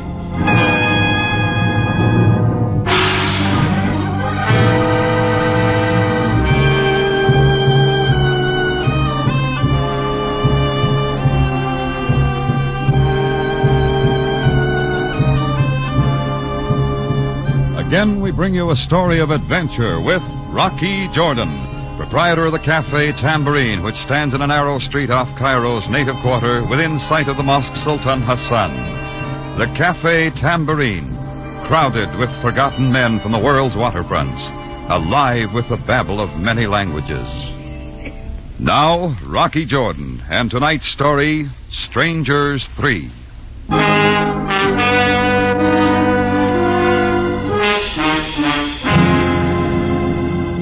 I made a dry run down the boulevard Barquille, and sure enough, the stranger in felt hat and tweeds was still following me.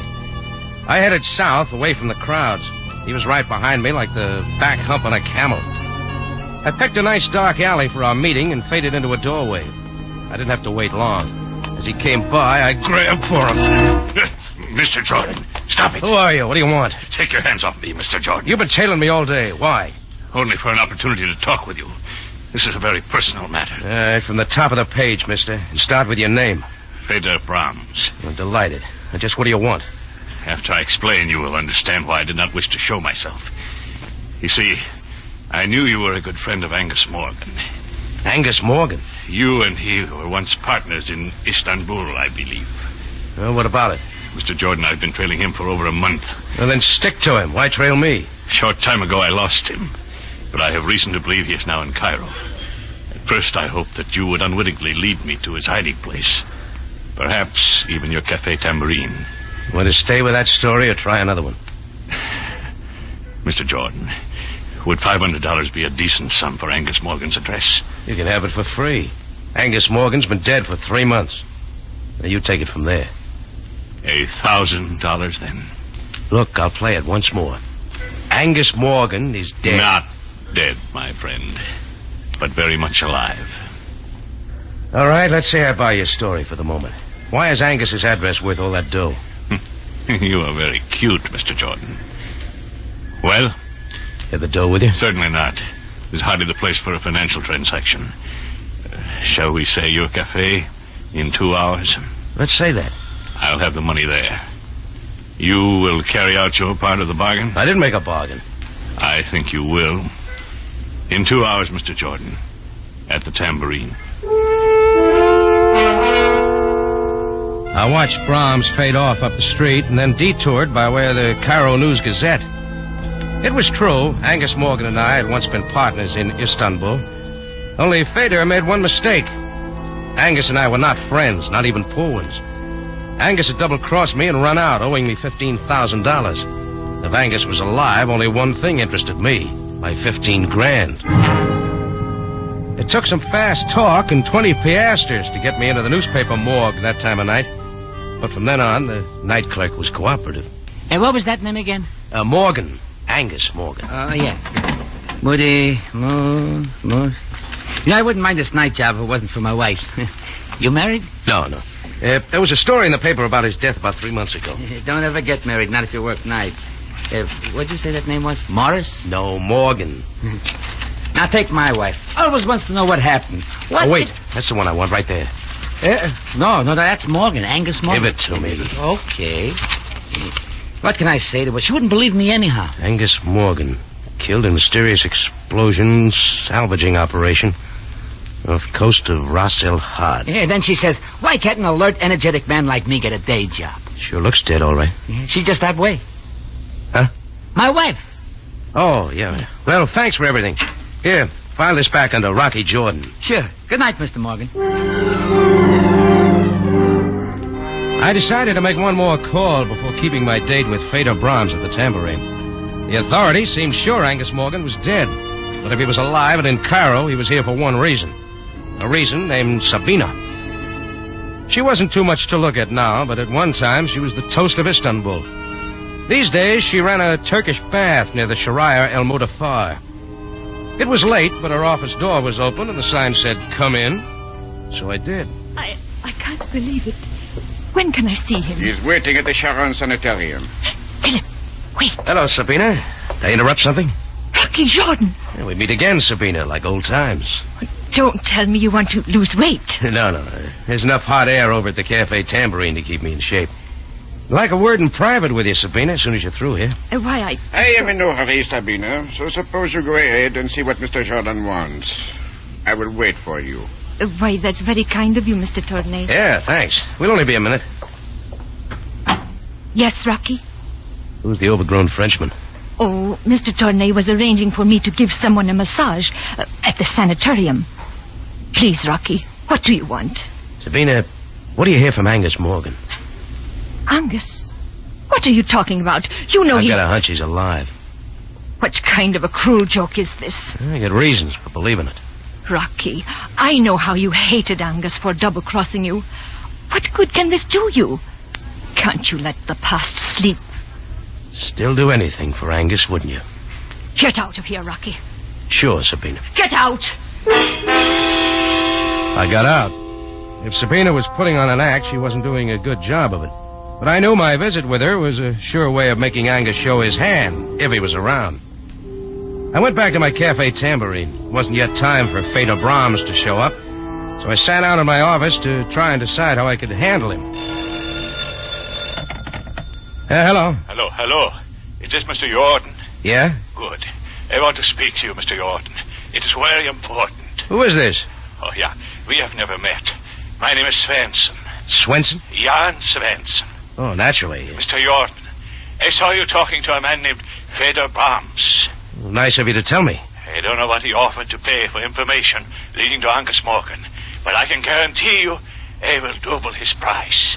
I didn't know a dead man was worth so much. Mr. Jordan, a man does not yoke when he is 40 fathoms under. Look, drop the salty talk and get to the point, huh? I am staying at the Hotel Mala, room 6. Will you come see me right away? How much money did you say? I'm sure we can strike a bargain. Well, then get ready to bid, Swenson. You got competition. I hung up knowing that Feder Brahms wasn't the only one who'd been following me. Add one Jan Swenson. I figured Feder and his appointment could wait. 2 heads were better than one, and if my 15 grand was around, I wanted to be sure of it. The Hotel Mala wasn't far, and I was there in 5 minutes. Room 6 was on the first floor. There was a light on inside the room, and I knocked on Jan Svenson's door. No answer. I tried the door, but it was locked. So I called the hotel manager, and we went in. Oh, what has happened? That bed does not belong in the center of the room, and the dresser upside down. Looks like somebody went through here with a bulldozer. Oh, there has been a fight. But Mr. Swenson's clothes are still here. Yeah, a few of them. Yes. Oh, what are these? Well, heavy rubber gloves, like a deep sea diver's maybe. Nice and new. Oh, this is terrible. Dust all over everything. Yeah, even the phone. We must call the police. Yeah, do that.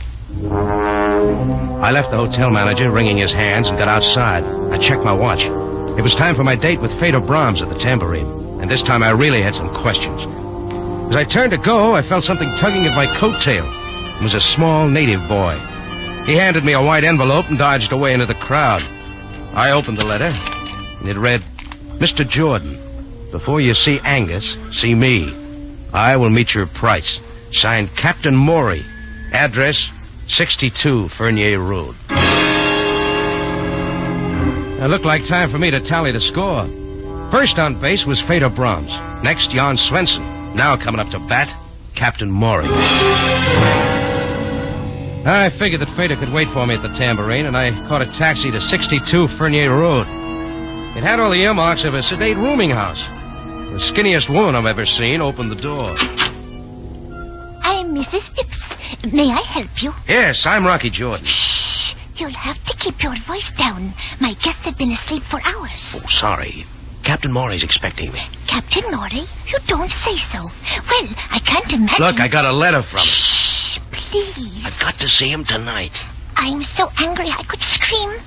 It couldn't have been 10 minutes ago. He skipped out of here bag and package. Out the window, if you please. And not paying me 1 cent for his board and room. Take his clothes with him? Yes, everything except these awful rubber boots. Here, you can have them. Forgot his sea boots, huh? Better give them to the police. The police will be here. I've already called them. Oh, just one more thing. What did Captain Maury look like? Simply horrible. Grotesque and horrible. Oh, thanks. Shh. I left Mrs. Phipps standing there, a big new sea boot in each hand, and moved out onto the dark street. I got to the nearest payphone and called Chris at the Tambourine. He said nobody resembling Fedor Brahms had made an appearance there. We were both late for our appointment. Now, there was something else in my mind as I left the phone booth. I wondered if my visit with Sabina was going to pay off. And then it did. The shots were wild, and there were holes in the wall all around me. I dropped to the ground, rolled up in a dark corner. The guy with the gun must have thought he got me because he took off down a side street. He was big, but he ran like a scared gazelle. I was up and after him, but when I got to the corner, he was out of sight. I let him go. Anyhow, I had one answer. The seed I had planted with Sabina had finally blossomed.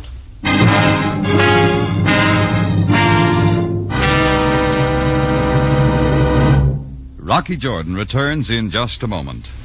On CBS, My Friend Irma is now one of the most popular comedies on the air, and the two characters, Irma and Jane, are familiar to millions. You'll enjoy Irma to her last dumb remark on My Friend Irma, following CBS Radio Theater Monday night. Now, back to Rocky Jordan with tonight's story, Strangers 3.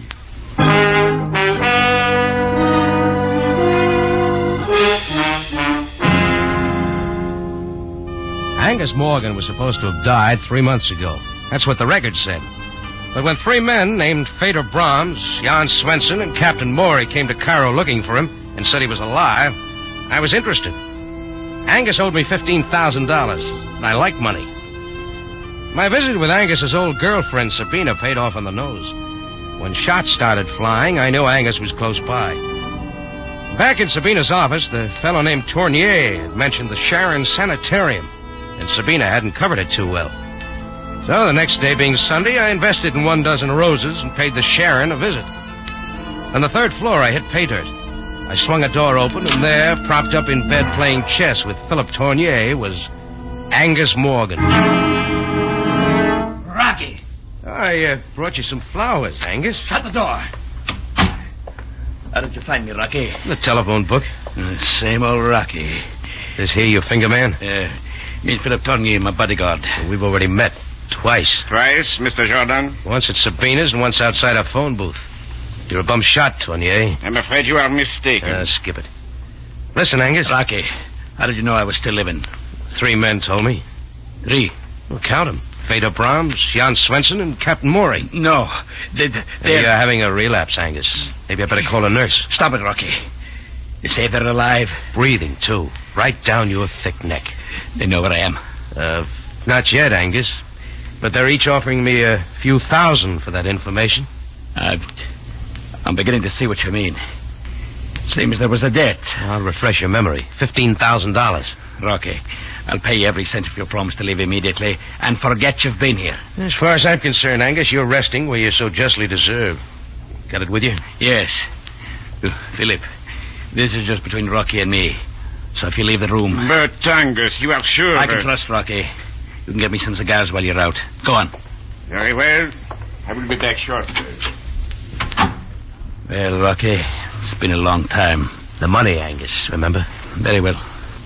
You hand me that valise on the lower shelf of the cart there. Sure. Feels loaded. I'll have a little left. Here you are. $15,000. Cut it if you like. Don't worry, I'll be back if it's not all here. Angus, I'm overwhelmed. You're paid. Just keep your promise and get out. Sure, I know when I'm not wanted. Just one more thing. Yes? Tell Tournier to stop using me for a clay pigeon, or I'll have your 3 friends up here next. I'm gonna show you, Rocky. You'll never hear from me again. Angus put his valise back where it was, and I got out. I walked slowly down the stairs, trying to decide what I was going to tell Fedor Brahms. He still hadn't kept his date with me. Well, I had my dough. I promised Angus to keep my mouth shut, and that's the way it was going to be. I just about reached the main floor when bedlam broke loose. It was coming from the 3rd floor. I raced back up the steps 2 at a time.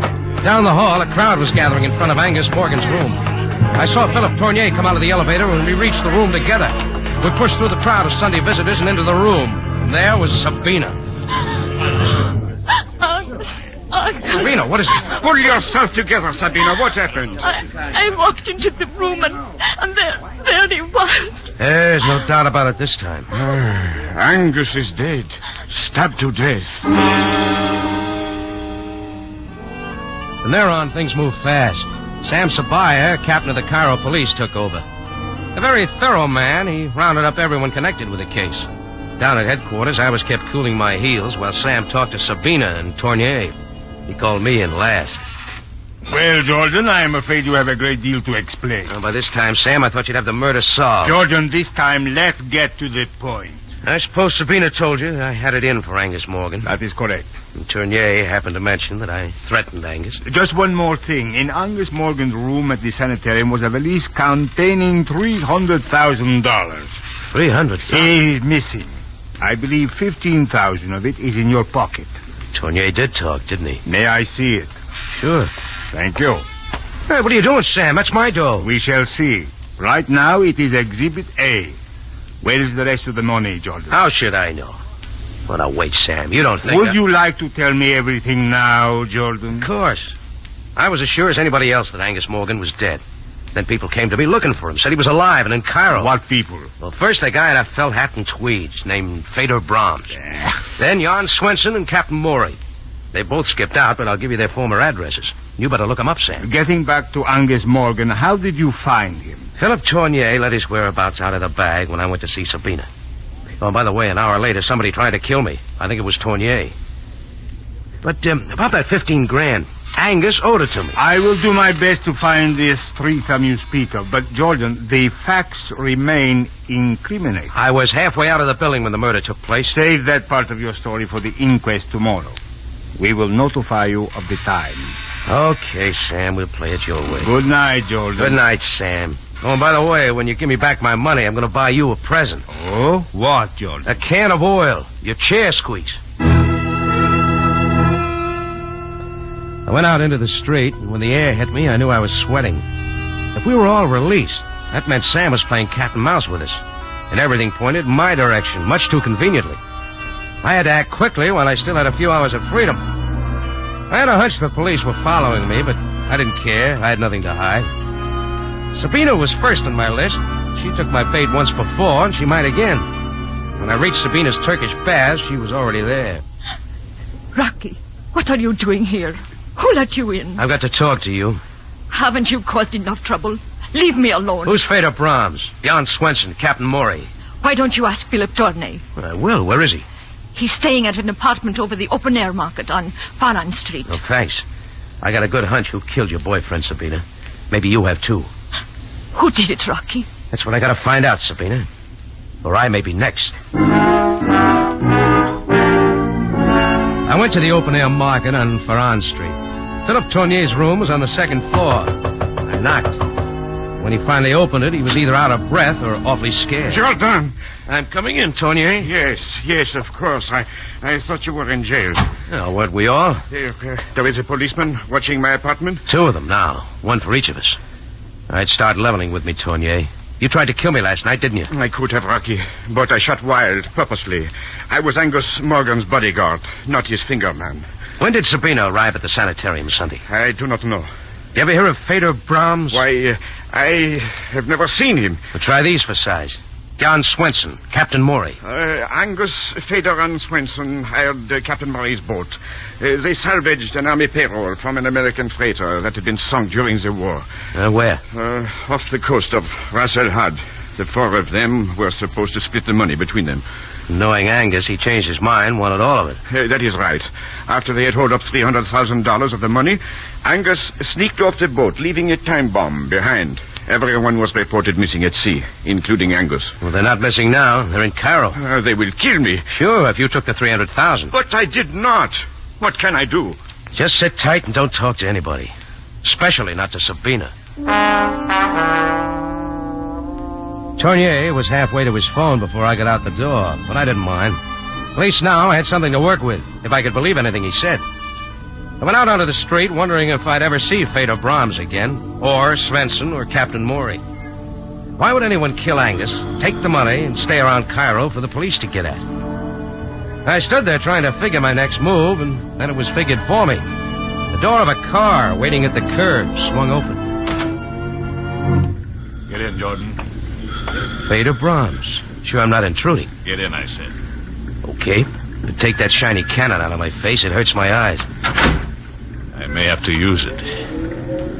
I want that $300,000, Jordan. Oh, you haven't got it? No. And I want every cent of it. Tell me something, Vader. How did it happen Angus Morgan didn't kill you like he planned? Perhaps I knew him too well. We were on the salvage boat, all four of us, lying 2 miles offshore. One night I heard a sound, went up on deck, and I heard oars fading into the fog. It was Angus Morgan taking all the money we'd salvaged.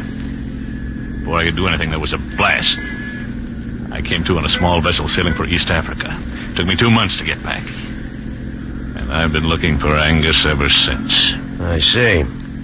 Now you see why I want that money, Jordan. Why don't you look up Jan Swenson or Captain Maury? Why pin it on me? I think you have it.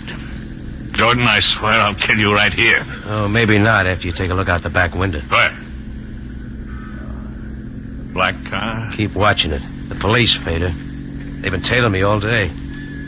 Perhaps you are not lying. Now listen to some sense. You want the money. I want to get the guy who killed Angus Morgan to clear myself. We can get them together. You know who killed Morgan? Yeah. Captain Maury. I'm sure I saw him at the sanitarium. Captain Maury? Of course. What's your plan? Well, first we split up. Shake the police off our trails. Meet me at the corner of Sika and El Modar, right by the old tower. Why there? I think I know his hideout. You'll be there in 30 minutes. Very well, Jordan. I will be there.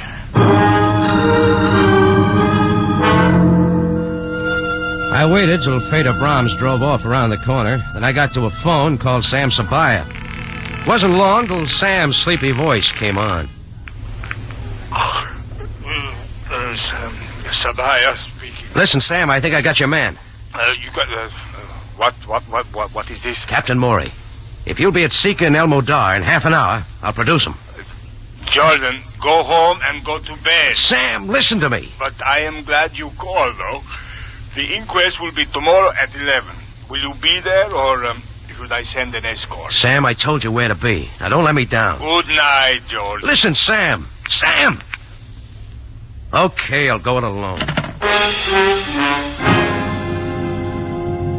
Sam was in no cooperative mood. But it was too late to change my plan now. My watch said 11 o'clock. That meant I had just 12 hours to dig up somebody to take my place at the inquest. I walked the whole way to our rendezvous spot, through the twisting, narrow streets that led to the old tower, a familiar, dismal landmark in the lower quarter of Cairo. I finally stopped at the tower. No one was there, but I was a couple of minutes early. Laughter sounded from an upper window across the way. It stopped, a light went out, and all was darkness and quiet. I leaned against the wall and waited. Once I thought I saw a figure in the shadows. I glanced back and it was gone. Shadows play tricks sometimes. Then I heard it. A quick rustling motion that resolved into a figure as I turned. I felt it coming, but I was too late. Pain stabbed my right shoulder. I tried to move, but the knife had me pinned to the wall. Through a blinding fight to keep my senses, I heard a confusion of sound. A pistol blazed almost in my face. And everything mixed into a whirlpool of shouts and footsteps and went spinning off into nothing. With Rocky Jordan right in the middle.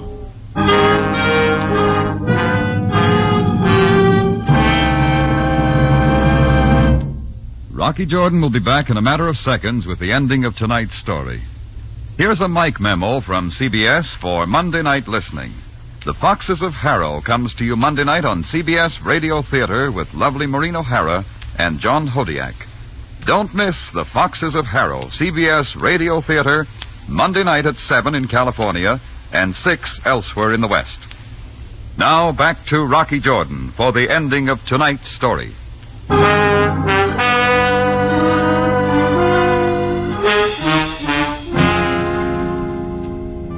When I opened my eyes, the darkness of the night under the old tower had changed to all white.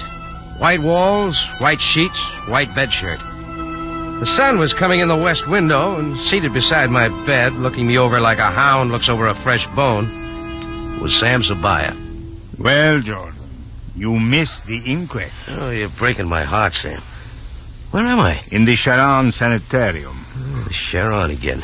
Why here? We thought you might feel right at home. Well, I'm not. Ooh. What happened? Only a knife wound. Your shoulder will heal. You were more fortunate than Angus Morgan. Yeah. Then all that shooting was the police. Sam, I thought you weren't coming to the party last night. Oh, Jordan, you wronged me. Feder Brahms is now in the Cairo jail. A little worse for the wear. Okay. Now, Sam, when do I get my 15 grand back? Remember? Exhibit A? Jordan, you promised to lead me to Captain Maury. Where is he? In jail. Captain Maury, Jan Swenson, Feder Brahms. They're all the same man. Oh. It's no wonder we couldn't find the other two. When did you know this? I should have known from the beginning. Feder was too elaborate with his plans. I figured he invented the other two to keep me on my toes, make sure I didn't lose interest. Mm-hmm. And if a murder rap came up, the police would be out looking for Swenson and Maury. Dead men. But, Jordan, that is hardly proof. No, I wasn't sure till Feder Brahms came to me and demanded the money. I told him to ask Swenson and Captain Maury, but Feder didn't bat an eye. Why? Because he knew they didn't exist. No doubt they were actually killed in the salvage boat. Sure. So when I told Feder I'd produce Captain Maury, he knew I was lying. He decided it was time to get rid of me. Just one thing I don't understand. Sam, about my 15,000... what don't you understand? Well, if Feder Brahms killed Angus Morgan and took his money, why didn't he get out of Cairo? Now, very good question, Jordan. Brahms has confessed to the murder, but he did not get the money. What? Sabina came into Angus Morgan's room too quickly after the murder. In his haste to escape, Feder left the very thing he was after. Then he really did think I had it. Oh, but where is the money? But that is a very strange thing, Jordan. After we brought you back here last night, the money was found in the third floor laboratory. How it got there, I don't know. Sam, of course. Angus set the money satchel on the lowest shelf of that little cart the nurses wheel around. It was still there when she wheeled it out. Ah, I see. Perhaps during the confusion after the murder. Well, that about settles everything. Oh, no, Sam. What about my 15 grand? My dough? Well, you see, Jordan, there will probably be an estate. You will have to put in a claim for it. Well, of all the... Hey, nurse! Nurse! Jordan, can I get something for you? Yes, Sam, a first-class lawyer. Calm yourself, Jordan. You will get your money. You always do.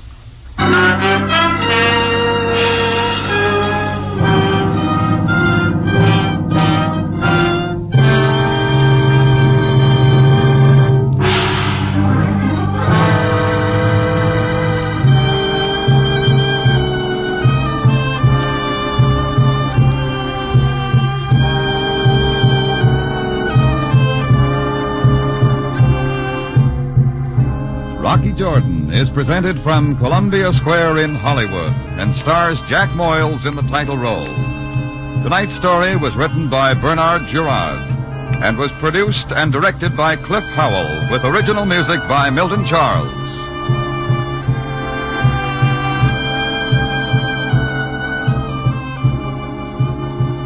This is CBS, the Columbia Broadcasting System.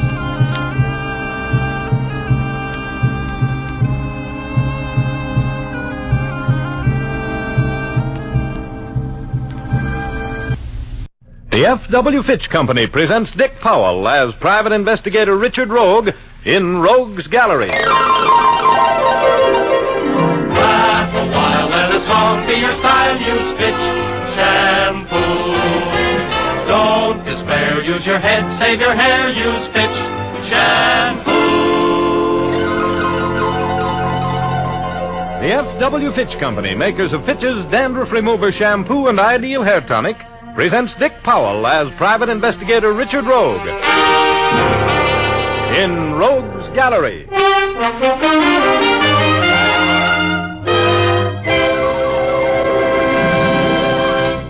Rogue speaking. This Saturday night I'm going spellbind, you avowed. Caught me while spending a week and the fee from my last case in zestful living at a summer hotel, which was so swanky that the help hardly spoke to the guests. For $25 a day, I had one of the 50 bungalows on the hotel grounds. For $30, I could have had one with a window. Well, anyway, there was a girl up there.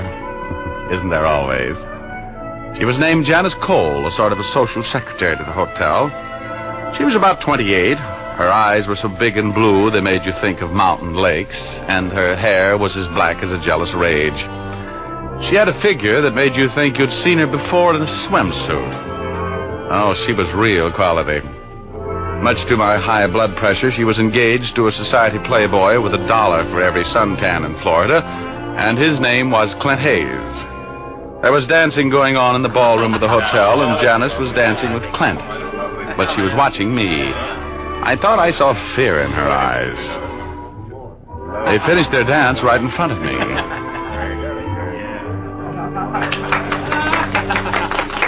Well, I certainly enjoyed that exhibition, Clint. Glad you liked it, Rogue. Dancing with Janice is a wonderful way to spend an evening. I believe that. Well, how about the next one, Janice? Oh, I can't, Richard. I don't feel very well. Oh, really, darling? Yes, I think I'll go to my cabin, Clint. I have a terrible headache. Well, I'm sorry to hear that, dear. Is there anything I can get for you? I've got some aspirin. Oh, no. I think I'll just lie down for a while. I'll be back as soon as I feel a little more like enjoying the party.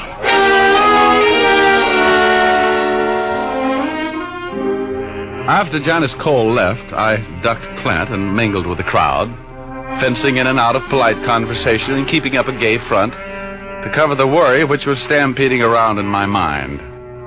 I couldn't forget the lost look in the eyes of Janice Cole, a look that was so full of fear and hopelessness that it haunted me. I decided, after sweating out 30 minutes of wondering why she was so frightened, to drop by her bungalow and have a fatherly chat with her. I casually worked my way along a chain of conversations to the open door and faded unobtrusively out into the night. There was a light in Janice's bungalow. I walked rapidly toward it. The door was ajar. When I knocked on it, it swung open. And I saw Janice lying there, a red pool expanding on the Navajo rug under her head. I took a few steps into the room. Oh! I was on the inside of a giant bell, clinging to the clapper with the strength of desperation. It swung through eternity like a giant pendulum, and at the end of every arc, the universe was shattered by the sound of the tolling. I couldn't stand the noise. I let go on the tremendous upsweep and was catapulted through space at a terrifying, breathless speed. The ringing of the bell grew fainter and fainter. And then, there was quiet. I drifted peacefully for a while and landed as gently as a snowflake on a sparrow's wing. And I rested on cloud 8 in the blackness of complete oblivion. Hey, Chiefy, you better come out of it. Oh, go away, Igor. No, I'm sorry, Rogie, but you've got to get back on the ball or you're going to find yourself behind it. Come on now. Come on. Igor, go away. I'm not well. I've been hurt. There are things going on that you ought to know about, Rogie. I don't care. I'm on my vacation. You're in trouble, Rogie. Bad trouble. Remember that dead girl? Yeah, I remember. Well, what are you going to do about it? Let him get away with it? Oh, I don't want to talk about it. Let me alone. Well, I guess you've been hit on the head once too often, Rogie. Lost your nerve, huh? What do you mean, midget? No fight left in you. It's too bad. I've got plenty of fight left in me. What's going on down there? Well, you better go down and see, Rogie. Come on. I'll help you over the side. Okay. Come on, give me a push, Igor. Oh, you're a fine alter ego, and I'm proud of you. I try to take care of you, Chiefy. Over you go, Rogie. Over you go.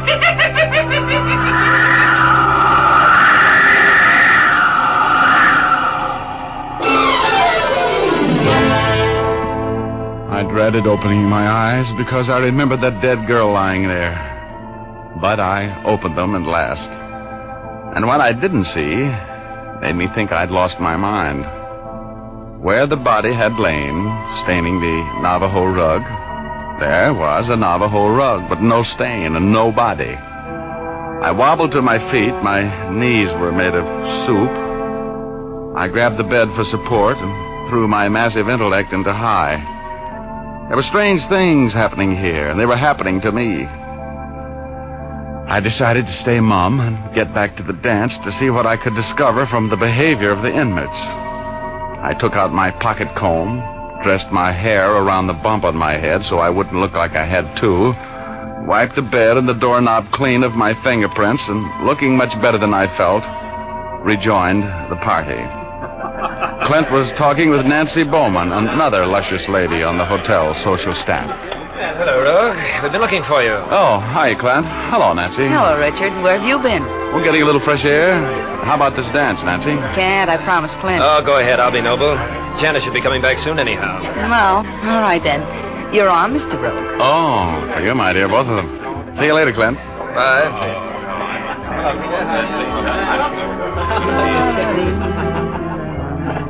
You know, Nancy, that Clint's a lucky man getting a girl like Janice. She's what the boys in the back room call a dish. I suppose Janice isn't lucky getting a man with $1 million. Not my type. Now, I don't have the million, but No, then let's just dance. Oh. Now that Janice has her millionaire, I'm out to get mine. You girls old friends? Oh, I've worked up here with her summers for a couple of years. She's a grand girl. Everybody loves her. She's engaged to this creep with the millions? Yes, they're going to be married in 2 weeks. Don't you ever read the newspapers? Oh, guess it wasn't on the sport page. Probably not. Though the way Janice stopped him, it could have been. Kitty. May I cut in? Hi, Frank. That's up to you, Richard. Well, I never give up beautiful ladies to strangers. You don't know Frank, the ladies' home companion? That can be taken care of. Introduce me, Nancy. Mr. Rogue, this is Frank Pitts, friend of Janice. Oh, glad to know you, Mr. Pitts. Thank you, Mr. Rogue. Where is Janice anyway? She promised me some Roombas tonight. Well, she wasn't feeling very well. She went to her bungalow to get a little rest. You insist on cutting in? Unless you have some very fine arguments against it. Well, I guess I haven't. Nancy, I hope I'll see you later. You will. This is a temporary thing, Richard. What happened to your dance, Rogue? A man cut in on me. Oh, that's Frank Pitts. He doesn't belong here, Rogue. He's all shoulders and no money. I understand that he and Janice are old friends. That's right. Frank Pitts has been in love with Janice for years. They're from the same town back east. No kidding. Oh, well, he was in love with her, too, huh? Desperately. But I don't feel sorry for him. He's not good enough for a girl like Janice. No, Clint, a girl's entitled to old friends. You seem to be the jealous type. No, I used to be a little like that about Betty Callahan. I'm not jealous, Rogue. Just hate to see a girl like Janice making a fool of herself over a no-good like that Pitts. Ever since he arrived today, she's been moody and dejected. Oh, that's the way it is. Oh, that's the way it is, huh? You and Janice had a spat over the old flame. We did not. You're being most impolite, Mr. Rogue. Janice and I happen to be in love. Yes? There's a man outside who would like to talk with you for a minute. Why? It's most important, Mr. Rogue. Please come with me. Okay, excuse me, Clint. Well, you look a little upset. What's the matter? Oh, it's horrible. Horrible. May I ask what you're talking about? No, I can't tell you, Mr. Rogue. But in all my years in hotel management, this is the most terrible thing that's ever happened to me. Here he is, Mr. Mills. Mr. Mills is our district attorney, Mr. Rogue. Oh, well, I'm glad to know you, Mr. Mills. What can I do for you? You're Richard Rogue, the private investigator from Los Angeles? That's right. Why?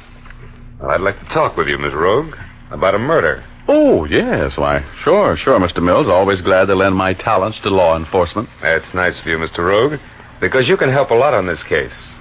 Why did you murder Janice Cole?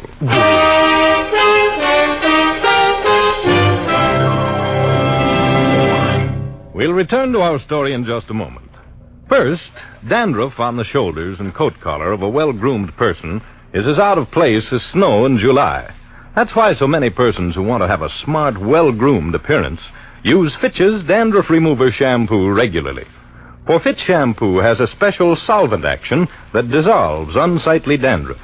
When you apply Fitch's to your hair and scalp before adding water, this solvent action goes to work. So it's important to remember not to wet your hair before the shampoo is applied. After massaging your scalp briskly for a few minutes, then apply water. An abundance of cleansing lather will form to carry away the dissolved dandruff. Then the lather rinses out easily and completely, leaves the hair immaculately clean without a trace of dandruff. Yes, Fitch's Dandruff Remover Shampoo is a real aid to good grooming. Use it regularly. You can buy an economical bottle of Fitch's Dandruff Remover Shampoo at your drug or toilet goods counter, or have a professional application at your beauty or barber shop. Now, back to Dick Powell as Private Investigator Richard Rogue in Rogue's Gallery.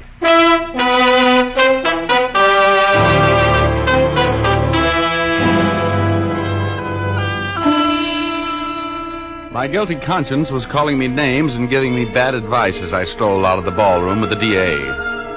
He had accused me of murder. I knew who was murdered. I'd seen her in her bungalow, dead. Janice Cole. The DA was as quiet as a grave during that walk and not a bit more cheerful. I made a couple of abortive attempts at conversation, but I might as well have been talking to a totem pole. I couldn't understand why he was heading for my bungalow until he opened the door, and I saw Janice lying there on that blood-stained Navajo rug, just as I'd seen her a half hour before in her own bungalow. I tried to say something, but the words couldn't get by the lump in my throat. I just stood there, my mouth hanging open, and my stomach frozen in a hangman's knot. I could feel the DA's eyes boring into the back of my head. Well, Rogue, why'd you do it? Well, I didn't kill her. How do you explain the fact that she was killed here in your cabin? She wasn't. Now, look, Rogue, you better organize yourself, huh? You're supposed to be a smart investigator. Give me a gun. I haven't got it on me. It's in that drawer there. Yeah, we found that one. This girl was shot to death with a .25 automatic. Any prints on it? We're going to take yours for comparison. Am I under suspicion for this murder? At the moment, that's all you're under. I fondly hope you'll be under arrest for it the next half hour. Oh. You know, Mills, in a homicide, you usually have to have a motive. Hey, what's that? Why are you waving those newspaper clippings in my face? What are they? The motive. You were blackmailing Miss Cole, Rogue. We found these clippings in your briefcase. What do you mean I was blackmailing her? I didn't even know her. Now, look, Rogue, you're smarter than that. Here's a whole envelope full of clippings covering Miss Cole's trial for the murder of her first husband back in Passaic, New Jersey. Her name was Jane Sherman then, and she was released for lack of evidence. Remember the trial? Of course I do. Poisoning. But what's that? So you found out that this Jane Sherman, now known as Janice Cole, was all set to marry $1 million. And you've been blackmailing her. Oh, I don't know anything about it, I tell you. I don't know how those clippings got into my briefcase. It must have been planted there when I was knocked out in Janice's bungalow. It's a switch, Rogue. You were knocked out in her bungalow, eh? When? Look, Mills, I know this whole thing's going to sound fantastic, but I want to tell you the whole story. I came up here on my vacation. I never saw Janice Cole or whatever her name was before tonight. Disbelief walked across the DA's face as I unspun the web of circumstances which tied me into this murder. As I listened to my own story, I knew I wouldn't believe it myself if I hadn't been there. I showed him the bump on my noggin. He just nodded. I talked on, and as I talked, I realized that I was acting like every murderer I'd ever questioned. I know my face was red, my eyes were shifting as I browbeat my brain into trying to think of some circumstance which would at least give me the benefit of a reasonable doubt. Finally, I stopped talking. He took my fingerprints, and we went to Janice Cole's bungalow. There I got my first break. All right, Rogue. Now, where was the body lying when you first saw it? Right here. Come here. Look here. Look under this rug. Uh-huh. And blood on the floor where it seeped through the rug that's now in my bungalow. Do you see it? Yeah. Blood, all right. Well, Rogue, that's the first thing that's made sense since we got together. I suppose there is an outside chance that somebody's trying to frame you. Enough of a chance so a conviction would be hard to get, Mr. D.A. Look, you know me. I've got a little standing in my profession, a little substance. Give me 24 hours to get this thing hung around the right man's neck. All right. If I don't have you locked up tonight, will you try and have the right man for me in the morning? I'll have him. Now, tell me, who knows about the murder? Well, the maid who went into your cottage to turn your bed down for the night, and the manager. Well, I've told them both to keep quiet until I give them the go-ahead to talk. Then none of the guests know about it yet, except the killer. That's right. As far as I know. Okay, Mills. Okay, now. You keep it that way until morning, and I'll come up with a guilty man for you.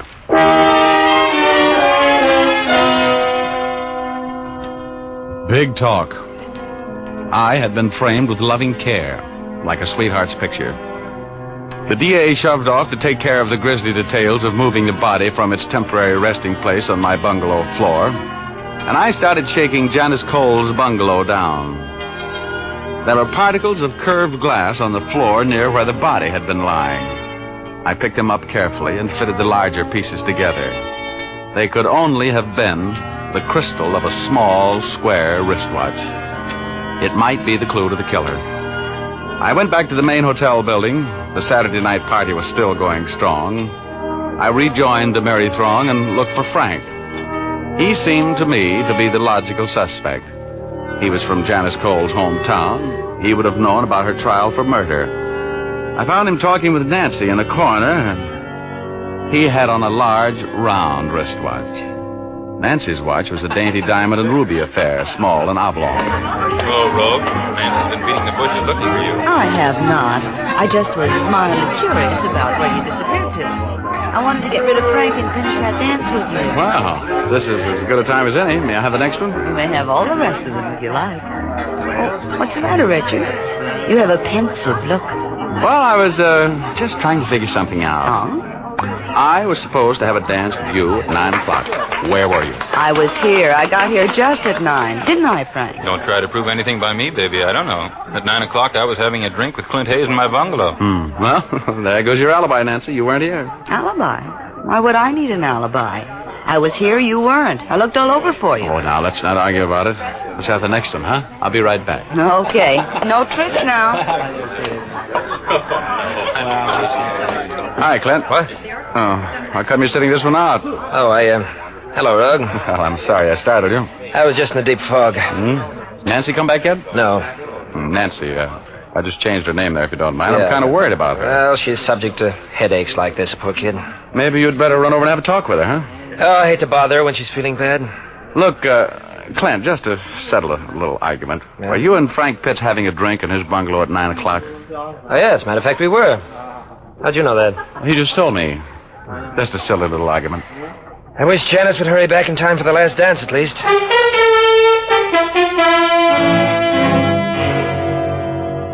Clint Hayes had on a large, square wristwatch. And he and Frank had unbreakable alibis. Nancy had none. They were my three prime suspects, and it looked to me like Nancy was about to be elected. I was sitting there looking for Nancy and carrying on a pointless discussion on headaches, their cause and cure, with Clint, when Nancy came running over. Come on, Clint. You too, Richard. We're all going down to the pool for a moonlight dip. And I don't think I want to, Nancy. Oh, come on. Just because Janice is feeling rocky tonight is no reason for you to be grumpy. Come on, Richard. Get your swim trunks and give the girls a treat. Huh? All right. I'm in. Come on, Clint. A little dip or two you got. No, I don't think come on, Clint. Oh, might as well, Clint. Sounds like a good idea, doesn't it? Well, Nancy, you got it all organized? Yes, Richard and Clint are crazy about the idea, aren't you? Oh, okay. I'll join you for a while. Nice man, Clint. Hurry up now. See you at the pool.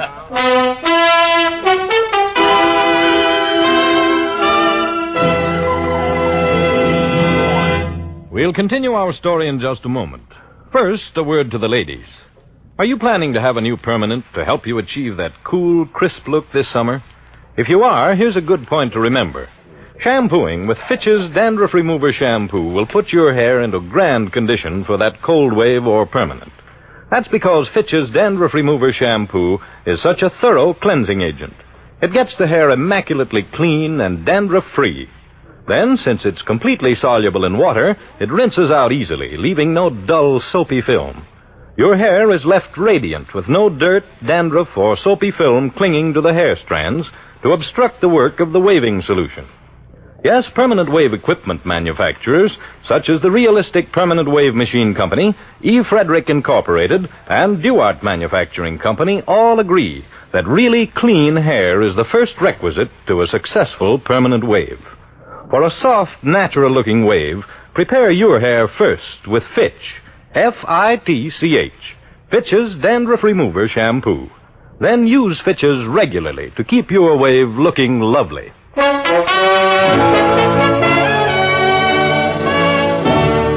Now back to Dick Powell as private investigator Richard Rogue in Rogue's Gallery.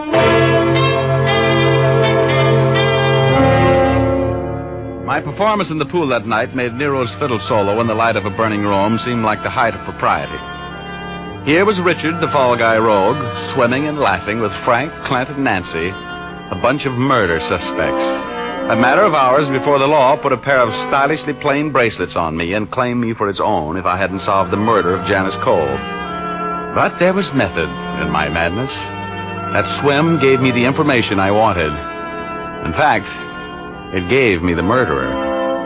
I left before the swimming party broke up and went to one of the guest bungalows. An open window made the job of getting in as easy as falling in love. I found what I was looking for in a chest of drawers. Then I sat down and waited for my victim to come in and turn on the lights. Rogue, what are you doing here? Waiting to talk with you about a murder, Clint. Shut the door. Come in and sit down, Clint. I want to know all about what happened to Janice. Janice? Something's happened to Janice? Yes, Janice, and don't act so innocent. What do you know about her murder? Well, I didn't kill her. What makes you think I killed her? I didn't say you killed her, but I'm sure you know something about it. You know, you shouldn't get involved in murder, Clint. It's too complicated. You're just talking, Rogue. You killed her. You were blackmailing her and you killed her. No, Clint. You weren't supposed to know anything about that. In fact, you couldn't have known anything about it unless you were the guy who framed me so nicely. I'm a little mad at you for that, you know. I'm going to get a confession of that murder out of you some way or other. Now, do you feel like talking, or do I have to beat it out of you? What makes you think I did it, Rogue? Take off your wristwatch. Now, look at your wrist. What? You see that small square of white skin where you used to wear your small square wristwatch? That was the giveaway, Clint. You see this watch here, the one I found hidden under the shirts in that chest of drawers there? The crystal's broken, Clint. That was broken in the struggle with Janice tonight just before you shot her. The broken glass was found on the floor of the cabin right where the body was before you moved it to mine.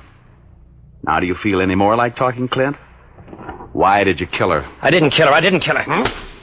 I got until morning for you to start talking, and I've got more socks in a 10-story laundry. Now, let me know when you want to start singing. You know what happened in that room, and you're going to tell me. I didn't kill her. I swear. I didn't, Rogue. I was there. Sure, I was there, but if you didn't kill her, who did? I can't tell you. Come on, Clint. You're not smart enough to work out that frame on me. Who was in this with you? I wouldn't answer that if I were you, Clint. Drop the gun, Rogue. Hello, Frank. Well, you're mixed up in this, too, huh? Well, maybe we can arrange a double execution. I didn't tell him anything, Frank. I didn't tell him a thing. I know it. I was listening. Sit down, Rogue. Sure. Glad to. You were the brains of this deal, weren't you, Frank? It's pretty obvious that quivering mess over there wasn't, isn't it? It's a good thing I was keeping my eye on him tonight. You see, Rogue, when he opened the door and turned on the lights, I saw you sitting there, and that's why I came in the back way. I was afraid that Clint would talk too much. You think of everything, don't you? I try. What are we going to do now, Frank? This Rogue, he knows I was there when Janice was murdered. Knows you were there? Well, you might just as well know that you shot her then, huh? You did, you know. Well, it was an accident. Was it? I'll decide that. Aren't you forgetting me, fellas? Oh, no. No, we're not forgetting you, Mr. Rogue. It really doesn't make any difference who killed Janice as long as you disappear with all the evidence pointing to the fact that you did the job. No, Frank. I don't want any more killing. Shut up. I'm handling this affair. What? I'm going to keep you out of the gas chamber, Clint, if you'll just shut up and do as I tell you. Take Rogue's necktie off and tie his hands. We're going to knock him off and throw him over a canyon where he'll never be found. Oh, you are? Well, I might as well take a crack at it. Give me that gun. Grab him, Clint. Grab him. Well, thanks, Clint. You were very handy with that chair.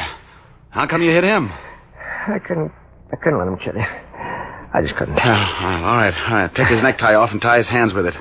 We're going to take him for a ride down to see the district attorney. I killed her, Rogue. I killed Janice, but it was an accident. I swear it was an accident. Well, you'll have a dandy chance to explain that to a jury, Clint. Now, come here. I've got something for you. Oh! That's for helping to frame me. Oh, brother, is that DA going to love me? Well, that was the end of the case. Frank had been blackmailing Janice Cole ever since her engagement to wealthy playboy Clint Hayes was announced.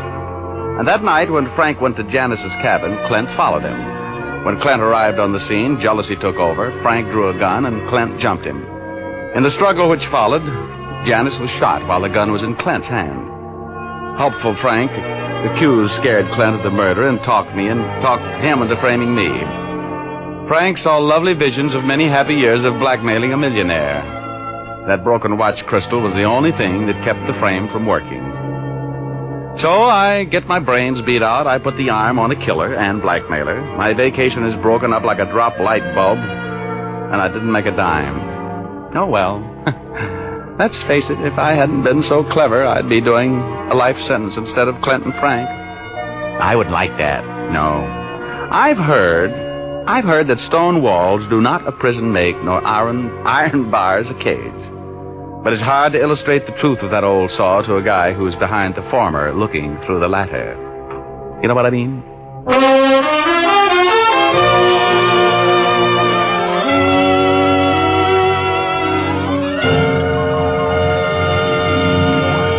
This is Dick Mushmouth Powell again, ladies and gentlemen. Hope you enjoyed our story tonight. Ray Buffum wrote it. Leith Stevens composed and conducted the music, and Dee Engelbach produced and directed. Be with us again next Sunday, will you? We have a story for you about a doctor, a dentist, and a miserly old lady who comes up dead. We call it, Where There's a Will, There's a Murder. Thanks for listening, and now here's James with a hair Doyle. Listen again next week at this same time to hear Dick Powell as Private Investigator Richard Rogue in Rogue's Gallery.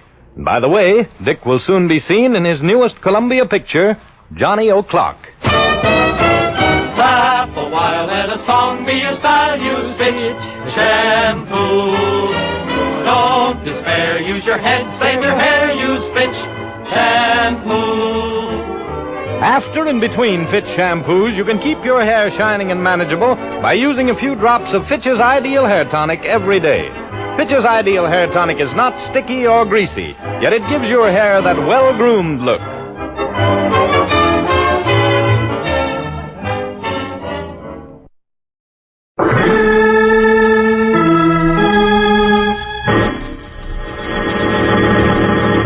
From New York City, the makers of Clippercraft clothes for men and 1,036 leading retail stores from coast to coast present the world's most famous detective, Sherlock Holmes.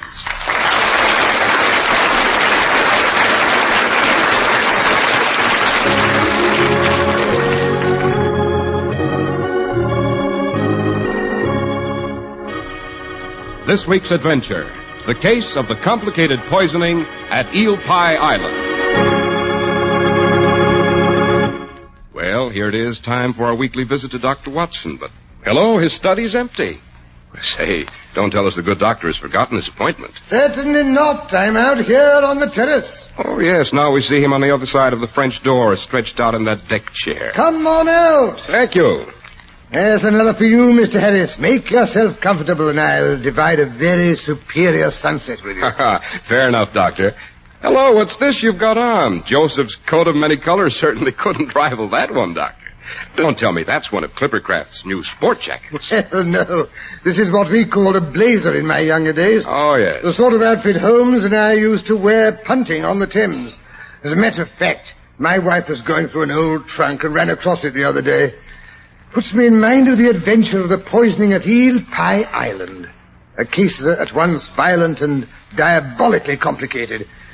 Yes, having decided to tell that story this afternoon, I appropriately donned the old blazer for the occasion, don't you know? Well, what does Mrs. Watson think of it? Oh, she's threatened to leave me if I step off the premises in it. I see what she means, Doctor. It is a bit, shall we say, spectacular? Oh, that's the trouble with the rising generation, Mr. Harris. No individuality. No dash, no style. How do you expect to impress the young ladies of your acquaintance on summer picnics or beach parties and boating expeditions? Well, by wearing Clippercraft sport coats, of course, Dr. Watson. Yes, I seem to have led with my chin that time. Oh, not at all. Just you take Mrs. Watson along when you go down to look at the new Clippercraft tropical suits and sport jackets. She'll be pleased to take you anywhere in any of them, I'll bet you. And she'll be doubly pleased because they won't knock holes in the family budget either. The man who insists on Clippercraft clothes says goodbye to high prices insofar as his clothing budget is concerned, for Clippercraft clothes have never been anything but high in quality and low in price. And that goes for today, too, despite rising costs of materials and manufacturing. But great values like Clippercraft's would not be possible without the famous Clippercraft plan. The plan's the reason you can buy high-quality Clippercraft suits for only $40 to $47.50. Find tropicals for summer wear for only $33.75 to $40, and smart sport jackets for only $26.50. Yes, the great Clippercraft plan that concentrates the buying power of 1,036 of the nation's finest stores from coast to coast provides steady year-round operation, reduces manufacturing and distribution costs, and delivers the savings to you. Now, for your own sake, we urge that you compare Clippercraft with clothes selling for many dollars more. See your Clippercraft dealer tomorrow.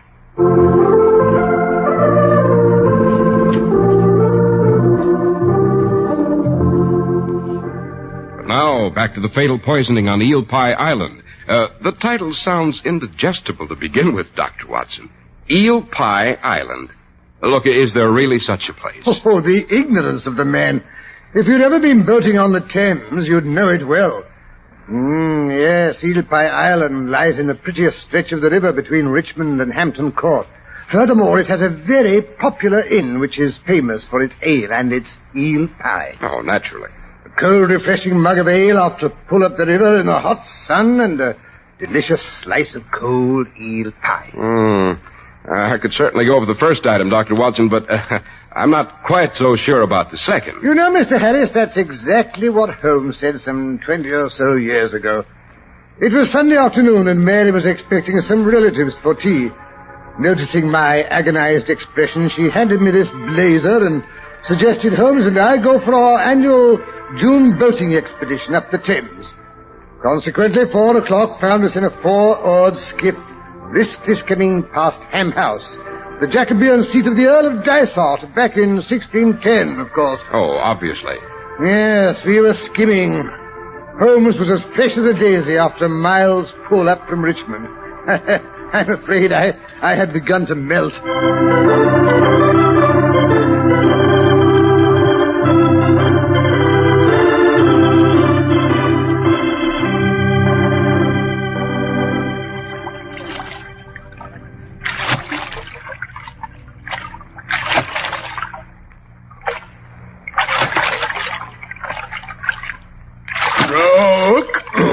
Get your back into it, Watson. Stroke.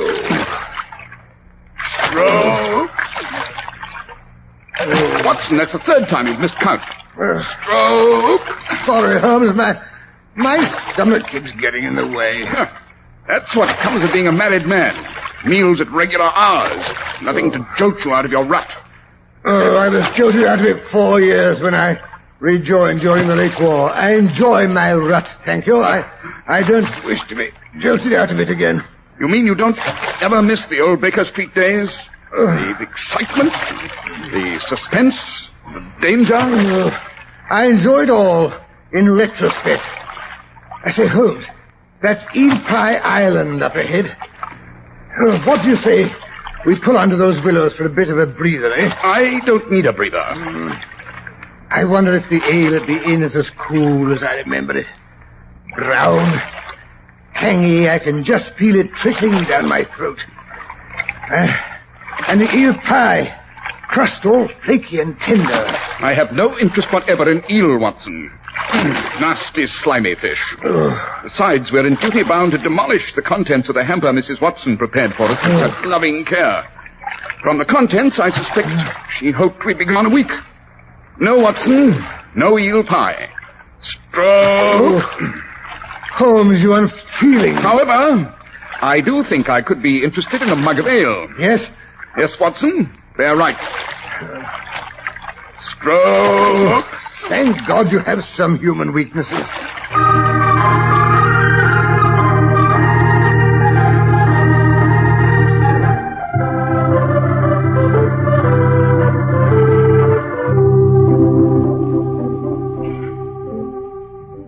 There we are, all tied up in shipshape. Watson, you unpack the hamper while I go for the ale. Oh, no, don't bother. I'll go. I want to stretch my legs. No, Watson, I'll go. I thought of it first. Oh, so you can have an extra mug while you're waiting. No, you don't. We'll both go for the ale. Come along, then. Oh, careful. You nearly landed in the river. Oh, it's these white trousers. They must have shrunk since last summer. Can't go bounding about like a mountain chamois the way you do. That's a perfect day. What is more charming than the Thames on a Sunday in June? The little boats filled with the flower of the countryside, the dainty parasols, the airy dresses, the lacy petticoats so coquettishly displayed. I thought you were supposed to be a woman-hater. I was admiring the scene quite impersonally, Watson, from the artist's viewpoint. I have artistic blood in my veins, you know, on my mother's side. Oh, balderdash. Help! Help! I've been poisoned. Holmes, did you hear that? Yes, it's a fat woman in the purple bombazine of the next punt. She's managed to terrify completely the little wispy man who's her escort.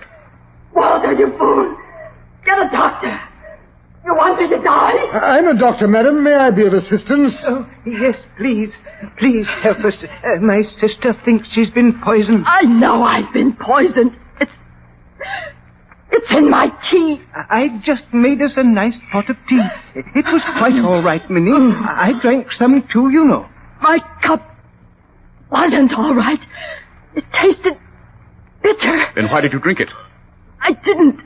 Just a mouthful. Oh, my stomach. The pain in my stomach. My neck felt stiff all day. The pain in my stomach. Here, the diaphragm, it's contracting. I shall want hot water. The tea kettle is still half full. I can light the spirit lamp. We haven't time. Salt. Have you some salt or mustard? We have both. Minnie always brings everything. Good. We shall have to give her a good emetic. Clean out her stomach. An emetic?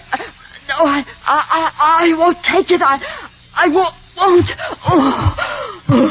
Minnie, don't. Oh, good Lord. She's having convulsions. Yes, marked opisthotomos. That grin. Horrible grin. The rhesus sardonicus, Watson. Chronic spasm. I'm afraid we're too late.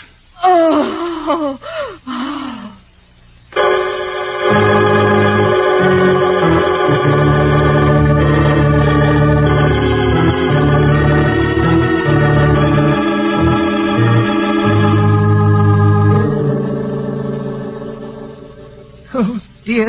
I do wish the police or the coroner would get here. It seems so awful to leave poor Minnie stretched out in the boat. Oh, with that dreadful grin on her poor dead face. If only she hadn't suffered so before she died. She was very fortunate, Mr. Weatherby. Walter Weatherby. Minnie was my sister. Miss Weatherby was very fortunate, Mr. Weatherby. She died remarkably fast, all things considered. If she'd been a younger, stronger woman, death might have been delayed for hours, even days. I take it she had high blood pressure and a weak heart. Yes, sir. And diabetes, too. We all have it in our family. That is, all but Robert. Oh? Thank heaven she went quickly. I can't bear to see anyone suffer. I can't even bear to kill a fly. The only reason I keep that vermin killer in the potting shed is because the nasty things have been destroying my tulip bulb, don't you know? Oh, so that's where the strychnine came from. What strychnine? The strychnine that made your sister's cup of tea taste so bitter. Of course, Holmes. That's what brought on those convulsions. Strychnine. They're quite typical. Were they, Watson? But of course. The gasping for breath, the protruding eyeballs, the rigidity and convulsions. But there couldn't have been any strychnine in the tea. I drank 4 cups myself.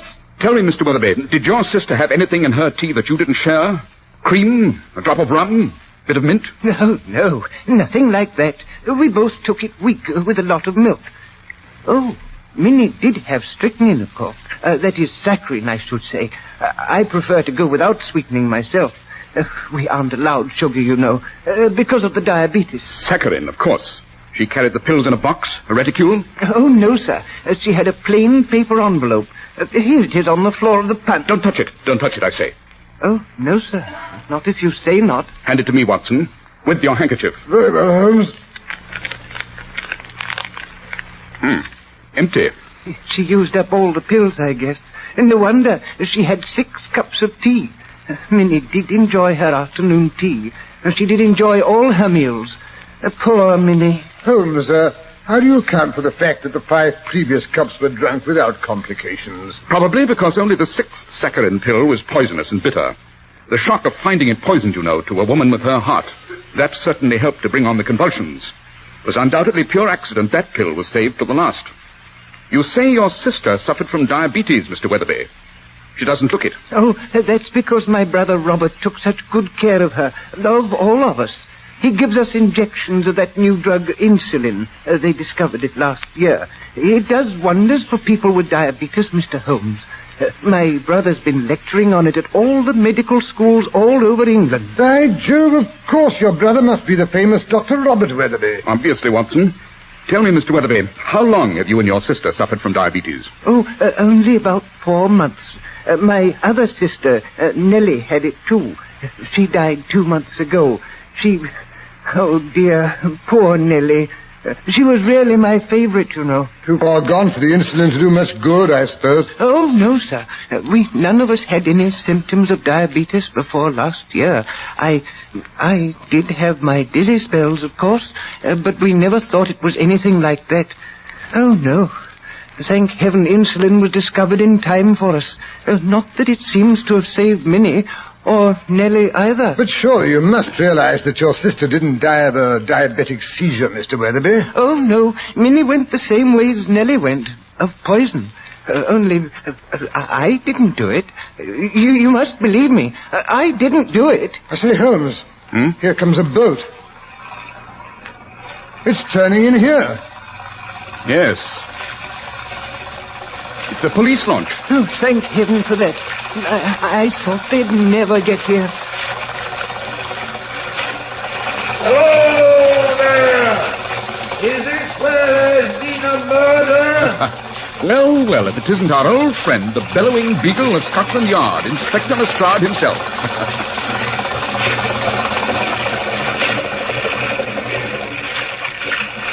Welcome, Lestrade. Welcome aboard. We have quite a cargo for you to inspect. Hold! How in thunder did you get here? I am a bird of ill omen, Lestrade. I'm attracted to a crime like a vulture to carrion. Oh, Holmes, really? So you admit it is a crime, eh? A murder, Lestrade. A beautifully staged little murder. But look here. I didn't do it. I'm innocent. I wouldn't hurt a fly. Oh, so it's Mr. Walter Weatherby again. And I suppose this is another sister you've done away with so you could inherit her share of the Weatherby bills? No, I didn't do it. I didn't hurt Nellie either. I swear I didn't. I know. You slipped through our fingers the last time. We had our suspicions right enough, but we couldn't prove anything. The jury thought you looked so meek and mild butter wouldn't melt in your mouth, so they brought in a verdict of suicide. The poison was found in her cough medicine that time. Which poison, Lestrade? Strychnine, Holmes. What else gives people convulsions like the woman just had here, they tell me?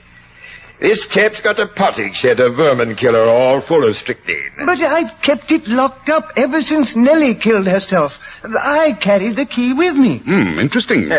We don't need any of your fancy deductions this time, Holmes. This time we caught him red-handed. There was no one in the boat but him and his sister. He gave her a cup of tea and it killed her. He gave her 6 cups of tea, Lestrade. Only the last one seems to have contained anything suspicious. There it is on top of the hamper, and still 3/4 full. Really? I'm surprised you didn't empty it out. I never tamper with clues, Lestrade. I merely point them out. It's up to you to draw your own conclusions. Well, don't worry. I've done that already. This Weatherby chap's guilty, and he won't wiggle out of it this time. By the way, Lestrade, what do you make of the wool scarf wrapped around the victim's neck? It's a hot day, but Minnie's wearing a purple scarf. Next, I suppose you'll tell me she wasn't poisoned, she was strangled. Oh, no, I wouldn't.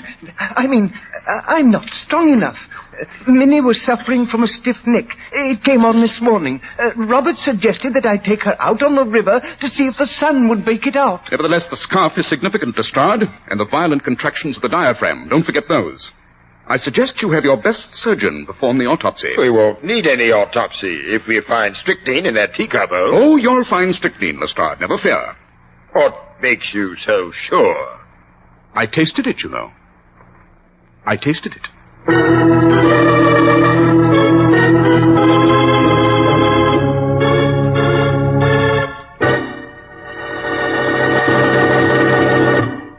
Talk things over with any of the millions of men who wear Clippercraft clothes, and you'll soon find out why Clippercraft clothes have won more friends than any other label in America. Well-dressed men are loyal to Clippercraft because Clippercraft is loyal to them. Clippercraft is devoted to just one thing, giving you the best clothing value in America. Through the famous Clippercraft plan, you get the benefit of tremendous savings made by concentrating the buying power of 1,036 of the nation's finest stores from coast to coast. Locally owned, independent stores. Stores you can trust. It's the biggest idea that ever hit the clothing industry and eased your clothing budget. Where else can you get such remarkably fine quality in suits for only $40 and $47.50, in tropicals for only $33.75 to $40, and in sport jackets for $26.50? The answer is nowhere else, except in the fine stores everywhere that feature the Clippercraft label. That's why men who know insist on Clippercraft clothes. So be sure to visit the Clippercraft store in your city. These leading stores in the metropolitan area are proud to add their names to Clippercraft in your suits, sport jackets, and tropicals. In Manhattan, John Wanamaker Men's Stores, Broadway at 8th and 67 Liberty Street. Saks 34th, Broadway at 34th. In Brooklyn, Abraham and Strauss. In Newark, New Jersey, Boulevard Men's Shop, Kresge Newark. And in Jamaica, the B&B Clothes Shop, 16408 Jamaica Avenue.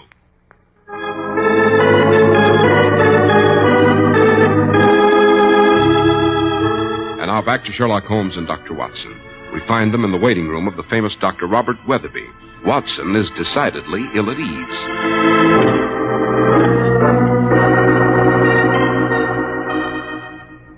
Holmes, I don't know why you insisted on coming here. To present our condolences, of course. After all, we were in at the death, as you might say. Holmes, really? And to find out more about this new drug. What's it called?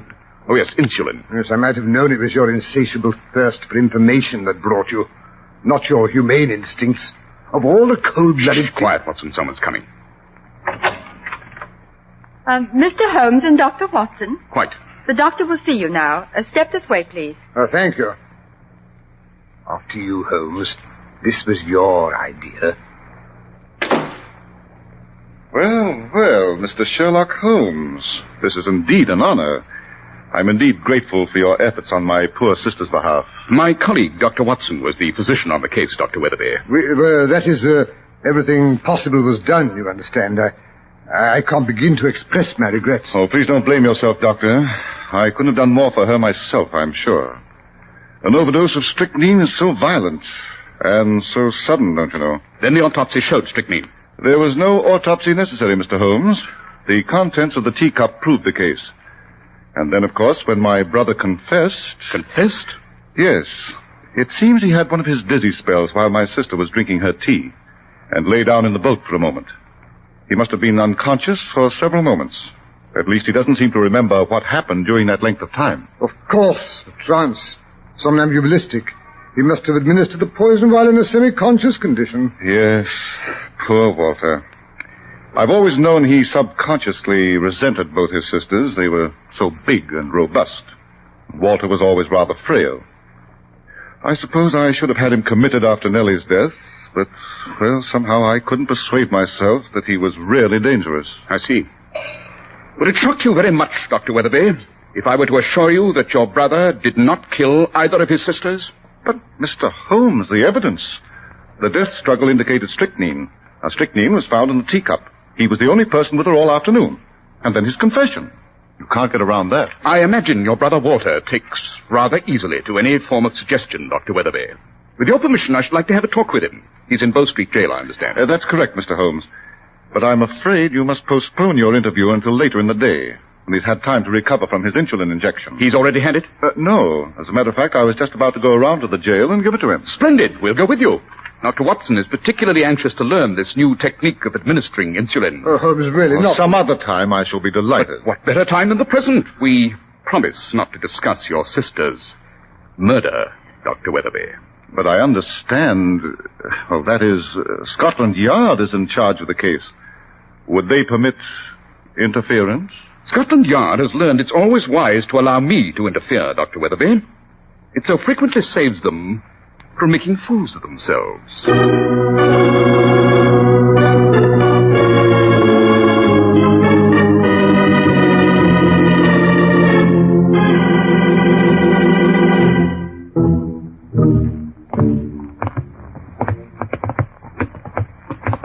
This way, gentlemen, please. Get in here. Wait a moment till I unlock your cell. Step inside, please, gentlemen. Thank you. Well, Walter, we've come to see you. You remember us, Mr. Holmes and Dr. Watson? Oh, Robert, I didn't think you'd ever want to speak to me again. And these kind gentlemen, Robert, they did all that they could, Robert. Oh, it was too horrible the way she died. Easy, old chap, easy. Oh, but how could I? Oh, my mind is all blurry.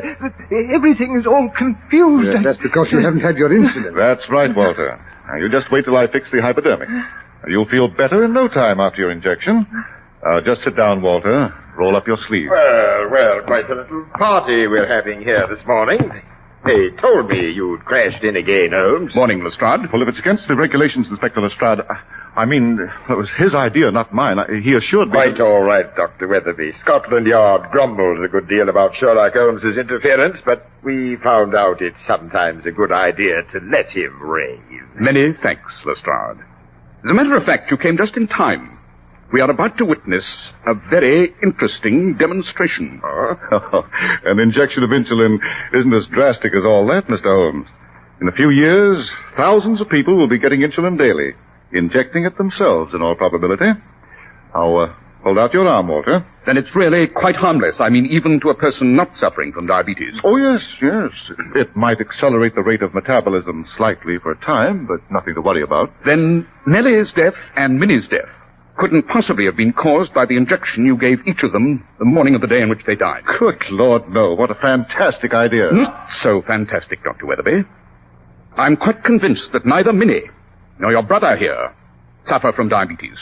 Your sister Nellie I didn't see, unfortunately. My dear Mr. Holmes, without a blood test, how can you possibly tell? I have the eye of the trained diagnostician, Dr. Weatherby.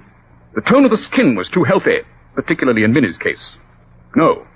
I suggest you were giving your brother and sister injections for a much more sinister reason, Doctor. But that's preposterous. Even if they proved not to be diabetic, insulin injections wouldn't harm them. I grant you all but the final injections were harmless, Doctor. Nonsense. My sister certainly didn't die from any injections I gave them. Death in both cases was later, much later. You're positive those injections were harmless? Positive. You wouldn't care to prove it by giving yourself the injection you've just prepared for your brother. Why, that is, if I do, I won't be able to give him his dose. I only have one with me. As you can see, Walter is near collapse. I won't be responsible if he doesn't get his insulin. I prepared for that emergency. Dr. Watson has brought along a small amount of the drug. I'm sure it'll suffice. Well, this is really too ridiculous. Well, now, I'm not so sure. You say it won't hurt you to take that insulin. Go ahead and take it. Why, I know it sounds silly, but I've never had the nerve to give myself an injection. Oh, I'd be happy to oblige. No, Watson, let me. I'm quite good at it. And I don't want any accidents with the contents of that hypodermic. Now then, give it to me. Give it to me, I say. No, you can't make me. You can't. Stand back. Don't anyone touch that broken hypodermic or the fluid it contained. Good Lord. Why not? Unless I'm very much mistaken. It's a particularly deadly culture of tetanus bacteria. I'll just take a sample. Carefully. Between these glass slides. Now, Lestrade, if you'll tell the guard to bring the strongest carbolic acid he can find, I'd say we'll have this case just about washed up.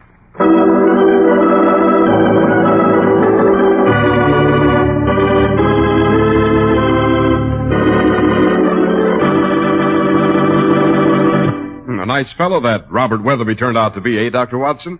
But look, why the strychnine in the first sister's cough medicine and the second sister's teacup? Because the symptoms of tetanus poisoning and strychnine poisoning are so remarkably similar. Tetanus takes much longer, of course, to develop. Robert could be sure of being at a safe distance when the death occurred. Diabolical, I'd say. Yes. Holmes suspected tetanus when he heard of Minnie's stiff neck and noticed the contraction of the solar plexus. Those symptoms do not occur in strychnine poisoning. Of course, I should have noticed them too, but what with the presence of strychnine in the cup, it's so easy to jump to the wrong conclusions, which is what Robert Weatherby had counted on. But again, why did Dr. Weatherby plant the strychnine? To implicate his brother. who was known to have a quantity in his possession. Nothing like killing off the whole family in one fell swoop. Yes, and he would probably have gotten away with it if Sherlock Holmes hadn't happened along. But now, isn't it about time for that suggestion about next week's story? It certainly is, Dr. Watson. Well, next week now, let me think. Suppose I tell you about a visit Holmes and I paid to Castle Mortlake, and how I was splattered with blood from a famous silver chandelier that was supposed to bleed whenever a catastrophe occurred in the family. It wasn't ordinary blood, however. Yes, that was an adventure in which Holmes' knowledge of bee culture came in very handy.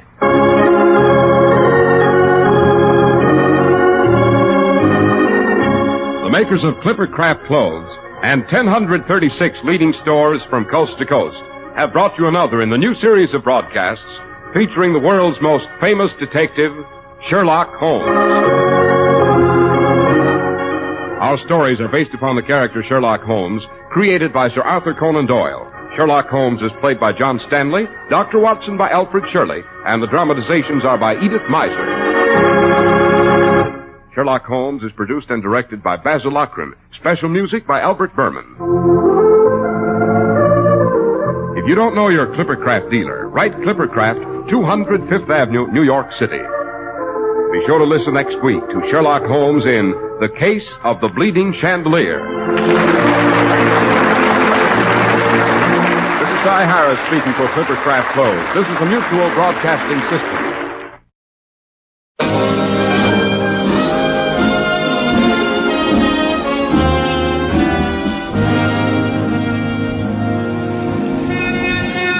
Broadway's My Beat, from Times Square to Columbus Circle, the gaudiest, the most violent, the lonesomest mile in the world.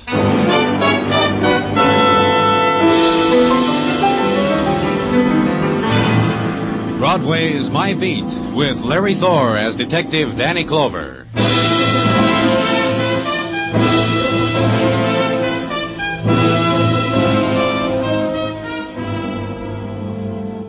The summer evening flows gently over Broadway, and the carousel sounds of the street's carnival begin. The brazen trumpet screams, calling the believers to the basement sanctuaries at a dime a prayer. The barkers of the night shout their spiels into passing ears. In the rustle of perfumed silk rides the June wind. You're shoved and pushed and mauled. And there's no bitterness, because the taste of night melts in your mouth. You ride the rides, walk the midway, toss the hoop to win the Cupid. You try not to notice the plucking at your sleeve. But finally you turn. Your palm is crossed with violence. You hold on to it until the man in the tweed jacket and the gray flannel slacks takes it away from you. Gives death back to the other man, its owner. Sprawled across the silk sheets of his bed, the blood from his bullet wound draining the sleep out of him. And because blood like that can stain the reputation of an exclusive apartment hotel, the man in tweed makes a suggestion. I offer it in all modesty, Mr. Clover. A mere suggestion. This can be... What, Mr. Tracy? What can it be? Handled discreetly, of course. You can do that. You have the power, the know-how. Keep it out of the papers. Treat the frightful mess with velvet gloves. Anything else? Nothing more I can think of at the moment. Not that I can bring to mind at the snap of your fingers. That's good. Now you can do something for me. Understand me, Mr. Clover. Managing this place is all-consuming. I spent years at school, here and abroad, learning the quirks, the ins and outs of the profession, All that education, maybe you can spell out for me the murdered man's name. Did I forget to introduce you? Pity. The fellow over there on our bed was once Frank Dunn, a bartender, of all things. A rather crude chap, I thought. But genteel enough to pay the tab in this slick joint of yours. They do bartenders like Dunn well at the trade winds, I hear. The club on West 52nd? I wouldn't know where the place was. Do you mind? Tell me more about Dunn. Well, he appealed to the female of the species, shall we say. They called on him constantly, at all hours. Tonight? Difficult to say. But do you not detect the faint odor of a lingering perfume? The aura a woman leaves? Pardon, I'll rid us of that. Never mind, I'll get it. Hello? Hello? Frank? Would you put Frank on the line, please?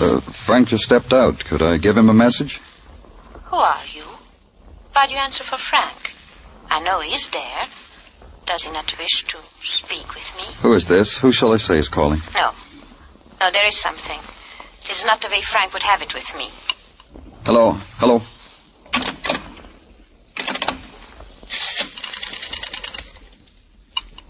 Yes, please? This is the police, operator. Trace that call.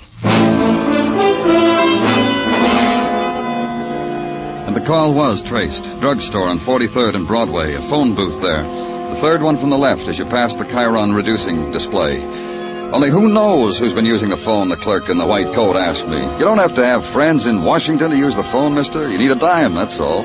Anyway, what was she, a spy or something? So if that's all, he had work to do. He left. So did I.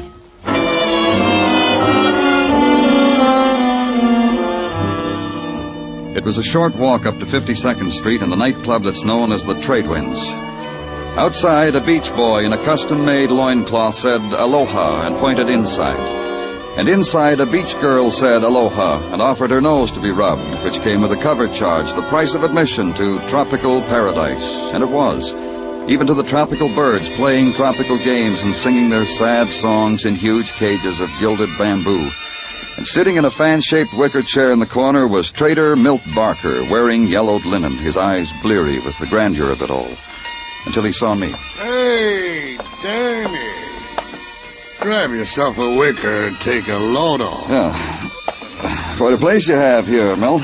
Wait till you see the floor show, Danny. Got a dame here does a routine on a bed of hot coals. Milt, You try the authentic cuisine yet? You like fish? I got cold huma huma nuka nuka apawa. That would set you crazy. You sit still. I'll slice you some from the middle. Sit down, Milt. Huh? All right. So I'm sitting. So... About a bartender here, Frank Dunn. Frankly, he ain't showed up yet tonight. He commit something? He's been murdered. Kismet. Pure kismet. Fate, Danny. The way the department figures, it took a murderer to do it. Yeah, I guess. How'd he go out? Shot. Like I say, kismet. What are you talking about? A guy like Frank, it figures. It just don't make me surprised. Come on, Milt, talk to me. What's on your mind? Well, he served smiles with the tall, cool ones. When Frank wiped the bar in front of a female patronesses, it had a meaning all its own. Personality. Keep talking. Well, Danny, a guy like him... Well, a dame would be embarrassed leaving less than a fin or a phone number for a tip. Did he cause any trouble here? Frank? No. An operator with a head on him. Wait until the male escort was occupied elsewhere, then... Well, Frank would drop a small onion in a cocktail glass in such a way that patronesses would leave teeth marks on the bar. Like, for instance... Well, for instance, who? Louise Hathaway is current, Danny. You know, the dame who's Mrs. to Edward Hathaway, the guy who manufactures hardware. You know Hathaway's hardware, nails, holes. Yeah, tell me more about Mrs. Hathaway. She's current. That's all I know, honest. Come on, Danny. Eat some of my cuisine. I'll make you a regular lava.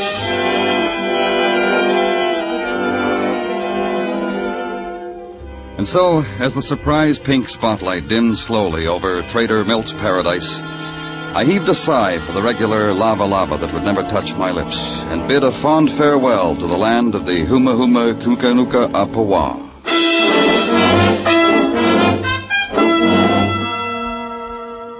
At the Park Avenue apartment of Mr. and Mrs. Edward Hathaway, a maid in gray silk and high-spiked heels told me they were out for the evening.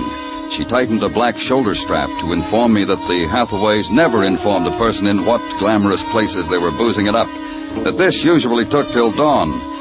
I said I'd come back in the morning. She said sometimes a person didn't know what side his evening was buttered on, and kicked the door shut with her heel.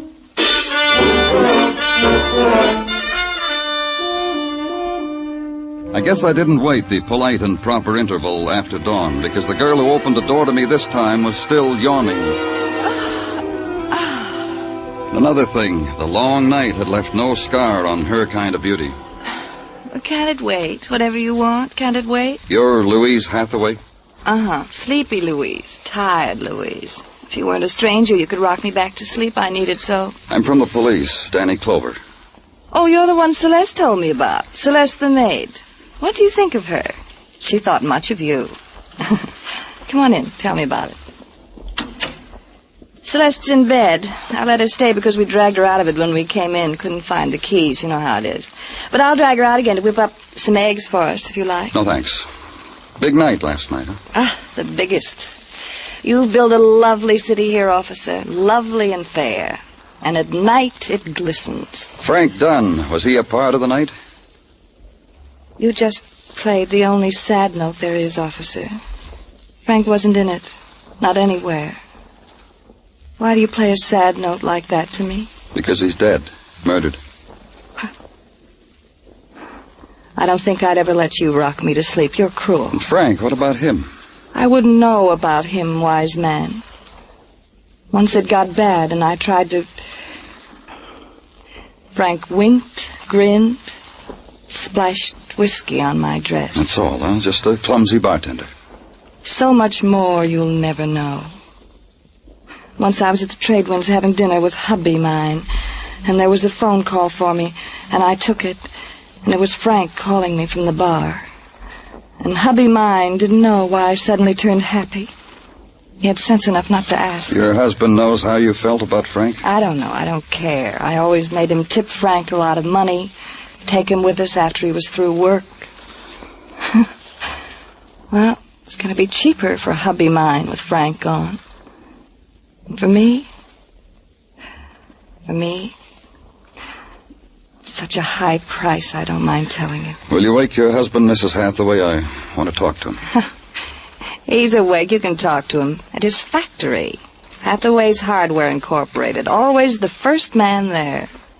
Sleeps an hour after I've kept him up the night. And off to the factory. Off to make a bed of nails for me. Just stay here in case we want you, Mrs. Hathaway. So you can talk more to me about Frank? It'll be a pleasure. Deep and fair. A pleasure. Any time.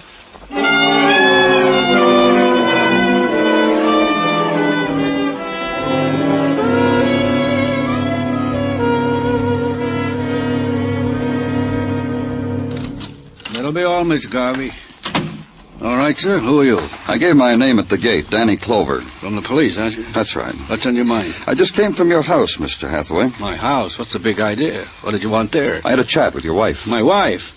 You don't go to my house, policeman. No more. You understand that? You don't bother Louise. You want something? You got a ticket to sell? You got something that gives you worry? You come to me. Louise don't get bothered by police. She gets bothered, Hathaway, any time the department feels the need. Yeah, you think so, huh? You get bothered too, mister.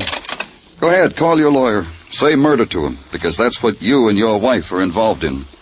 Murder? Call your lawyer, Hathaway.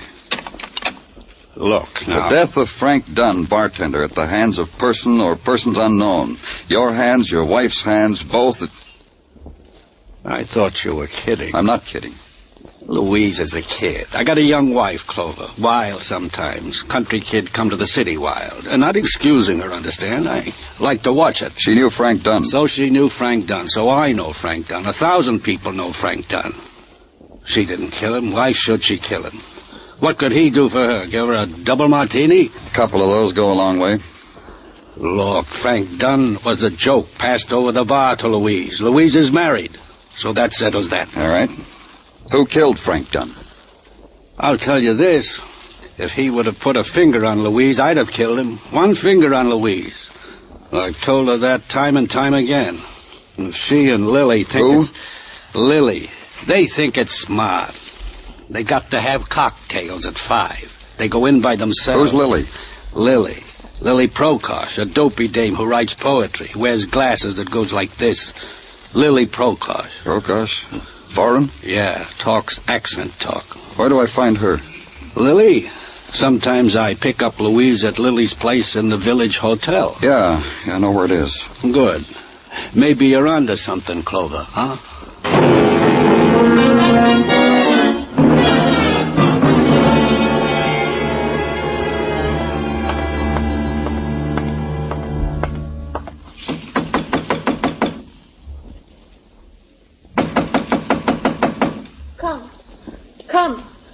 Please.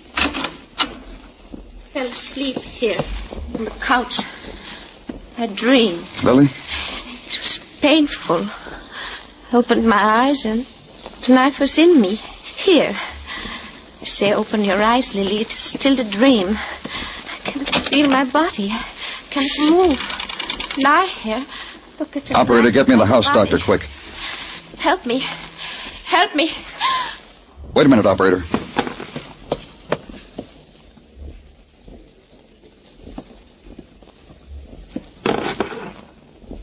Never mind, operator.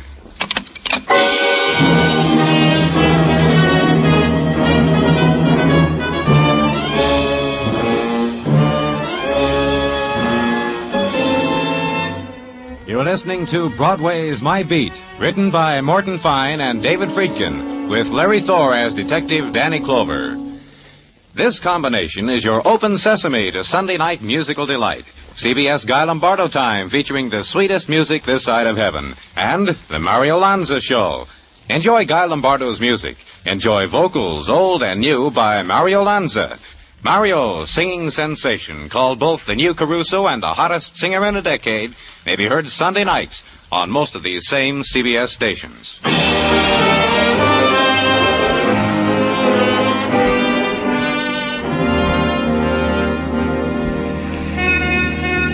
The nice thing about Broadway, the good thing, the reason why you run the rest of the way until you get there, is that Broadway never lets you down. It's all things to everybody. For the gourmet, the foot-long wiener with a seated roll. For the musically inclined, the rosette of loudspeakers over the slightly used record shop. For the art lover, the windy corner.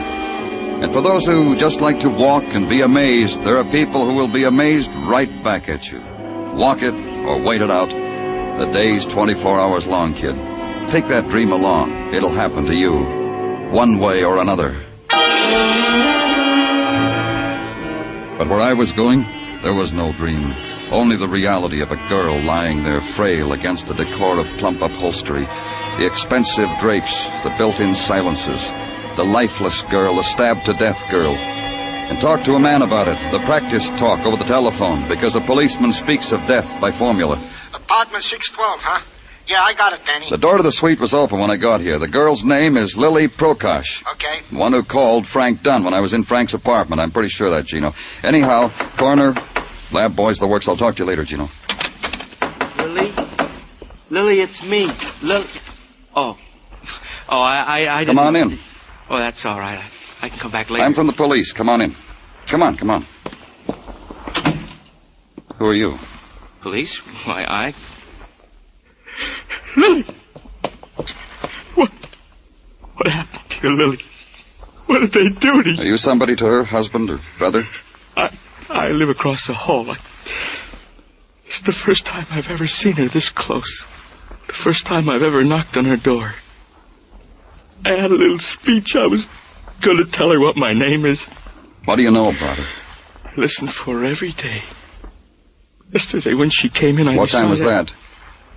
About 6 p.m. Did she go out again? No.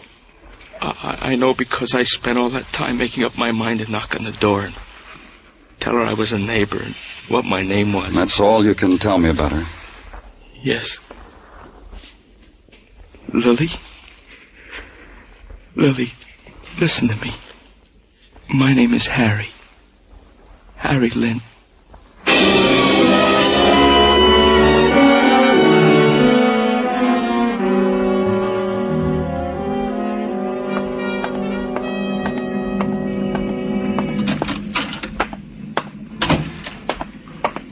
Tartaglia.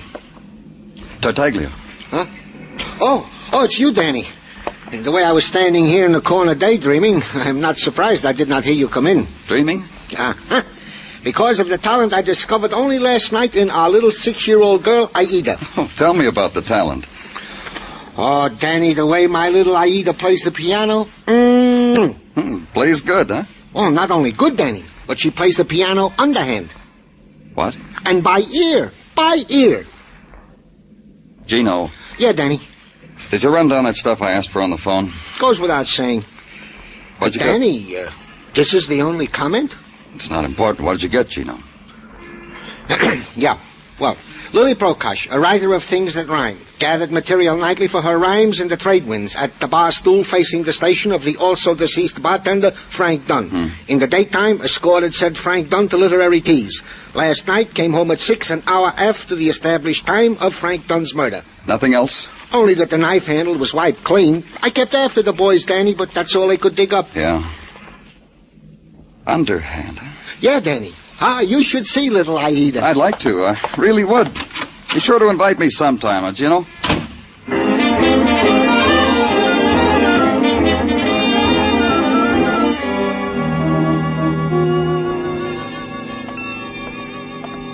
I see the wicker chair is still open, Milt. Danny, sit in it, kid. 2 nights, I see you each time. To what is due this sudden harvest of Danny Clover? Not that the trade wind ain't humored, but to what is due. You know a girl named Lily Prokosh? Names don't register with me, Danny, unless for a reason. Is there a reason? A tall girl, blonde, harlequin glasses, spoke with a little bit of an accent. The one who wrote lousy sonnets on my napkin? She was a poet. The one who always comes in here with Mrs. Hathaway? That one, Danny. Well, what about her? You tell me. Lily Prokosh and Frank Dunn. Hey, yeah. Yeah, what? The other day. What are you talking about? The other day, yesterday, the day Frank met his kismet. She was in here with Mrs. Hathaway about 5:30. Asked for Frank. I told her he wasn't to work yet. I started to tell her where Frank lived, but she said never mind, she already knew. Left. And then what? Then what? Yes, she left. Left Mrs. Hathaway with a martini at half-mast. The poet walked out. To see Frank? Yeah. She bumped Frank, huh? A doll like her. What do you know?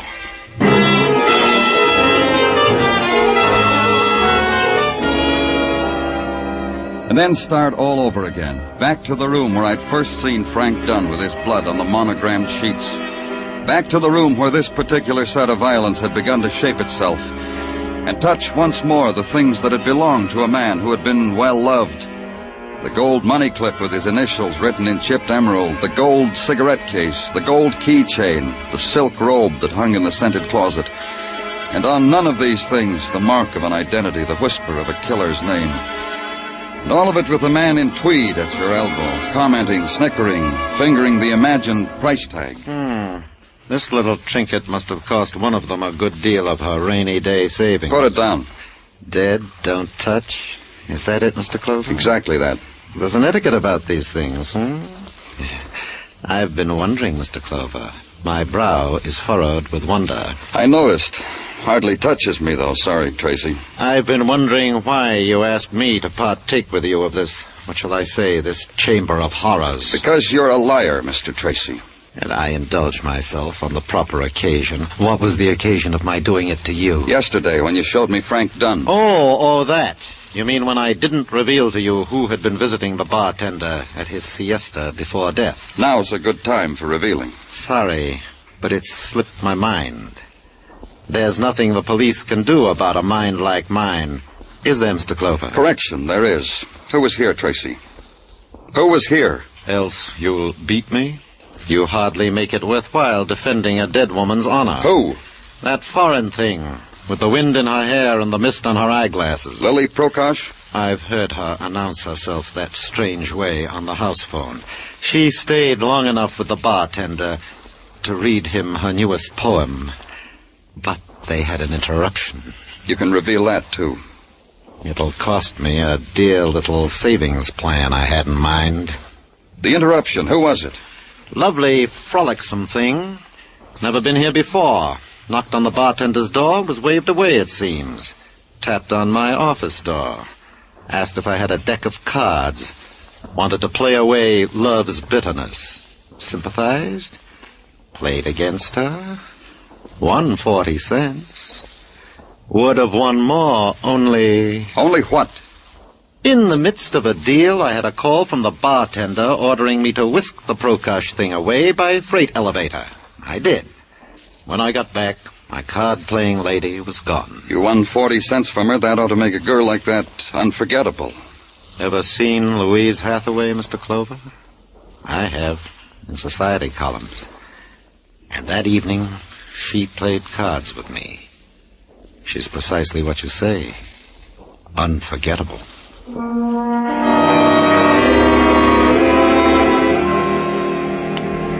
And walk the night streets and try to figure, why did Louise Hathaway call on Frank Dunn and, not being able to see him, content herself with playing cards with a hotel manager? Why had she gone to see Frank? She knew her friend Lily Prokosh was there. A lot of whys. And keep on walking, east from Broadway to Park and up to the 70s, and stop in front of the canopied apartment house, pause, smoke a cigarette, then go in. And on the second floor, ring a bell.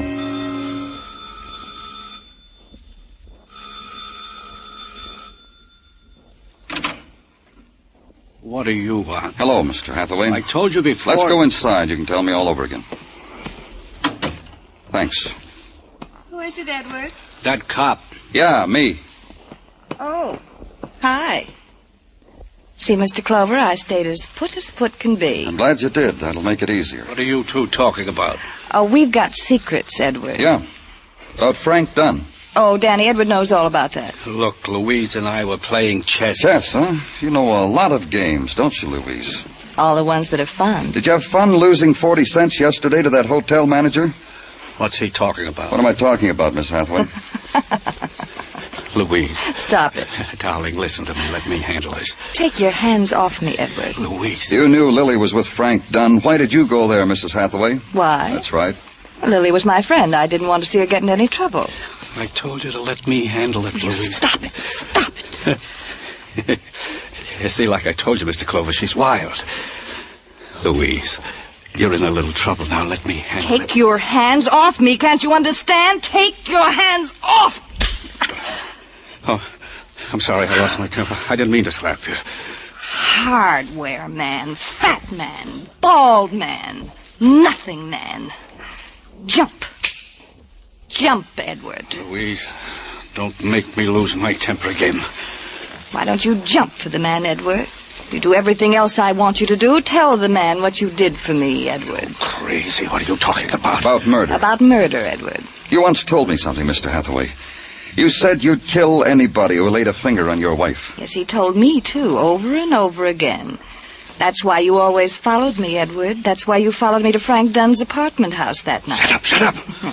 And Frank wouldn't even look at me. He sent me away, Edward. And you killed him all because I spent an hour playing cards with a hotel manager. I was never with Frank, Edward. Never. But you killed him for me. Go ahead. Jump for the man. I followed you. I always followed you. I couldn't stand it. You're going to see that man. Take the hardware man away, Mr. Clover. You too. What? For killing Lily. You couldn't have Frank. Lily was luckier. So you killed Lily. Oh, no, Edward did that for me, too. Didn't you, Edward? Didn't you, Edward? No, I didn't. I followed you to Lily's. Her door was open, wasn't it? I saw Lily after what you did to her. Oh, you don't know what you're saying, Edward. Listen to me. You love Leslie. Truly, Edward. I love you. Jump, Louise. Jump. Jump.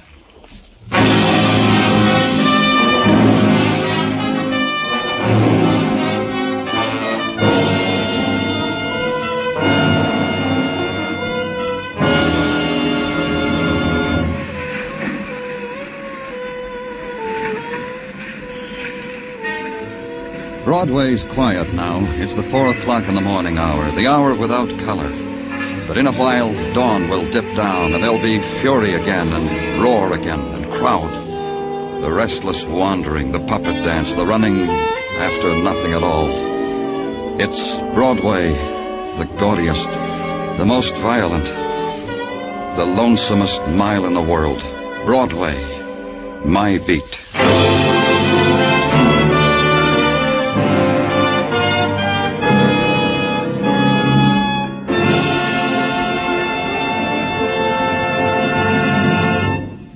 Broadway's My Beat stars Larry Thor as Detective Danny Clover with Charles Calvert as Tartaglia and Jack Crucian as Muggavan. The program was produced and directed by Elliott Lewis, with musical score composed and conducted by Alexander Courage. In tonight's story, Mary Jane Croft was heard as Louise, Herb Butterfield as Edward, Joe Granby as Milt Barker, Edgar Barrier as Neil Tracy, and Gladys Holland as Lily Prokosh. Just once around the clock aboard the second hand for Singin' Again, an hour of comedy, music, and cash for the CBS listener who can identify the phantom voice. Jan Murray is your host, Judy Lynn, Alan Dale, the Riddlers, and Ray Block supply the music. Stay tuned now for Singin' Again, which follows immediately over most of these same CBS stations. Bill Anders speaking. This is CBS, the Columbia Broadcasting System.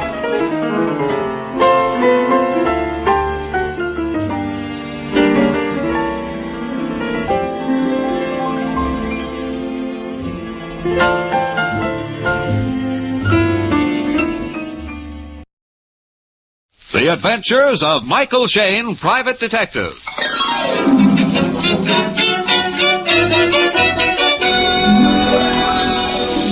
The people who make 76 gasoline and Triton motor oil, Union Oil Company, present The Adventures of Michael Shayne, Private Detective, starring Wally Mayer and Kathy Lewis.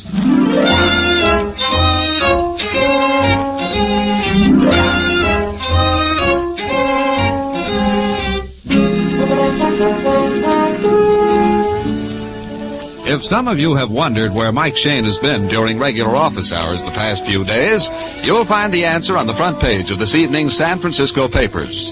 That's right, the murder trial of Jack Holmes. At this moment, which is along about 6:30, Phyllis Knight has one of those newspapers spread out on the desk before her.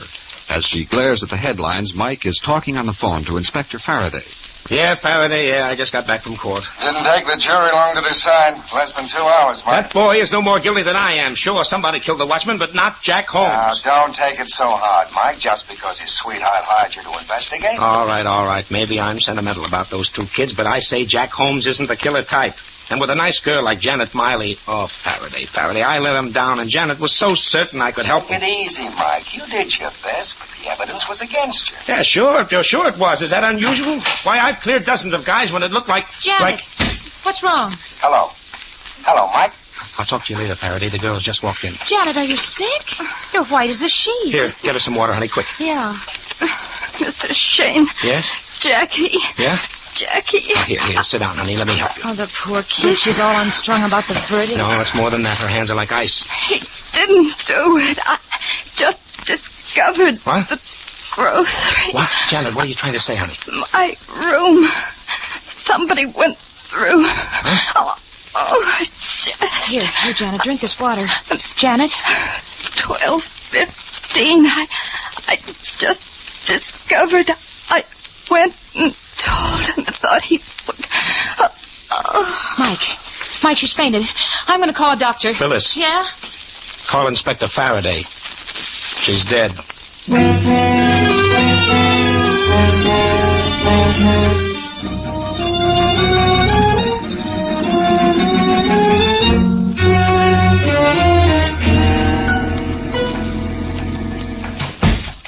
Okay, Mike, I fixed it. We can go to Jack's cell now. All right. Now remember, honey, not a word about Janet's death. Jack will go all to pieces and we'll learn nothing. I know, but it seems so hard-hearted. This way, kids. Ah, boy. Sad business, I guess the girl figured after that jury's verdict she didn't have anything left to live for. Suicide? No. If Janet found something she thought would clear Jack, she certainly wouldn't take poison. Unless she took the poison before she got the information that would clear Jack. No, then she would have called a doctor. If we can believe her dying words, she went first to some man, told him her discovery, then came to us. She didn't even know she was poisoned. All right, but who did it? We only knew what she was trying to tell us. Better pipe down. That's Jack's cell with the jailer standing outside. Oh, yes, sir. Now let me do most of the talking. All right, Morrissey, open it up. Yes, Inspector. Hello, Jack. Hello. How do you feel, Jack? Top of the world. It's so cheering to be condemned to death for a crime you didn't commit. You had a fair trial, my boy. The jury could decide only on the evidence presented. I told them I left the warehouse that night way before it happened. At 12:15, I was at home. But no, they take the word of that cab driver. He did pick you up at the warehouse door, and he said the clock in the drugstore read 12:15. I checked the clock myself the next day. It was an electric, right on time. So did I, Jack. Unless the cab driver was lying, and he seemed like an honest guy. I see. Even my loyal detective, Mr. Shane, says I'm guilty. Oh, no, Jack, you don't understand. Go ahead, say I killed the watchman. Say I stole the diamonds. You never were working for Janet and me. Yes, we were, Jack, and we still are. That's why we're here. It's about Janet. She's not so good. What? What are you trying to say? She came to the office a little while ago and tried to tell us something, some new evidence she had found, but, well, she got sick. What's wrong? Is she all right? Where is she? Now, easy, son, easy. She's still at the office. She said a lot of mixed-up things, Jack. Her room had been ransacked, something about a grocery, that you weren't guilty, and she had discovered proof and told him so. Him? Who's him? Oh, that's what we don't know. Does Janet have any close men friends she might go to? Not that I know of. We've been engaged for almost a year now. She never mentioned any. Our boss, Mr. Phillips, is a good friend of both of us. Yes, yeah, he's paying the fee on the case. She might have gone to him. Or maybe to his partner. Mr. Russell? Oh, no, not that old crap. Well, why come to me? Janet's the one to tell you. Well, as we said, Jack, she's all busted up over this thing, and she isn't well. Well, she can talk, can't she? Can't she? Jack. I can see it in your faces. Something's happened to her. What is it? Tell me. She's dead, isn't she? We're awfully sorry, son.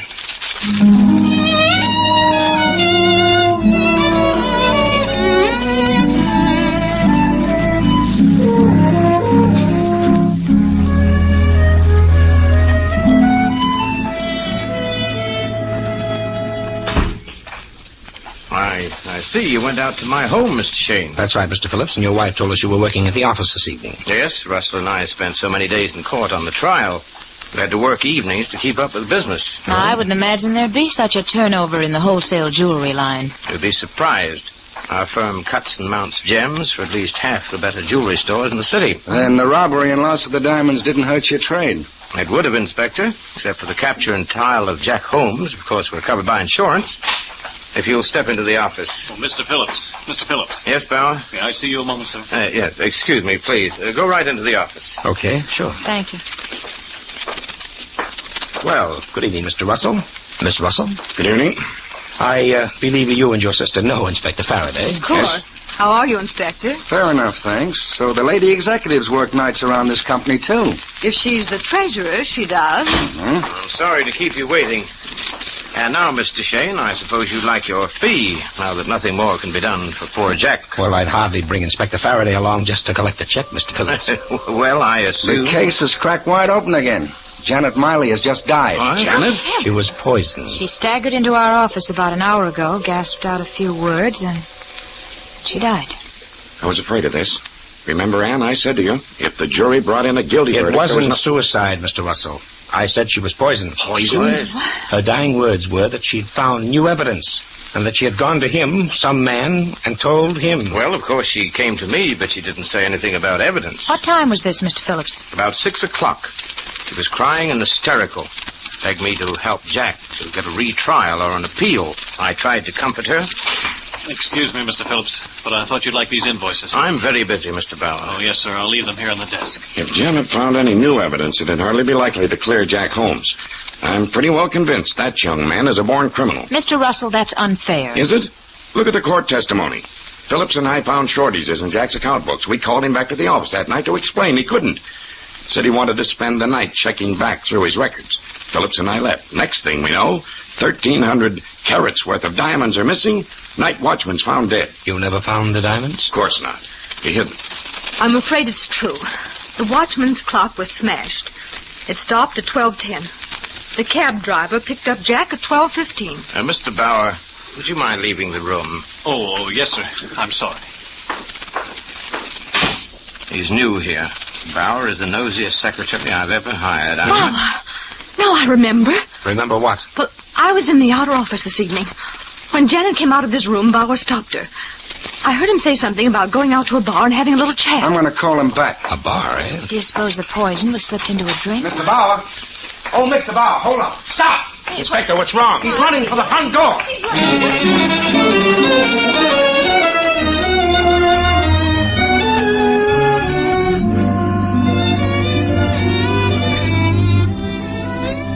We'll return to Michael Shane and his adventures in just a moment.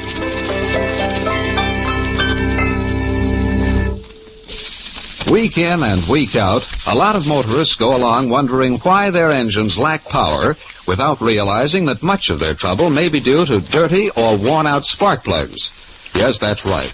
Defective or worn spark plugs are to blame for a great deal of poor engine performance. For example, engineering tests show that faulty spark plugs can waste 1 tankful of gasoline out of every 10, which not only cuts down your mileage, but causes your engine to lose power. So, friends, if it's been 3,000 miles or more since your spark plugs were checked, or if your engine has been losing power, it's a pretty safe bet that the Union Oil Minuteman Spark Plug Service can do you some good. Union Oil spark plug inspection is scientifically performed. The condition of each plug is carefully measured on a special machine, and you can see the results for yourself. If your plugs are dirty, the Minuteman will clean and adjust them. Or if new plugs are indicated, he can quickly install them. The cost of this service is only a few cents per plug, and you'll soon save that in extra mileage. You'll find Union Oil Minutemen ready to serve you wherever you see the sign of the big orange and blue 76. While Inspector Faraday hurries off in pursuit of the fleeing Secretary Bauer, Mike and Phyllis have set off on an errand of their own, and now in the hallway of a certain apartment house. Oh, here we are, 327. Not much further here. Mike, that Secretary Bauer, he was tied into this somehow. Snooping around to hear what we said and then running from the inspector. Well, leave that problem to Faraday, usual. Wow. Place looks all in order. Wait a minute, honey. Her bed. It's not made up. It's cut to pieces. Yeah, the stuffing pulled out of the mattress. What on earth were they looking for? This door here, let me see. Oh, the bathroom. Mike, look at the medicine cabinet. And the floor. Uh-huh. Bottles and jars scattered all over the place. Oh, every one of them with its top or look at this cold cream jar. Here, the cream's been scooped out and dropped all over the basin. Huh? Oh, that's an old trick, honey. Hiding gems in a woman's makeup. Mike, you don't think that she had the diamond? Well, somebody thought so. Maybe she did. No, that guess. That's too dizzy. Well, come on, let's check the other room again. Here, there's something worth looking into. A desk. Yeah, somebody else found it, too. Drawers yanked out, everything's a mess. I doubt if there's anything left for us, but I'll just double check. Still searching. No, just the usual stuff. Say, how about that wastebasket, honey? How about it? Here, Huh? put in my thumb and pulled out a plum. What a big girl am I? Yeah. A check shown in half. Paid to the order of Janet Miley. $2,000. And signed by... Well, I'll be a... Anne Elizabeth Russell. I think this note went with it, Mike. It's the same handwriting. Janet, take this and do as I say. And that's all. Take this and do as I say. Which apparently Janet did not. $2,000 is a rather expensive no thanks. Well, stuff this in your purse, Angel. We're about to go places and ask questions. You know, if you'll ask me, Miss Honey, Russell... quiet. Somebody's at the door. Quick, snap off the lights. They'll flatten against the wall. I'll jump him when he comes in. No, Mike. All right, buddy. Come on, up with your hand. What? Let go of me, you dope. What? Faraday. You? Yeah, me. Oh, I thought you were chasing Bauer. Got away. I phoned Phillips for Bauer's home address. Turned out to be a gas station. Oh, a phony, eh? Well, we've got a lead that may be better. Come on, let's go.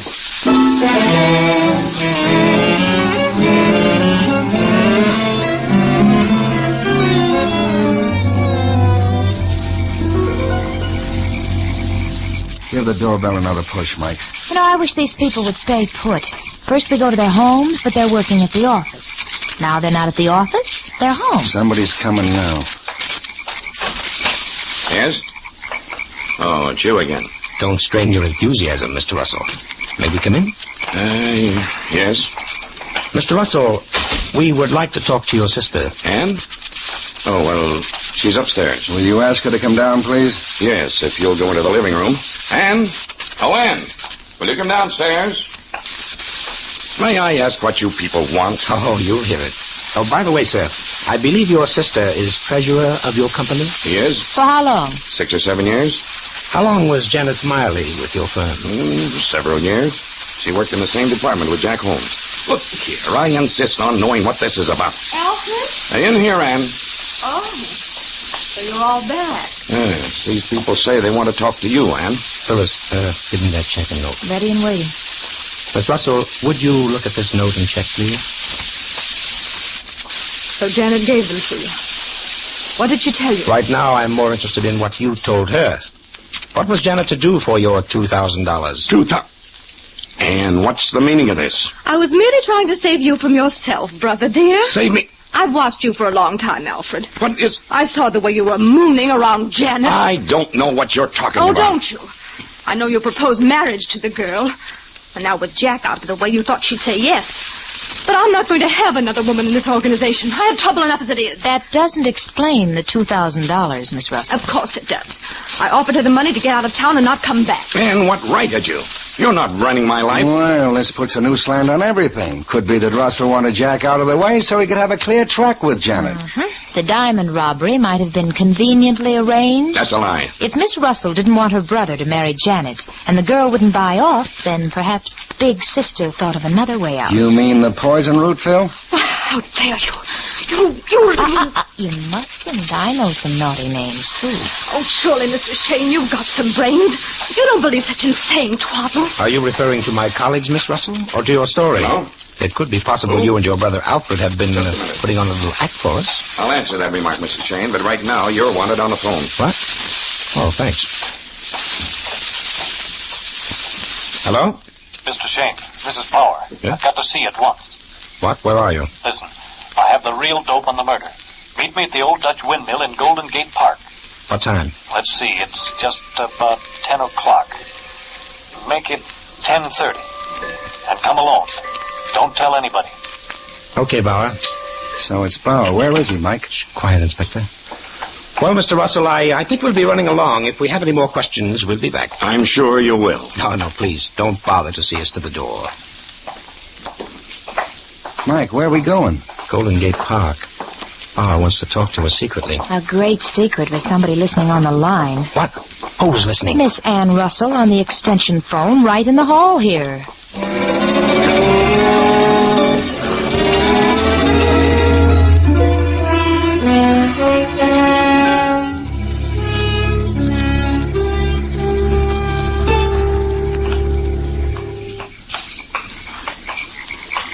What time is it, Mike? 10:28. Now keep back in the shadows with Faraday. This guy Bauer certainly picked a romantic spot to meet the old Dutch windmill in the loneliest corner of the park. Not to mention spooky. Look at those four huge veins above us, like the arms of a giant hovering over our heads. Oh, Angel, your poetry picks the doggonedest times to bust loose. But I can't help it. I'm nervous. What time is it now? 10:29. I don't know. This may be a trap. Bauer may be after you, Mike. I don't like anything about that bird. I don't like anything about tonight, period. I see a light through the bushes. Car's coming around the turn. Got your gun, Mike? I'm all set. Now keep back in the shadows. That sounds like he's driving fast. What was that? Sounded like a gun. Why, Grandma Faraday, your nerves. Here he comes. Mike, he's passing you. Mike? Hey, Bauer! Bauer! He's skidding.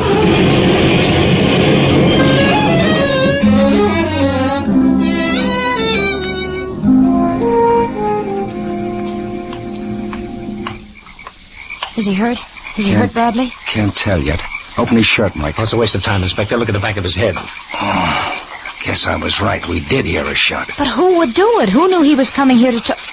Oh, that phone call. Yeah, Ann Russell. Well, I guess there's no mystery about this killing. Hey, Faraday, here's his wallet. Maybe it will answer a few things for us. Let's see.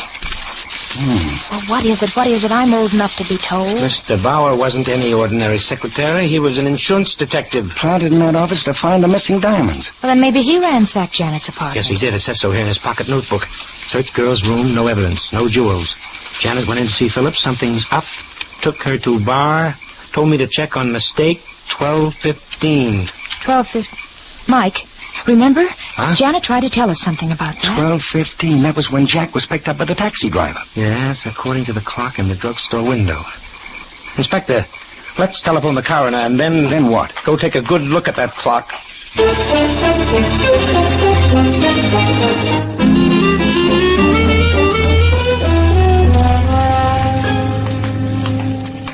Oh, this is a waste of time, Mike. I checked that clock the day after the robbery. So did we, Inspector, before the trial began. It's an electric. It keeps perfect time. It couldn't be wrong. Save your breath, pal. Mike's in another stubborn spell. Oh, the drugstore's closed for the night. Yeah, but there's the clock. You can read it 100 feet away. Neon hands, neon numerals. It says 11:10. What time have you got, Faraday? 11:10. Now are you satisfied? Jack came out of the jewelry place 2 doors north of the drugstore. The taxi picked him up. The driver saw the clock in the window. The window! What are you staring at, Mike? The grocery store over there. Inspector, call a cab and get the driver who picked up Jack Holmes.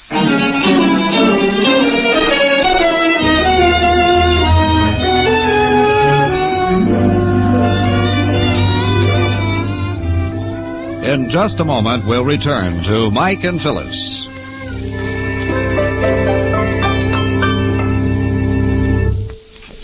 A few minutes ago, we mentioned some of the advantages of Union Oil's spark plug service. As a featured part of this service, the Minutemen also inspect your ignition cables. These cables are the small, fine wires which deliver electricity to the spark plugs. Normally, they give little trouble. But if anything happens to them, if they get broken or frayed, or if the insulation is damaged, even brand new spark plugs won't help your driving. In other words, a faulty ignition cable will leak electricity. And by the time the charge gets to the spark plug, there isn't enough juice left for the rich, full spark needed for complete combustion. So for a careful check and double check on your car's firepower, have a Union Oil Minuteman service your spark plugs and ignition cables. You'll get honest, accurate work, and you'll notice the increased power and snap from your engine as soon as you drive away. You'll find Union Oil Minutemen ready to serve you wherever you see the sign of the big orange and blue 76.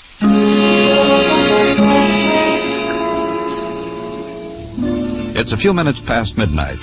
At a lonely street corner in the commercial district, Mike, Phyllis, and Inspector Faraday are talking to a scared little taxi driver.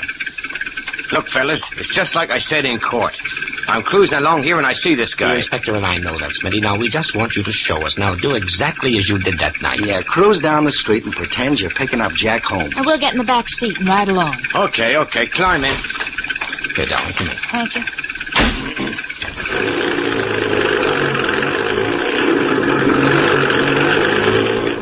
I turns this corner here, see? And I'm moseying along when I spots him crossing the street. He waves at me, so I slows down. I stops right about here. Jack was standing in the middle of the street. You opened the door. Which one? The right one. He climbs in and gives me the address. Well, go ahead. Open the door, Smitty. See, ain't you got no imagination?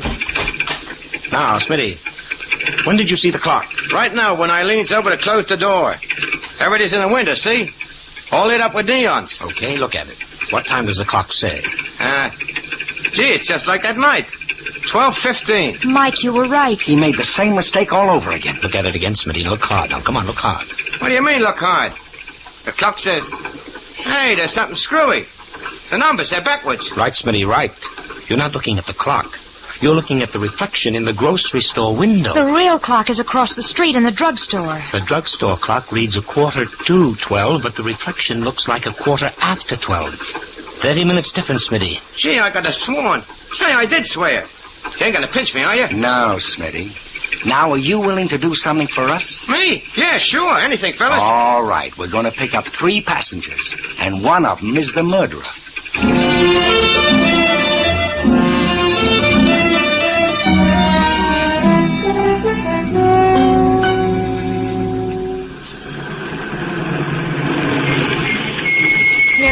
folks. Here's the office. Right.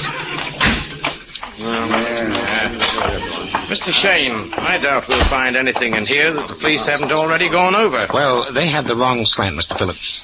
You see, someone planned to steal those diamonds, but they needed a fall guy, Jack Holmes. So they faked the shortage in his account books. Then they called him that night, very indignant at discovering his dishonesty. Just a minute. I was the one who found him out. Shut up, Anne. Jack said he wanted to check back through his records. He didn't leave till 11:45. About midnight, the thief came here and stole the diamonds. The night watchman surprised the thief and was killed. Then the cab driver blundered about the drugstore clock, and Jack was really on the spot. For the killer, it was a beautiful out. Janet discovered the mistake this afternoon. She told it to Bauer. He checked her story. When he discovered Janet was dead, he tried to tell me what Janet told him. That's why he was killed. Oh, that's rubbish. Bauer ran away from the inspector. Why? He must have had a reason. He had. He wasn't ready to talk yet. You see, there's one detail we didn't tell you people. Bauer was a detective himself. He was what? Oh, yes, hired by the insurance company to find those diamonds. You mean that he was... Do you think he found the diamonds? I'm sure he didn't. If we can step inside the office, Mr. Phillips, I'll show you why.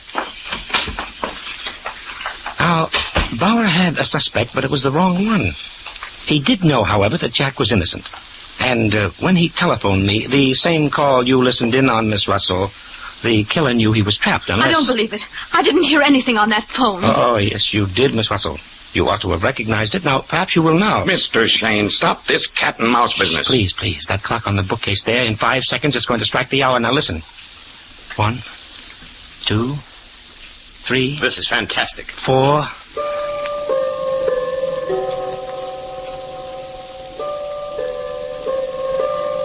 Well, distinctive chimes, aren't they? This is the same clock I heard strike while I was talking to Bauer on the phone. He called from this very room. There was only one man who knew where I was, who could tell Bauer where to phone me. Mr. Phillips. Me? You're insane. Am I?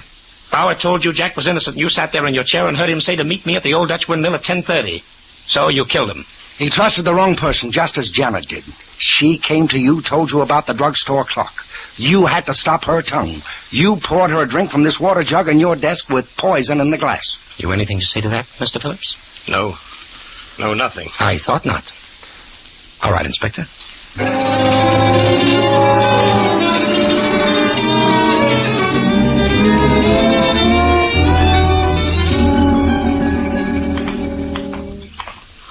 Oh, come on in the house, kid. Huh? Mrs. Faraday will be glad to fix us some eggs and coffee. Oh, no. It's pretty late, Faraday, and I think we all better get to bed. Look at Phil here. She's almost asleep. I am not. I was just thinking.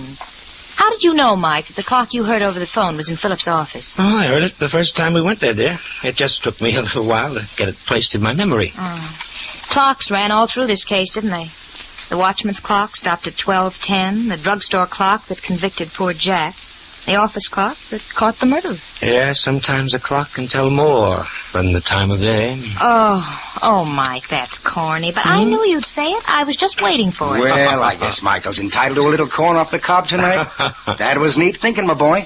A clock reflected in the window and the hands reversed by 30 minutes. Doubt if I'd have thought of it myself. Oh, Faraday, please, Mike's ego. Huh? Besides, I think I know why he's so leery of clocks lately. Oh, now listen here, honey, if you mean yes, Go on, please. Phil, let's have it. Well, Mike had a date with me for 6 o'clock, and he was an hour late. No, Angel, please, and no. guess what his alibi was? What? He thought he saw a clock that said 5 p.m. It was a grocery scale with 5 pounds of potatoes in it.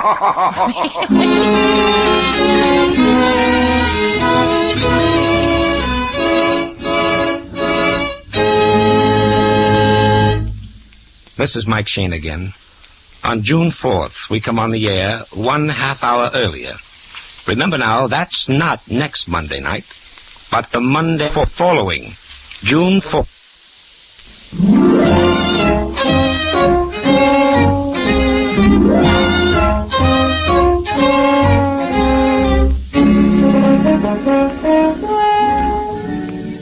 Tune in again next week at 8:30 for another adventure with Michael Shane, Private Detective, starring Wally Mayer and Kathy Lewis, with Joe Forte as Inspector Faraday. Tonight's story was written by Richard DeGraff and based on the character created by Brett Halliday. Music was composed and directed by Bernard Katz. This is John Lang saying goodnight for the people who make 76 gasoline and Triton Motor Oil. Union Oil Company. This is the Mutual Don Lee Broadcasting System.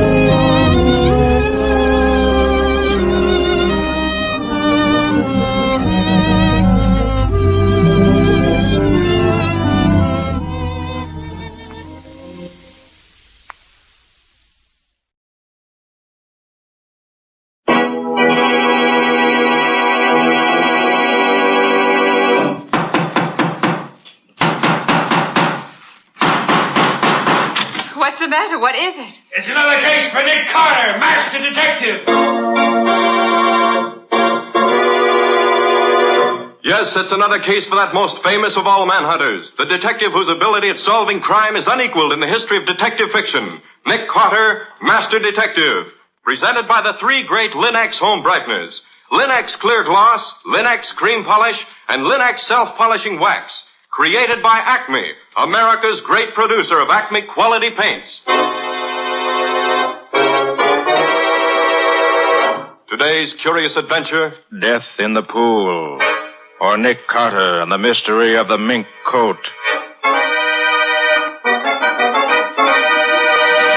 In just a moment, we'll hear how an expensive mink coat helped Nick Carter solve the mystery of the dead man found floating in the lily pool. But first, here's something you'll want to remember. A home is a place to enjoy. That's why you keep it as lovely as you can. Thousands of American homemakers have discovered that Chemtone, the miracle wall finish, is the way to new wall beauty. Now, renewing the beauty of your floors, Linux Self-Polishing Wax gives a satiny luster without tiresome rubbing. And it resists wear, water, and dirt amazingly, for it contains real carnauba wax. You can actually clean with a damp cloth or mild suds. What's more, Linux Self-Polishing Wax, the non-skid floor finish, resists slip even when water is spilled on it. Get Linux Self-Polishing Wax at your paint, hardware, or department store. Headquarters for all three great Linux home brighteners and Chemtone, the miracle wall finish.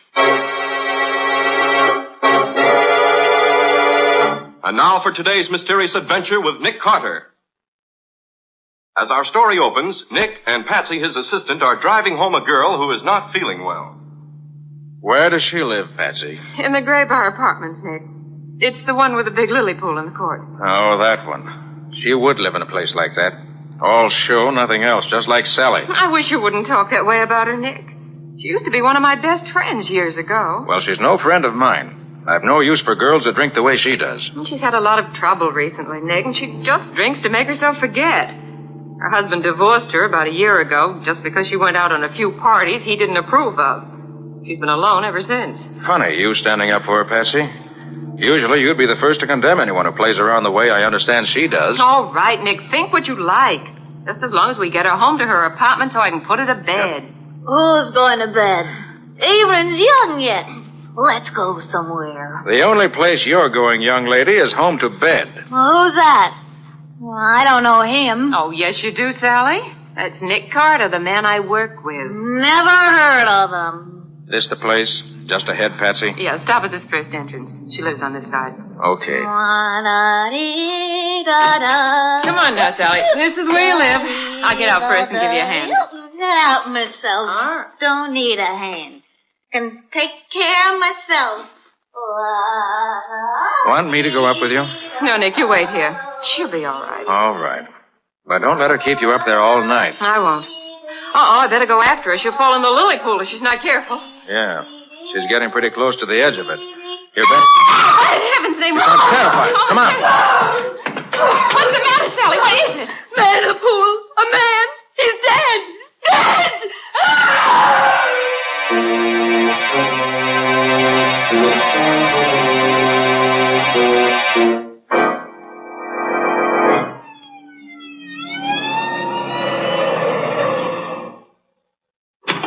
That's you, Nick? Yes, Riley, over here, by the edge of the pool. Patsy phoned me that you found a man's body in the pool.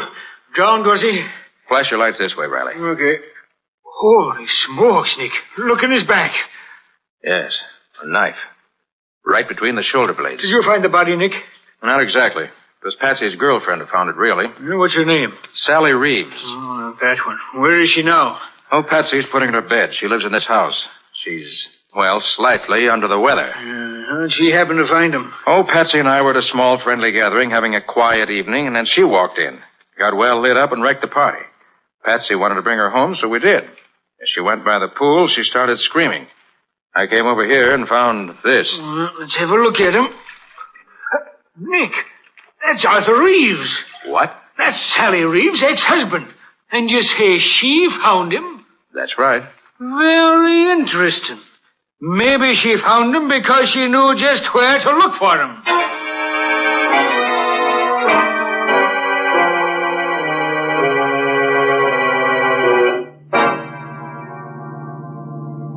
Lieutenant Riley seems to think Sally did it herself. He's a dope. Well, you said she's hated her husband ever since he divorced her, Patsy.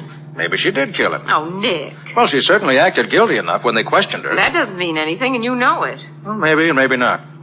Well, Riley will find out. Oh, Nick, you can't leave it to Riley. Well, that's certainly what I'm going to do. This is none of my affair. Nick Carter, you've got to make it your affair. Now, Patsy. But I'm not going to see Sally put in jail for something she didn't do. You've got to help her, Nick. And why? Because I asked you to, that's why. Oh, Patsy. Oh, Nick, will you do it? Well, I suppose I'll have to if you put it that way. Oh, Nick, I knew you would. But it's against my better judgment. I don't care why you do it, just as long as you do it. Now, where do we start? Well, I guess the best thing is to go down and see Riley in the morning. We'll find out just how the case against her stacks up so far. Then we'll see where we go from there.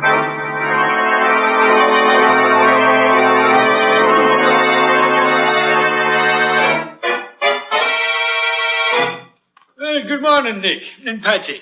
Hi, Riley. Well, Lieutenant, have you let Sally out of jail yet? Let her out. I should say not, Patsy. She's in for good the way it looks now. She did it all right. Riley, do you mind telling us just what the case is against her so far? No, I don't mind at all.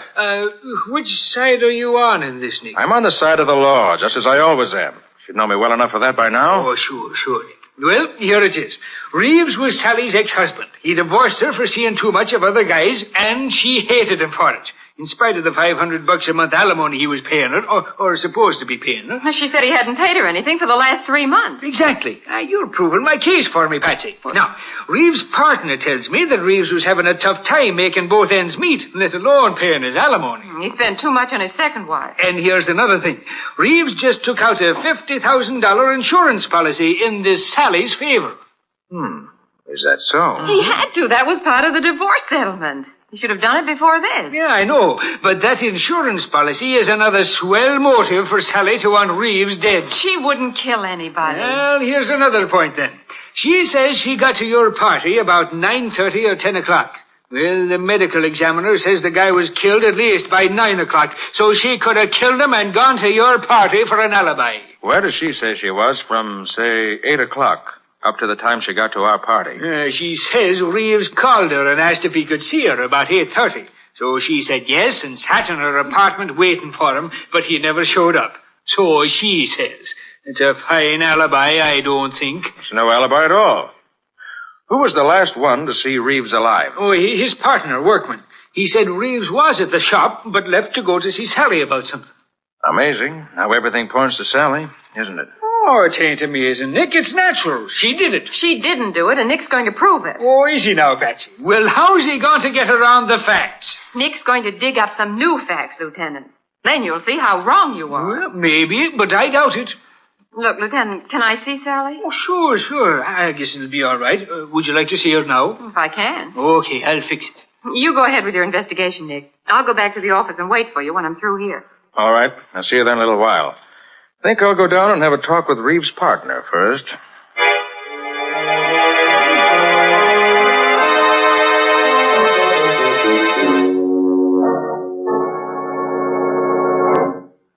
Now, Mr. Workman, you say Reeves was here in the store last night after dinner? Yes, Mr. Carter. He was checking stock with me.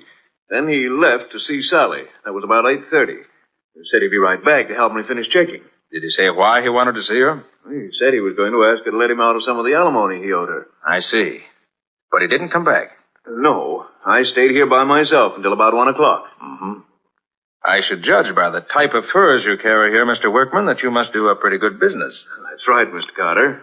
Then how do you account for Mr. Reeves having such a hard time keeping up his alimony payments? Well, Mr. Reeves is a heavy spender.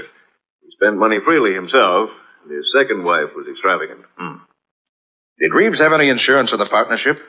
The kind, I mean, that leaves you any money if he dies. Oh, no, Mr. Carter. We talked about it, but decided it wasn't necessary. Have you and he ever had any trouble? Oh, not the slightest. We've always been the best of friends. Well, thanks for your trouble, Mr. Workman. I guess that's all for now. Anytime I can help you, let me know. Oh, by the way, mind if I use your phone? Oh, not at all. It's on the desk over there. Thanks. Just want to call my office. I'll be in the back room if you want me. Thank you. Nicholas Carter's office. Oh, Patsy, how'd you find Sally? Oh, better than I expected, Nick. She's so mad at Riley for thinking she did it that she hasn't had time to be depressed. How'd you make out? Nothing new. That is, nothing definite.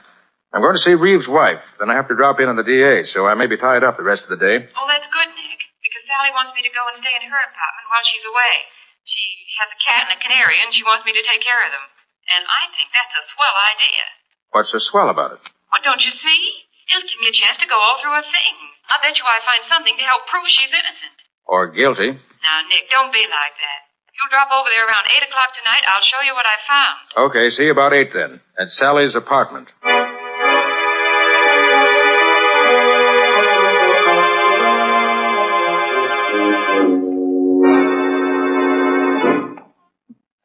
No wonder Sally couldn't afford to let any of the alimony installments be missed.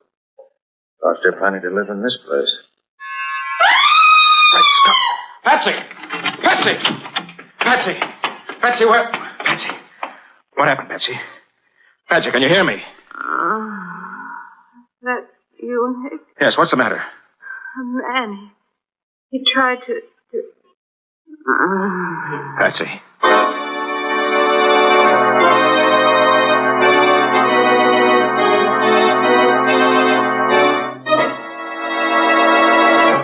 Well, what started out to be, for Nick at least, a routine investigation has suddenly taken a strange turn. What's happened to Patsy? And what does this have to do with Nick's attempts to find out who really killed Arthur Reeves? We'll see in just a moment. If you have furniture you treasure, you want to keep it handsome. And Linex Cream Polish will protect its beauty effectively. For Linex Cream Polish is designed to restore your furniture's original beauty in one quick, easy application. Yes, Linex Cream Polish actually cleans as it polishes, removing the cloudy accumulation of dust and polish, vanishing messy fingerprints, helping conceal ugly scratches. And it dries to a hard, lustrous finish that leaves no oily film to attract more dust. This makes less work for you. Linex Cream Polish, the creamy white preparation that saves you one whole step in your furniture upkeep, is truly the modern way to protect the things in your home.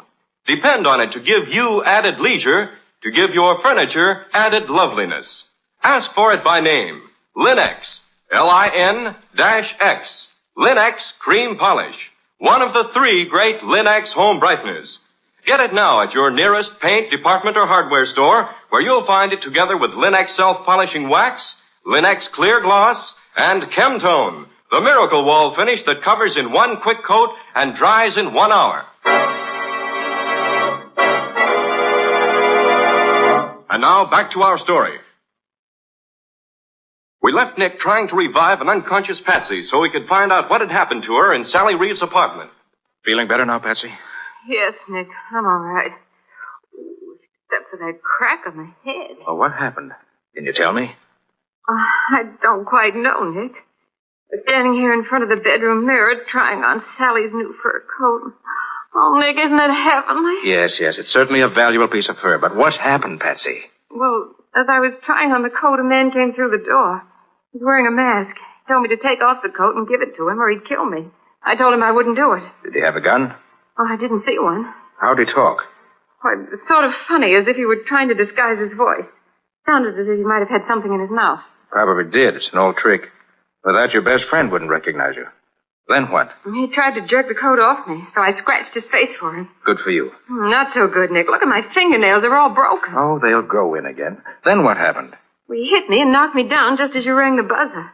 Must have gone out the back door as you came in the front. And I must have gone out cold. You were certainly completely out when I found you. What does all this mean, Nick? Where did Sally get this coat? You know? Oh, yes, her ex-hubby gave it to her instead of some back alimony that he owed her. He took it out of the stock at the store about 2 weeks ago and brought it to her. Took it out of the stock at the store, huh? Well, does that mean something to you? I don't know, Patsy. But either this coat is tied up with a murder, or it's an extraordinary coincidence. Well, how can you find out? Get the history of the coat, first of all. Well, how do you do that, for heaven's sake? I know a man who can tell me. Come on.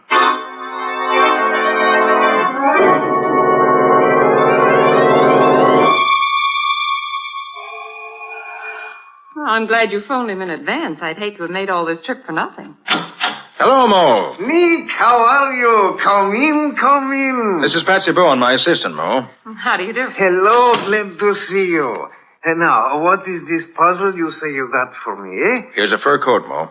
Have a look at it. Why, it's beautiful, Nick. Beautiful. What can you tell me about it? Well, it's worth at least $4,000. No, that isn't what I mean. What can you tell me about the coat itself? Everything I could tell you about it, Nick. But I might have to rip it apart a little here where it's sewed. Go ahead.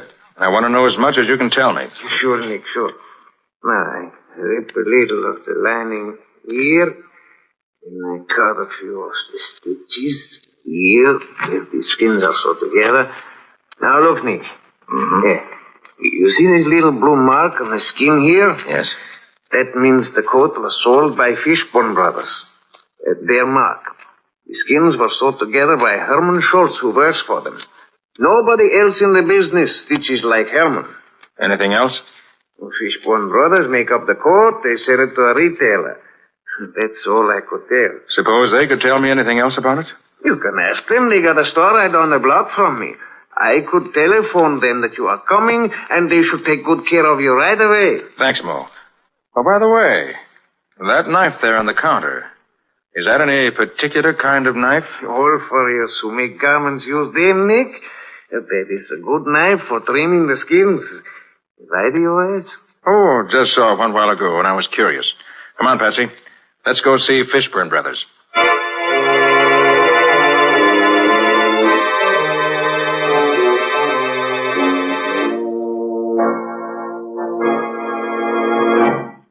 I'm sorry to keep you waiting, Mr. Carter, but I wanted to be sure of the facts. This coat was sold by us to Perilon. And Perilon sold the coat to a Mrs. Jackson Moody, who lives in Boston. But 3 months ago, she reported it stolen and offered $500 reward for its return. $500? Oh, Nick, we can claim that reward. We found the coat. You found it, Patsy. The reward's yours if you want it. Is that what you wanted to know, Mr. Carter? Yes, thanks. That's exactly what I wanted to know. Oh, Patsy, call Riley and tell him to meet us at Reeves and Workman's place. Well, what are we going back there for? I want to see if Workman can add anything to what we already know about this stolen coat. Goodbye. Oh, goodbye.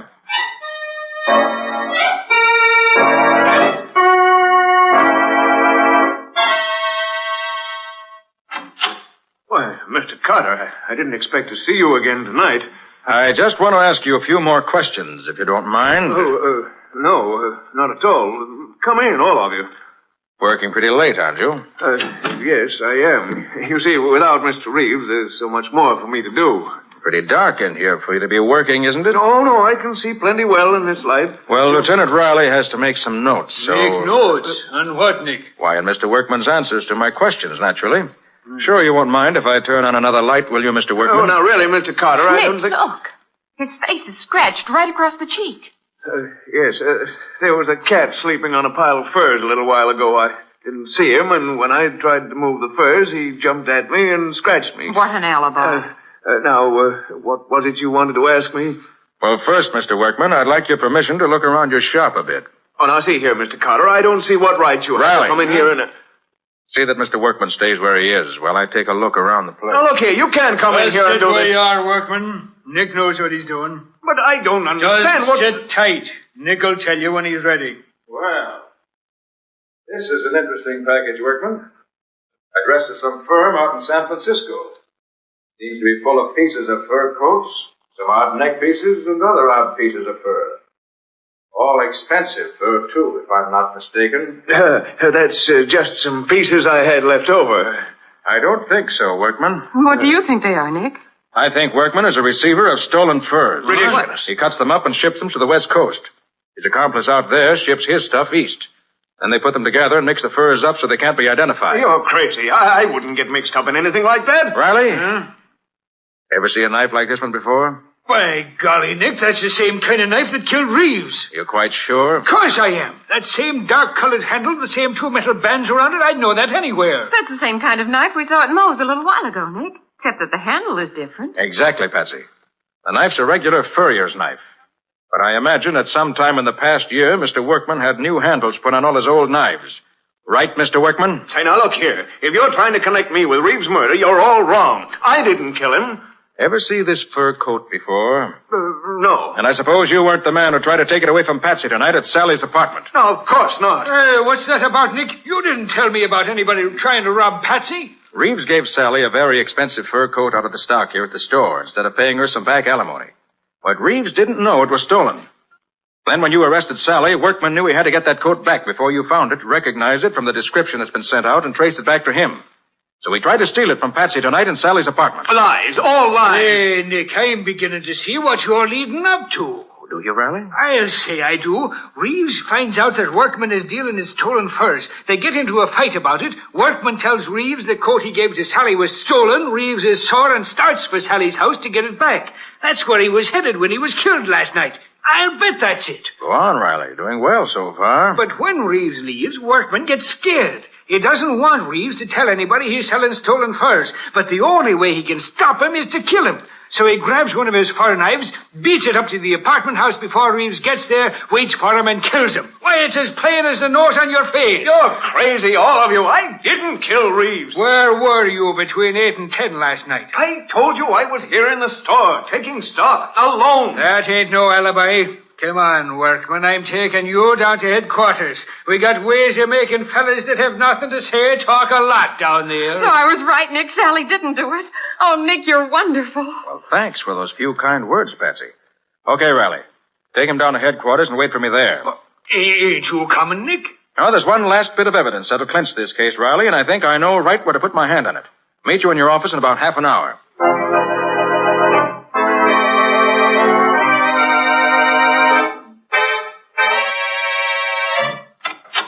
Oh, there you are, Nick.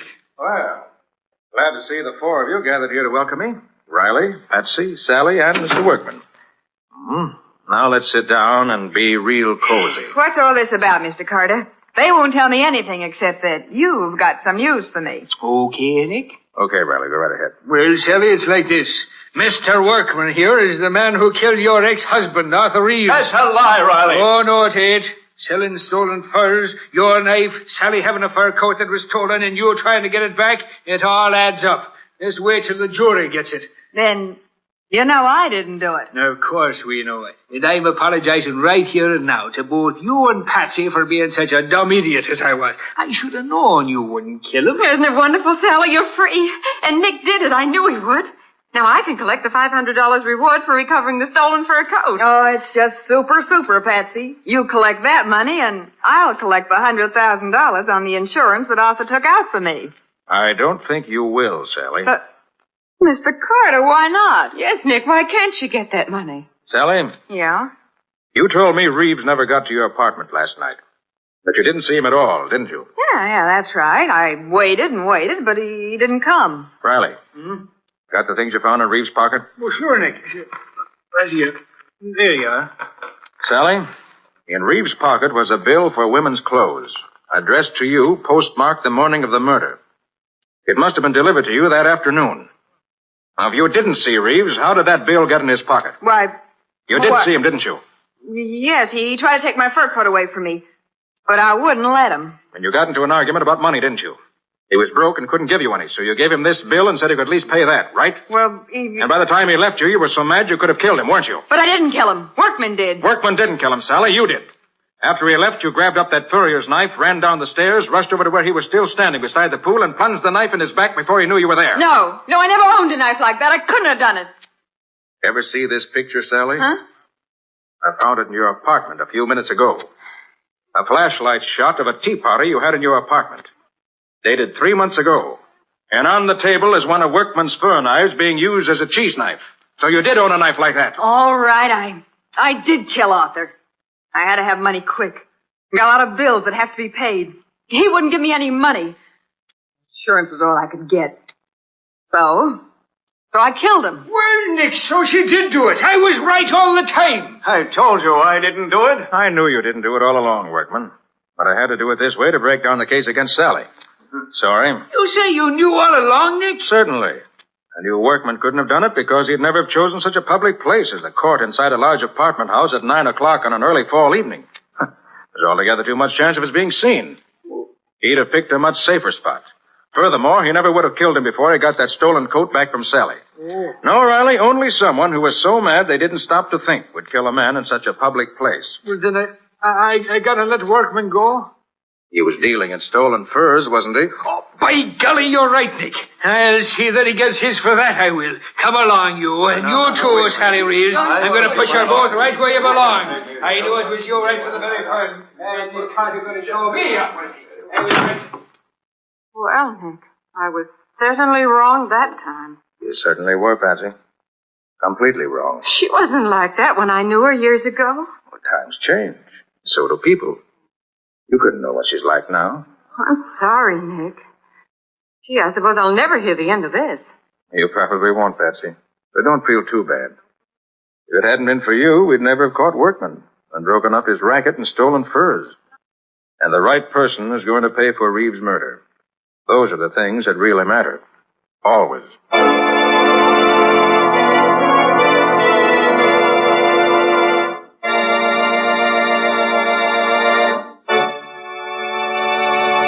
In just a moment, Nick and Patsy will bring you a preview of next week's exciting case. But before they do, a word to the wise. When you use Linex Clear Gloss on your floors, linoleum, furniture, and woodwork, they look as though you'd spent hours polishing them. And yet Linex Clear Gloss is so easy to apply, so easy to keep clean. Linex Clear Gloss is a durable, protective coating which is brushed on easily, drying without brush marks to a tough, transparent surface that sturdily resists alcohol, perfume, fruit acids, boiling water, and hot grease. The brilliant beauty of Linex Clear Gloss is a constant source of satisfaction to every homemaker, for it wears and wears, keeping its good looks for a long, long time. Linex Clear Gloss keeps dirt on the surface, too, where it's easily wiped away.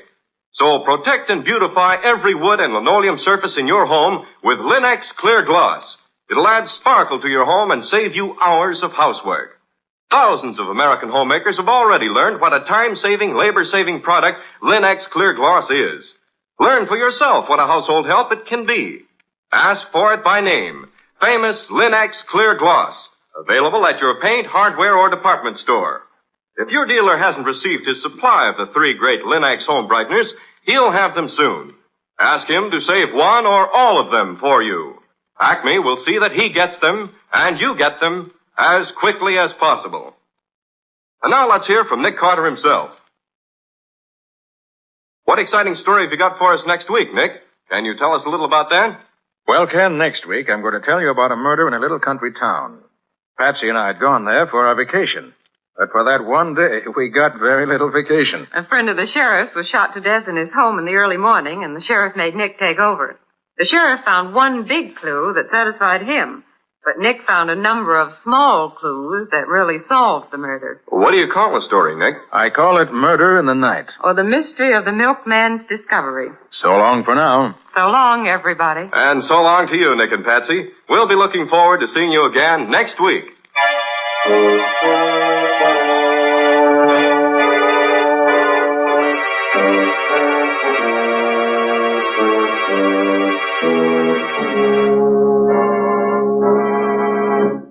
Next week at the same time, listen to another curious experience of Nick Carter, Master Detective, entitled Murder in the Night. Or Nick Carter and the Mystery of the Milkman's Discovery.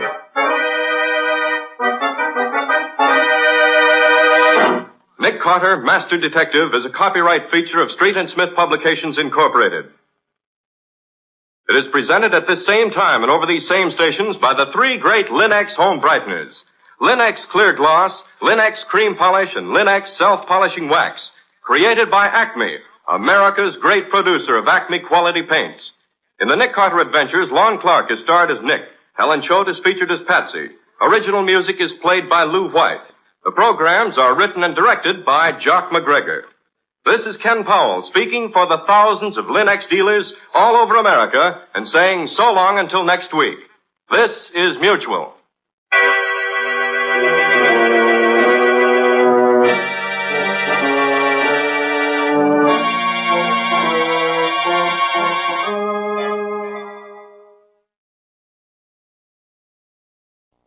$7 by the Longines Presentation Watch.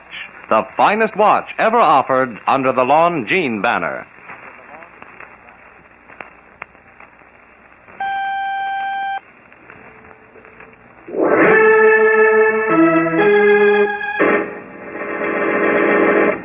From New York City, the makers of Clippercraft clothes for men and more than 1,200 leading retail stores from coast to coast presents Sir Arthur Conan Doyle's immortal character, the world's most famous detective, Sherlock Holmes, starring John Stanley.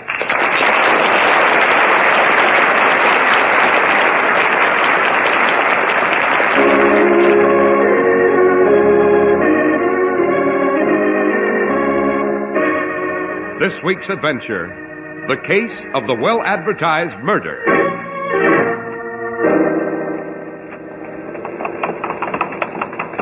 By Jove, Holmes, there's Park Road and it's blocked. Our carriage can't pass. Quite so, Watson. The road's being repaired. Turn around, driver. You'll have to take the long way around. It'll cost us quite a bit of time, Holmes. Yes, and meanwhile, Christine Blakely is alone with her husband. And he hasn't the remotest notion that she means to kill him at any moment.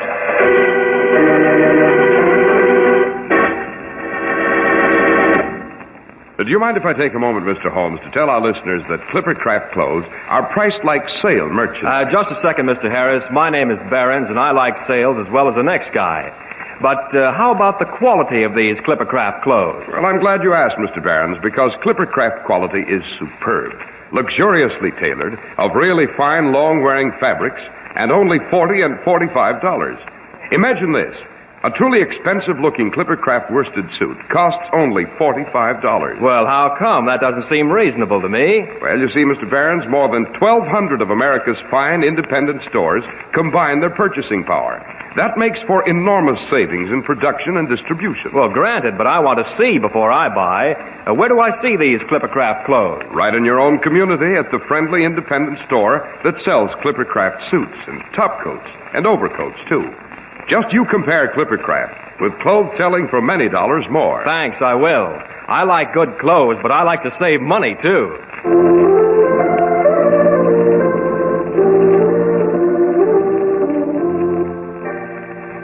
Well, Dr. Watson, you've called this adventure with Mr. Holmes the case of the well-advertised murder, but who on earth would want to advertise a murder? Ah, Mr. Harris, the medium of advertising was not quite what one might expect.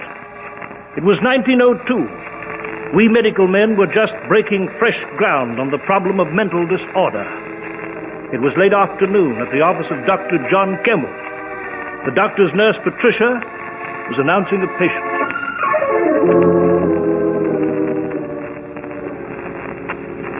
Mrs. Richard Blakely to see you, Doctor. I filled out a card for her. Oh, do bring her in, Patricia. Yes, Doctor.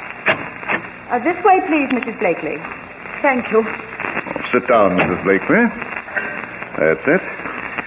Now, what seems to be disturbing you? Doctor, I realize that medical ethics require the presence of your nurse, but this is so confidential. Might we be alone? Well, I'm terribly sorry. The nurse must remain. Patricia's a very understanding girl, Mrs. Blakely. Dr. Campbell and I have worked together for many years, ma'am, on every conceivable type of case, so you needn't feel embarrassed. Go on, Mrs. Blakely. Well, I haven't an ordinary illness. I have an illness, I should say, of the mind. Oh, Doctor, I haven't got the courage to speak of this, to face it. Won't you try? I can't help you if you won't try, Mrs. Blakely. Very well, I'll try. I'm Mrs. Richard Blakely. Note, Patricia. Yes, Doctor. My marriage to Richard was a marriage of impulse. I became infatuated with him. Richard was handsome and well-bred and gallant. He was my Lochinvar come out of the West. Of course, after a few years of marriage, the first ecstasy died. The inevitable erosion of time began. Our marriage assumed the standard pattern of inertia, and I grew bored. And then I grew to dislike Richard. Doctor, I can't bring myself to say this. Now, please try, Mrs. Blakely. I'm sure you can. I disliked Richard in a petty way. It was a desire to avoid him more than anything else. He traveled because of business. I'd hoped he'd be delayed, giving me more time without him. I began filling the house with guests so that we shouldn't be alone. How did your husband react to this? Oh, he became irritated. Richard is jealous and possessive. He wants to be with me constantly. Then I thought of a divorce. Uh-huh. And what did you decide? Oh, it would be hopeless. He'd never grant one. Besides, even if I succeeded, he'd follow me and haunt me and use every device imaginable to bring me back. Now, why have you come to see a physician?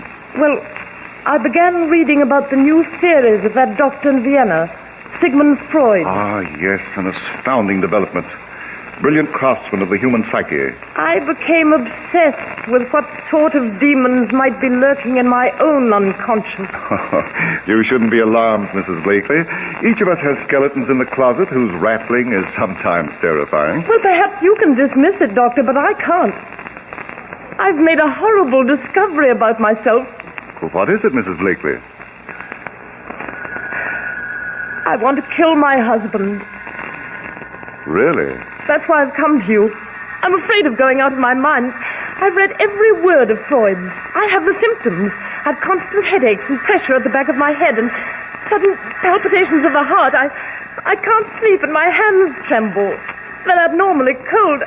And I find myself exhausted suddenly for no apparent reason. You haven't been exerting yourself physically? No. Shall I prepare for a physical examination, Doctor? In a moment, Patricia. Mrs. Blakely, this desire to murder your husband. Tell me more about it, can you? Well, in the morning, when he's having his breakfast coffee, I think how easily I might poison the cup. And when we're in the underground, I think how simple it would be to push him before the train and say it was an accident. I'm on the road to insanity, Doctor. There's no doubt of it. And always, after I think of murdering Richard, I have spells. Breathing is difficult for me. I feel faint. Now, easy, Mrs. Blakely, easy. Must be something you can do. I mustn't go through with this awful thing. Bromide, Patricia, in hot water immediately. Yes, Doctor.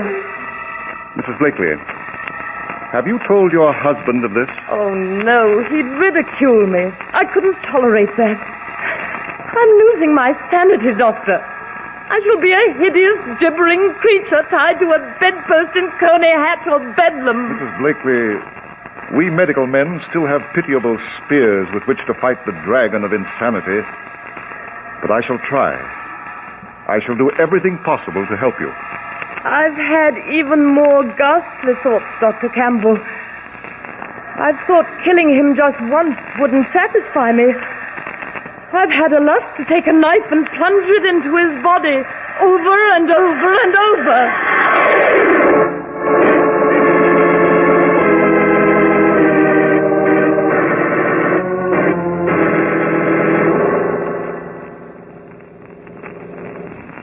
You've sent Mrs. Blakely home, Dr. Campbell? Yes, Mr. Holmes. I administered a bromide and told her to go home and rest. I didn't want to strain her any further today. Very advisable indeed. She had no idea you were coming to see me. Oh, no, none whatsoever. I'm shocked you should think I would tell Mrs. Holmes. The woman is infinitely ashamed of this fear that possesses her. And immediately after you packed her off, you came here to Baker Street? Well, I made just one stop, to see a patient at Upper Gloucester Place. I've a confession, Mr. Holmes. Oh? I've come to tell you about this case as fast as I could because the great psychoanalyst Sigmund Freud of Vienna is attracting a great deal of attention. But we doctors are still quite helpless in the face of mental aberration. You agree, Dr. Watson? Unquestionably. You see, Freud has opened a door for our profession, but we've years of research ahead. I thought you might advise me, Mr. Holmes. It's so dangerous a situation. Yes. Dr. Campbell, are you at all familiar with Mrs. Blakely's home? Her family, her husband, perhaps? Oh, no. This afternoon was the first time I'd ever seen or heard of Christine Blakely. Oh, tragic figure, that woman. I wouldn't admit it to her, but I do believe she's on the verge of losing her mind. And of murdering her husband. You've been shockingly careless, Doctor. Fetch your things, Watson. What? Where are we off to, Holmes? Mrs. Blakely's house. Immediately. Well, I wouldn't disturb her now, Mr. Holmes. She's so distracted. Now, perhaps tomorrow... No, we must see her tonight. She must be removed from the house before she has further opportunities for murdering Richard Blakely. As a matter of fact, we've lost precious time already. Where is Mrs. Blakely's residence, Dr. Campbell? Across Regent's Park, St. James Terrace. We'll fetch a carriage and hurry over. Well, the quickest way is by Park Road, past Hanover Gate. Right you are, Dr. Watson. I'm ready, Holmes. Then quickly, gentlemen, quickly.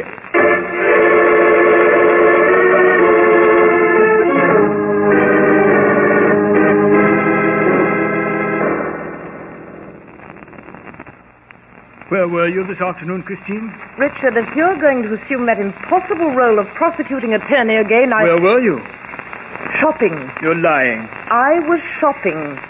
Now, will you finish your dinner? The roast will be cold. Tell me the truth. If you don't stop persecuting Were you me... with a man? Richard. Christine, I know you so well. You're the cool, statuesque mistress of the household. But in your heart of hearts, you're a cheap, scheming little... You foul mouth! Does it please you to slap my face?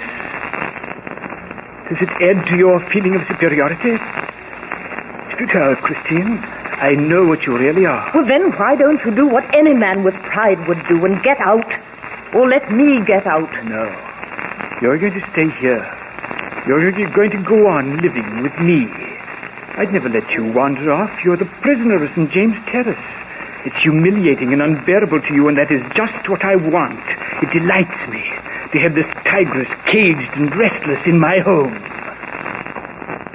Richard, this endless battling is so absurd. Can't we stop it? We're so weak. Perhaps we should go away together to some spot we knew when we first met. You think so? No, I'm never sure whether you're being sincere or if you're just play-acting to amuse yourself. No, I'm not play-acting. Oh, let's talk sensibly. Now sit back and relax and enjoy your dinner, and then we'll stroll in the park. And we'll talk. Good, sensible talk. All right, Christine. I'll try. That's better. Now let me cut a fresh piece of that roast for you. Hand me the carving knife, will you?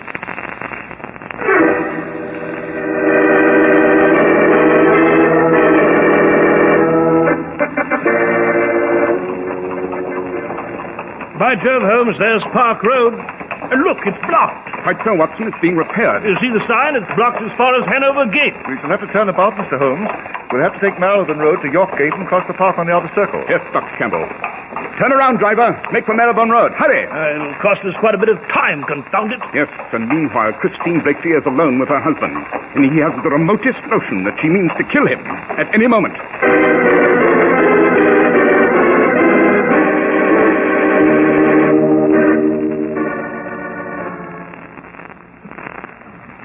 There you are, Richard. I've cut a very tempting piece of the roast for you. You can be considerate, Christine. And I do appreciate the rare moments when you are. Now put down the carving knife. You'll cut yourself. I've given a great deal of thought to us, Richard. Of course. I've made a decision. You have, Christine? What is it? What is it, Christine? I can only be happy... Yes? I can only be happy if... If what? If you're dead. If you're dead! If you're dead! If you're dead!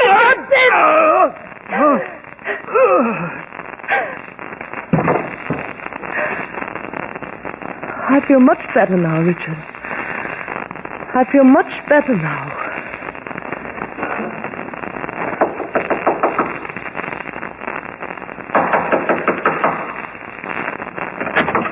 Mrs. Blakely, Good Lord! We're too late, Dr. Campbell. Holmes, don't tell me that... Oh, Mrs. Blakely. Who are you? I'm Dr. Campbell. You must recognize me. You visited my office late this afternoon. Apparently she's lost all sense of orientation.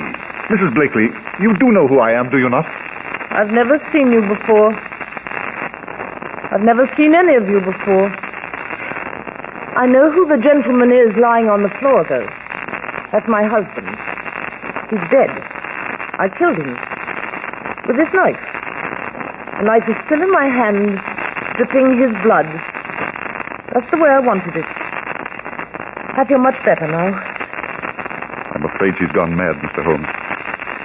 I'll fetch her things. I must turn her over to the police immediately. Or her coat. It's in this cupboard. We hope the police won't detain her for long.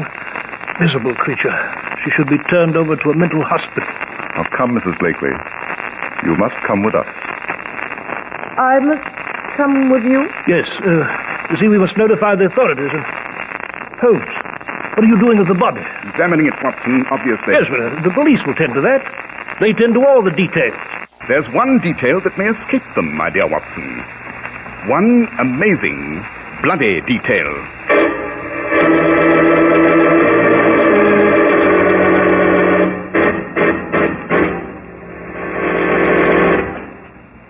Look, Mr. Barons, let's hold that detail a minute. I'd like to talk to you some more. About Clippercraft clothes? Why, say, you've already sold me. But did I tell you about the You mean fact how that... over 1,200 fine independent stores from coast to coast gang up their buying power? Yes, and combine on manufacturing and distribution so that they can give values that are simply fabulous. Sure, I know. That's why Clippercraft top coats and overcoats look so expensive. But actually, Clippercraft top coats and overcoats only cost $40 to $47.50. Oh, I was coming to that. They're a terrific buy.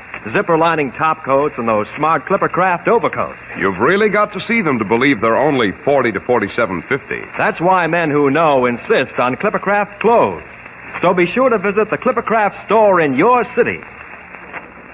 These leading stores in the metropolitan area are proud to add their names to Clippercraft in your suits, top coats, and overcoats.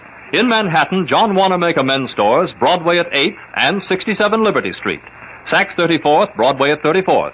In Brooklyn, Abraham and Strauss. In Newark, New Jersey, Boulevard Men's Shop, Kresge Newark. And in Jamaica, the B&B Clothes Shop, 16408 Jamaica Avenue.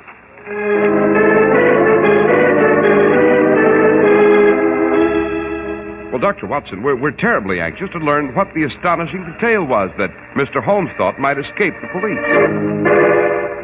Yes, of course, Mr. Harris. Well, Sir, Holmes, as usual, refused to elaborate at that point. We notified the police. They removed Richard Blakely's body. Mrs. Blakely, now clearly deranged, was conducted to a prison cell. There was a careful investigation. Finally, she was committed to Bedlam, that awful asylum for the insane in Kent. You know, I'd regarded the case as a simple tragedy that had moved to its inevitable end. But not Holmes. He paid a visit to Mrs. Blakely in her room at Bedlam.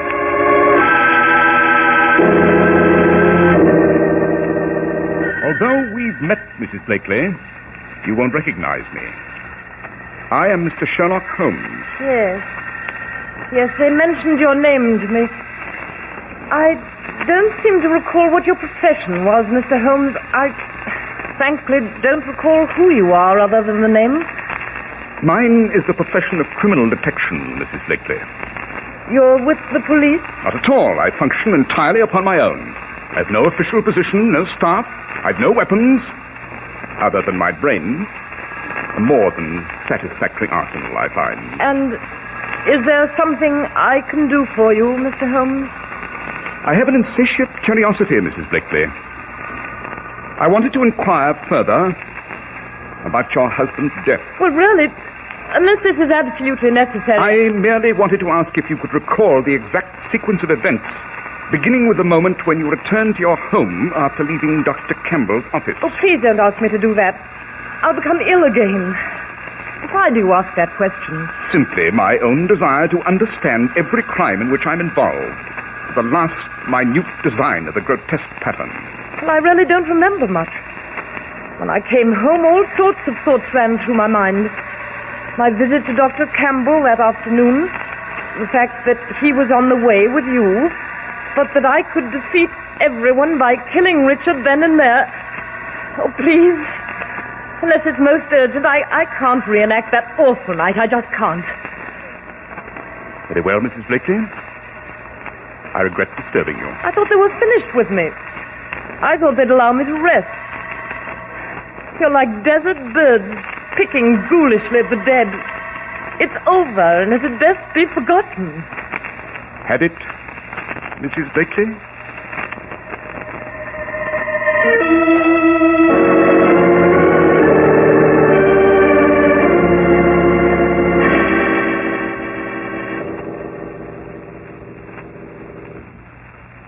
I'm pleased that you dropped by to my office, Mr. Holmes. Are you, Dr. Campbell? Yes, I was afraid that after the Blakely case had ended, our acquaintance might end with it.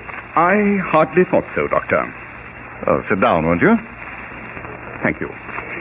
Is there some matter on which I may be of assistance, or is this just a social call? I do not pay social calls, Doctor. My time is much too valuable to be dissipated upon the amenities of more conventional men. Then what is wrong, Mr. Holmes?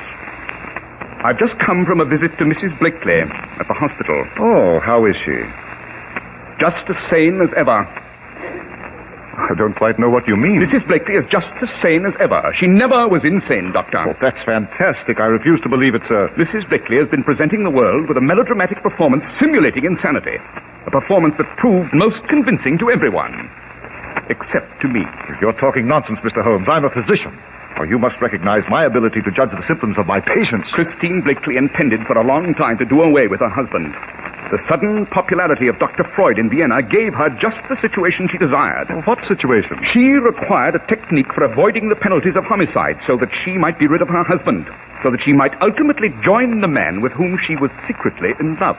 The man with whom she was secretly in love? Oh, did I neglect to mention that before, Doctor? You're the man, Doctor. You plotted with Christine and helped her to commit the murder. I warned Christine time and again that you should be our sole concern, Mr. Holmes. She insisted, though. She wanted her insanity well established with someone of unquestionable repute. So I went to you. I've been prepared for you, though. With that revolver? Oh, the revolver is merely to detain you, Mr. Holmes. I shan't kill you that way. You shall have a most regrettable heart attack while paying me this visit. You came to consult with me about chest pains. Then you died. Interesting plan. Of course, consulting you on medical matters would be foolish. I've looked into your background, sir, and it seems you have no legal right to practice. Your title of doctor is pretense. You never earned it. I've been well prepared for your accusations, Mr. Holmes. Look, in this drawer. This hypodermic contains a drug, an overdose. I shall inject it into your arm. The needle prick is almost invisible. The injection will strain your heart to the bursting point. Most unfortunate. Now, you were saying about Christine. Oh, yes. She has been conducting a clandestine affair with you. Her late husband traveled on business. You imparted that information to me yourself. While he was away, you visited the Blakely home. You found evidence to that? I never indulge in idle conjecture. Of course I have evidence. You and Christine concocted what you believed was an ingenious idea. You would establish that she was losing her mind. She would publicize the murder in advance. Your nurse was most important. My nurse? Yes. You insisted she remain and hear every word of Mrs. Blakely's. She was an indispensable witness. Mrs. Blakely would then kill her husband, plead insanity, be committed to a hospital rather than to the gallows, and within a short time she'd be cured, released, and would join you. That was the plan, yes. But you made your first error, Doctor, when you mentioned that you stopped to see a patient at Upper Gloucester Place. That is on Park Road. You couldn't have avoided noticing the road was blocked. Yet, when Watson suggested we dash to the Blakely's via Park Road, you accepted the suggestion. Why, Doctor? Because you were afraid Christine wouldn't have time to kill Richard before he arrived. You wanted the delay at the blocked road. Excellent, Mr. Holmes. Surprising powers of observation. When we arrived and found Christine with the body of her husband, you said you'd fetch Mrs. Blakely's things. You knew where they were. You knew the clothes cupboard she used, although you were never supposed to have been to the house before. I was so right in warning Christine. Now I shall inject this hypodermic. If you resist, I shall be forced to shoot. I'd rather not do that. Naturally. When I examined the body, sir, I mentioned finding an amazing detail. It was the fact that Christine had killed her husband with surgical precision. It's very difficult to plunge a knife into someone's heart directly without the blades being deflected by the ribs or the chest wall. But hers was masterly strokes. It required some knowledge of anatomy to place the knife so neatly into the center of the heart. It confirmed my previous suspicion. Christine had been coached by someone rather learned in such matters. By you, Dr. Campbell, by you. May I ask, Mr. Holmes, why you allowed the investigation to proceed? Because although the evidence was heavily weighted against you, I do not make accusations unless I am upon extremely firm ground. So, I waited to visit Mrs. Blakely. And she provided me with a final bit of information that I needed. Did she? Yes. You told me Mrs. Blakely had no idea that you'd come to see me about her case. You were appalled at my question.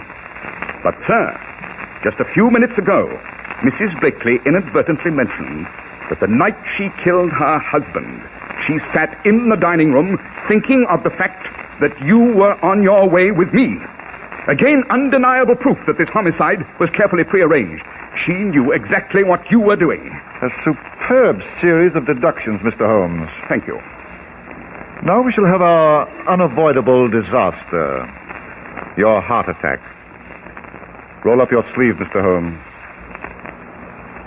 You're forcing me to remind you that at this range, if I pull the trigger of this gun, it'll blow your head off. I have the needle ready. I said roll up your sleeve, Mr. Holmes. I assure you, your death from the drug in this hypodermic will neither be long nor painful. I'm quite familiar with the effects, Doctor. Then you must know you will experience a sudden shooting pain. Very short-lived. And then oblivion. Rather a pleasant way to die, I should say. Roll up your sleeve. That's it. Now raise your arm. Raise your arm. I'll just take this needle this way. Find a vein. Clench your fist, Mr. Holmes. Good. Good. Now the needle so. Drop that needle, Dr. Campbell. Dr. Watson! Inspector Lestrade of Scotland Yard is with me, Doctor. I'll take that gun, Dr. Campbell. I began to believe you'd never step inside, Watson. Campbell, give your gun to Inspector Lestrade. Come on. Come on. No! No! Oh, my hand! I'll take that gun. There we are. I took the precaution, Dr. Campbell, of posting Watson and Lestrade just outside your door. Did you overhear every word, Lestrade? Every word, Holmes. I'll have plenty to tell him in the courtroom. The police should be very grateful to you, Holmes. Very grateful. As always, Lestrade. As always.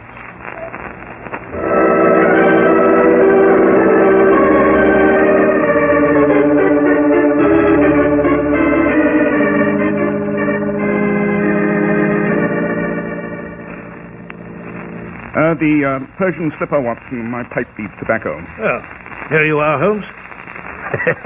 Nothing quite like the armchair here at Baker Street, eh? You know, I've seen in the newspapers that Dr. Campbell, Mrs. Blakely will go on trial next week. Both for premeditated murder. Excellent. A full-blown trial with a noose in the offing.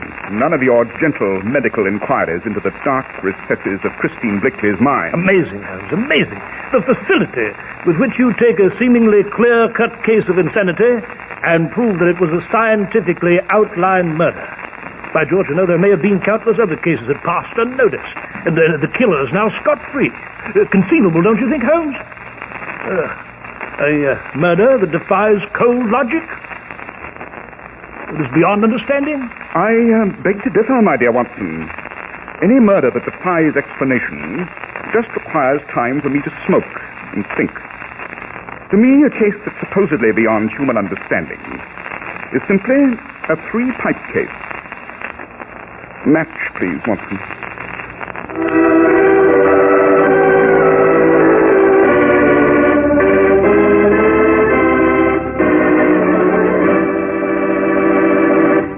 Well, Dr. Watson, the well-advertised murder deserved the attention it received. It was fascinating. I'm delighted that you enjoyed it, Mr. Harris.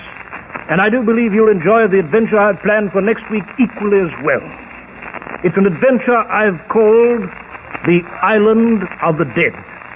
And it concerns the ancestor of one of history's most ruthless pirates. An uncharted, uninhabited island and a ship with a dead pilot at the wheel.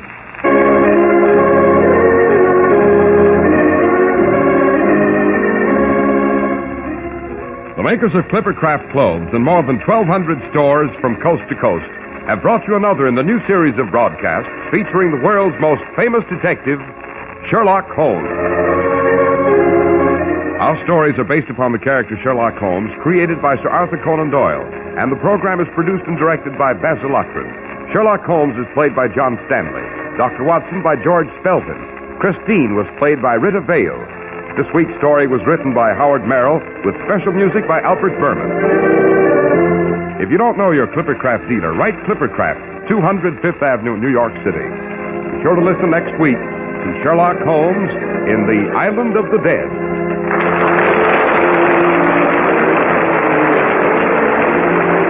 This is Cy Harris speaking for Clippercraft Clothes. This is the Mutual Broadcasting System.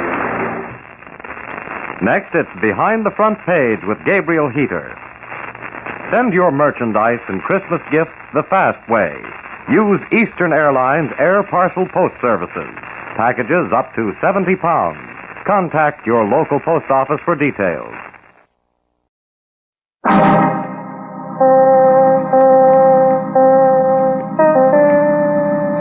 My name's Regan. I get 10 a day on expenses from a detective bureau run by a guy named Anthony J. Lyon. They call me the Lion's Eye. With Jack Webb as Jeff Regan investigators, stand by for hard-boiled action and mystery and thrilling adventure in tonight's story of The Too Many Mrs. Rogers.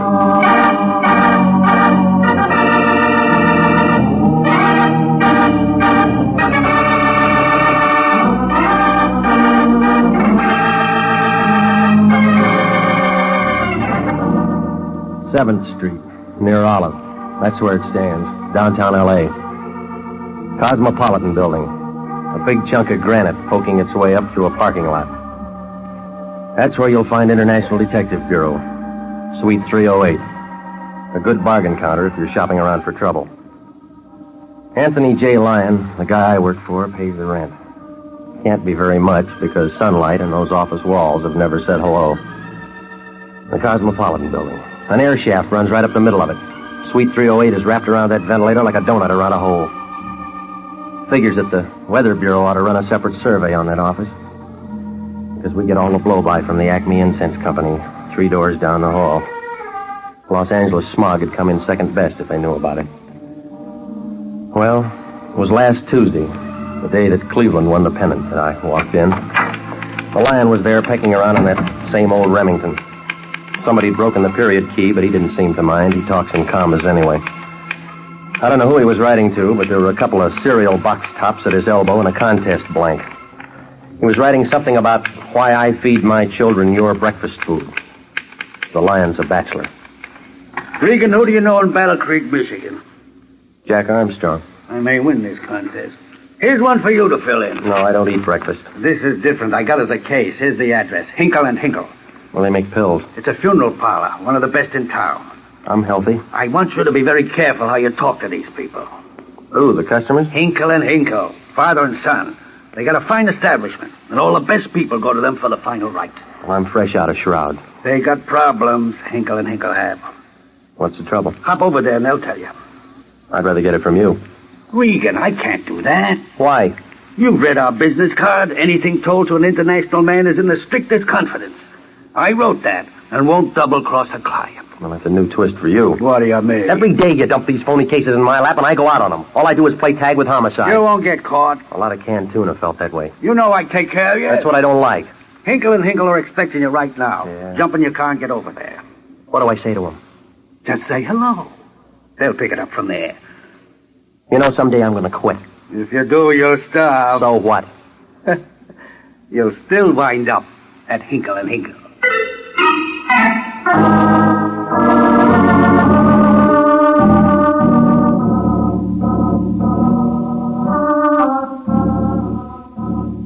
Well, the place was on Hope Street near Washington Boulevard.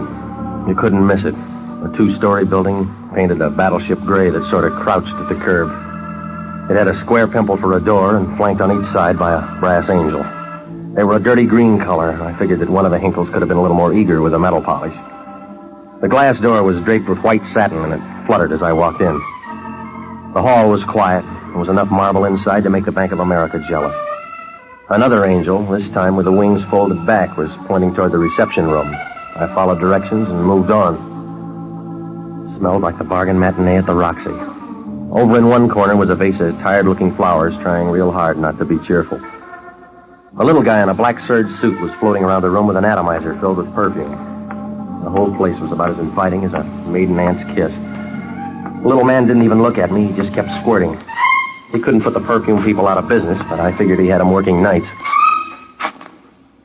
Your name, Hinkle? As soon as I finish. Yeah, well, that might take months. That's a big bottle. Don't you just adore this scent? What's the matter? Aren't the flowers working? They're paper. Now then, sir. I asked first. Yes, I am Jason Hinkle. Aren't there two of you? Gerald? Did you call, Pa? Just showing this man the other Hinkle. Oh, hi. Now then, I believe that you'll find we can make all the necessary arrangements. Save the commercial. Nobody's dead. Oh, that's too bad. This week we're having a special at a greatly reduced rate. Well, I figure I got a few more years. Now, look, didn't you want to see me? Oh, you from Atlas. Who? Atlas Casket Company. We have plenty on hand. Penicillin has practically ruined our business. My name's Regan. I'm with International. Oh, of course. You're the Lion's Eye. I'm glad you got here. Well, tell me, and we'll both be happy. Hey, Pa, he don't look so tough. Well, you do, Buster. You scare me. I'll bet I could break in the middle. Never mind, Gerald. I'll have to apologize for him. He lifts weights. He'd have to carry that head around. Just say the word, Pa. Gerald. Now, Mr. Regan, if you'll step in the back room. All right. I have to be careful about Gerald. He's just a junior partner. He ought to be the silent one. He didn't learn to talk till he was almost 9. I paid him for 6. Drink, Mr. Regan? No, thanks. I stopped drinking that stuff in 32. Oh, you mean the formaldehyde label. Yes, I have to hide it from Gerald. All right, now we've been through the family album. What's the job? Do you know a Mrs. Rogers? The phone book's full of them. Mrs. Rogers has been most unfortunate. Poor dear woman, they were married such a short time, and they were ecstatically happy. Her husband died? She lost him 3 days ago. Hinkle and Tinkle are handling the last rites.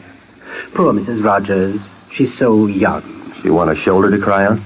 Mrs. Rogers wished her husband taken to the family plot in La Jolla. We are furnishing the limousine, and she's requested someone to accompany her. I'll try a Pullman Porter. They like to travel. This whole thing has most unusual aspects. Mrs. Rogers thinks she needs protection. We could send Gerald. She'd still need protection. No, Mr. Regan, she wants you. She paying for this? I believe Mr. Lyon has her check. Okay, that all you got to tell me? Mr. Regan, we only handle the dead. Well, they don't need protection. That's what they said about King Tut.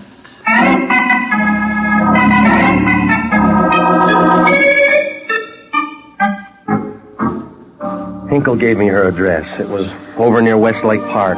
It was one of those new modern apartment houses painted an elephant pink. It was around 6 o'clock when I rang the bell. While I waited, I tried to figure this protection angle. I thought maybe I could talk her out of it and wind up the whole thing right here. I kind of figured that she was just upset and needed a man around. When she opened the door, I knew I was right. You could see she was in mourning. She was wearing black lipstick. She was tall and thin, with long blonde hair. She made Mr. Peabody's mermaid look like a beginner. Right then, I knew that this case was about as much on the level as the city of San Francisco. She needed protection, all right, but so did I. When she said hello, it melted all over you like honey on a hot biscuit. You're standing in a draft. Well, it's a warm night. Well, come in. You, Mrs. Rogers? That's right. My name's Regan. The man from International. You're more than I paid for. Well, prices are coming down. Come over here where we can talk. I got a big voice. Sit down. You act like you're afraid of me. Well, I didn't think it showed. Oh, yes. You're just exactly what I wanted. I used to be with an escort bureau. Well, then this should be part of your service. I'll bet the bureau went broke when you quit. No, but I left them in a hole. Relax, Mr. Regan. It's early. Now, look, lady, we can play musical chairs some other time. What do you want? Why worry? You're getting paid? Yeah, but this kind of stuff won't buy food. I'm lonely. Do your act in the Coliseum. It'll be a sellout. You're practically a crowd. That's what they say about 3. No, it's just you and me. With a dead man in between. Never mind Victor. He's my problem. Not anymore. Come on, lady. This is a fat blister. Let's break it. Slow down, Mr. Regan. Maybe that's what happened to Victor. All right. If you don't want to play my game, let's play yours. That's why you hired me. You know about my husband's coffin? Hinkle's having a sale. In the next room now. The limousine will be here in the morning at 8 sharp. We're going to La Jolla. Hinkle knows that much. And that's all you need to know. All I need or all I get. Light up, lady. I don't like the dark. It's a simple job. You go with me on the trip. Not enough. All right, I'll give you a bonus. How much? $1,000. It's just a whisper. That's $10 a mile between here and La Jolla. I get car sick. Now, what has to get there besides Victor? A star sapphire as big as the moon. That good? Need sunglasses to look at it. Well, why didn't you tell me? I want that ring to get there on his finger. Don't worry, I don't have a fence. Victor's will said he must be buried with it on. Oh, yeah, you got tears in your eyes. That's what he wanted, and that's what he'll get. Other people know about that ring. Victor wouldn't want to lose it this late in the game. I'm the nursemaid. That's right. When I said I do to Victor in Yuma 1946, I promised him. The trip to La Jolla? I'll see you tomorrow morning at 8. Until then, get out. That bonus still good? If that ring gets to La Jolla? I'll see that it does. Aren't you afraid somebody might steal it? No, Eddie. You'll ride with me.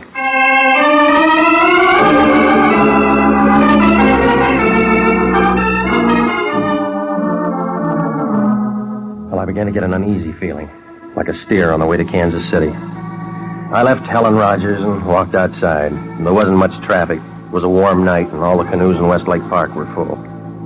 I headed for an all-night coffee spot on the corner. If I'd have taken one more step, I'd have been in the back seat of a new Nash convertible with the top down. There was a brunette with long black hair in the driver's seat. She was thin and figured to be tall the way she was wrapped around the wheel. There were 2 things different. She had bright red lipstick, and her hair was black. She was wearing a dress the color of a boulevard stop, and she flipped the right door open.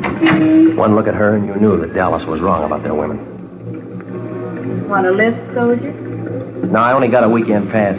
Plenty of time. You can go AWOL. No, I'm bucking for sergeant. Get in and I'll tell you about the atomic bomb. Short ride?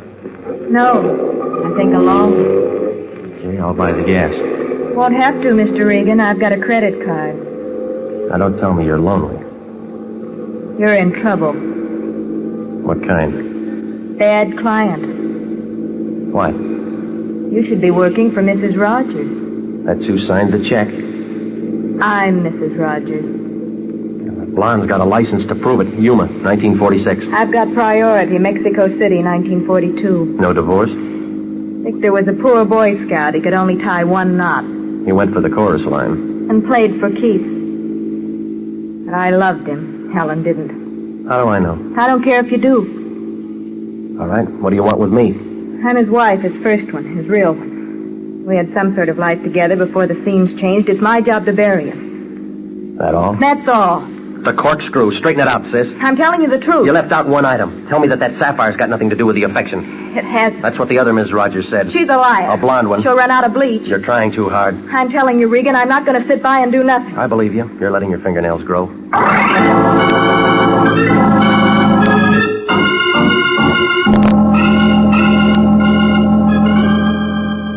Well, the brunette's name turned out to be Catherine Rogers.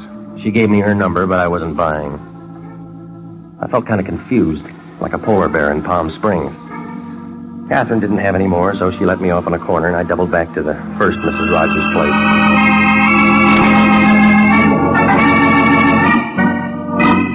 It was about 20 minutes later when I rang Helen's bell. No answer. The door was unlocked, so I went in. The room was dark, except for the neon sign outside the bedroom window. I could see Victor Rogers' coffin banked up with flowers. The biggest blossom was already wilted. It was Helen. She was lying on the floor and her fire was out. I went back to the living room to call homicide. Then I smelled taboo perfume.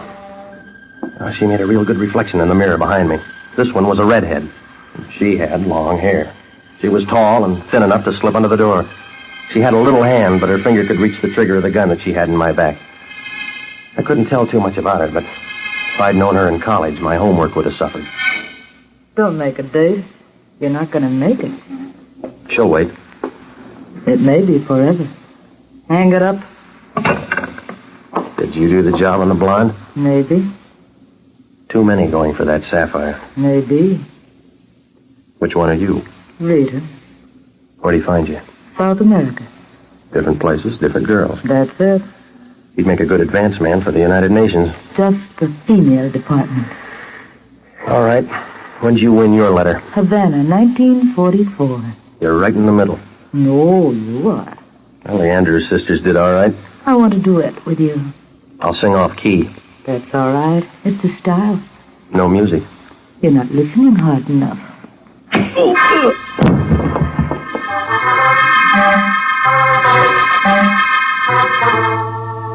Well, South America took it away. When I came out of it, I was all head, like tapped beer in a cheap saloon. The room was full of homicide. They must have got a hotshot call, because they were all there. All I could see was the seats of their pants. I picked out the shiniest pair, and I knew it was Sergeant Sanducci. He was standing over me with a notebook. The way he was sucking on that pencil, I figured he must have been a lollipop man in his youth.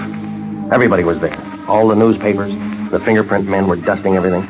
I had about as much chance as a Christmas tree salesman in July. Sanducci leaned into me. Borderline anemia? Oh, huh? Kind of tired? Yeah. Anybody would get tired lugging a heavy gun. What gun? This 38. It pushed a hole in that blonde. That's not mine. Who cares? The hand is yours. That's where we found it. Hey, Sanducci, let me shoot a picture of the eye, will you? Yeah, go ahead. Look happy, Regan. I got a bad smile. Oh, we'll retouch it. Good. Now look like a killer. That's enough. Oh, come on. Let's see your teeth. Beat it, punk, or you'll spend the rest of the night picking yours up. How do you like that for gratitude? Okay, Regan. Now, why'd you do it? You tell me. I'm working on it. You're out of your mind. I blow a hole in it and crack myself in the head? I'm working on that, too. We're working a redhead named Rita Rogers. I'm going steady. She rapped me. It's her gun. Your forehead is wet. Work on a brunette named Catherine Rogers. She's grubbing around, too. I told you I already got a date. You couldn't see a frame in a picture gallery. We walk in and find a warm blonde in a deep freeze. You're lying there with the murder gun in your hand and you're yelling Patsy. What were you doing here? I was on a job. Yeah. The Lions sent me over to Hinkle & Hinkle, 2 needle pushers out in Washington. They sent me over here. I was supposed to go to La Jolla with that blonde. On Lions' time? I said it was a job. She was taking her dead husband down to the family plot. She was worried about a sapphire ring. Look in the coffin, you'll see. We already did. Well, what'd you find? Air. The coffin was empty.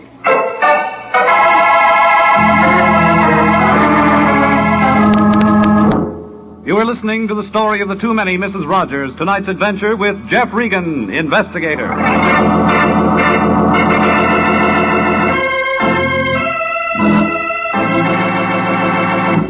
Commissions are still available in the Army Nurse Corps Reserve.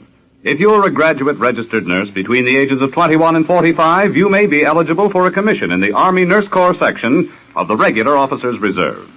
These commissions are still available, and those who meet the high standards and qualify with this fine organization may elect active or inactive status. If you believe you qualify for a commission in the Army Nurse Corps Reserve, apply to the Adjutant General, Washington, D.C. And now back to the story of the Too Many Mrs. Rogers and Jeff Regan, investigator.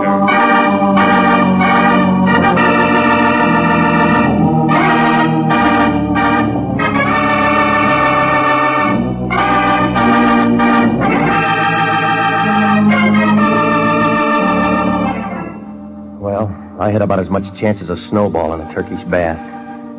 The Lion sends me to a funeral parlor run by 2 guys named Hinkle & Hinkle. They bank me off to a blonde, Mrs. Rogers, who wants protection taking her husband's body to La Jolla. He's being lowered with a star sapphire on his finger. Everybody's scrambling for it. But Victor Rogers was a collector of long-legged ladies, and the blonde turns out to be just a single in the crowd scene. There's 2 other Mrs. Rogers, a brunette and a redhead. You can't tell one from the other without a program.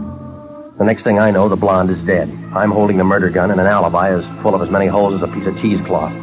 There's no star sapphire, no body in the coffin, and Sanducci of homicide is pounding away at me. Well, the police finished in the blonde's apartment. The prints were lifted, and the gun was wrapped. It was Sanducci all the way. Come on, Regan, say why. You're pressing. I just work hard. You got nothing. You'll be saying that in the chamber. You're bluffing. How you figure? The setup's so strong, even you can smell it. I got sinus. Well, you're not taking me in. Well, who said I was? Okay. We'll be around for you when we're ready. Retirement will set in first. I'll sign for another hitch. Look, if you gotta keep beating your head against the wall, come over to my place. What for? It's brick.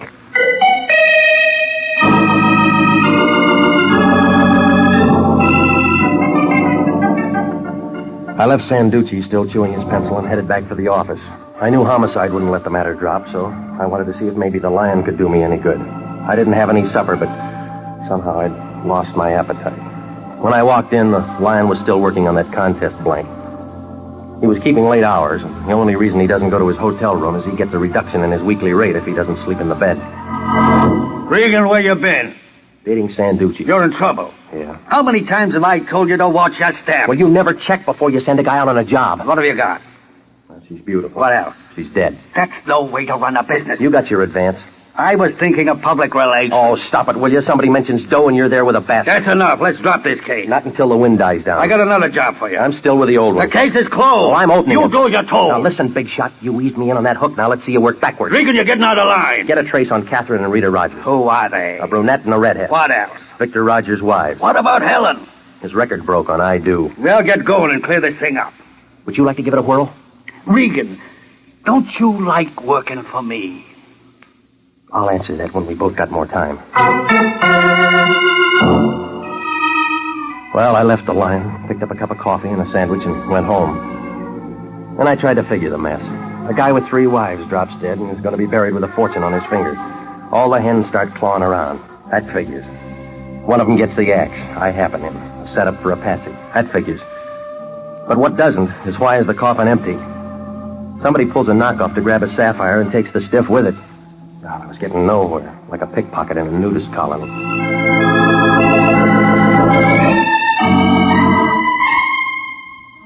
The next morning, I was back on Embalmer's Row, Hinkle and Hinkle.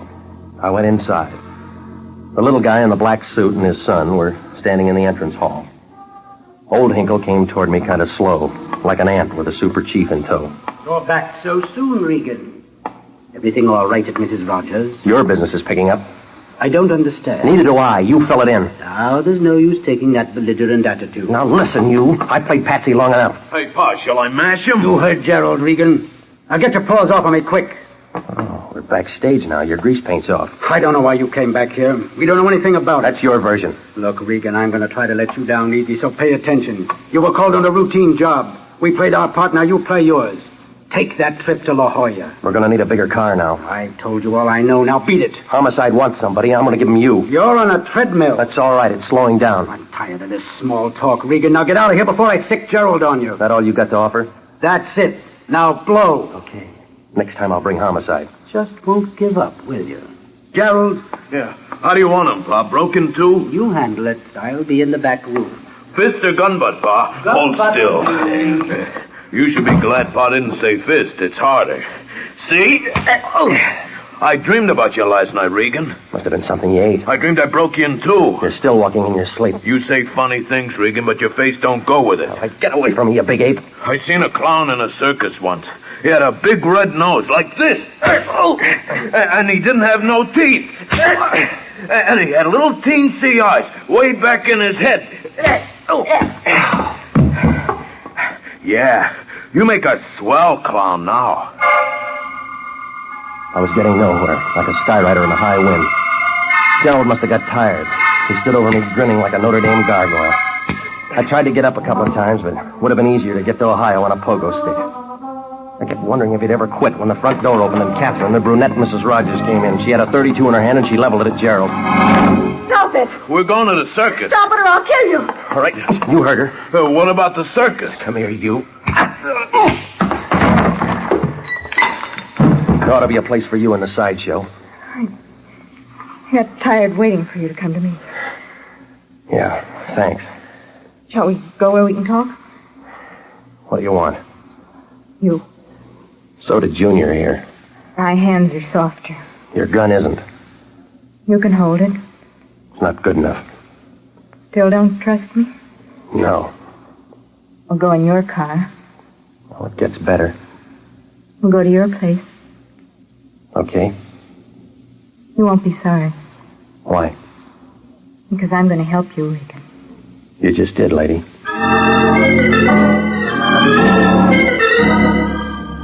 We left Hinkle and Hinkle and drove up Washington to Vermont and then north toward Hollywood. Above Beverly, we had to detour for the freeway coming and it made me kind of mad. I'd been detouring since the beginning.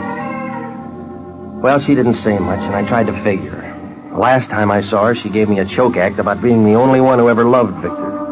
And the next thing I knew, I was set up like pins in a bowling alley, and Sanducci was going for 300. We pulled to a stop in front of my place and went in. Inside, there was company. She wasn't invited. But the red-headed Rita, the South American bombshell, was lying on my bed. Somebody had set her off. She was dead. This the kind of help you mean? I didn't know she was here. Oh, come off it. You're not Bergman. I didn't. She's past convincing. I'm talking to you. So am I. Regan. No go, lady. You knocked her off, got me over here, worked the gun into my hand. No. You did the first job, too. You let me out of your car, doubled back to Helen's before I got there and fogged her. No, you're wrong. Right me. I did double back to Helen's apartment and got there before you. Looking for that sapphire. Looking for a showdown on Vic's burial. It was my job. You said that before. We argued. Pulling hair. I didn't touch her. Go on. When I left, Rita was coming up the stairs. She didn't see me. I stepped into the shadows and watched her go into Helen's apartment. They began screaming. I looked in and saw Rita kill her.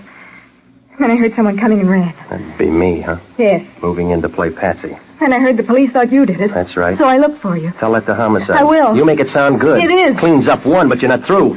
Why? It's a doubleheader. Who killed Rita? I don't know. What happened to the sapphire? I don't know. Where's Victor's body? What do you mean? It's not in the box. I Oh, sure. Wind it up and make it good. I don't know. The wrong pitch. You still don't trust me. Not until you clean up the rest, no. She can't, Regan. I've got the broom. Victor. Nice of you to remember, Catherine. How do you remember? I got a card file. You can throw away some pages. That's what I figured. I've been tagging after the two of you for some time. So you're Victor. Well, it's beginning to clear. You got Hinkle to help you play dead. Tell me why. You tell me. I'm moving up in society. I have to unload. Oh, yeah. It all figures. You're dead. The wives start working for the loot. In the scramble, they take care of each other. The redhead gets the blonde. You get the redhead. And take care of what's left. Now, let's close the book.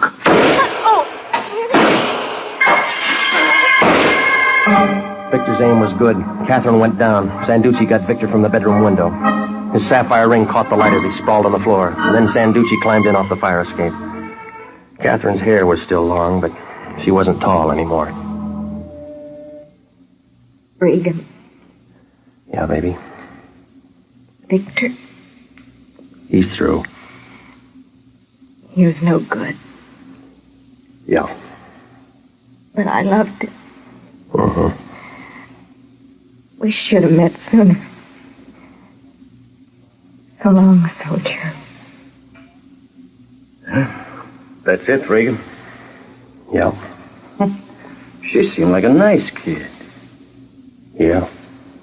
It's going to be a long trip, but she'll make it.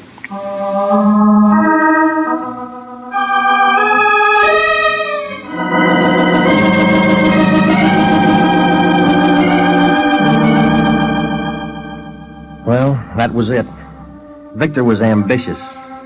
He was moving up in society and couldn't stand a bigamy scandal. His brain worked overtime cooking up that dish. He rigged it with the blonde Helen at first, but she got it right off from the redhead, and that didn't make him cry. Took care of one. When the redhead came over to my place, Victor tagged her and put her away there. 2 down, and I'm the fall guy. Then he waited for the brunette so he could finish the game. Oh, yeah. Vic was a busy fella, but he ran out of breath. Well, Sanducci put my place back in order, and nothing was left of the girls with the long hair but dandruff. I called the Lion, and he was mad. A whole day shot without adding a mark to his bank account. Well, Sanducci and I both came up with the same question. All 3 of those women were beautiful. I wonder if they'd all gone for Victor if they really knew. That star sapphire was a phony.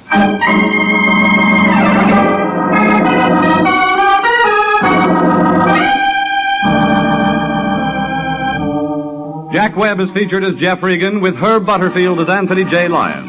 Jeff Regan, Investigator, written by Larry Roman and E. Jack Newman, produced by Sterling Tracy, is heard each week at this time over CBS. Tonight's cast included Grace Leonard, Gloria Blondell, Laurette Philbrandt, John Hoyt, Jack Petrucci, Paul Frees, and David Ellis. If you're a graduate registered nurse, please listen carefully to this important message. 29,000 nurses are needed to join the new Army Nurse Corps Officers Reserve. For the first time in history, qualified nurses have the opportunity of receiving commissions in the regular Army Reserve. These nurses will remain on inactive status, ready to serve their country in time of emergency.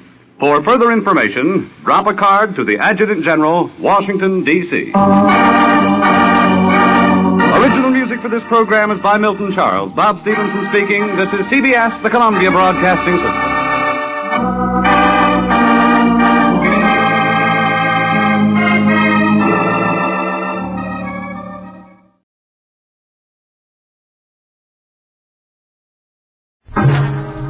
Time now for Rocky Jordan.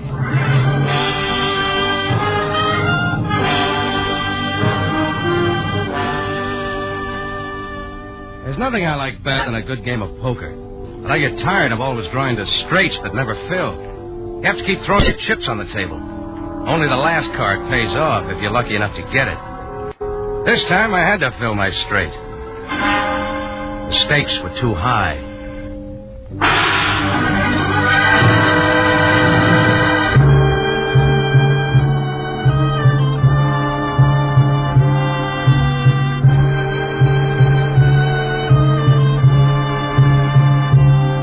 Again, we bring you a story of adventure with Rocky Jordan, proprietor of Cafe Tambourine, which stands in a narrow street off Cairo's native quarter within sight of the Mosque Sultan Hassan.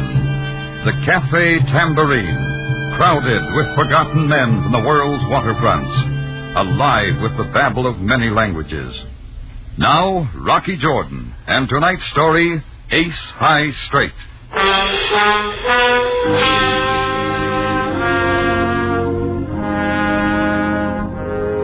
I'd spent half the night before in a poker game, and I always kept drawing straights that didn't fill.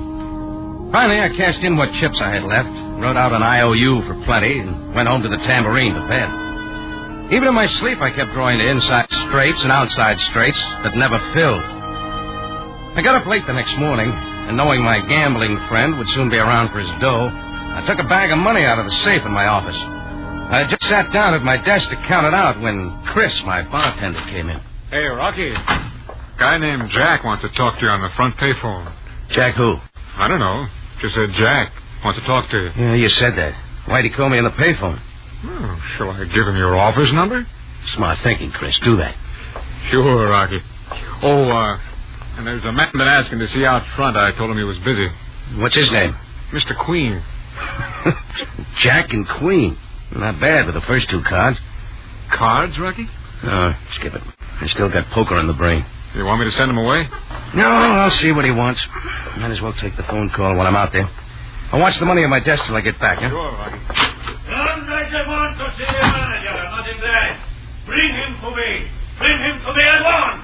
As I stepped out into the cafe, it sounded like business was starting a little early. The big voice came from the big mouth of a swarthy, well-dressed Egyptian sitting at the rear end of the bar. I sidetracked over his way. I will not be treated this way. I demand respect. Where is the manager? Bring him to me. I don't tap, mister. Who are you? Name's Rocky Jordan. I own the tambourine. What's the trouble? The trouble? Everything, sir. I ask for food, and what do they bring me? Garbage. Oh, our specialty. Now listen. The drinks are abominable. And where is your bartender? The service is unspeakable. Then try the Hotel Shepherd, like I'm slumming here. No, you are insulting. Do you know who I am? I am Tom King. Tom King. Never heard of you. Take my advice and get some sleep. This is no time. Not, sir. I will show you what I think of the Cafe Tambourine. Okay, Kingpin. Now we go bye-bye. Come on. Stop it, sir. Get your hands off me. I am warning you. I twisted Tom and King's arm behind him, escorted him the full length of the bar, out the front door, and discarded him with a shove 2 doors down. He retreated, still shouting insults. I brushed my hands and strolled back into the cafe. That's routine. I was about to take the call on the payphone when a smiling man of uncertain nationality and thick glasses stepped up. Pardon. Are you Mr. Jordan? Yeah. I am Mr. Queen. Milton Queen. Oh, sure. I'd forgotten about you. I am a visitor in your city, Mr. Jordan. A chance acquaintance, a Mr. Willoughby, told me to look you up when I came to Cairo. Willoughby? Oh, well, have a good time. Oh, thank you. I am to meet my nephew, Junior Queen. He should be here now. We are especially interested in the mosques of Cairo. Could you direct me to the Sultan Hassan? Oh, right down the street. See, I've got a phone call waiting. So... Oh, well, just one more thing. Perhaps you can also tell me how to get to the Mosque El Azhar. Oh, sorry, I lost my tourist book. Did you know the Mosque El Azhar is the first known Egyptian use of the pointed arch? Interesting? Oh, very, very. Look, what you need's a guide. You'll find at least 3 hide behind every lamppost. Oh, yes. Perhaps you are right. But you being a resident here, my friend suggested that you might... If you'll excuse me, that phone call... Oh, of course. Thank you very much, Mr. Jordan. You have been most kind. Most kind. I dragged myself away from Queen and went over to the payphone. Whoever Jack was, he must have gotten tired of waiting and hung up. I didn't blame him. Before the smiling tourist with the thick glasses could buttonhole me again, I headed for my office. I couldn't help thinking how well my poker hand was filling out. A jack, a queen, and now a king.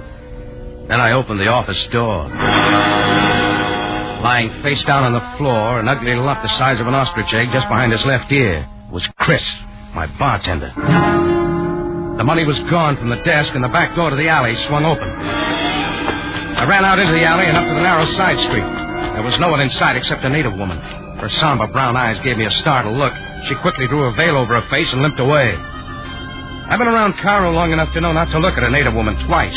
So I got back to the office, and while the help tried to bring Chris to his senses, I called the police and reported the robbery. It took 6 pitchers of water and a gin sling, but Chris finally sat up. Hey, Rocky, you all right? Hey, of course I am, Chris. What happened? I don't know. Well, come on, you got to remember. I left you here to watch the money on my desk. Huh? Oh, yeah. Well, I heard the yelling out front, so I thought you needed help. So I put the money in the safe. In the safe? Sure. Then I heard somebody come in the door behind me. I stood up and somebody grabbed me.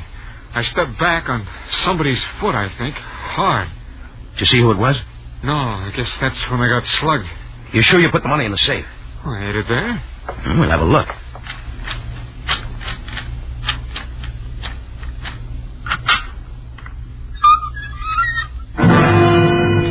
Rocky. Well, what do you know? The money was all there. Every cent of it. We had a look around the office, but so far as we could tell, nothing had been touched. There was a knock at the door, but before I could answer, in walked Sergeant Greco of the Cairo police. The usual sour look on his face. What's this all about, Mr. Jordan? Greco. Where's Captain Sabaya? Captain Sabaya is busy. He sent me to get the details of the robbery. I'm sorry to disappoint you, Greco, but it was all a mistake. One moment. I must make a full report. Now, how much money was involved? Oh, a few £100, more or less. But it's all here. Then what has been going on here? Nothing. Forget it. We do not take slugging so lightly, Mr. Jordan. Chris stumbled over his own foot, or somebody didn't like his ugly face. Those things happen around here. Yeah, I didn't get a chance to turn around, but if somebody... you please, I will question you one at a time. Look, Greco, I'll put in a good word for you to Sabaya. Now, if you'll just... Now, Mr. Jordan, did you strike? No, I told you there's no complaint. Now, for the last time... I will take it. Get away from that phone, Greco. It's for me. Sergeant Greco speaking. Oh?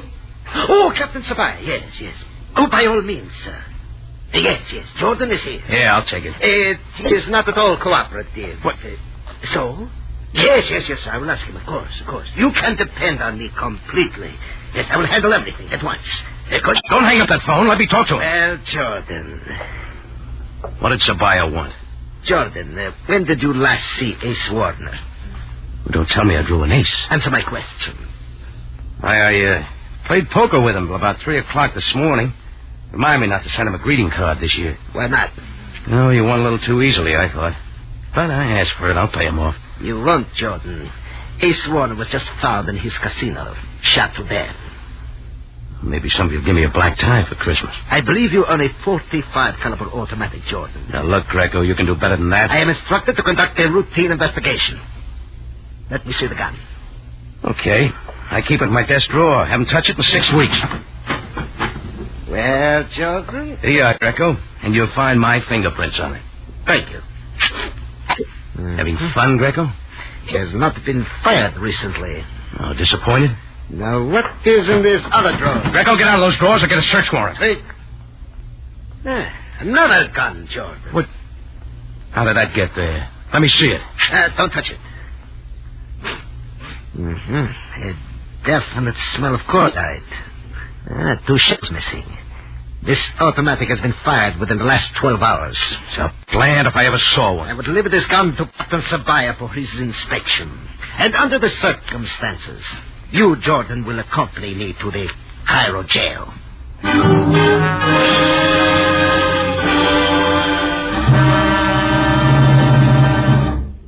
Rocky Jordan will be back in just a moment. Remember, over your CBS station every Sunday night, you'll hear not only Rocky Jordan, but Sam Spade, Dashiell Hammett's Great Private Eye, and The Whistler, one of the most popular shows on the air. Remember, this half hour each Sunday evening is the time for Rocky Jordan. Now, back to tonight's story, Ace High Straight.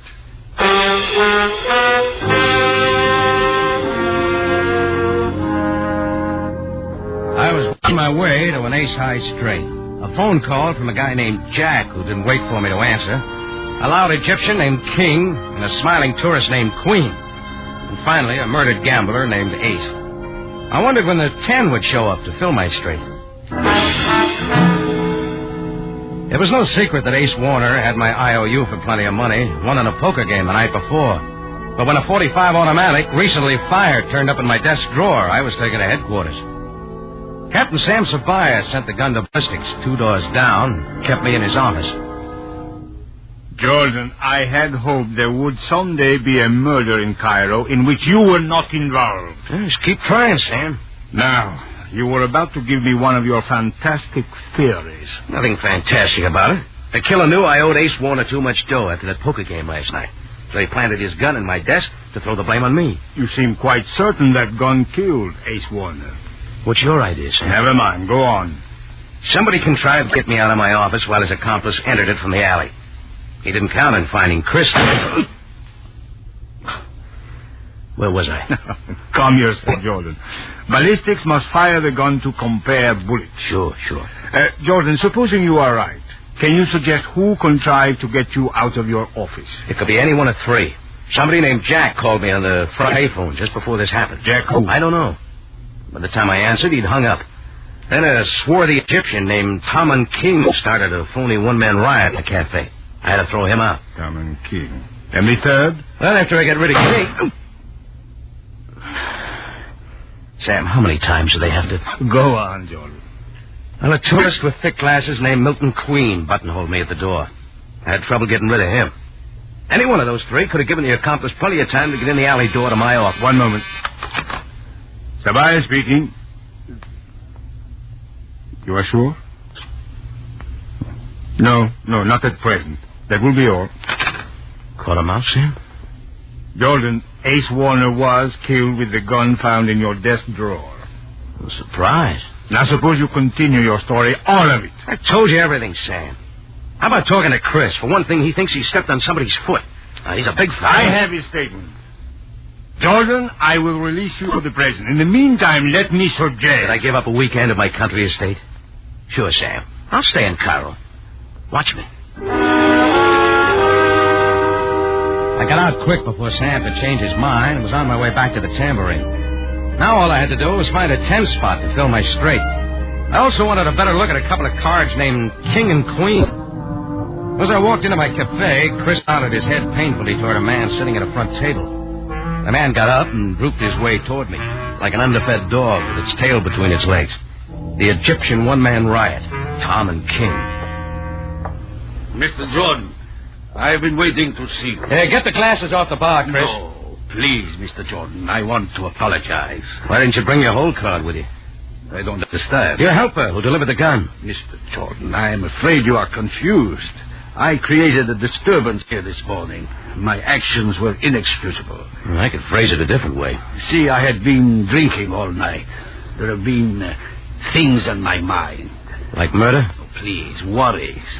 Why I came to the tambourine, I do not know. A lot of people wonder that. Mr. Jordan, I am a respectable person. It's one man's opinion. You can understand why I would not want a disgraceful affair like this to reach the papers. I did considerable damage. I wish to pay for everything. Would £100 be sufficient? 100? That's your last offer? I realize that I am in no bargaining position. Give me your card. I'll send you an itemized bill. Oh, you are very kind, Mr. Jordan. And you will tell no one? Well, that depends. Keep in touch with me, King. He handed me his card and backed out the door, bowing all the way. I asked Chris if the guy named Jack had called again. He hadn't. There was a chance I could learn something about Ace Warner to help me find my 10. So I taxied over to his gambling joint on the other side of town. A lone policeman was on guard out front, but he let me in. One of Ace's boys was in a back room testing a roulette wheel. Hello, Maxie. Hiya, Rock. Watch your 13 coming up. Watch it. See? 13. What'd I tell you? Yeah, I see. Worked something like that poker game I was in last night. Oh, yeah, Rock. Sorry about that. We had to fix to clean out a couple of the other boys. They had some tricks, too. There was too much dough on the table. Ace couldn't afford it. You know Ace is dead? Yeah. 23 this time. Watch it. What do you know about the killing? I tell you, Rock. Watch it now. 23 coming up. 23, just like I said. Come on, what do you know about the killing? Nothing, Rock. Not a thing. Who were his enemies? Who's the angel behind this affair? Angel? It's funny. How do you know? Know what? That was his girlfriend. Ace met her in France or someplace. Quite a dish, Rocky. He was getting rid of her dough. Why? He got most of it anyhow. She's too jumpy. Scared her husband to show up. You know what the husband's name was? Let's see, no, I forgot it. 4 this time. Try to remember, Maxie. Was it King, maybe? King? Yeah, King, that's it. How'd you know? I didn't. Where's Angel hiding these days? Got no idea. Hey, wait, Rock. Watch this. Sorry, Maxie. Time for the next deal. Things were beginning to gel now, but I still needed a 10 to fill my straight. I figured I'd find it back-to-back with a King. Tom and King had given me his address down toward the river on the other side of the bazaar. It takes a taxi all day to get through the bazaar, so I walked.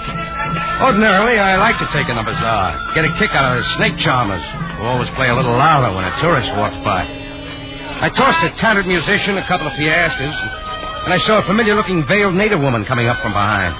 She limped, like the one I saw on the side street off the tambourine that morning. I wasn't sure she saw me, so I dodged into a booth and waited for her to pass. Effendi, you like my rug? Yeah, sure, but not this time. Only 2 Egyptian pounds, Effendi, for this. Think of it. No, not interested, sorry. I see you bargain well, Effendi. Only for you 1 pound. Look, I got a rug. Now, don't bother me. Effendi, you will ruin me. Half a pound and 40 piastres. I'm not buying anything. Let it go of me, will you? Very well, but only for you, Effendi. Half a pound. No less, not a million less. Wait, come back. By the time I got out of the booth and shook the excited peddler off, the veiled native woman was way down the street. I thought I saw her turn in somewhere, but I wasn't sure. Anyhow, I couldn't have followed her. Like I said, a foreigner doesn't look at a veiled woman twice if he values his life. So I hurried on down the street. As I passed an open-air cafe, I changed my course again. Another one of my cards had turned up. He sat at a secluded table sipping tea. Across from him sat a shy, brown-eyed boy of uncertain age. I went up to that table. By Mr. Jordan. Mr. Milton Queen, I believe. This is a pleasure.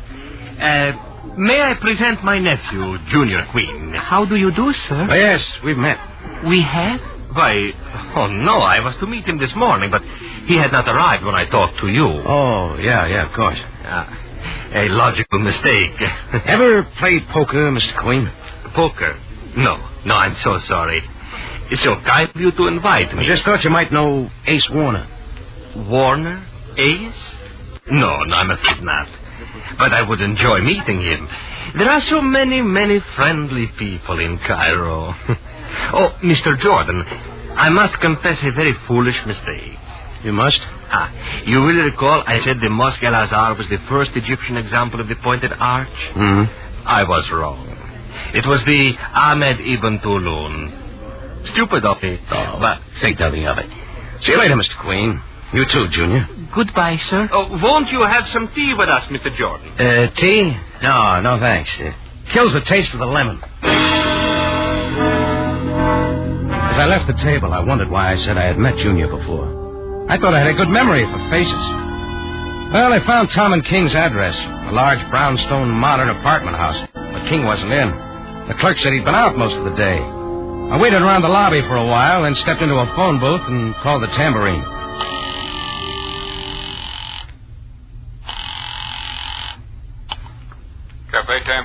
Chris, this is Rocky. That fellow named Jack ever called me back? No, never did.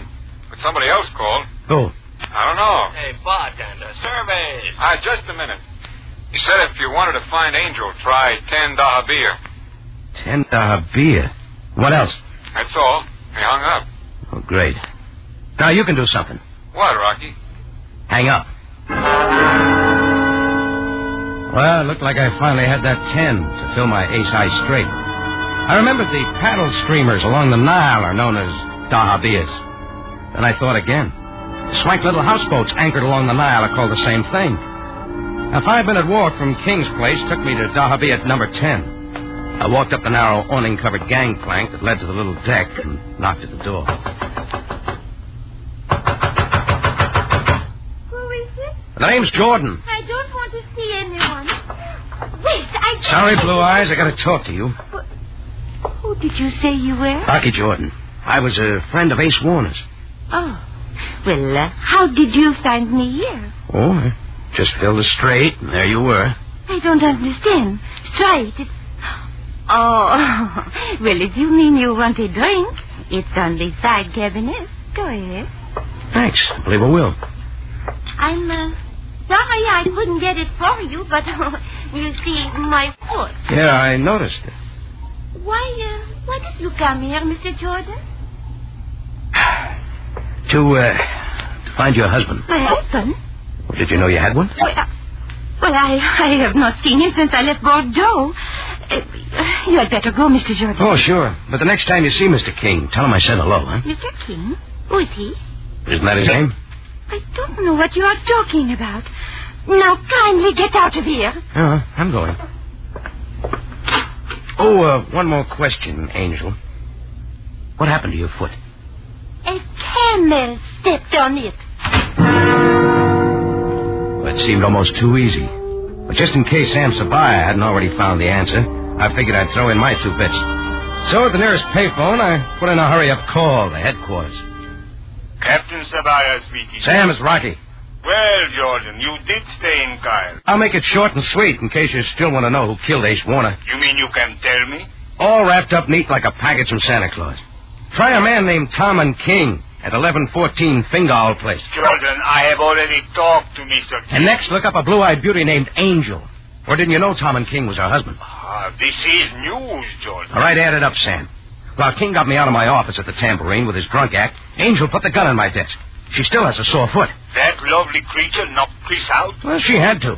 Then made her getaway disguised as an Arab woman, maybe. Ridiculous, Jordan. How do you explain Sam, if I figured this any farther, you'd have to put me on your payroll. Come on, better be on your way. Well, from there on, it was Sam's baby. 10 dahabeah did it. My first 4 cards had been people instead of a house address, but I was satisfied. I found myself walking back through the bazaar, and this time I was enjoying it. I slowed down to listen to the tattered beggar musician. I was about to put in a request for the St. Louis Blues when I saw her again. Right behind me this time. Still following me. The veiled native woman who limped. But this time I figured I knew who she was. She hesitated. Her somber brown eyes flicked my way. Then she quickened her pace and went on by. I stood there, puzzled. Then it hit me. My house of cards collapsed like a tent in a sandstorm. Rocky Jordan, the prize sucker of Cairo. Sure, I figured it. Just enough to leave a girl named Angel at the mercy of a killer and get another murder rap pinned on me. This time I didn't dare let the veiled woman get out of sight again. I turned and started after her. 3 natives eyed me suspiciously and fell in behind. She saw me coming and limped faster. Then she began running. So did I. And with every step, I picked up another native bent on mayhem. And there we went. The veiled woman, followed by me, followed by a pack of Muslims, right through the bazaar of Cairo.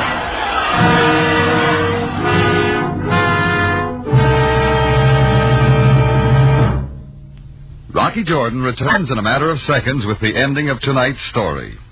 Here's a note of importance to you listeners who like top-flight adventure mysteries. Rocky Jordan joins Sam Spade and the Whistler to make this CBS threesome the best mystery adventure listening on the air. Remember that this is the time you will hear Rocky Jordan every Sunday night. And you'll want to hear, too, Sam Spade and the Whistler, top-notch mystery on CBS. Now for the ending of tonight's story, Ace High Straight.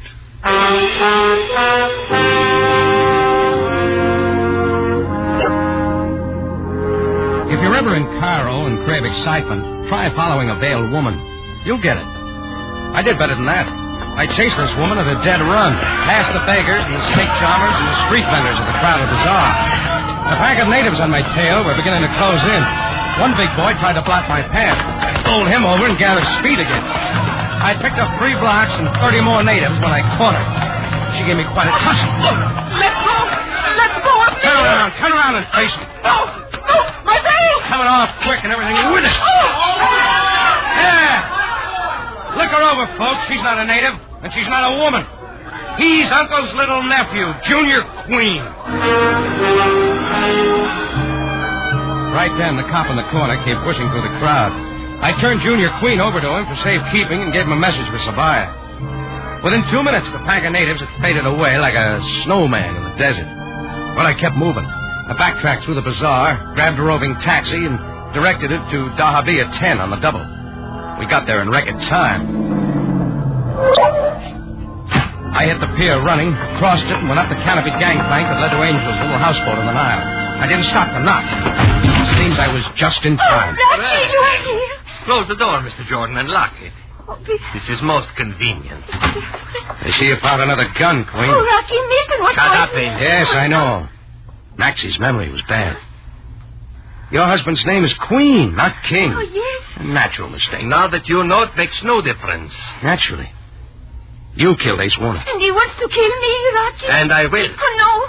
The husband doesn't appreciate his wife leaving him, especially when she takes his last cent and gives to a no-good gambler. No, but So you killed him and planted the gun in my office. Then you sent me here to Angel's, planning to kill her after I left. You're a little slow, Queen. Not at all, Jordan. Now that you are here, it will be even more simple. I don't know why you came back. Well, just to clear up a mistake, Queen. I thought Angel's address filled my straight. I was wrong. I should have known I was holding the Joker all the time. A very wild Joker. Joker? Yeah. Junior Queen. Your shy little nephew. Yes. He is not my nephew. No. You hired him to disguise himself as a native woman, knowing I wouldn't dare follow him. He planted the gun on my desk. But when Sapphire released me, you had Junior keep up the masquerade and tail me, just in case. You narrate quite well, Jordan. What comes next? When you introduced me to Junior in the bazaar, I was sure I'd seen that brown-eyed face before. I finally remembered. It was the face on the native woman in the side street off my cafe this morning. Junior was careless with his veil. I will reprimand him. The police will enjoy such an incredible story, Jordan. After they find Angel dead and know that you have been here. Oh, Nelson, please, no. Go ahead, Queen. Shoot her. Get it over with. What? Rocky, what are you saying? Oh, please don't. What do you think Sam Sabai has been doing since he talked to Junior? To Junior? Where is he? Locked up in the Cairo jail. No. The police know everything, Queen. If you doubt me, look out the front window. Oh, I told you. It's an old trick, but it worked. As Queen turned toward the front, I reached out and knocked off his thick glass. He whirled and started firing blindly. I grabbed Angel and dragged her to the floor, but the bullets didn't hit anywhere near us. Just then, Sam Sabaya started pounding on the front door. Queen dropped the gun, ran through the back room. The last I saw him, he was disappearing through an open window. Gordon, you here. Where's Milton Queen? Get out your water wings, Sam. Milton went for a swim. Greco, get after him. But, Captain, I cannot swim. It is an order, Greco. Right. Don't worry, Greco. It's only 3 feet deep. You'll find Queen among the bulrushes. Now, Jordan, about Angel. Is she... No, she's not dead. Just passed out.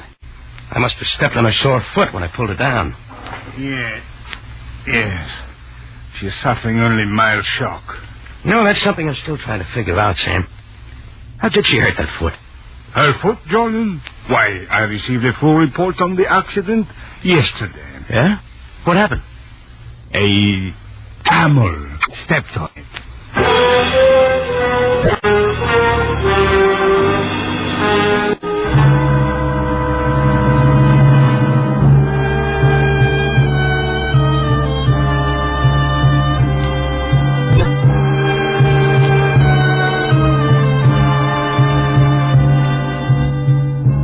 Rocky Jordan is presented from Columbia Square in Hollywood and stars Jack Moyles in the title role. Tonight's story was written by Gomer Cool and was produced and directed by Cliff Howell, with original music by Milton Charles.